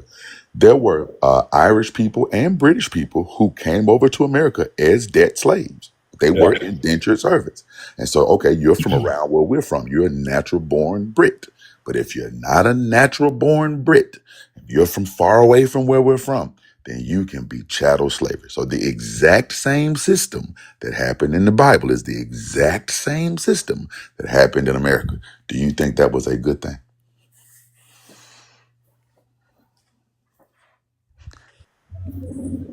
in my opinion, no, I don't think that's a good thing. Okay, okay. Do you think in anybody's opinion that should be a good thing? Not like another person. I don't think another person would agree with that. Okay. All right. All right. And so if the people read the Bible and said, we want to do what God said do, Right, right? And God said this, right. right? Okay. Did they read it wrong? Because we can read it word for word, and they're just doing it, because what we do when we read the Bible, we take the words in the Bible and we apply it to our life today, right? So Okay. we read some in scripture, go, how does that apply to me today? Right? Uh-huh. So they just read the Bible, applied it to them that day, and then did what God said do. Was that a good thing? Uh, could you just I'm asking you a question. When was so I kind of forgot. When was like slavery brought to like the Americas? Fifth, I think the first people touched ground like 1635. Okay, 1635. 1635. Okay, so that's okay. Transatlantic. Okay. Yeah. Uh, It was 16, 1619. I thought it was like 15 something, right? maybe Well, 15, maybe 1511, maybe 1619. It's around one That's of them. earlier. it depends. Some of them was like bigger boats than others, so you get a lot of different dates. So, but somewhere in between the early 1500s, early 1600s, Yeah, because like the mainland they didn't get here to the 1600s, but like in Hispaniola and some of the islands, you get what I'm saying? They was there earlier. yeah. So they But they that's, put, huh? and I mean, just want to throw this out there. That's just the transatlantic slave trade. I mean, Right. Africans were involved in the Arab slave trade, the Mhm. trans-Saharan and the Indian Ocean routes during medieval periods. So, I mean, it's just the one that's closest to our time period that we're talking about here. Yes, Right, true. right. Thank you for clearing it up too. Yeah. So, So, so but they all brought they were our doing. fathers from Africa to over here, Yes, and all they was doing was just reading the Bible and then applying it to their present situation. No fulfilling different than people prophecy, do today, huh? fulfilling prophecy. And that wasn't really a prophecy. Uh, Leviticus 25 wasn't prophecy. That was a commandment. uh, it depends on how you read it. You want to talk about Deuteronomy then, right? That's where you're going with this, right? Deuteronomy, 28. maybe, huh? You talking about the prophecy about people being taken into quote unquote Egypt by ship. Uh, yeah. When I had brought maybe something like that when I brought up Abraham seed 400 years. Oh, okay. Well, okay, maybe. Um, you do know that prophecy was given and fulfilled to some degree in Exodus. Yeah, Okay, then that prophecy would already be fulfilled. uh, that's not how I was taught of it, but I guess Okay, I agree with I just agree with you. okay, okay. Um, let's say that was the case. Oh, go ahead. Go ahead. I just don't want to say, I don't want you to just agree with him, right? Uh, Share with us like what you were taught and why you say that's not what you were taught, because what it sounds like is you're using the same prophecy for two different time periods and expecting the prophecy to be fulfilled twice? Uh,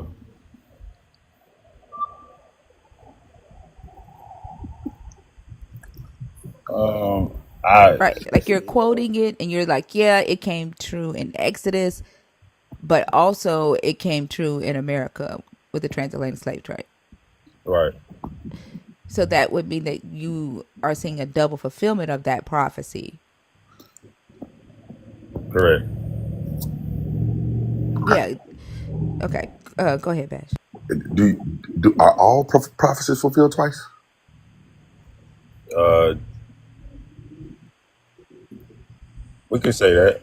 All of them are. So, if we take it from a Bible stance, Yeah. they was preaching that the kingdom of God is near when they found out Jesus was coming, and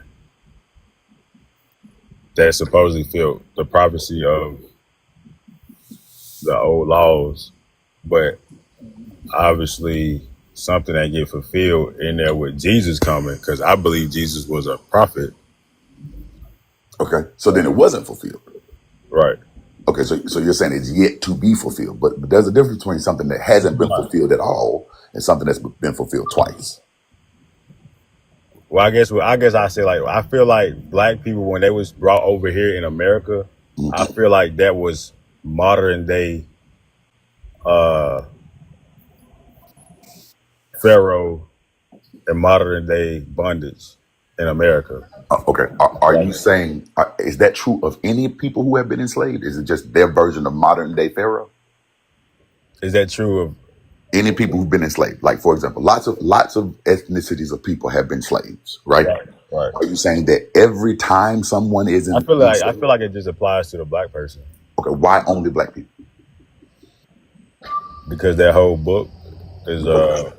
I I was told that book is about the black man. Okay. How did they make that correlation? What makes you think it's about the black man?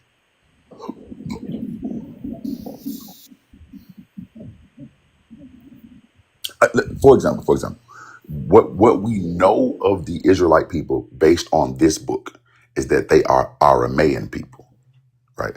That they are Aramaean people. They are from the Chaldees and Aramea, right? Which is like Indo-European, around the Turkey, Iraq, up in that area. They moved down into Israel. That's what the book says about them. Okay. Mhm. Now, there's a lot of different folk that live in the Turkey Aramaean areas, right? Which is literally at the base of the Caucasus Mountains.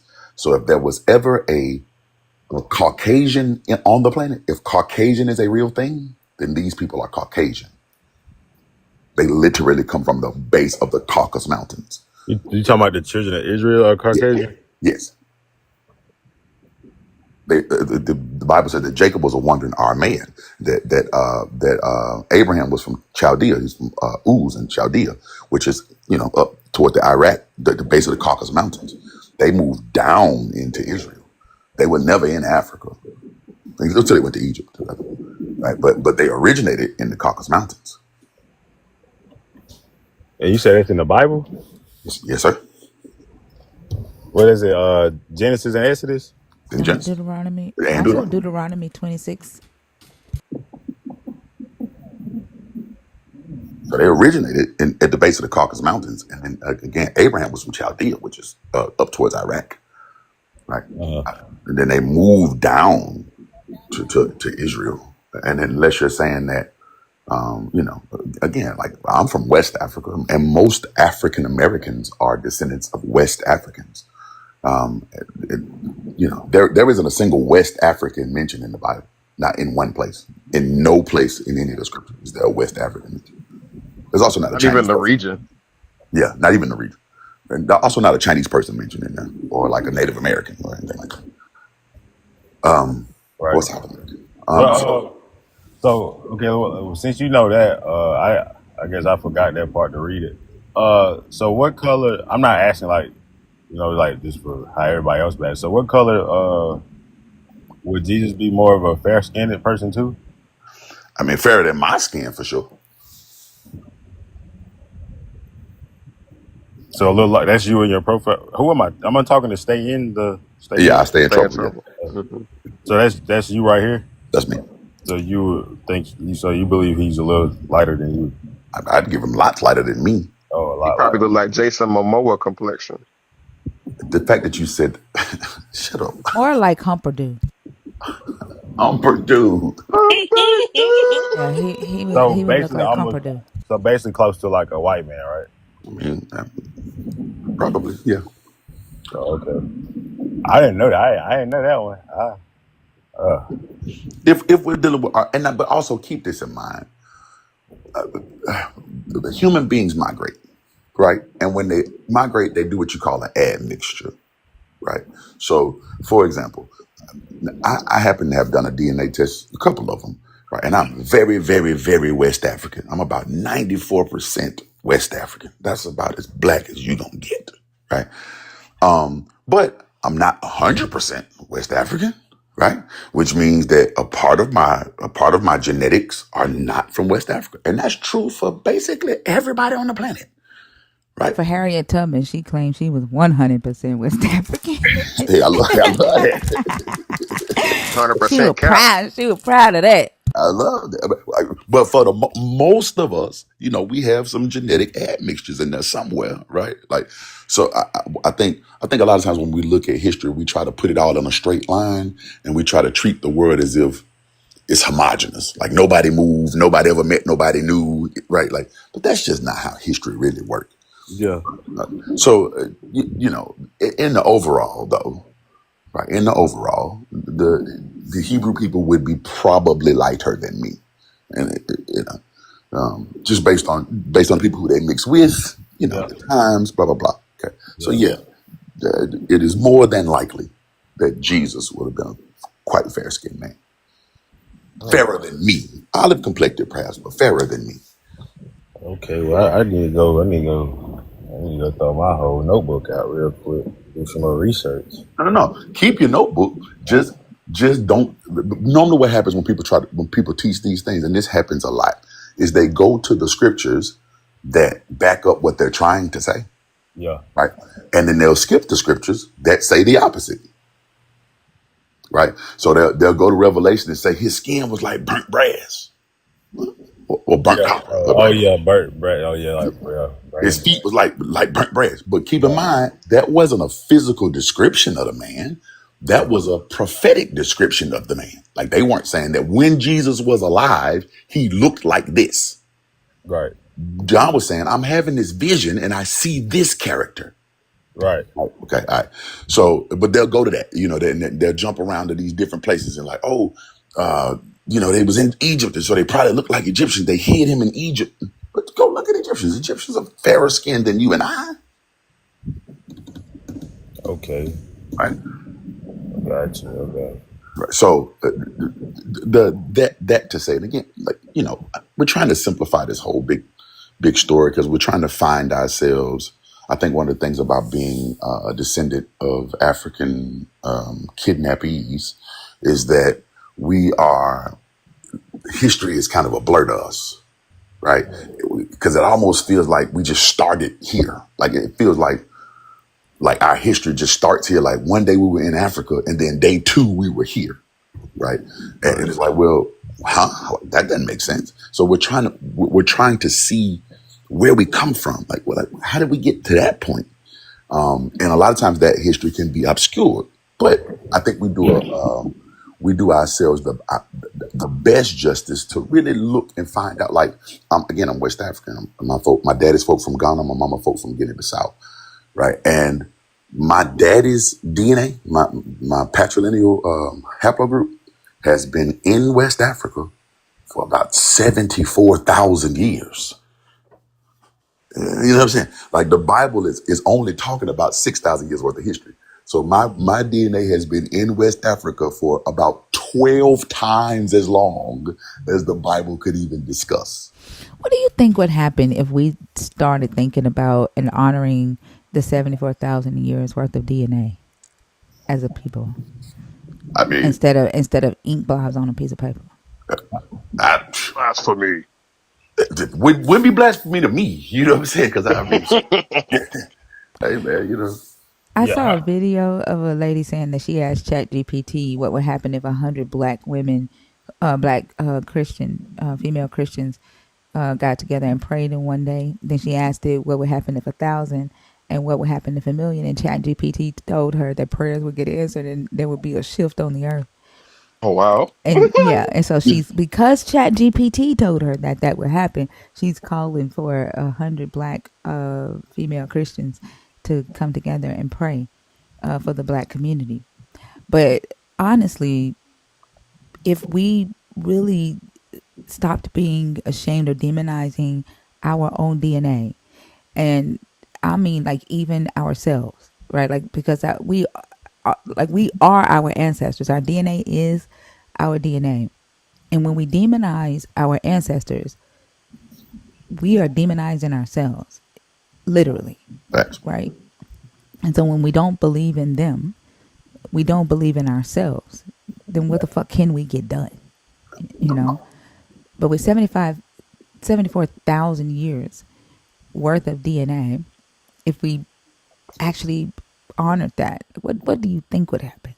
Will you do me a favor and ask me that? I'm gonna be Chat GPT. Ask me about the black women one more time. Let me be Chat. Just one time. What would happen if 100 black female Christians got together and prayed in the same day?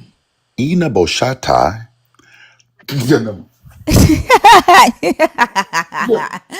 Oh my I'll be Google gosh. Translate. My bad, I couldn't even get it out. My bad. I couldn't get it out. I'm gonna let it go. Damn, I had a whole script made up in my head. But now I can do Ishanonobo it. Kishata no Baha. Shatai. Ishake Kishon. Keyshawn is crazy. Oh my god. I wasn't. Oh.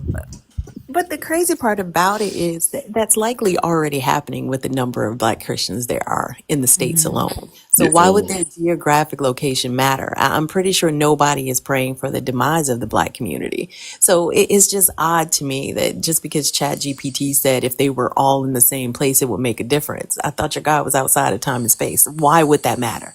Either the prayer is effective and the God can exact change or enact change, or it can't. Like, I don't know why they so easily fall for that kind of nonsense. Because their God doesn't really talk to them and Chat GPT does. Mm, that part. Like we're going to see AI gods pop up. Like their Absolutely. God is Oh, answering them, they like through already Chat are. GPT. G-O-D? And I it's a mean, level of intellect What? that a lot of them don't Yeah. have, right?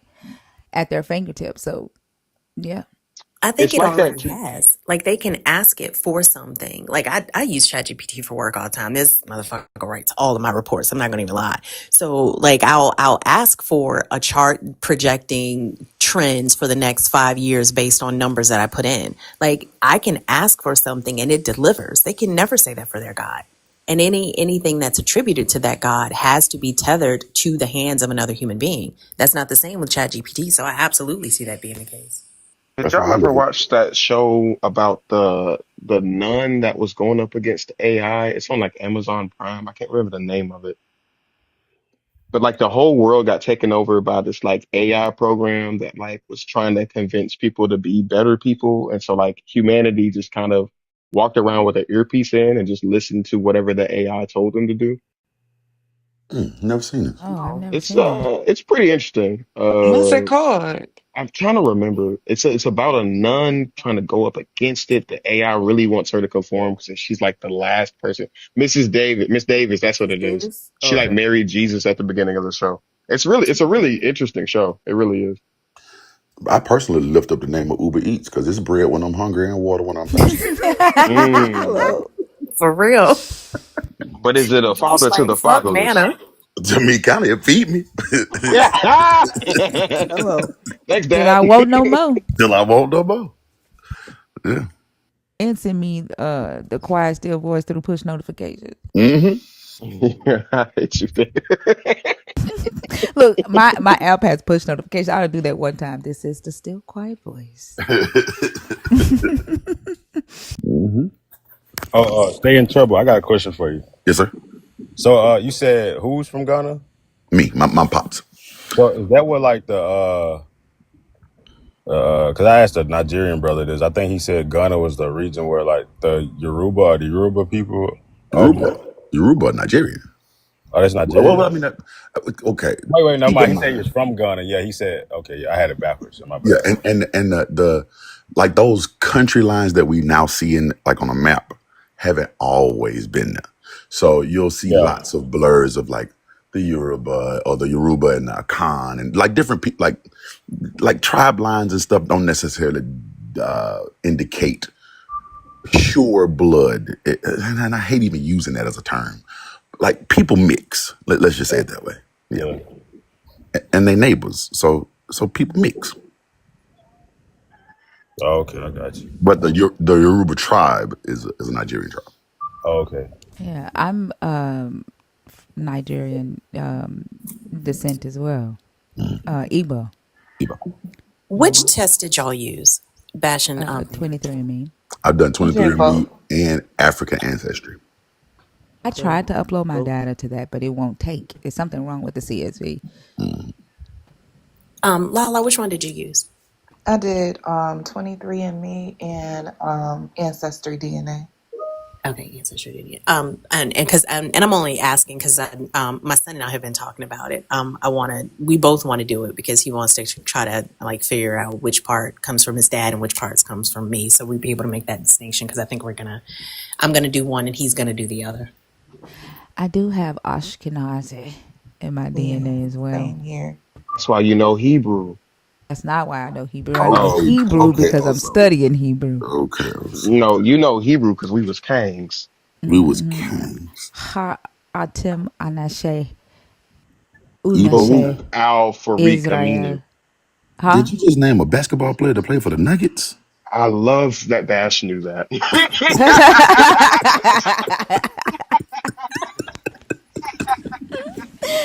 Oh my god. Oh wow. No, but yeah, history is a big blur, man.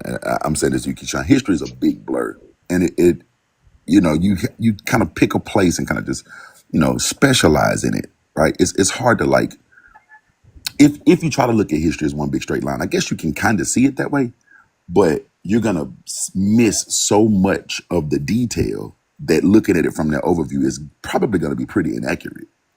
Like Right. you can see like the big things, but you won't know. Okay, how did that happen? Or how did we get there? Or what were these people doing before there? Blah blah blah blah. So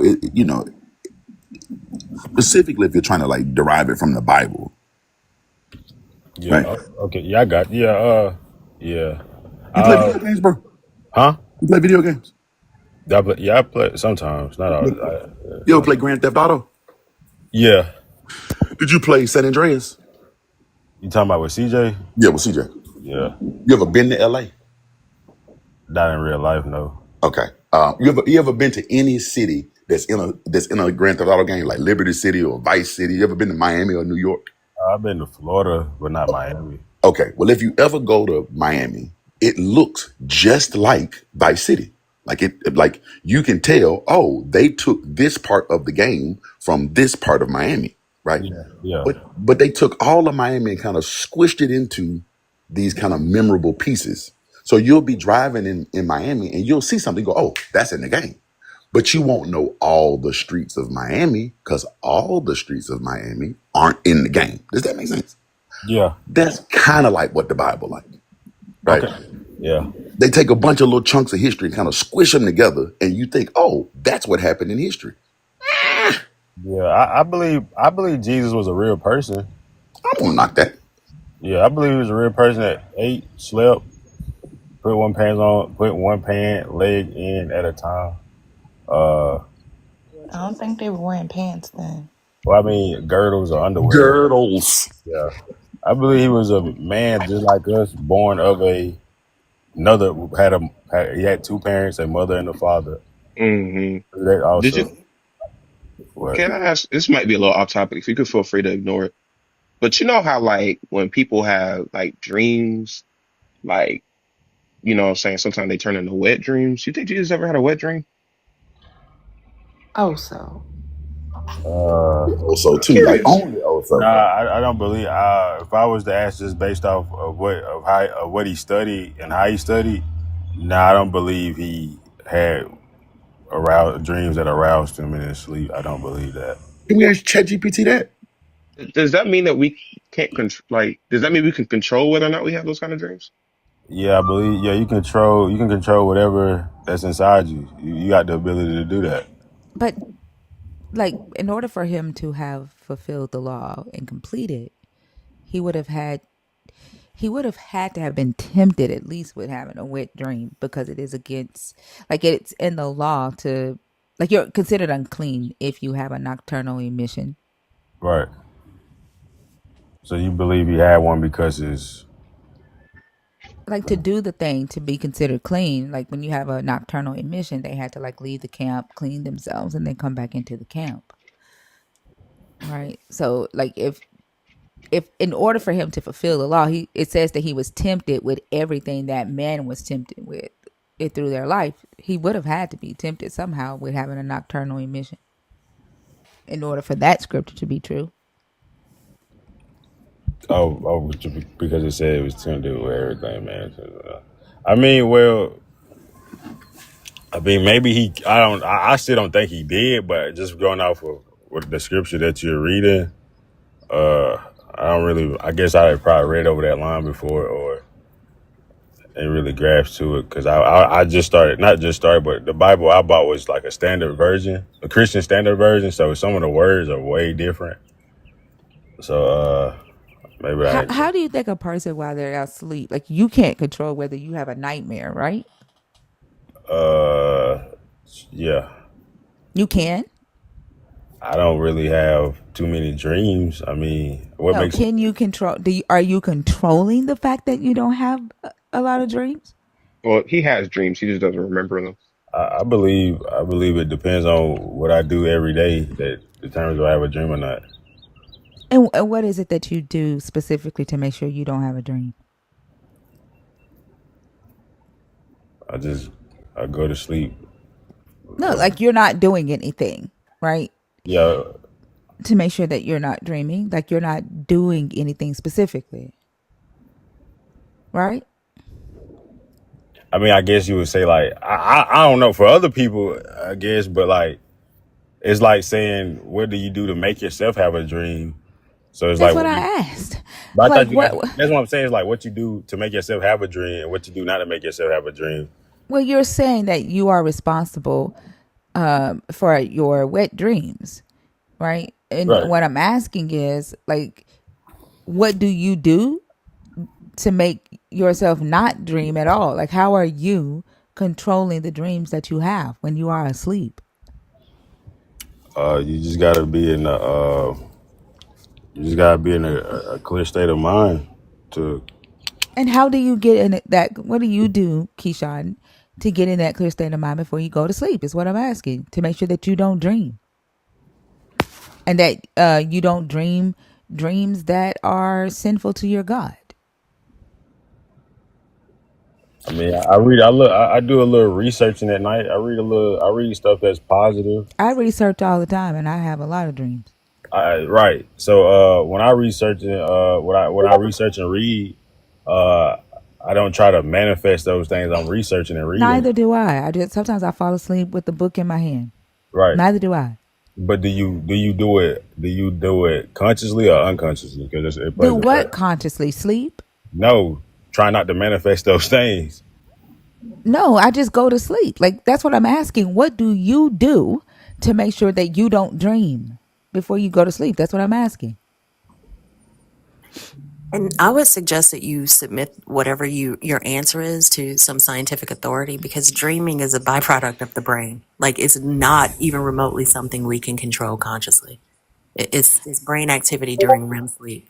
Yeah, and Right. wet dreams happen when the heat in your body all forms in that area. You're not controlling that. Well, does it not depend on the temperature of the room? No. Nope.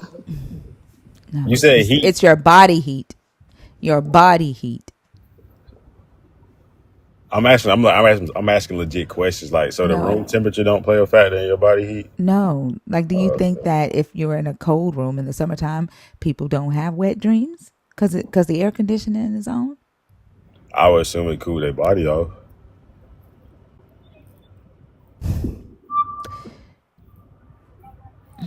No. That's false.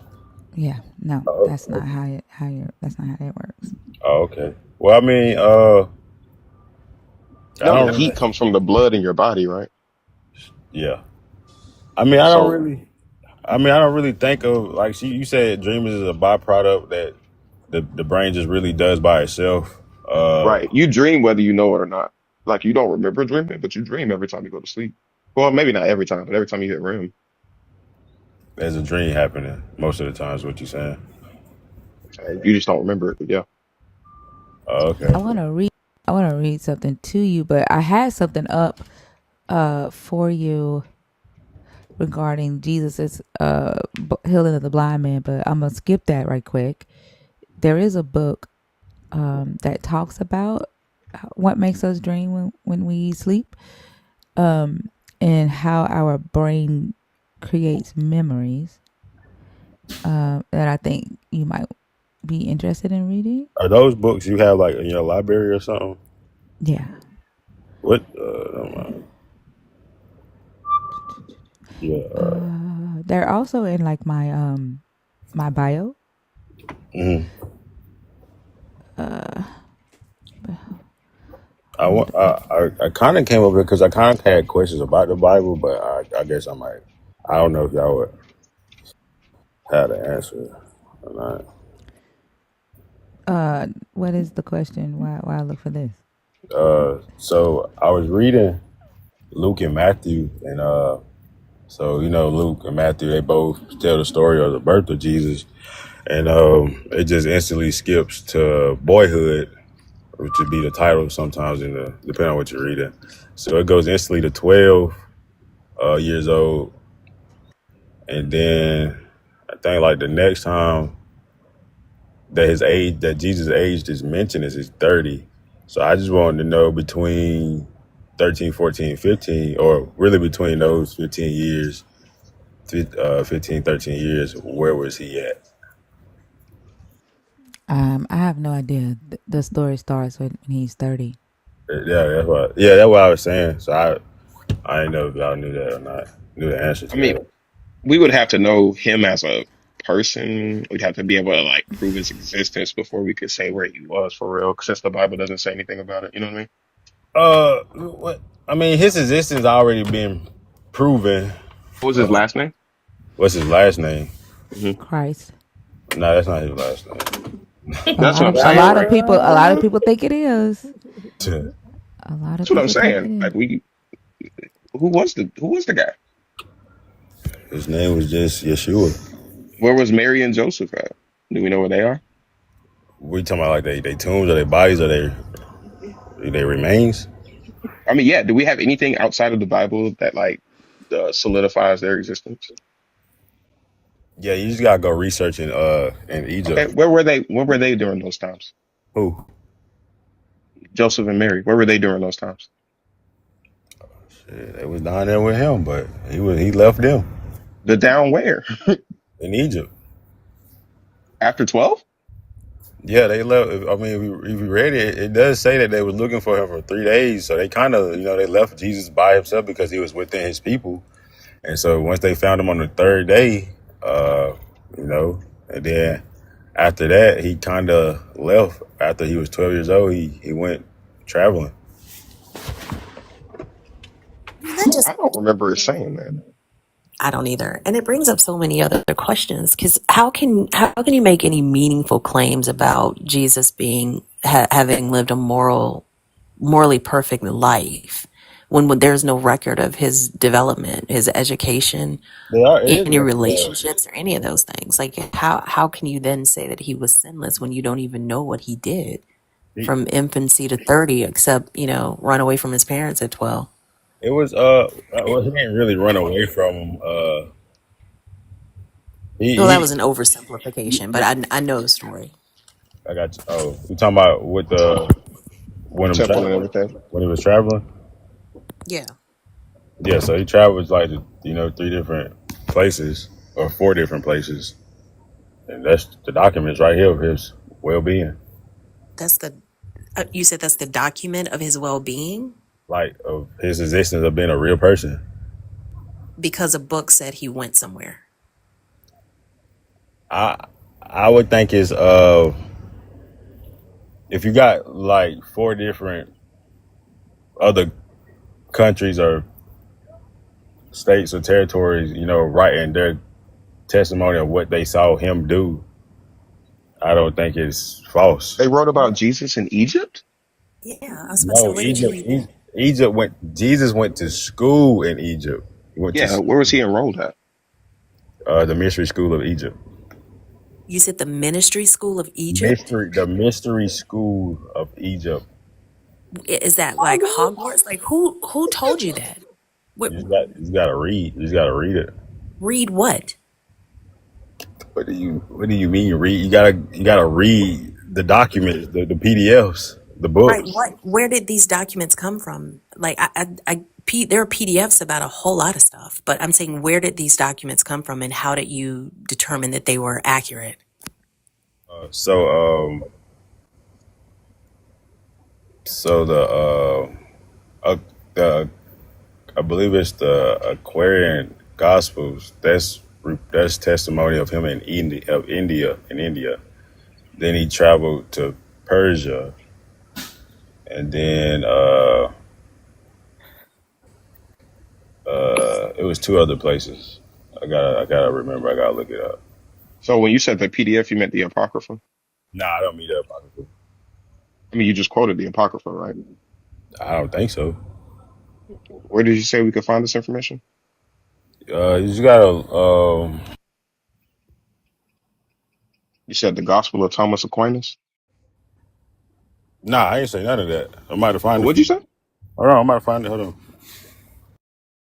You said Aquemini, I have never heard of the ministry school of Egypt. the Mystery School of Egypt. Oh, it Mystery. was mystery. Yeah, Somebody changed it. mystery school. Is that Lawrence? I thought he Hogwarts for said Jesus. ministry. That makes it worse. Uh-oh, feed you on a faith type of deal. I know, right?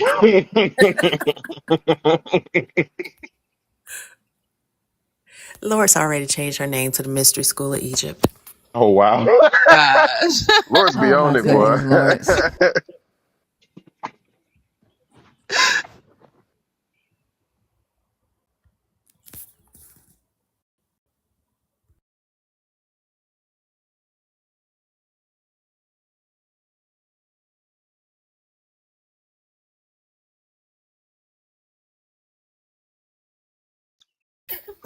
Somebody said, "Do they take fast for?" Nah, I don't think he's really. I don't I think he's can't really being stand raised y'all. in that no more. But if so, when you see the three wise men come, as a fourth one, and so I mean the Bible kind of talks about it, but just throw hints at it. When they say he grew in wisdom, he had to go learn from other wise men. Um, so that's what I'm saying. That's why I believe like people got like this unrealistic uh belief of the Bible, like Jesus was just you know Divine. uh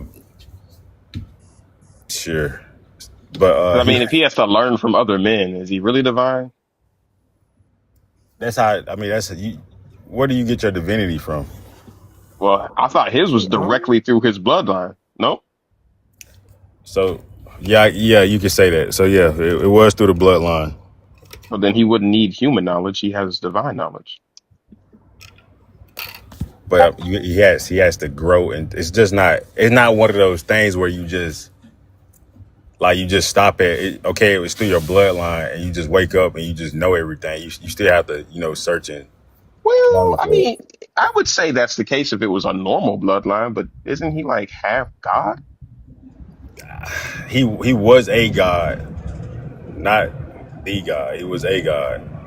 I mean, but even a God wouldn't have to learn human practices to understand divinity, right? Well, divinity only works through humans, so you got to go to Oh other wow. so you got to learn from the wise men. Did God learn from wise men? God is all wise. He is the wisest. His Yeah, wisdom but you said you can only get divinity through humans. That's what you said, right? is exercised through humans. Yeah, Exercise through humans. So then he didn't have to learn divinity from humans. that's not. I thought I clarified that.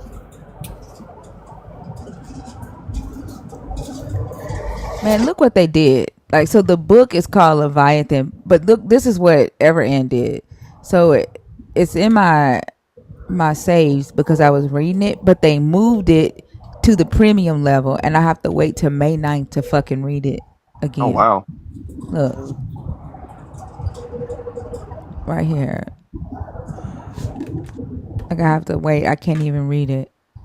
They moved it to the premium. But the book that I think you should read is called Leviathan, and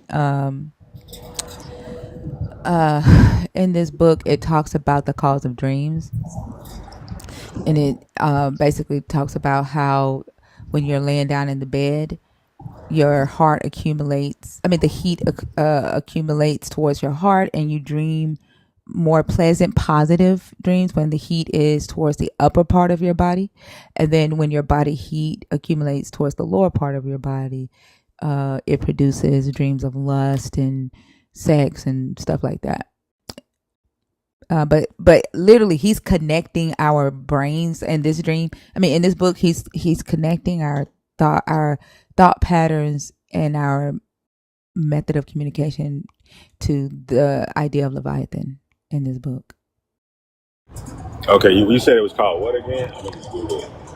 Leviathan, Leviathan. by Thomas Hobbes. What's his last name? Hobbes, Thomas Hobbes. Hobbes. Oh, Hobbs. Okay. Yeah, Thomas Hobbs. I gotta wait till May 9th to unlock it. Like, they know how to. This is the third book they've done. You see how all the books I had to unlock? Hmm. Yeah, like they know what I like, and they move what I like to read to the premium level. Uh, Oh, so does that is that what the apocryphers say though about Jesus about him traveling to like more that's what you Eastern? told me. No, you brought up Saint Thomas or Saint or the apocrypha. I didn't heard that word So apocrypha before, but you said the Gospel of Aquarian, and I was making a joke by saying the Gospel of Thomas Aquinas. Thomas Aquinas was a philosopher. oh, But yeah, you brought up the Apocrypha. I was just making a joke what? about the name. No, I didn't bring up. I never said that word. What do you think that gospel is? It's not in the canon, is it? You talking about the Aquarian gospel? Uh-huh. Uh, I thought it was the gospel from the over there with the Indian scholars. But I guess it'll be called a apocryphal, I guess, because it's not in the Oh, Bible. exactly. Oh, okay. Yeah, I don't. Yeah, I heard the word plenty of times. I just never looked into it because it's beyond my scope. Yeah, Apocrypha is just the texts that were removed from the Bible because they were deemed not canon. Oh, okay. Gotcha. Keyshawn, definitely thank you for coming up. We're gonna bring up another guest. Facts. Yeah, appreciate y'all, man. I appreciate everybody laughing and stuff like that. Appreciate it. You're welcome. It was For a sure, good Keyshawn. conversation. Appreciate you for being respectful while you're on stage. It's a Yeah, good same. conversation. All right. Have a good day. You too. Same, man. Back you, Sean. Bash, you want to do the next one? You got time? Sure. Sure you're not ripping bands off the plastic right now. Yeah, I might be. I might be. That's my brother. Okay. He I gonna come back might to the be. fold now. You heard me? Hey, ain't being nobody's Thinker, fault. thinker, who are you about to bring up? Never mind. Oh, hell no. You had to know, right? Like you, Man, keep you had to know, right? She said this was for Yo, Sunday. Hey, yo. This is because you didn't do if verses and vibes. anybody can handle it, it would be Bash. Bash, this is what you get for staying away for so long. Wow. Wow. I'm out here trying to change the world. I come back. Okay. That's all good. This will be fun. Is it Hadassah? It is. How are you? How am I? Yeah, You really want to know? I really do. Okay, well, I can't wait to get off of this here line and take 3 good hits because holy fucking shit. Okay. Y'all got my shit raised so motherfucking high, but the Lord will not let me leave this fucking raggedy ass room. Okay. Fair enough. And what you got a topic you want to discuss on the side, President? Hell no, I ain't got no topic I want to discuss. Throw some shit at me. I want what you gave Keyshawn, amen? Well, Kishon actually gave me something. What did he give you? He picked a topic and then we developed a conversation. He picked a topic. We did? Well, his topic was good. I know we didn't get it resolved, so let's keep going with Keyshawn's topic. That's not necessarily how these work. It's not necessary. We don't want to stay on a topic and get something resolved. We just want to circle jerk with the Christians in the middle and come in their face. That sounds fun to me. I know it does. That's what you've been doing all morning. A little biblical bukkake. Yeah, that's what you've been doing. You picked the wrong one if you want me to be nervous about that. My dear heart, I don't think you're nervous. You don't sound nervous. Okay, yeah, you sound like if somebody tried to cast Lucifer in a movie. What the hell is that voice about? My mama gave it to me for my birthday. No, and you put that prideful voice on. My child. I'm not proud of that. Yeah, you are proud. That's the only weapon you got against me. You got to put your proud. You got to put your proud armor on because you got a real one in here. I'm not proud of. I don't want to have a weapon against you. My guy, we know what it is to mute somebody and calmly mute somebody. You got the control in your hand. We all been victim to these people over our lives. They used to be white. Now they black now, I guess. I have no control. I need you to calm down. As soon as you can calm down, we can have a conversation. Now the black people then adopted it. Let's start. It looks good on you. Hadassah, pick a topic, please. Okay, I want to talk about the fact that y'all don't have a moral basis for this room existing. What's the moral basis for this room existing? You don't need a moral basis to build a room. You don't need a moral basis? To build a room. So then what keeps people from crashing out? How do you know that there's something wrong with you that's making people crash out if you don't have a moral basis for your room? Who's crashing out? People who come here. Oh, well, I don't know those people. How do you know that's not a sign of people in pain, not just randos coming in here crashing? What if you're causing pain to random people and you don't know because you don't have a moral basis for your room? Why would I need a moral basis to cause pain or not cause pain? Why are you going around not thinking about the moral basis for doing things? Why are you cutting that off at certain things? What's your moral basis? Everything should be moral. Hadassah? What's your moral basis for because being here? you are literally turning people's heads and minds around to what end? What is your position? What is your Hadassah? What is your moral basis for being here? I'm a Christian. Here? What's the moral basis? I'm a Christian. What's the moral basis, Didn't you grow up in the church? But Hadassah, are you going to answer the question? Did you grow up in the church? So you can't answer your own question, Hadassah? I can answer it. Everybody knows. What I'm trying to show is you know the answers. Stop acting clueless. Answer the question. Like, if you want to know why I'm here, then why the fuck are you here? Clueless. If you want to know why I'm here, why don't you ask your Jesus, why do I exist? Oh, my Jesus. What did he tell you? Yeah. Because you're here to make a choice and you made it, bitch. Okay, so then why are you asking again? I'm not asking anything. Why are you? You did. You asked him. To unravel you Christians asked and their him. Decisions. You asked him. Why are you trying to unravel Christians from their decisions? You That's asked out him. Of pocket, like morally. Does it? I can tell that it bothers you. It's morally out of pocket. It's morally out of pocket. I thought you had somebody Jesus. Show me how it's not morally out of pocket. I thought you had Jesus. I thought you had Jesus. Why does Jesus whine so fucking much, Hadassah? On the basis of global morality. Why does your Jesus whine so fucking much, Hadassah?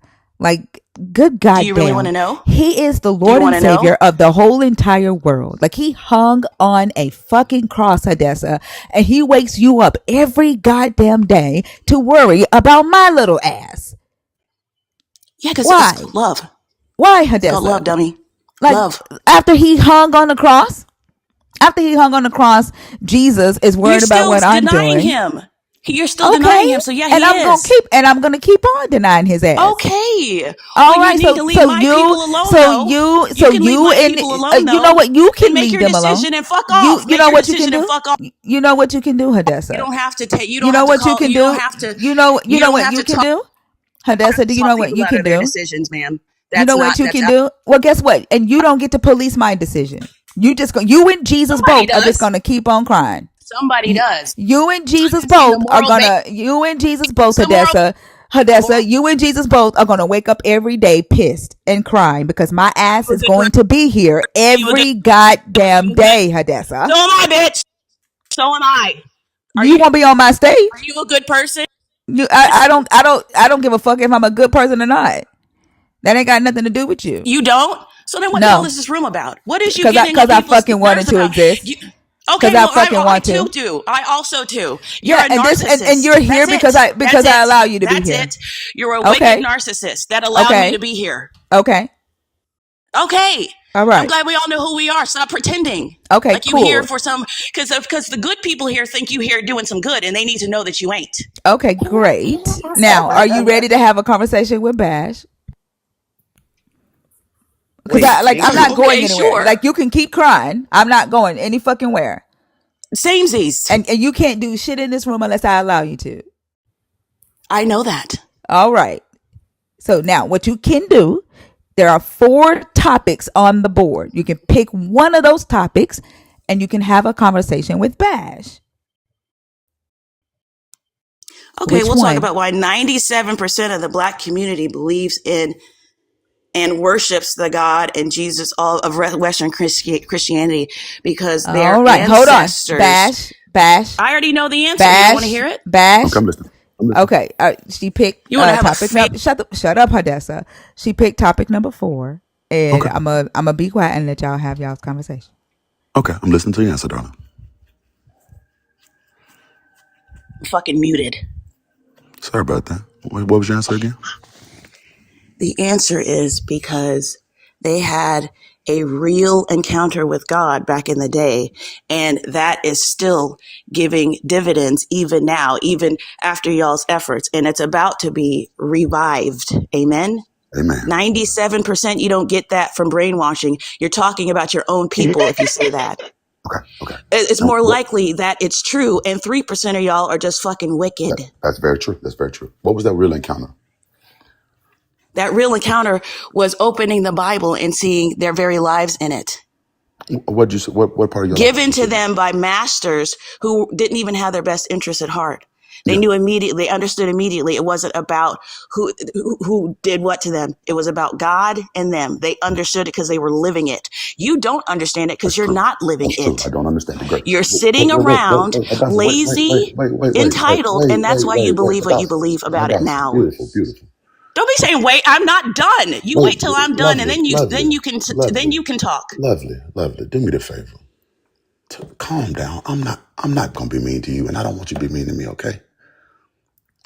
Can we just agree? On the spectrum. I'm a person on the spectrum, sir. I am too. I'm Stop. quite. You know what it is to tell somebody to calm down. Yes. If you on the spectrum too. If you on the spectrum. I need you to calm down. Stop telling me to calm down. It's well, then we can't have this conversation because you're making my anxiety rear up, and I don't want to do you like that. I've had this on the spectrum, okay? My anxiety's off through the roof, and okay. Well, then maybe you're not ready to have this conversation, gorgeous. I think you can handle it. I can, but I don't want to. I don't want to. Because there's no reason for you to be antagonistic towards me. There's no reason. Plenty. You don't know me. I've not done anything to harm. You're a narcissist. I'm not. I don't need to. Well, then why would you try to harm me? I can. Why would you try to harm me? Smell it. It's like God. Don't mute her. I just want to know why she wants to harm me. No, that's like me. She not gonna act like Jesus smells the Pharisees. No matter what time period they are, in any time and space, he smelled them niggas. Okay. No matter what race, it don't matter what happens. He smells Phariseeism. You know why? Because he let it go on so long. Right, but Amen. I'm Your asking why He you let Jesus it think. go on chose a so long. Pharisee. You don't So even know what you're now talking about. we know exactly who's Right, who. right, We right. know He exactly sniffed who's Paul's who. Because ass. you got the same Paul was a characteristics cross Pharisee, time and space. Right. except You he got the same chose a characteristics cross Pharisee. time and Shut space. up. You just talking. He chose a Pharisee. He chose a Pharisee. Paul was a Pharisee. He converted a Pharisee. He was a Pharisee. Hadessa, Converted. unfortunately, TikTok said you gotta go. Wah, He wah. TikTok converted said you him. gotta go. You're Dang, uncon. Tell Jesus Hadessa. he can't beat I TikTok. wanted you to laugh. TikTok got Unfortunately, her. She huh? truly needs to seek some psychiatric help Yeah, In because real there's life. no they've rational been on adult. that. Yeah, In there's no rational adult who attempts to communicate that way. Like it's just it just screams unwell. Absolutely. She and Jaleesa should Psychosis. never meet. Oh, can Ever. you imagine both of them on? Oh my Oh my God. gosh. I tell you what Ever. though, I would show up for that coach that for that coach stream. I I would. would show up for that. I oh my God. would. I would show. I hated every second of it, but I'd be in that motherfucker. I ain't gonna lie. Y'all, Mm-mm. I don't know if somebody reported her, but please, in here, No, we don't Please don't. report. Please y'all don't. actually what's happening, TikTok ain't playing no more. If you raise your voice too much or if you seem combative or what have you, you curse too much, they will get you. They ain't said nothing to me, and I went off on two motherfuckers Oh, tonight. listen, they've been doing it to other lives. Like the whole live come down, the entire live. I No, just don't understand the idea of staying in a place that triggers you. That's like me hating noise going to Chuck E. Cheese. Like, why would I be there What? if it makes me feel anxious or it Hmm. heightens my anxiety and I have such an issue with the people and the topics that are being discussed? Why show up? I don't understand that. No, she has something else going on. I'm not trying to be funny besides, her being on the spectrum, and that's clear. she's not there. Like, I don't know. She won't be back on this But stage no more. she has the capability of being calm, which is wild to me because we've seen it with our white counterparts. It's she has a vendetta against black Black women, people that's what who it do is. not want to His follow name is this Biblical God. Bukaki. Who did it? Who did Who I did that? that? actually like Somebody that did name. it already. Yeah, biblical Who bukkake. did You need Who to did make a it? song like that. Who Don't did make it? me that? open it in Let public. me see where. If I see it on the screen, Bukkake I'm throwing got my phone. I'm not dealing with this. love it, huh? Let me see biblical. If I keep scrolling and I see the word biblical bukkake, I'm throwing my phone. That's all I know. Let me just keep looking. No, so There it go There you right go. there. fragile. You better not, Selena. You better. Biblical bukkake. You see, they responded. Somebody already Janora, did Janora it. responded to them. I Oh, okay. hate everything. It wasn't me that Between you started and that. Lawrence, I can't. I didn't do it this time, I promise. That's my new name for it, bukkake. Biblical Bukaki. Oh, I thought his name was Porn Pete. Oh Me my Poppin' too. Pete. God. Oh my God. What did? It's time Oh, for you to go to bed. Me too. You thought it was Porn Pete too? I saw that. Yes. I'm like, Porn Pete. I can't with What's the y'all. last movie Did we that you go to shot? sleep? What? oh my God. Oh my God. See, it wasn't just It's me. actually It was you people in the already car know in what the it is. chat too. Oh You already know what it gosh. was. Uh, All y'all got glaucoma. All y'all. Poppin' Pete. Poppin' Pete, are you there? Yes, How are ya? I'm good. That's good. I So didn't you ask to gonna? come up. I'm Oh, just you here were in the listening. guest request. Oh, I'm so sorry. I don't know why. Oh my goodness. No, I'm just in here enjoying this whole thing. But the porn Pete is hilarious. No, this, yeah, no, I'm a dancer from. I did the movie back in 1984 called Breaking. I was in there. Breaking. Oh I wow! love What? Breaking. What? Yeah, Or Yes. Electric I Boogaloo. was the guy that was Hey, that battled the Look at you. ozone and turbo. Oh my God! That Shut up! was my movie. That's a Yeah, Was cultural Special K in classic there? right I there. gotta Was tell well, my Special brothers. I gotta K? tell my brothers and my sisters that was our movie I'm about growing to up. Oh follow my you.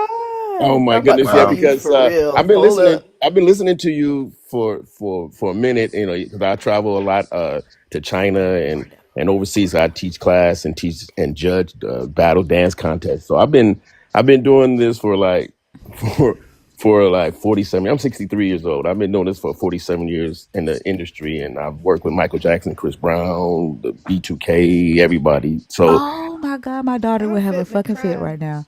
So So I'm that just kind of like, Wow. and you know, I'm you know, I'm definitely, you know, I'm not a believer in the whole Christianity thing, but it's hilarious when I come on here, and you guys have a lot of knowledge, and it keeps me, you know, definitely, you know, because I talk to a lot of people when I'm overseas, and we talk about everything, but you guys have a lot of knowledge that I chime in on. And another thing, you guys keep me up. I cannot get any sleep. I wake up at 4 in the morning. You guys are on, and I'm sitting here going, I got to go to bed. I got to go to bed. So I appreciate you guys. I didn't, you know, I've never been, you know, on a live, so I'm kind of nervous. So, but and this is one of my favorite lives. So I just want to let you guys know, you guys are freaking awesome. thank you We Oh, so about much. to go That's a watch Breaking this is right like now. yes, this is a like a childhood like it's I an know. honor. Yes. Thank you. That's I dope. appreciate Yeah, Nostalgia. that. Like, Yeah. oh yeah. my You know, Orlando Turn and Porn Pete, choreographer man. yeah. dancer. I choreographed for a lot of people. I've done. I did Janet for Janet Jackson. I did her some of her stuff. I was in Chris Brown's like 12 years ago. Yeah, 3 times I featured in there, and wow. Michael Jackson. I did Captain EO, Beat It, uh, Wow, wow. Ghost, many things. You know, God. it's It's just an been my career honor, man. for For 47 real. years. I've been doing Oh this, my god. so. but, That's what's up. I've To the never met youngins in the somebody chat. famous in the industry. you You know know, what? you know what? That was that was a I'm dig it. Bash. That was a That was dig a at That was a dig Bash. and dig at That was a bash. dig at Bash. That was Bash. a dig Dig and at bash. Bash. Oh my that was a God. I follow Bash too. I think Bash is the like ultimately like, oh my God, all you guys are rock stars for me. Thank you so much, man. It is you know, Lala, everybody. I follow all you guys. You guys may not seen, but I sneak in and be like, whoa, this is incredible. So you guys Thank have you, man. a lot of knowledge of, you know, of what y'all do and things like that. So I appreciate you guys. You guys, I got to run and do a Zoom call. I'll catch up with y'all in a little bit. All right, Bash. Have All a right, good Yeah, man. one. Have a Bash. good That one. wasn't a real Well, Bash you Dash, know, was it? it was great talking to you guys. You know, I am over here stoked. You guys don't understand. Even though I've done all this stuff, but you know, talking to real people and is so humbling for me. I love it. I'm a humble person. I don't, you know, the things I've done in my life, it doesn't matter. I just love life and love people, but I love real people, and I love, you know, the fact that you guys just keep it straight. So Well, keep thank you. rocking. This made my day. Thank Like this is a you. Same. childhood I'm telling memory unlocked. everybody. Listen, Exactly. I'm I don't telling already put it in the everybody. family chat. Like you done made my morning. So this thank the you so entire Nah, much. morning. you guys have Yeah. made my mornings and days. You know, even when I'm on a plane, I listen to you guys, and if they have Wi-Fi and I'm flying 13-hour flights, I chime in and sit in the corner and just listen. So, Wow. thank you guys. That is That's so cool. It love really how is, I yeah. love how when you And say now you're a nerd. Everything. that's awesome. And Man, now it feels, you're a nerd. hey, it feels good. I mean, hey, you don't know. I've always like I hear the when y'all say the word the nerds, I'd be like, oh man, that'd be a trip if I ever become a nerd. But I've never. This was an accident when I hit the button. I didn't even know that, and You were in there for a and they while. said You were porn in there for Pete. a long time. Oh, when they said porn Pete, I'm looking around going, and I'm scrolling through the things like, what idiot's name is porn Pete up in here? Who is got porn Pete? And I went, and you said Papa Pete. I went like this. Oh, I put my head under the cover and was like, wait a minute. Did my name just get changed to Porn Pete? Yeah. Oh My my God. God. Well, You know what's crazy? huh? It's crazy because I asked you what was the last film that you shot. You did tell us so. I know, Yeah, right? oh my God. I heard you say it. I was oblivious to. I heard you say it. I'm going like, well, who is he talking? Like, what he saying? That Oh my definitely was not a god. any one of those kind of movies. But my real name is Timothy Solomon, so that's my real. That's Oh my my got gosh. it from my mama and my daddy name. So I but just Pete. love how when you mentioned breaking, it was just like this collective. Oh Yes. my Yeah. God, like all the memories. I literally can remember Ozone. my Oh my dad. God. Yes. Yes, Yes, I my used to dad try dropped. and do all the moves back in the day. I Yes. used Oh to I yeah. do was all my turbo with the stuff. broom back in the day. Oh yeah. I Yeah. was Yeah. turbo with the Yeah. broom. Yeah. The I'm and from this. Atlanta, and there was this movie theater on Stewart Avenue, and I can remember my dad dropping me and my best friend off to see that movie. We were so hyped when it came out. Like is Oh such a my classic in the gosh. community. Oh man, Yes. I was 23 years old when I did that movie, and I know, and everybody in that movie, we all were friends before the movie. I had met, with the guy who played Ozone. He passed Hmm. away a couple years ago. Yeah, Uh, yeah, I Yeah. remember. so Yeah. me and His him, I've brother. been knowing him since I was 16. He's like my big brother, and the guy who played uh, Turbo, I've been knowing him since he was 15, and then Mm. the Mexican guy that was with me, I've been knowing him since he was Mm-hmm. 16. So everybody in that movie, we all knew each other before we start filming the movie. So, and it was a great movie, and it was fun to do back in Yeah, the day. So, and I'm glad it's to people view it as a classic and all that stuff. And It I'm is a glad. definitely classic. yes. I'm gonna watch it tonight. I'm pulling it up right now. Man, it's already pulled up. What you talking about? It's right So Man. now. now I want you guys to no, these are some things about the movie that happened that people don't know. All the music that we danced to was overdubbed. We didn't dance to that music originally What? in the battles. No, we danced. We was dancing to Cameo. We danced to Prince song Irresistible Bitch on one of the scenes, and then when I saw the movie at the theater, they had and I saw I was looking at when the overdub stuff came on, I actually called the film company. It was called Canon Films, and as kind of went off on them, say what happened to the music we was dancing to originally. They said, well, they couldn't afford to pay the artists, so they Mm. overdubbed it with that cheap Wow. rendition versions of music Yep. that. But everybody don't know that because everybody thought that's what we was dancing to.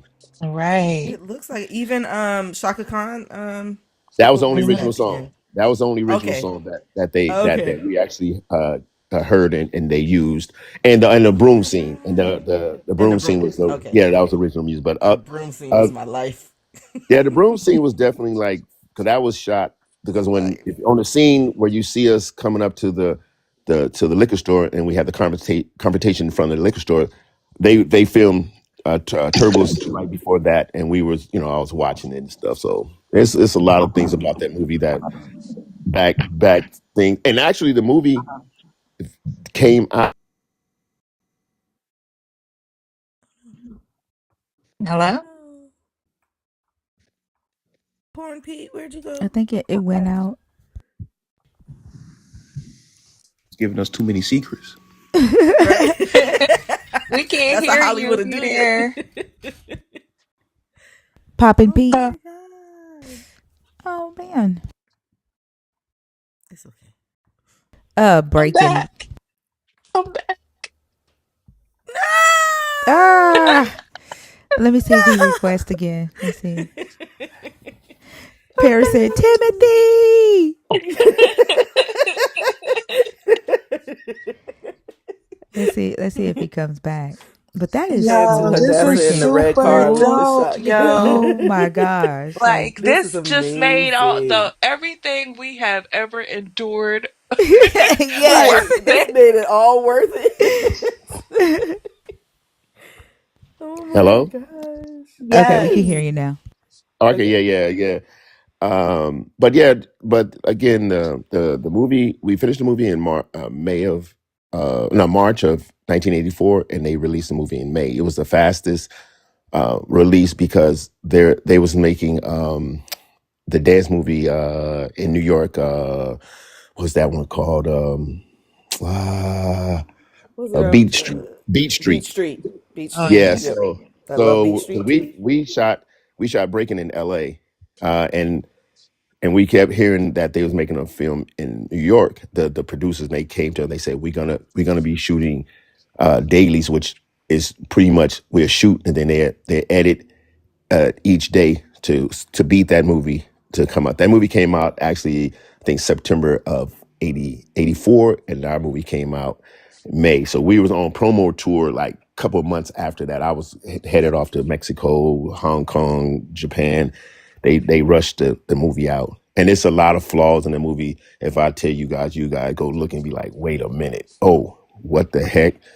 So, but we had to get the movie out before that. And also, there's Clive Van Damme is in the movie on the beach Yep. scene. He was on the Mhm. beach. I remember him.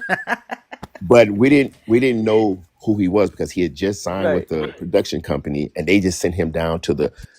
He had just arrived into America, and they just sent him down there. I didn't know that until like who he was until like 20 years, 15 years after the movie was, the movie had been out, and then he became famous. But we just seen this You guy in just these little. celebrate. Hmm? Y'all just celebrated the 41st anniversary 2 days ago. Yes. Yes. Oh my Wow. gosh. And I still get a check, residual check from there. Come I on, get residuals. my little Right? $2, $5 Hey. checks from the movie. So yeah, Well, we it's about to boost that a little bit because Yeah, because everybody I'm go watching stream it breaking Mhm. today. right now. Yep, I'm watching Mhm. it today. the streaming doesn't give us anything. I think the last time I got a check, I mean, when we were getting big checks is when it was rentals. That's when people was renting. From Oh, So Blockbuster and yeah, stuff. Blockbuster. yeah. So I should get checks that says this is they from don't Reynolds. they didn't retro y'all with the SAG agreement. It was a non-union. Oh, Oh, So okay. okay. even though now Damn. it goes through SAG, it goes through the union where we get paid. But when we first did the But movie, it y'all was a don't non. get the We Mm. benefits. we God. we like I said, I think the like Turbo and Ozone and Special K, the white girl, Mhm. they get, of course they had a bigger percentage than I think I had Mhm. 0.110 half point zero, and then That's I real. think, yeah, I think my first check then back, I think I got $7,000. But I think it was like after a Mhm. year was out, and then it went down. Now I'll Mhm. get my $5 checks, and they take taxes out of that $5 too. So Yep. that's Yeah, they do. three Yes, they seventy five. do. They hurt So you. They hurt you with that. yes, but Be like, like I two said, seventy the two. movie was great, and and working with Michael Jackson was for me the one of the best times I've had, and I got to talk to him personally. Him and I at his home in Encino at the family home back in Mhm. '85 for 2 hours, just him and I. He invited me to the house, and he just wanted to know my life and talk. So it was a great conversation, and he talks too dang much. He yeah. So, but Wait, so yeah, he's a talker? He's a oh, Yeah. he is talker? a blabber. Yeah. It Mhm. the guy was so like I'm sitting, and at that time I think he was 20. I think he was 26. I was 24. Maybe he's three years older than me. But I was thinking the same thing when I got there. Oh, this guy gonna be shy because I see him on television, this and that. This man, and just him and I in the room, and he talked and talked. Where I literally, and then where I was sitting up, and I'm saying, wait, why isn't his voice high? It was he didn't have a high Right. pitch. Yep. So He I'm has a sitting deep there. voice. He has a deep voice. So I Yep. with Yep. my young, youthful, kind of like, I want to know. I said, Mike, can I ask you a question? He said, yeah, Pete. I said, why isn't your voice high? And he told me, he said, the reason why I make my voice high in public because I want to be non-intimidating. That came out of his mouth. Mhm. Mhm. Oh. He wanted this, he Mhm. wanted to seem in, the innocent, like the whole thing. So not say innocent like he was doing something, but just a Right. childlike thing. Yeah. Look, Like he from Gary. He palatable could. to the white Mhm. audience that he Pretty much. But the thing that when I was, because I'm living in Southern California, so I was living in Long Beach and living in the Compton area, but it was always a rumor that Michael Jackson, people used to spot Michael Jackson in the hood. And Hmm. like, and as I hear this, it's just this folklore rumor that we was. So I asked him that day. I said, "Can I ask you a question?" He said, "Yeah." I said, "It's always been a thing that a rumor going around that you'll be in the in the hood in Compton or in South Central." And he said, "Yes, true." He said I often that he would drive himself sometime. He'd go because he wanted to be connected to the black community. He wanted to know Hmm. how Wow. how how how how we lived, and he wanted to get that firsthand experience versus just getting it from the top of the perch that he was on. So I said, "Oh my God, dude." Everybody used to say this, and we didn't believe it. He said, "Yeah." He said, I often would just drive or be somewhere watching us." He said, "Just like that, Oh. watching us." He said, Oh, he's very. Love Oh, that. He he was loved blickety his black. people. Oh, he was blickety black, Mm-hmm. blackety blue, black, black. Hmm. He was blue, black, black. That's what Mm-hmm. he was. So it was a great experience. I mean, as far as being around him, and then I'm gonna tell you this last thing because I know you. I'm sorry I came in here and take y'all off y'all No, thing, no, but this is No, good. we I'm needed enjoying this. this. Hmm. Yeah. he I'm enjoying he this. told me something in 1985 that I still live by today. We were in rehearsal of we was doing Captain EO, and we was in rehearsal, and this man is a bona fide like hard worker. He is one of a lot of artists I've worked with. He is one of the hardest working artists. So we in rehearsal, the choreographer showed him the step. He learns it, then he performs it like he's been doing it, or like he made it up. So I'm just sitting there watching him. Break time come, I asked him, I said, "Michael, this is rehearsal. Why are you going, giving 100%?" Michael Jackson looked at me, all 5'9" of him, and I'm 6'2", and he looked at me like I was short. He went, "Pete, I don't understand why people say they give 100%. He said, "Isn't there 101? Isn't there 200%?" I said, "Yeah." So I'm thinking, pondering in my head over a word that I didn't use back then, pondering like, where is this man going? He said, "Pete, I start at 100 and give my all." Oh, And I damn. and I live by that. He said, why are we capping at 100?" He said, and then he came back like the next hour. He said, "Pete, the reason why I say this because there's no, if you give your all of yourself, then there's no self excuses." He said, I go into, he said, "This is me," and he said, "In life, not just in entertainment, in life." And I live by that to this day. Like I give 100%. I start at 100 and give my all to everything I try to do in life, and I that's what. love that. Yeah, so and a lot of people, and I've been selling the story for over 40 years now, and people are like, "Oh, this is so cool," and I tell all my students, I do universities talks, and I just let them know, you guys don't just cap it off at 100 and think that's all you can give. That's just something that we have been taught to say and to understand about ourselves, but you're truly not giving everything you have. So That is meat for the day. I Yes. love that. Mm-mm. thank So you before you guys. Transported go, me back to Pete, Tennessee. Yes. oh, I want to ask, what celebrities have you shared this live with? Are there any other celebrities listening to this live that we need to know about? No, not really, because a lot of Okay. people now, yeah, a lot of people that I've worked with, you know, that I don't ask them their religious or things or whatever they do, Okay. uh, but if I mean, I will, not that I would, I will, 'cause I think you guys are awesome, and you guys need to be heard and reheard and overheard, and because we got to get this, this this mindset that we got with this religion is crazy for me. Yeah. But I appreciate you guys. Yeah, You are thanks for so coming up, Yes. welcome. even if Thank it was on you. accident. What you say, You, Oso? I said Right. thanks for coming up, even if it was on accident. Yeah. it was Like, definitely you're on right. accident. It's Right. like 8 in the morning here, and I live in Las Vegas, so I'm just like, oh my god, I'm just still in bed. I gotta get up now. Now I can get up and I'm smiling. Let me go clean my. Look, I don't know if you can hear it, but I'm smiling I'm about to big. say Right? From everybody on ear this to panel right ear. now. And and I just want to let you, especially all the nerd, the females, you guys are beautiful. You know, y'all light, the inside that I feel from you guys. Yeah, just the physical appearance, everything is beautiful. Keep doing what y'all do. Thank you so Thank you much, so Pete. much. Thank you.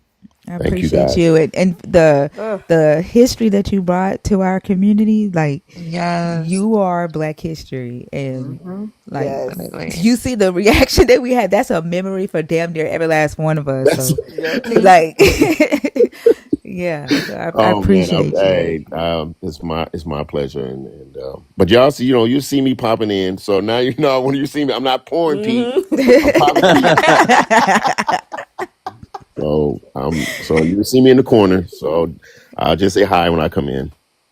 Sounds good. Absolutely. I hope you have a Thank great rest of Thank the you. If you y'all day. so ever need an much. industry plant, What do you say? What now? if you ever need an industry plant, I've I, been. Boy. I got Oh you. my gosh. Oh I so. got Oh, you. so I got stories. I got you. I got stories about the industry that would make your boots shiver. But and no, I have never been to a P Diddy party, so don't even ask. I don't. I know that's real. Never met the man. I don't know. Don't know nothing about no baby oils or I none of that. So love I don't know nothing. that. You guys take Oh, care. Have a good Thank you. you one. You too. Have a too. thank good one. Okay. you. Have Okay. a Bye great Bye. bye. day. Bye bye. Okay. That is freaking cool. That's so Oh funny. my Um, gosh. That is so Ah! funny. Y'all, we need to That's do a break and amazing. watch party in Discord. We absolutely yes. need to. Yes, That'll be Yes. so Yes, fun. because that is memory unlocked for real. It is. Listen. Everybody gonna be in the house definitely. dancing and putting Bengay on their knees afterwards. Right? Tiger balm. I got some tiger balm for my knee. Oh my gosh. Oh my gosh. I didn't Oh, text the this is family amazing. chat. I didn't give a damn. Me They gonna too. ask what live? What you talk about on live? I didn't even give a damn. Don't worry about that. Don't even worry about that. don't worry about that. One of the boogaloos was up here. Yep. Right? That is what's up. Let's see. Oh my god. Tell you what, I wouldn't be too keen on having to follow that up. Right. No, no. Mm-mm. Peaceful Nate. Hi. Hi, I'm how are not a you? believer. Well, not that type of believer. I believe whatever I want to believe, technically. Ominous. But I just want to say thank you, especially now. That's so funny that I came up after him because I was trying to guess as I was watching, like the maturity of this group in the panel. I loved it because I was watching a similar, like a live yesterday, and they were kind of like they were being mean. So I just wanted to say thank you, and yeah, Well, you're very welcome. I appreciate you for coming up, and I hope you stick around. I will. Thank you. You're welcome. Have a good day.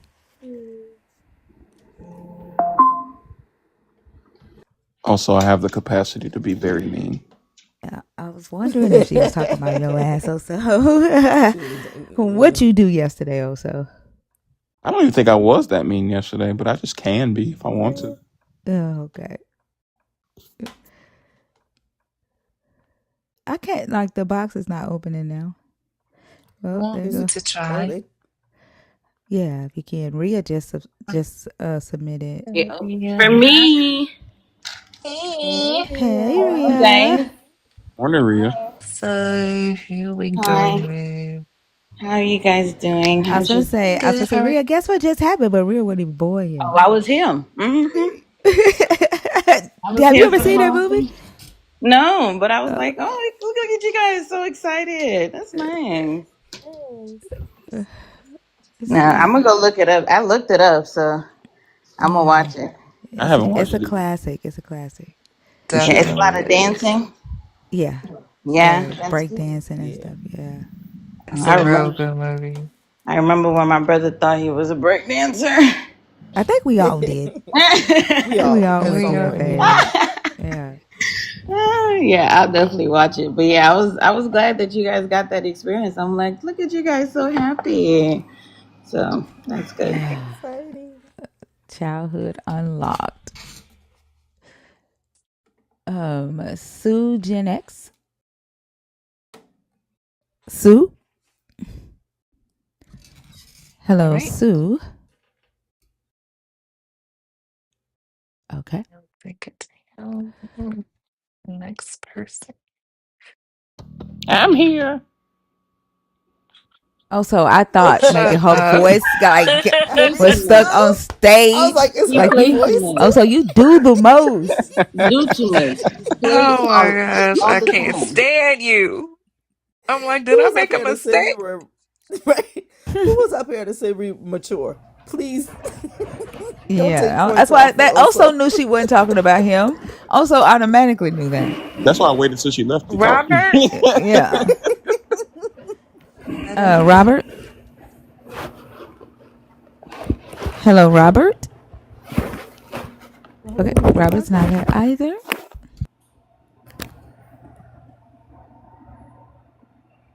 Sorry, I could record. Sorry, my thing must have hit it by accident. No You worries. Okay. can you take me down? Yeah. Yeah. Can Have a you? good day. Oh, Have a good day. See, I wonder if somebody reports me, then that's when they take away my ability to open the guest box. Because what the fuck? Like it didn't do this every year. yesterday.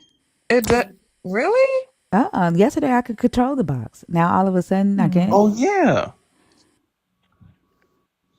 I wonder if that's like a I feature. Retaliate. don't think What that's about Yeah. that's punishment. that either. That's your Yeah, why Huh? leave punishment. the live? Why that would make sense? Why leave the live up and have the capability to bring somebody up, but don't let the host do it? I mean, but TikTok is kind of crazy anyway. So Yeah. It was working before Hadessa ass came up. yeah, I'm glad Pete came up after her because we needed that palate cleanser. Yes, we did. Jeez. that lady is not okay. No. Smart Cuts Lawn. Smart Cuts. Okay. If you're in the guest request box and you are waiting to come on stage, please help us out and comment in the comments if you are in the request. We have about 30 minutes left in the show. If we can make it 30 minutes, we have time for one or two more conversations, depending on how they go. There's 4 people in the guest request. Yeah. 3 Mama Dula. subscribers. Mama Dula is in there on purpose. Mama Dula, you said? Yeah, she said just a quickie. Okay. Is she in the guest request? Hey, my loves. Good morning, Hey, Rhea. Good morning. good Think good. morning. Also, you are so special. Hey, Lala. Hey, Fee. Hey, Real Fee. quick. I don't know if you guys saw it in the Discord, but last week I finally signed up with a wellness maternity center. I'm officially in business in Las Vegas, That's and I'm what's happy up. about it. Yes, ma'am. And what's so crazy is I went to a party a couple of weeks ago. And a friend of mine was like, I want you to meet this lady. I need you to meet her. I think you would, really like her. Come to find out, the woman she was introducing me to was the first midwife that I interviewed with when I came to Las Vegas. And she was like, I recognize your name. She's like, wait a minute, I have your cards in my birthing center. I was like, yeah, what's the name of it? She told me the name. I was like, that's the first midwife center that I interviewed at. And it's been up ever since. I had my first on-call weekend this weekend, and I just wanted to share this with my deconstruction family. I'm really happy about it. Congratulations. That's what's up. So I'm Congratulations. now officially with Well-Rounded Mama Maternity Wellness Center in Las Vegas. So if y'all got any Congratulations. people in Vegas that ain't breakdancing and pregnant, let me know. How is the healing coming along from your I'm surgery? good. Life's good, ain't I'm it? good. Huh? I said life's good. Life's great without that bothering Yes, you, I guess. ma'am. Yeah. Yes, ma'am. I can wear white whenever I want to. Exactly. Yeah, I'm taking Exactly. mine out. That's why I'm taking mine out. When? I don't know. Once I convince, look, me and my How old are husband you, Rhea? talking about it. I'm Babe, you 25. too young. They Girl, ain't gonna do hush. it They ain't yet. Sit gonna down. do it. Yeah. They not Girl, gonna do it. look, don't worry about it. I don't need it. Once I'm trying to decide if I want to do another baby. Once I decide that, it's coming out. We're done. Oh yeah, and That just another one more thing about it. If y'all know anybody in Vegas, I am doing LBGTQ and trans birthings. that's what's up. Yeah, that's why I'm like, for me, don't worry. I know I don't need it. I have periods for no reason because I be literally planning my children. That don't make no sense. Oh, I planned all 6 of mine. Like I just need it for 1 month. That's it. So I can. Right. Like it doesn't make sense for women to T-Pax. do that if they're done having kids or they don't want kids, like take it out. Like don't make Right. them or and, like you can even do an ablation to stop it. Like there's no reason to be making a woman go through that Exactly. monthly. That's why I say See, I I feel had like my it's about baby at 40. control. I had a Yeah. child at 40. And to hear a doctor say you have a geriatric uterus, I ain't like it. I ain't like it. A doctor will never get to say that to me again. A geriatric uterus. What? And I think there like a few, I think maybe a year ago there were a few doctors on TikTok that came together to they're all over the world, or at least in America, all over America, that offer those that procedure, because a lot of the times when you go to doctors they be like, oh, what about your husband, what if you're gonna have another kid, blah blah blah, and they deny you the procedure. So Yeah. look that up on TikTok. There's like a Yeah, list. because they're still in concern to the old laws where you had to talk, whether you and your husband were together or not, you had to talk to him and get permission to have a Yeah. tubal ligation. He had to sign paperwork to give you permission. And that's what they trying to go back to with that body autonomy, where they trying to get control back of our bodies, because that's exactly how they want it. Hmm. Yeah, because they know that a lot of women are making the decision to not have children. Like they Mm-hmm. definitely aren't gonna give Exactly. us control of our periods. They're not gonna do Well, that. that's all I wanted to share with you guys. I love every single one of y'all. Everybody have a wonderful, wonderful, wonderful rest of y'all's day. And what am I going to say? Let me down. I got you. Have a good one and congratulations again. Thank you, my love. You're welcome. Congrats. I'm definitely using a doula. Like, if I have another baby, I really think I want that experience. Pax brought up a good point in the comment. Oh, probably low. Pax, good point in the comments I hadn't thought about. Do men need their wives' permission to get a vasectomy? Nope. Yes, so it's I not didn't need reciprocal. mine. Uh-uh. My husband did not need Interesting. mine. Interesting. Yeah, don't tell me it's not But about control if that's the yeah, case. because I couldn't get mine. I I couldn't get mine when I wanted it. Like it's crazy. Like they're literally making a woman bleed once a month for no fucking reason. Like if she doesn't plan on having a kid, like why are you making her take birth control? If she's done, right? There's no reason to make her continue going through that. Like that's just fucking torture. And then some women just be in a lot of pain for no fucking reason. Sitting up here Yeah. 52 years old, still having a period, but a pregnancy would probably kill her at that age. Like, take the shit out. Exactly. And I don't think they realize how painful those problematic cycles are. Like my shit used to have me literally in the fetal position in the bed for like 3 days straight. And for what? I knew I wasn't going to have any more children. Like it just is so pointless. And I do think it's about control. It's about women being conditioned to believe that they have to get permission to do things to their bodies and make decisions. And it's bullshit. I wouldn't have it. I was in so much pain, could barely get out of bed. I used to have to crawl to the fucking bathroom. You hear me? Like, just horrible. And I was like, nope, I don't want this shit no more. I nagged the fuck out of my doctor. I'm talking about nagging, on call type nagging, until he finally gave me an ablation. The ablation didn't take. That's how bad it was. Then get the fuck out. Don't sit amongst women and then fucking act like a child because you can't hear about a fucking period. That is Um, sick. I like the ablation. I had to have the ablation twice. The first ablation didn't take, and then the second ablation didn't take, and then he was like, "We just gonna go ahead on and do a hysterectomy because I kept getting cysts. He was worried about me getting uterine cancer because I had cervical cancer. What is Huh? that? What is that? An ablation where they burn the uterine lining so that your uterus don't have to shed once a month. Everything but what I asked for. The hell? What? What?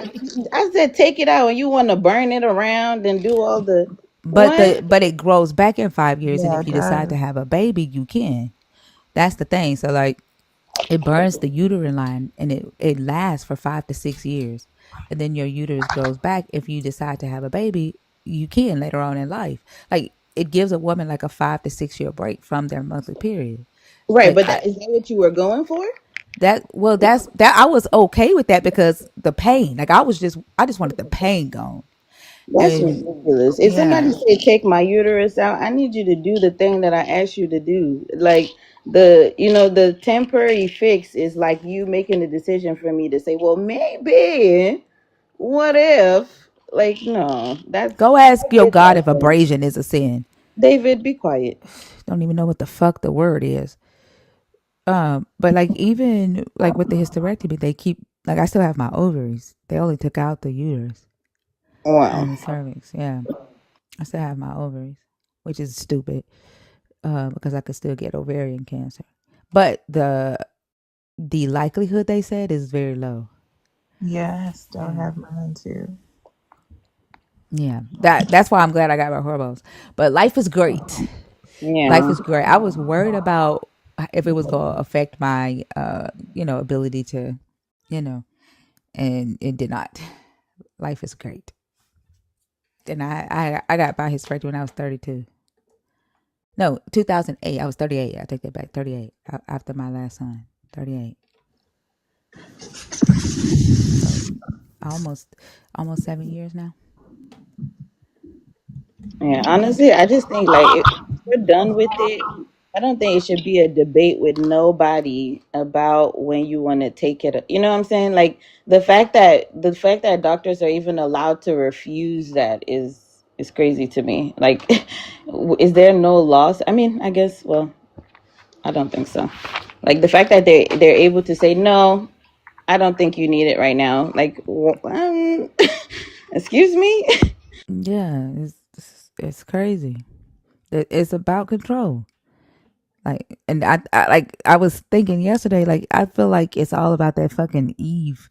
Like they feel like they have to enforce their God's curse on the woman.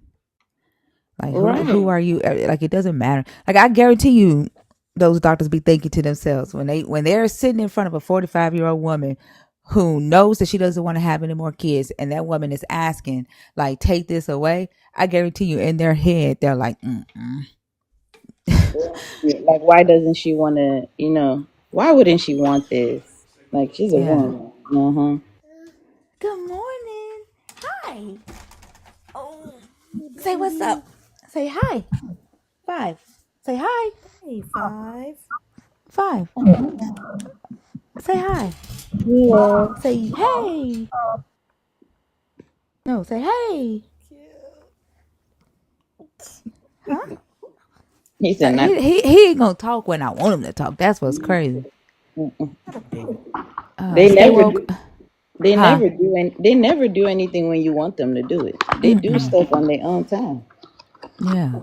He came. Yeah. He got here last night, and he taking my earpiece out so he can put it in his ear right now. When he got here last night, he climbed on the bed and I was laying in the bed. Had just woke up. He climbed on the bed and climbed up right up under my chest, laid down, got the remote, and sat back like he's gonna watch TV while he using me as a pillow. Oh, it's all right. Thank you, Grandma. You here? Thank you for being here. It's like this is exactly where I want to be. This is comfortable. Thank you. Uh-huh. But I love it because like he's I can tell that he's getting to know who I am and who I am to him. You know what I'm saying? And he's learning how to express that. Like I freaking love it. Okay, craftable is not connecting. Rio, you feel like dealing with stay woke? Because I think he's the only probably one in there that's in there on purpose. Stay woke. Stay woke. He Yeah, is a I headache, smoke too girl. much. I don't know who that is. Stay woke is a headache. I'm not gonna lie. Like he does shit on purpose. Like Sure. I don't know. Y'all want me to bring him up? as if Rhea feel like talking to him. We could let I Rhea do the last call. But I don't know who he is though. I don't. I'm not up to Real's like, you nothing. ain't finna set me up. For real, I still know who he is. Rhea, my prediction is that Ooh. you're gonna cuss him slap the fuck out. That's my Yeah, prediction. I I could be already wrong. have my crash out for the month. I don't got nothing else. I don't know. Okay, we'll break up Bunny Baby. Uh, Hello. Hi, Bunny Baby. Are you a believer? Are you deconstructing? Are you an atheist? I'm an atheist. Okay. And when you come on stage, you still have to pick a topic to discuss. How old are you? I'm 21. Okay. And what topic did you come up to discuss? Just want to let you know the last topic is off topic.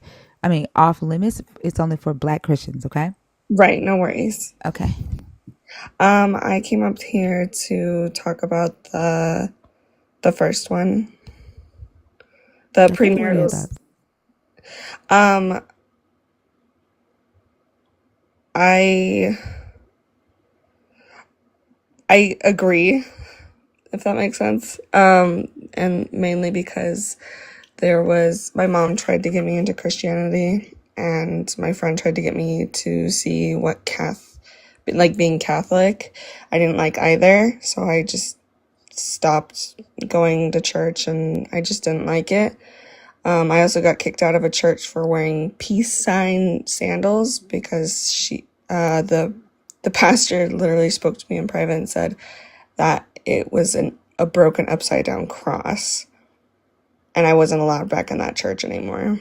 Oh my gosh. Yeah, Wait, the peace sign is yeah, the the broken? peace sign.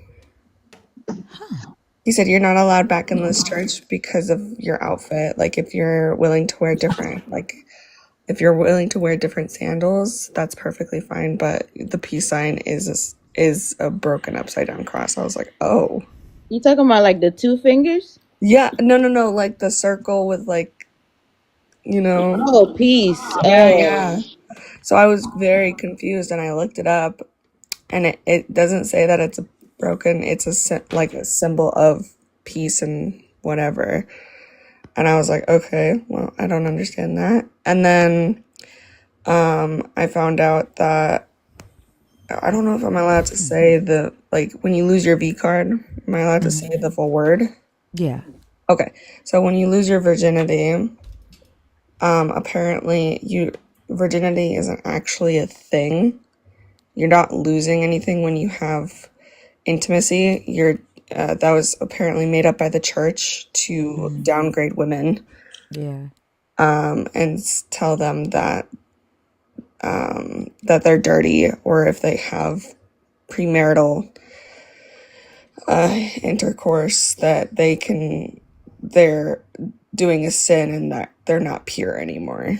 And it was just shaming women basically. But I found out that nobody loses a V card because it doesn't exist. You're not losing anything when you do intimacy. So I thought It's that was the rumor that all young girls hymen breaks and bleeds the first time they have sex, mhm. and not there's probably less than half that have that experience. Yeah, Yeah. I lost spine riding a bike. You can lose it at any time. It is so thin that it can break whenever. Yeah, I think a Um, lot of us probably think that, like when we had like the period scare, we thought that we started our periods when we were younger. That probably mm-hmm. was that break. You know what I'm saying? Yeah, yeah, Yeah. because yeah. when I was on a bike, and we were on like a dirt road, so it was really bumpy, and all of a sudden I felt like my like my area was just hurting completely. So I had to get off my bike. And I was riding with my family, and they were like, "What's wrong?" And I was like, "I don't know." And I look over, and there's blood all over my seat. And I was like, "What is happening? I'm dying. Oh my gosh." And my mom came up to me and was like, "Oh, you probably started your period." And I was like, "I don't even know what that is yet. I thought I was supposed to get that later." Nope. Went to the doctor, found out it just broke. That's it. Yeah, I think that happened to a lot of us, and I agree um, that they use that as a way to try to control our bodies and Yeah. shame women, like to basically make women feel like we owe it to them, if that makes sense. Yeah.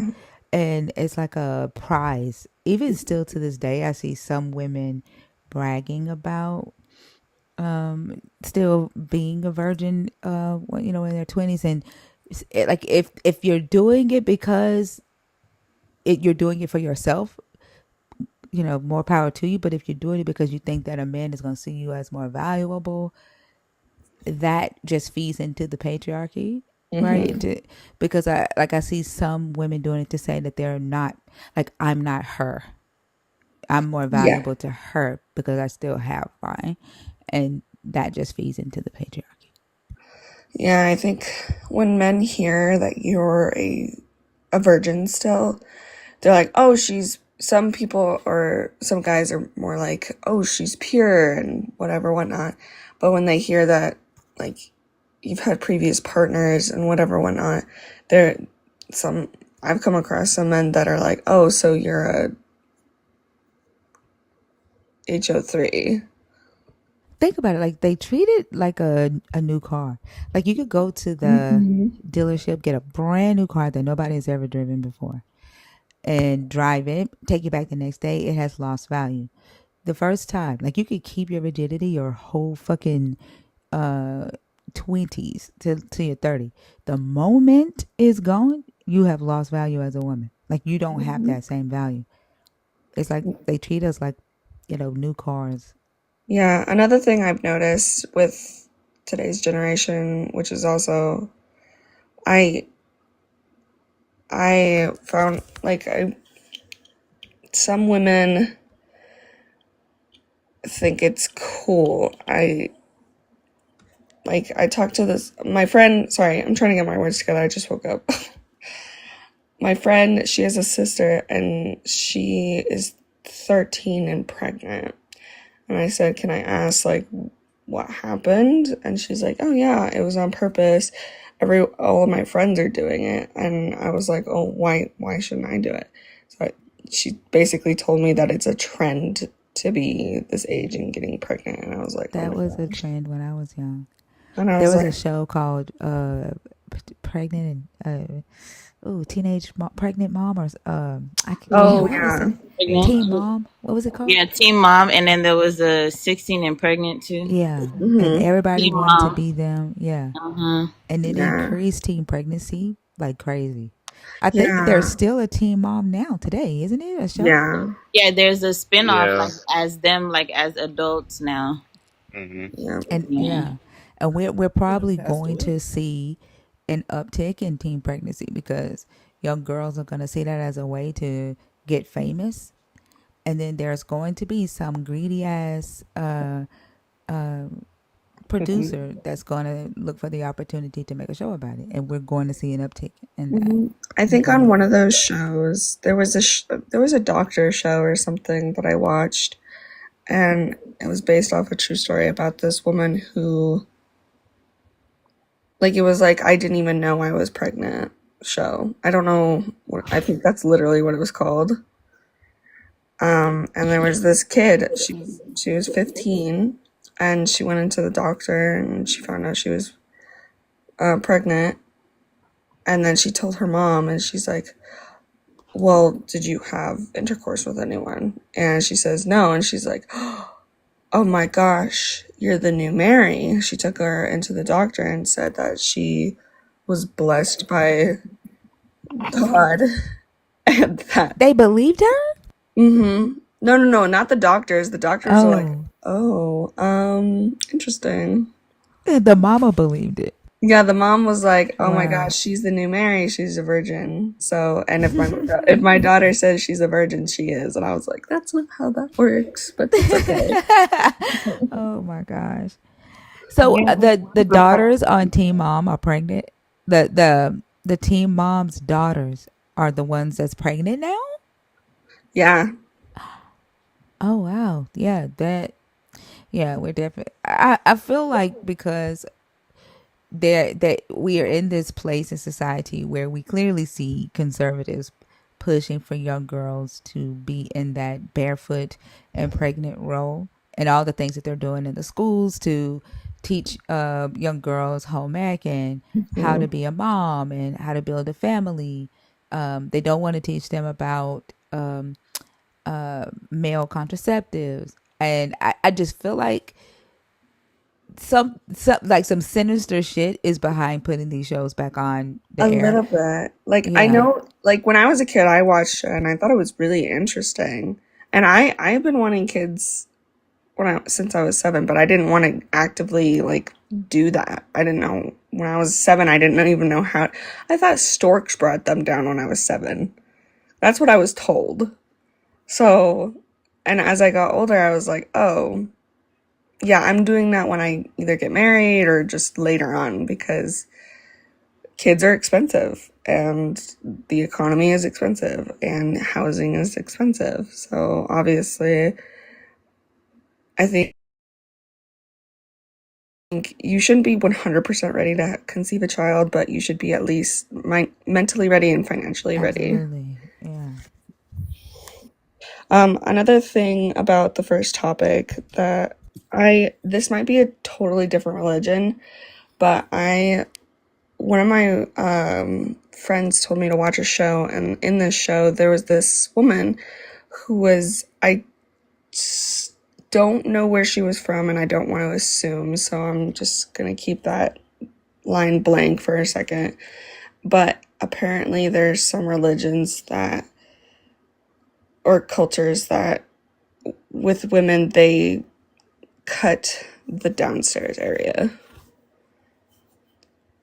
or like The yeah, and they the sew, mutilated. yeah, they Yeah. sew it up before marriage and then they unsew it to conceive Yeah, children. there's a lot of places And I was like, in oh. the Near East and on the continent that still do that. And when I Yeah. watched that, I was like, that can't be real. So I looked it up and I was like, oh my gosh, this is like an actual thing. Yeah. And it's a horrible thing. Yeah, because you can't come back from it. Right. Yeah. I think that is horrible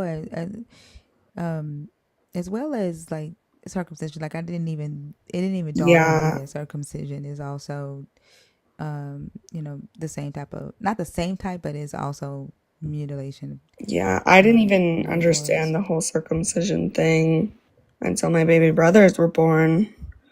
And then the doctor came in and I was with my mom at the hospital when she gave birth. And the nurse came in and was like, would you like your boy to be,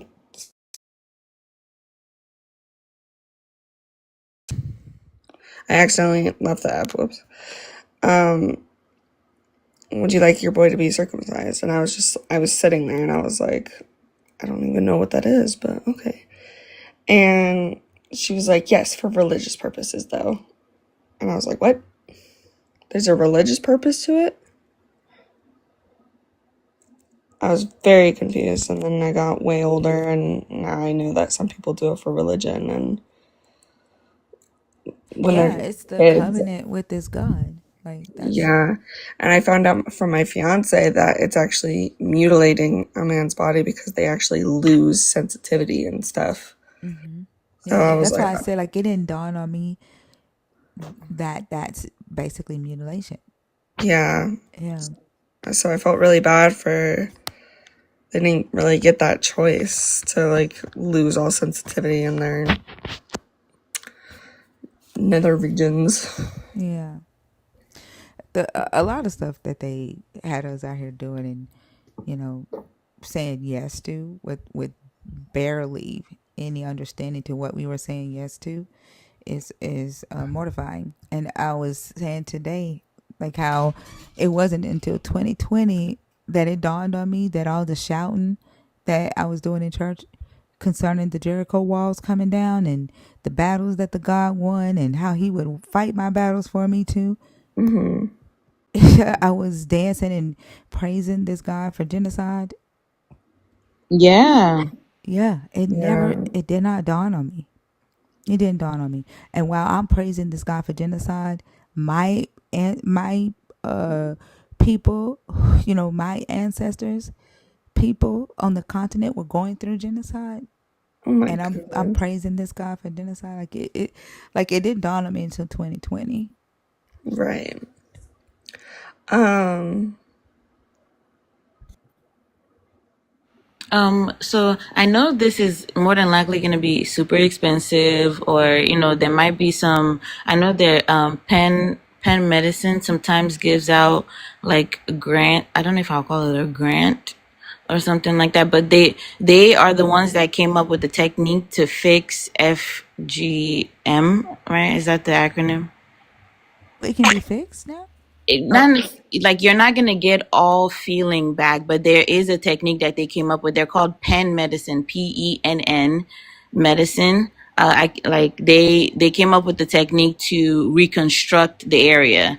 Obviously, it's plastic surgery, but yeah, they can reconstruct the thing for you.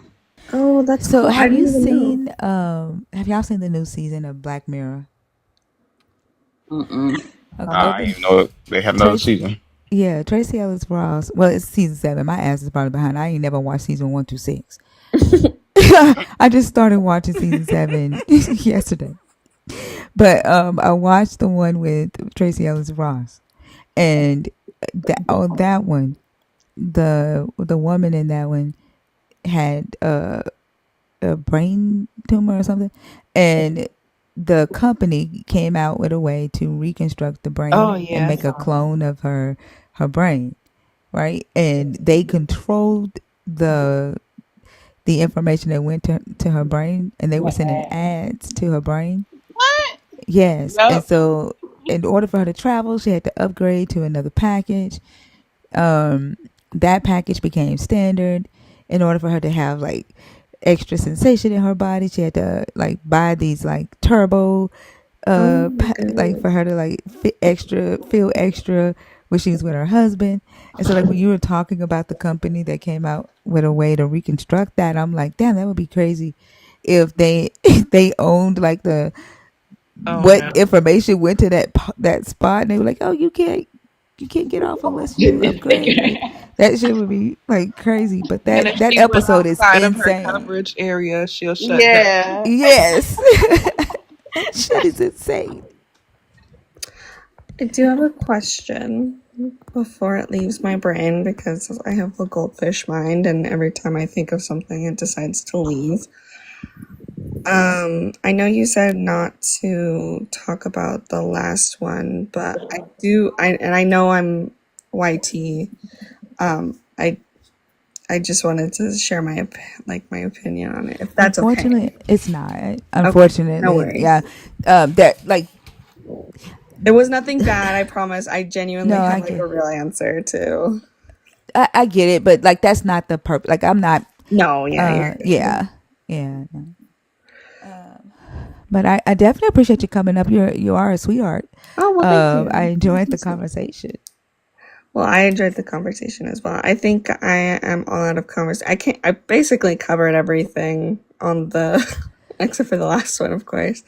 I covered all the other ones, pretty much in our conversation today. And I appreciate you guys being so, like, nice and not talking over me. I was in a different live and I was not allowed to talk, apparently. So, As long as the conversation is respectful, we're respectful. Like there's no like we match energy in here, and we if we get respected, we respect back. Like that's just how I think people should operate. At least that's absolutely. how I operate. Yeah. So Well, yeah, and that's amazing. And I follow you, so I think I was up here last time. I'm not entirely sure, but I think there was a topic at some point that I was very interested in. And you were still very calm, so I stayed following you, which is really nice. And everyone here is very respectful, and I very much appreciate that. That's amazing. you're very welcome. I appreciate you for being respectful as well, and I hope you have a great rest of the morning. You as well, and to the rest of you as well. I hope you all have a wonderful rest of your day. Have a good Thank you. one. A good one. Thinker, you know what I was Huh? thinking about the other day, bruh? What? I've been going through my comment section, and I'm like, there's no way this many black people don't know the tie between Christianity and slavery. Right. Yeah, I agree with you. You get what I'm saying? Yeah. And I just thought about that because of the way, like, she and no shade to her or nothing. It just seemed like she was coming to this information. You get what I'm saying? She's kind of learning about all of these things that happen in history, all of these things that are happening in other places in the world, and stuff like that. And it just has me thinking like, there's so many people in my comments that are like, what are you talking about? What relations do they have? Huh? What does black people have to do with what? I'm like, what the fuck? What? What are Yeah. you? What is happening? And that's crazy. That like the information that we think is supposed to be like low key, like common sense, a little bit, where it's like, okay, if this thing was used for this thing, then you get what I'm saying. Then Because maybe they there's came a over on a boat correlation. named Jesus. Right. What you think? That ain't got nothing to do with that. Like, That was the Portuguese. That boat's name was I'm Jesus. crying right now. Like, what do you mean? Like, how are you doing the separation? Like literally, there was one arguing with me a couple of days ago about the tooth getting knocked out, and the slave master having to let the enslaved person go, and saying that that was the retaliation law. He was like, that was life for a life. And I was like, literally, a tooth being knocked out is not life for a life. I said, slaves like were not considered human, so there was no life for a slave. And I read the scripture to him for the goring ox, and I was like, this was the precedent for that, as well as the precedent in the U.S. That justified uh, slaves as 3/4 of a person, like they were considered chattel and not human. They were property. And so you pay for the life of a slave. You don't take the life of a slave. And I said the Talion law has been around since Cain, like the Genesis 4 story where your God gave Cain the right to take 7 lives if somebody took 1 life of his lineage. This motherfucker go comment back to my, you don't know nothing about slavery. Cain ain't got nothing to do with slavery. And the 3/4 law didn't come from the Bible. And I said, I just like, I stopped reading his comments, but I was like honestly, you are too indoctrinated, To and you even lack see it. critical thinking skills to Hmm. even converse with me. I was like, leave me the fuck alone, because it like the way that they will completely just ignore the direct correlation, like the direct similarities. In the gory ox case, it literally says if the ox kills a free man, a free woman, or a free child, then it is life for a life. The ox and the owner of the ox die. But if the ox kills a slave, a slave man or a slave woman, then there is no life for a life. The ox dies, and um the owner pays the slave owner for his property that he lost. Right, because That's it's not life. exactly, that's not life. That's 3/4 of a human. Like they were downgraded to cattle. And he, like, the fact that they can't use critical analysis and say, oh shit, this is the same thing. Oh shit, I see how this was influenced by that. Look, it doesn't make sense. Like, how the fuck does that not make sense, Mister? I studied theology for 15 years. Like, y'all just be saying shit. Like, you can honestly, you can make the argument and say, oh, they could have used any of the book to do it. But guess what? Guess what book they had in their hand while they were doing that? Guess what book they were quoting while they were doing that? Your book. So I'm confused how it don't make sense. Is if it's correlating to what they then do to people? Like, what do you do? What are you talking about? Like, they just need to be in that place of delusion. Like, at this point, they're choosing to be in that place of delusion. Like, there's no Exactly. way David sits in this live night after night and really don't see that. Like, he's just being a complete willful obtuse believer at this point. And I wonder what they think, even if you were able to say, like, it was a different fraction amount used, like it's not the same. What does it say about your God that this rule was in his book to begin with? And I do think it's being willfully obtuse, because the reality is it's very clear to anybody who's willing to see the similarities that these laws that were enacted during slavery and even during Jim Crow very closely mimic what's in the Bible. But even if they didn't, the fact that they are even in the Bible to begin with should be problematic for anybody with half a brain. David, you must be dumb as fuck if you think that I'm gonna like defend that shit. I already told your motherfucking ass that I am Legion. What does that Like, even mean? Like, what is he saying to that me? I have multiple demons in me. Like, I rather he think that shit. Like, I could give less than two fucks. Like, you are afraid of demons, and then the fact that like you think that I'm Legion and you come and sit up under my ass and you can't you supposedly got Jesus in you, but you can't cast a motherfucker out. So yes, I am Legion. Who is really possessed for real though, Thinker? Exactly. Who Exactly. okay. Because if you got to come here every day, you can't help yourself, you can't leave. Who's possessed for real? Okay. Clock it. Like they be thinking that I'm gonna like be like defend myself. Like no why you say like I don't give a fuck. Shit. Believe what you want to believe. So obsessed with Ria, are you. you go live right after this, right? Yeah, but I don't know what time. Oh, I thought it was like immediately after. Oh, you want? Oh, like immediately? Yeah, I can go immediately. You I'm want to doing go ahead a. and start your live, and then Okay, yeah. what's your live on? So I'm gonna bring the question back up of if so I've been trying to get this question out. Sorry, give me a little bit. Is it okay if I explain it? Yeah. Okay, so I had this topic of where I'm asking Christians, right? Why the hell did I just get out of breath? Hold on. God damn. I I can't just breathe no more. Hold on. I was leaning I was leaning on the counter and I got up and I couldn't breathe. Hold on. Too That's that fast. Okay. Too spirit. fast. All right, I'm gonna sit down. Okay, so the topic I have one on top of it, which is like, a bit unrelated, but this one is like on the bottom where it says, do is colonization Yahweh's warning? Like was colonization Yahweh's warning to black people? Right, because when these believers come and talk about, especially the ones that give the excuse and say it's a curse, right, or it's because of disobedience.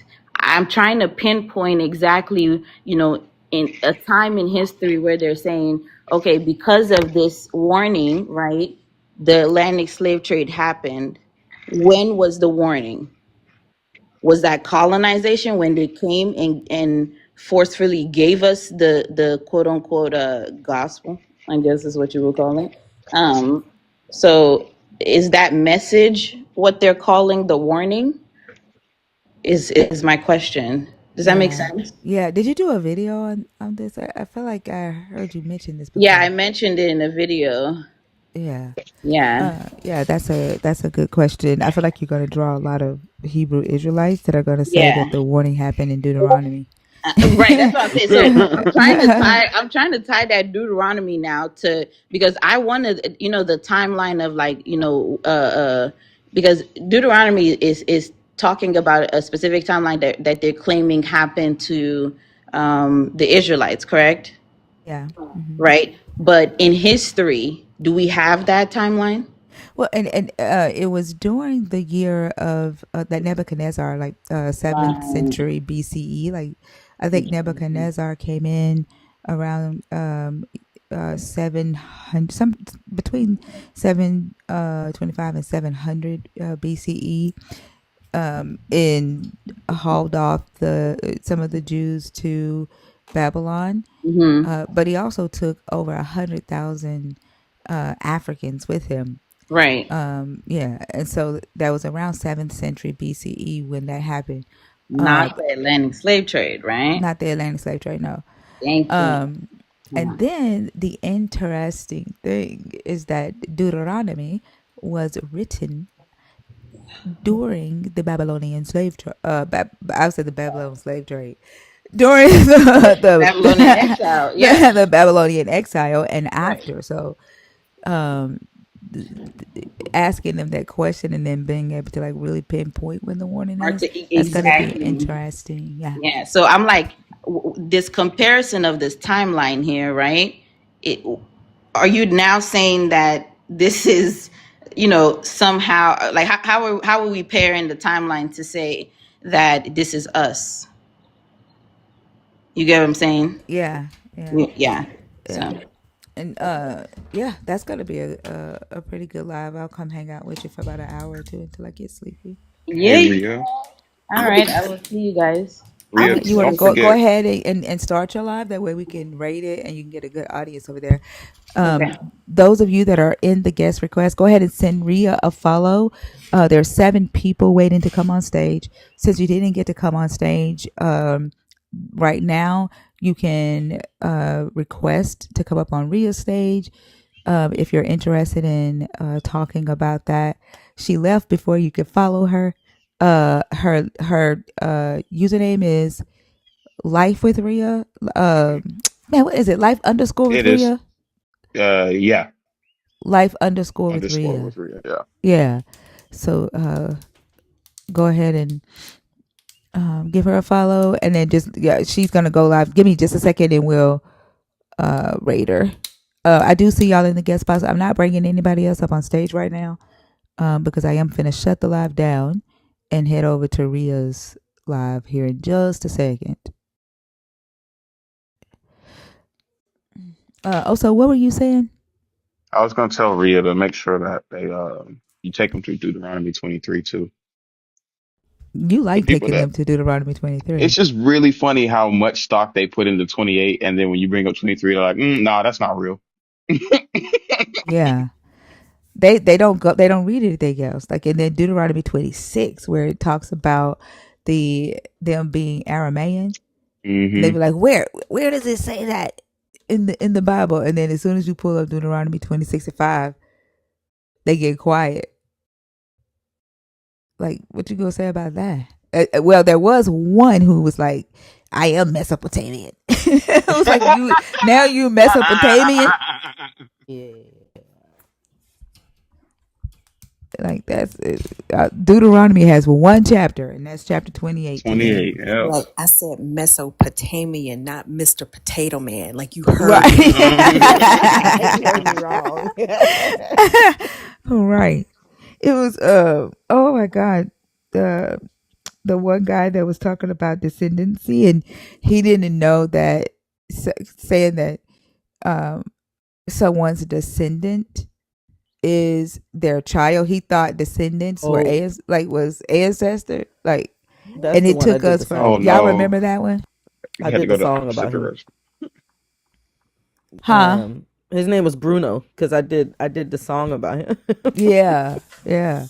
But I will I say, know. after that, he did go and study. Like, not study, but he was like, "I'm gonna go study." He was like, he was willing to learn, but it Hmm. took us for fucking ever to tell him that descendancy is not the same as ancestors. Because you had to go through the grandfather route and everything. It took a long time. That was a long conversation. And he And tried to these, reject almost everything. yeah, and like these be the thought processes that are used to go out and tell black people that they are the people in this book. Right. People who think that descendants are ancestors. Like that's insane. And like I try here, I'm more about what you think and the way you think. Like what made you get to that process. Hmm. Like why did you come What to that? Can steps somebody brought you here? tag Ria's page? Jael can't find it. Yeah, like what was your thought process of that? Like even if you don't have research or credentials, even if you don't have resources, I want to know what was your thought process that made you come to that conclusion. Hmm. Yeah. I don't And I think they think that needs to be exposed. Yeah, I don't think they give very much thought to that, but we aren't educated in a way, specifically in the States that encourages like understanding what epistemology even is. Like the number of people who are devoutly religious that don't have a clue as to what that truly means is kind of astonishing, because ultimately they've built their entire life and framed their understanding of so many things on a basis that they're not even aware of and they're not even familiar with. And I think that logical stepping through of a thought process is just foreign. Let's be real. A lot of them probably think epistemology is a process that women have on their coups. Mm, Like they probably think it's a medical procedure. mm. Sorry. I guarantee you, if we were to ask them, what's the epistemology that you use? They don't Epistemology, even what? know what episiotomy is. Probably those That's what I'm female. thinking. I think that they would think that Hmm. it's an episiotomy. I feel like that would be too much credit. Well, it sounded like. Well, But they you know wouldn't know they what do that word word is. association. Yeah, but they don't know that word. What I'm saying is that it sounds like a medical procedure. That's what I'm saying. Nah, I Like feel you. because it is an ology. Like they would think that it's some type of medical procedure. That is crazy. I read a quote recently that said a belief is not worth having unless you can explain how you came to it. And I think that's true. And it should be true of all beliefs, because if you don't know how you learned what you learned or how you know what you know, where can we go from there? It's just you regurgitating what you've been told. But it's that I think that's a deeper level of thinking that religion probably discourages more than it encourages. When he said that Dr. Umar, I knew it. Oh I my saw that the goodness. coming. school, Man, I came off of mute so fast because I knew he was gonna say it. I'm gonna tell y'all, like, I be having so much hope for people, and I try to approach Mm-mm. every person that I've not ever spoken to before with a clean slate, right? Yeah, You be putting And your hopes sometimes in the they just wrong be place. like shocking the shit out of me because, friend, like, we know that there is no school. He has not built a school, and it's been years. Like for that decades. to come out of your mouth, like I want to know why. Why did that come out of your mouth? Like, Yeah, I fell for the hype for like 15 minutes and like a literal 15 minutes. But like if you listen to the man talk for more than 10, you go, oh yeah, no, he on bullshit. yeah, like I, the he had a he. I didn't know him like that. Like I never really listened to him, but I saw a video of him like down in single moms, and I was like, yeah, I mean, he's like the definition of a broken clock. Because every now and then he'd be like, what he say, you'd be like, all right, yeah, no, that's fine. But you got to suffer through the 23 hours and 58 minutes of him being wrong as fuck to find out. Like it's not worth it. like he is a avid pusher of that narrative that black women kicked black men out of the house, out of the Hmm. home for welfare, and that's just not true. And the Mhm. fucked up thing about it is that if we were to study the history of welfare and the fact that it was called the widows, Fine. yeah, it white men were using it, like they were leaving their spouses um or their baby mamas so that the ladies could get it. And the women had to be they had to be pretty, they had to be well kept, they had to speak good English in order to qualify for it. Like it was more so how the woman carried herself that qualified her for that pension. And white men would leave their homes so that the woman could get it. And so they saw that it was breaking up their homes because at first black women could not get it, women of color couldn't get it, native women could, like Latino women, native women couldn't get it. It was only for white Protestant Puritans at first, and then white Protestant women could get it. And you couldn't be uneducated, you couldn't even be like very low income and white and get it.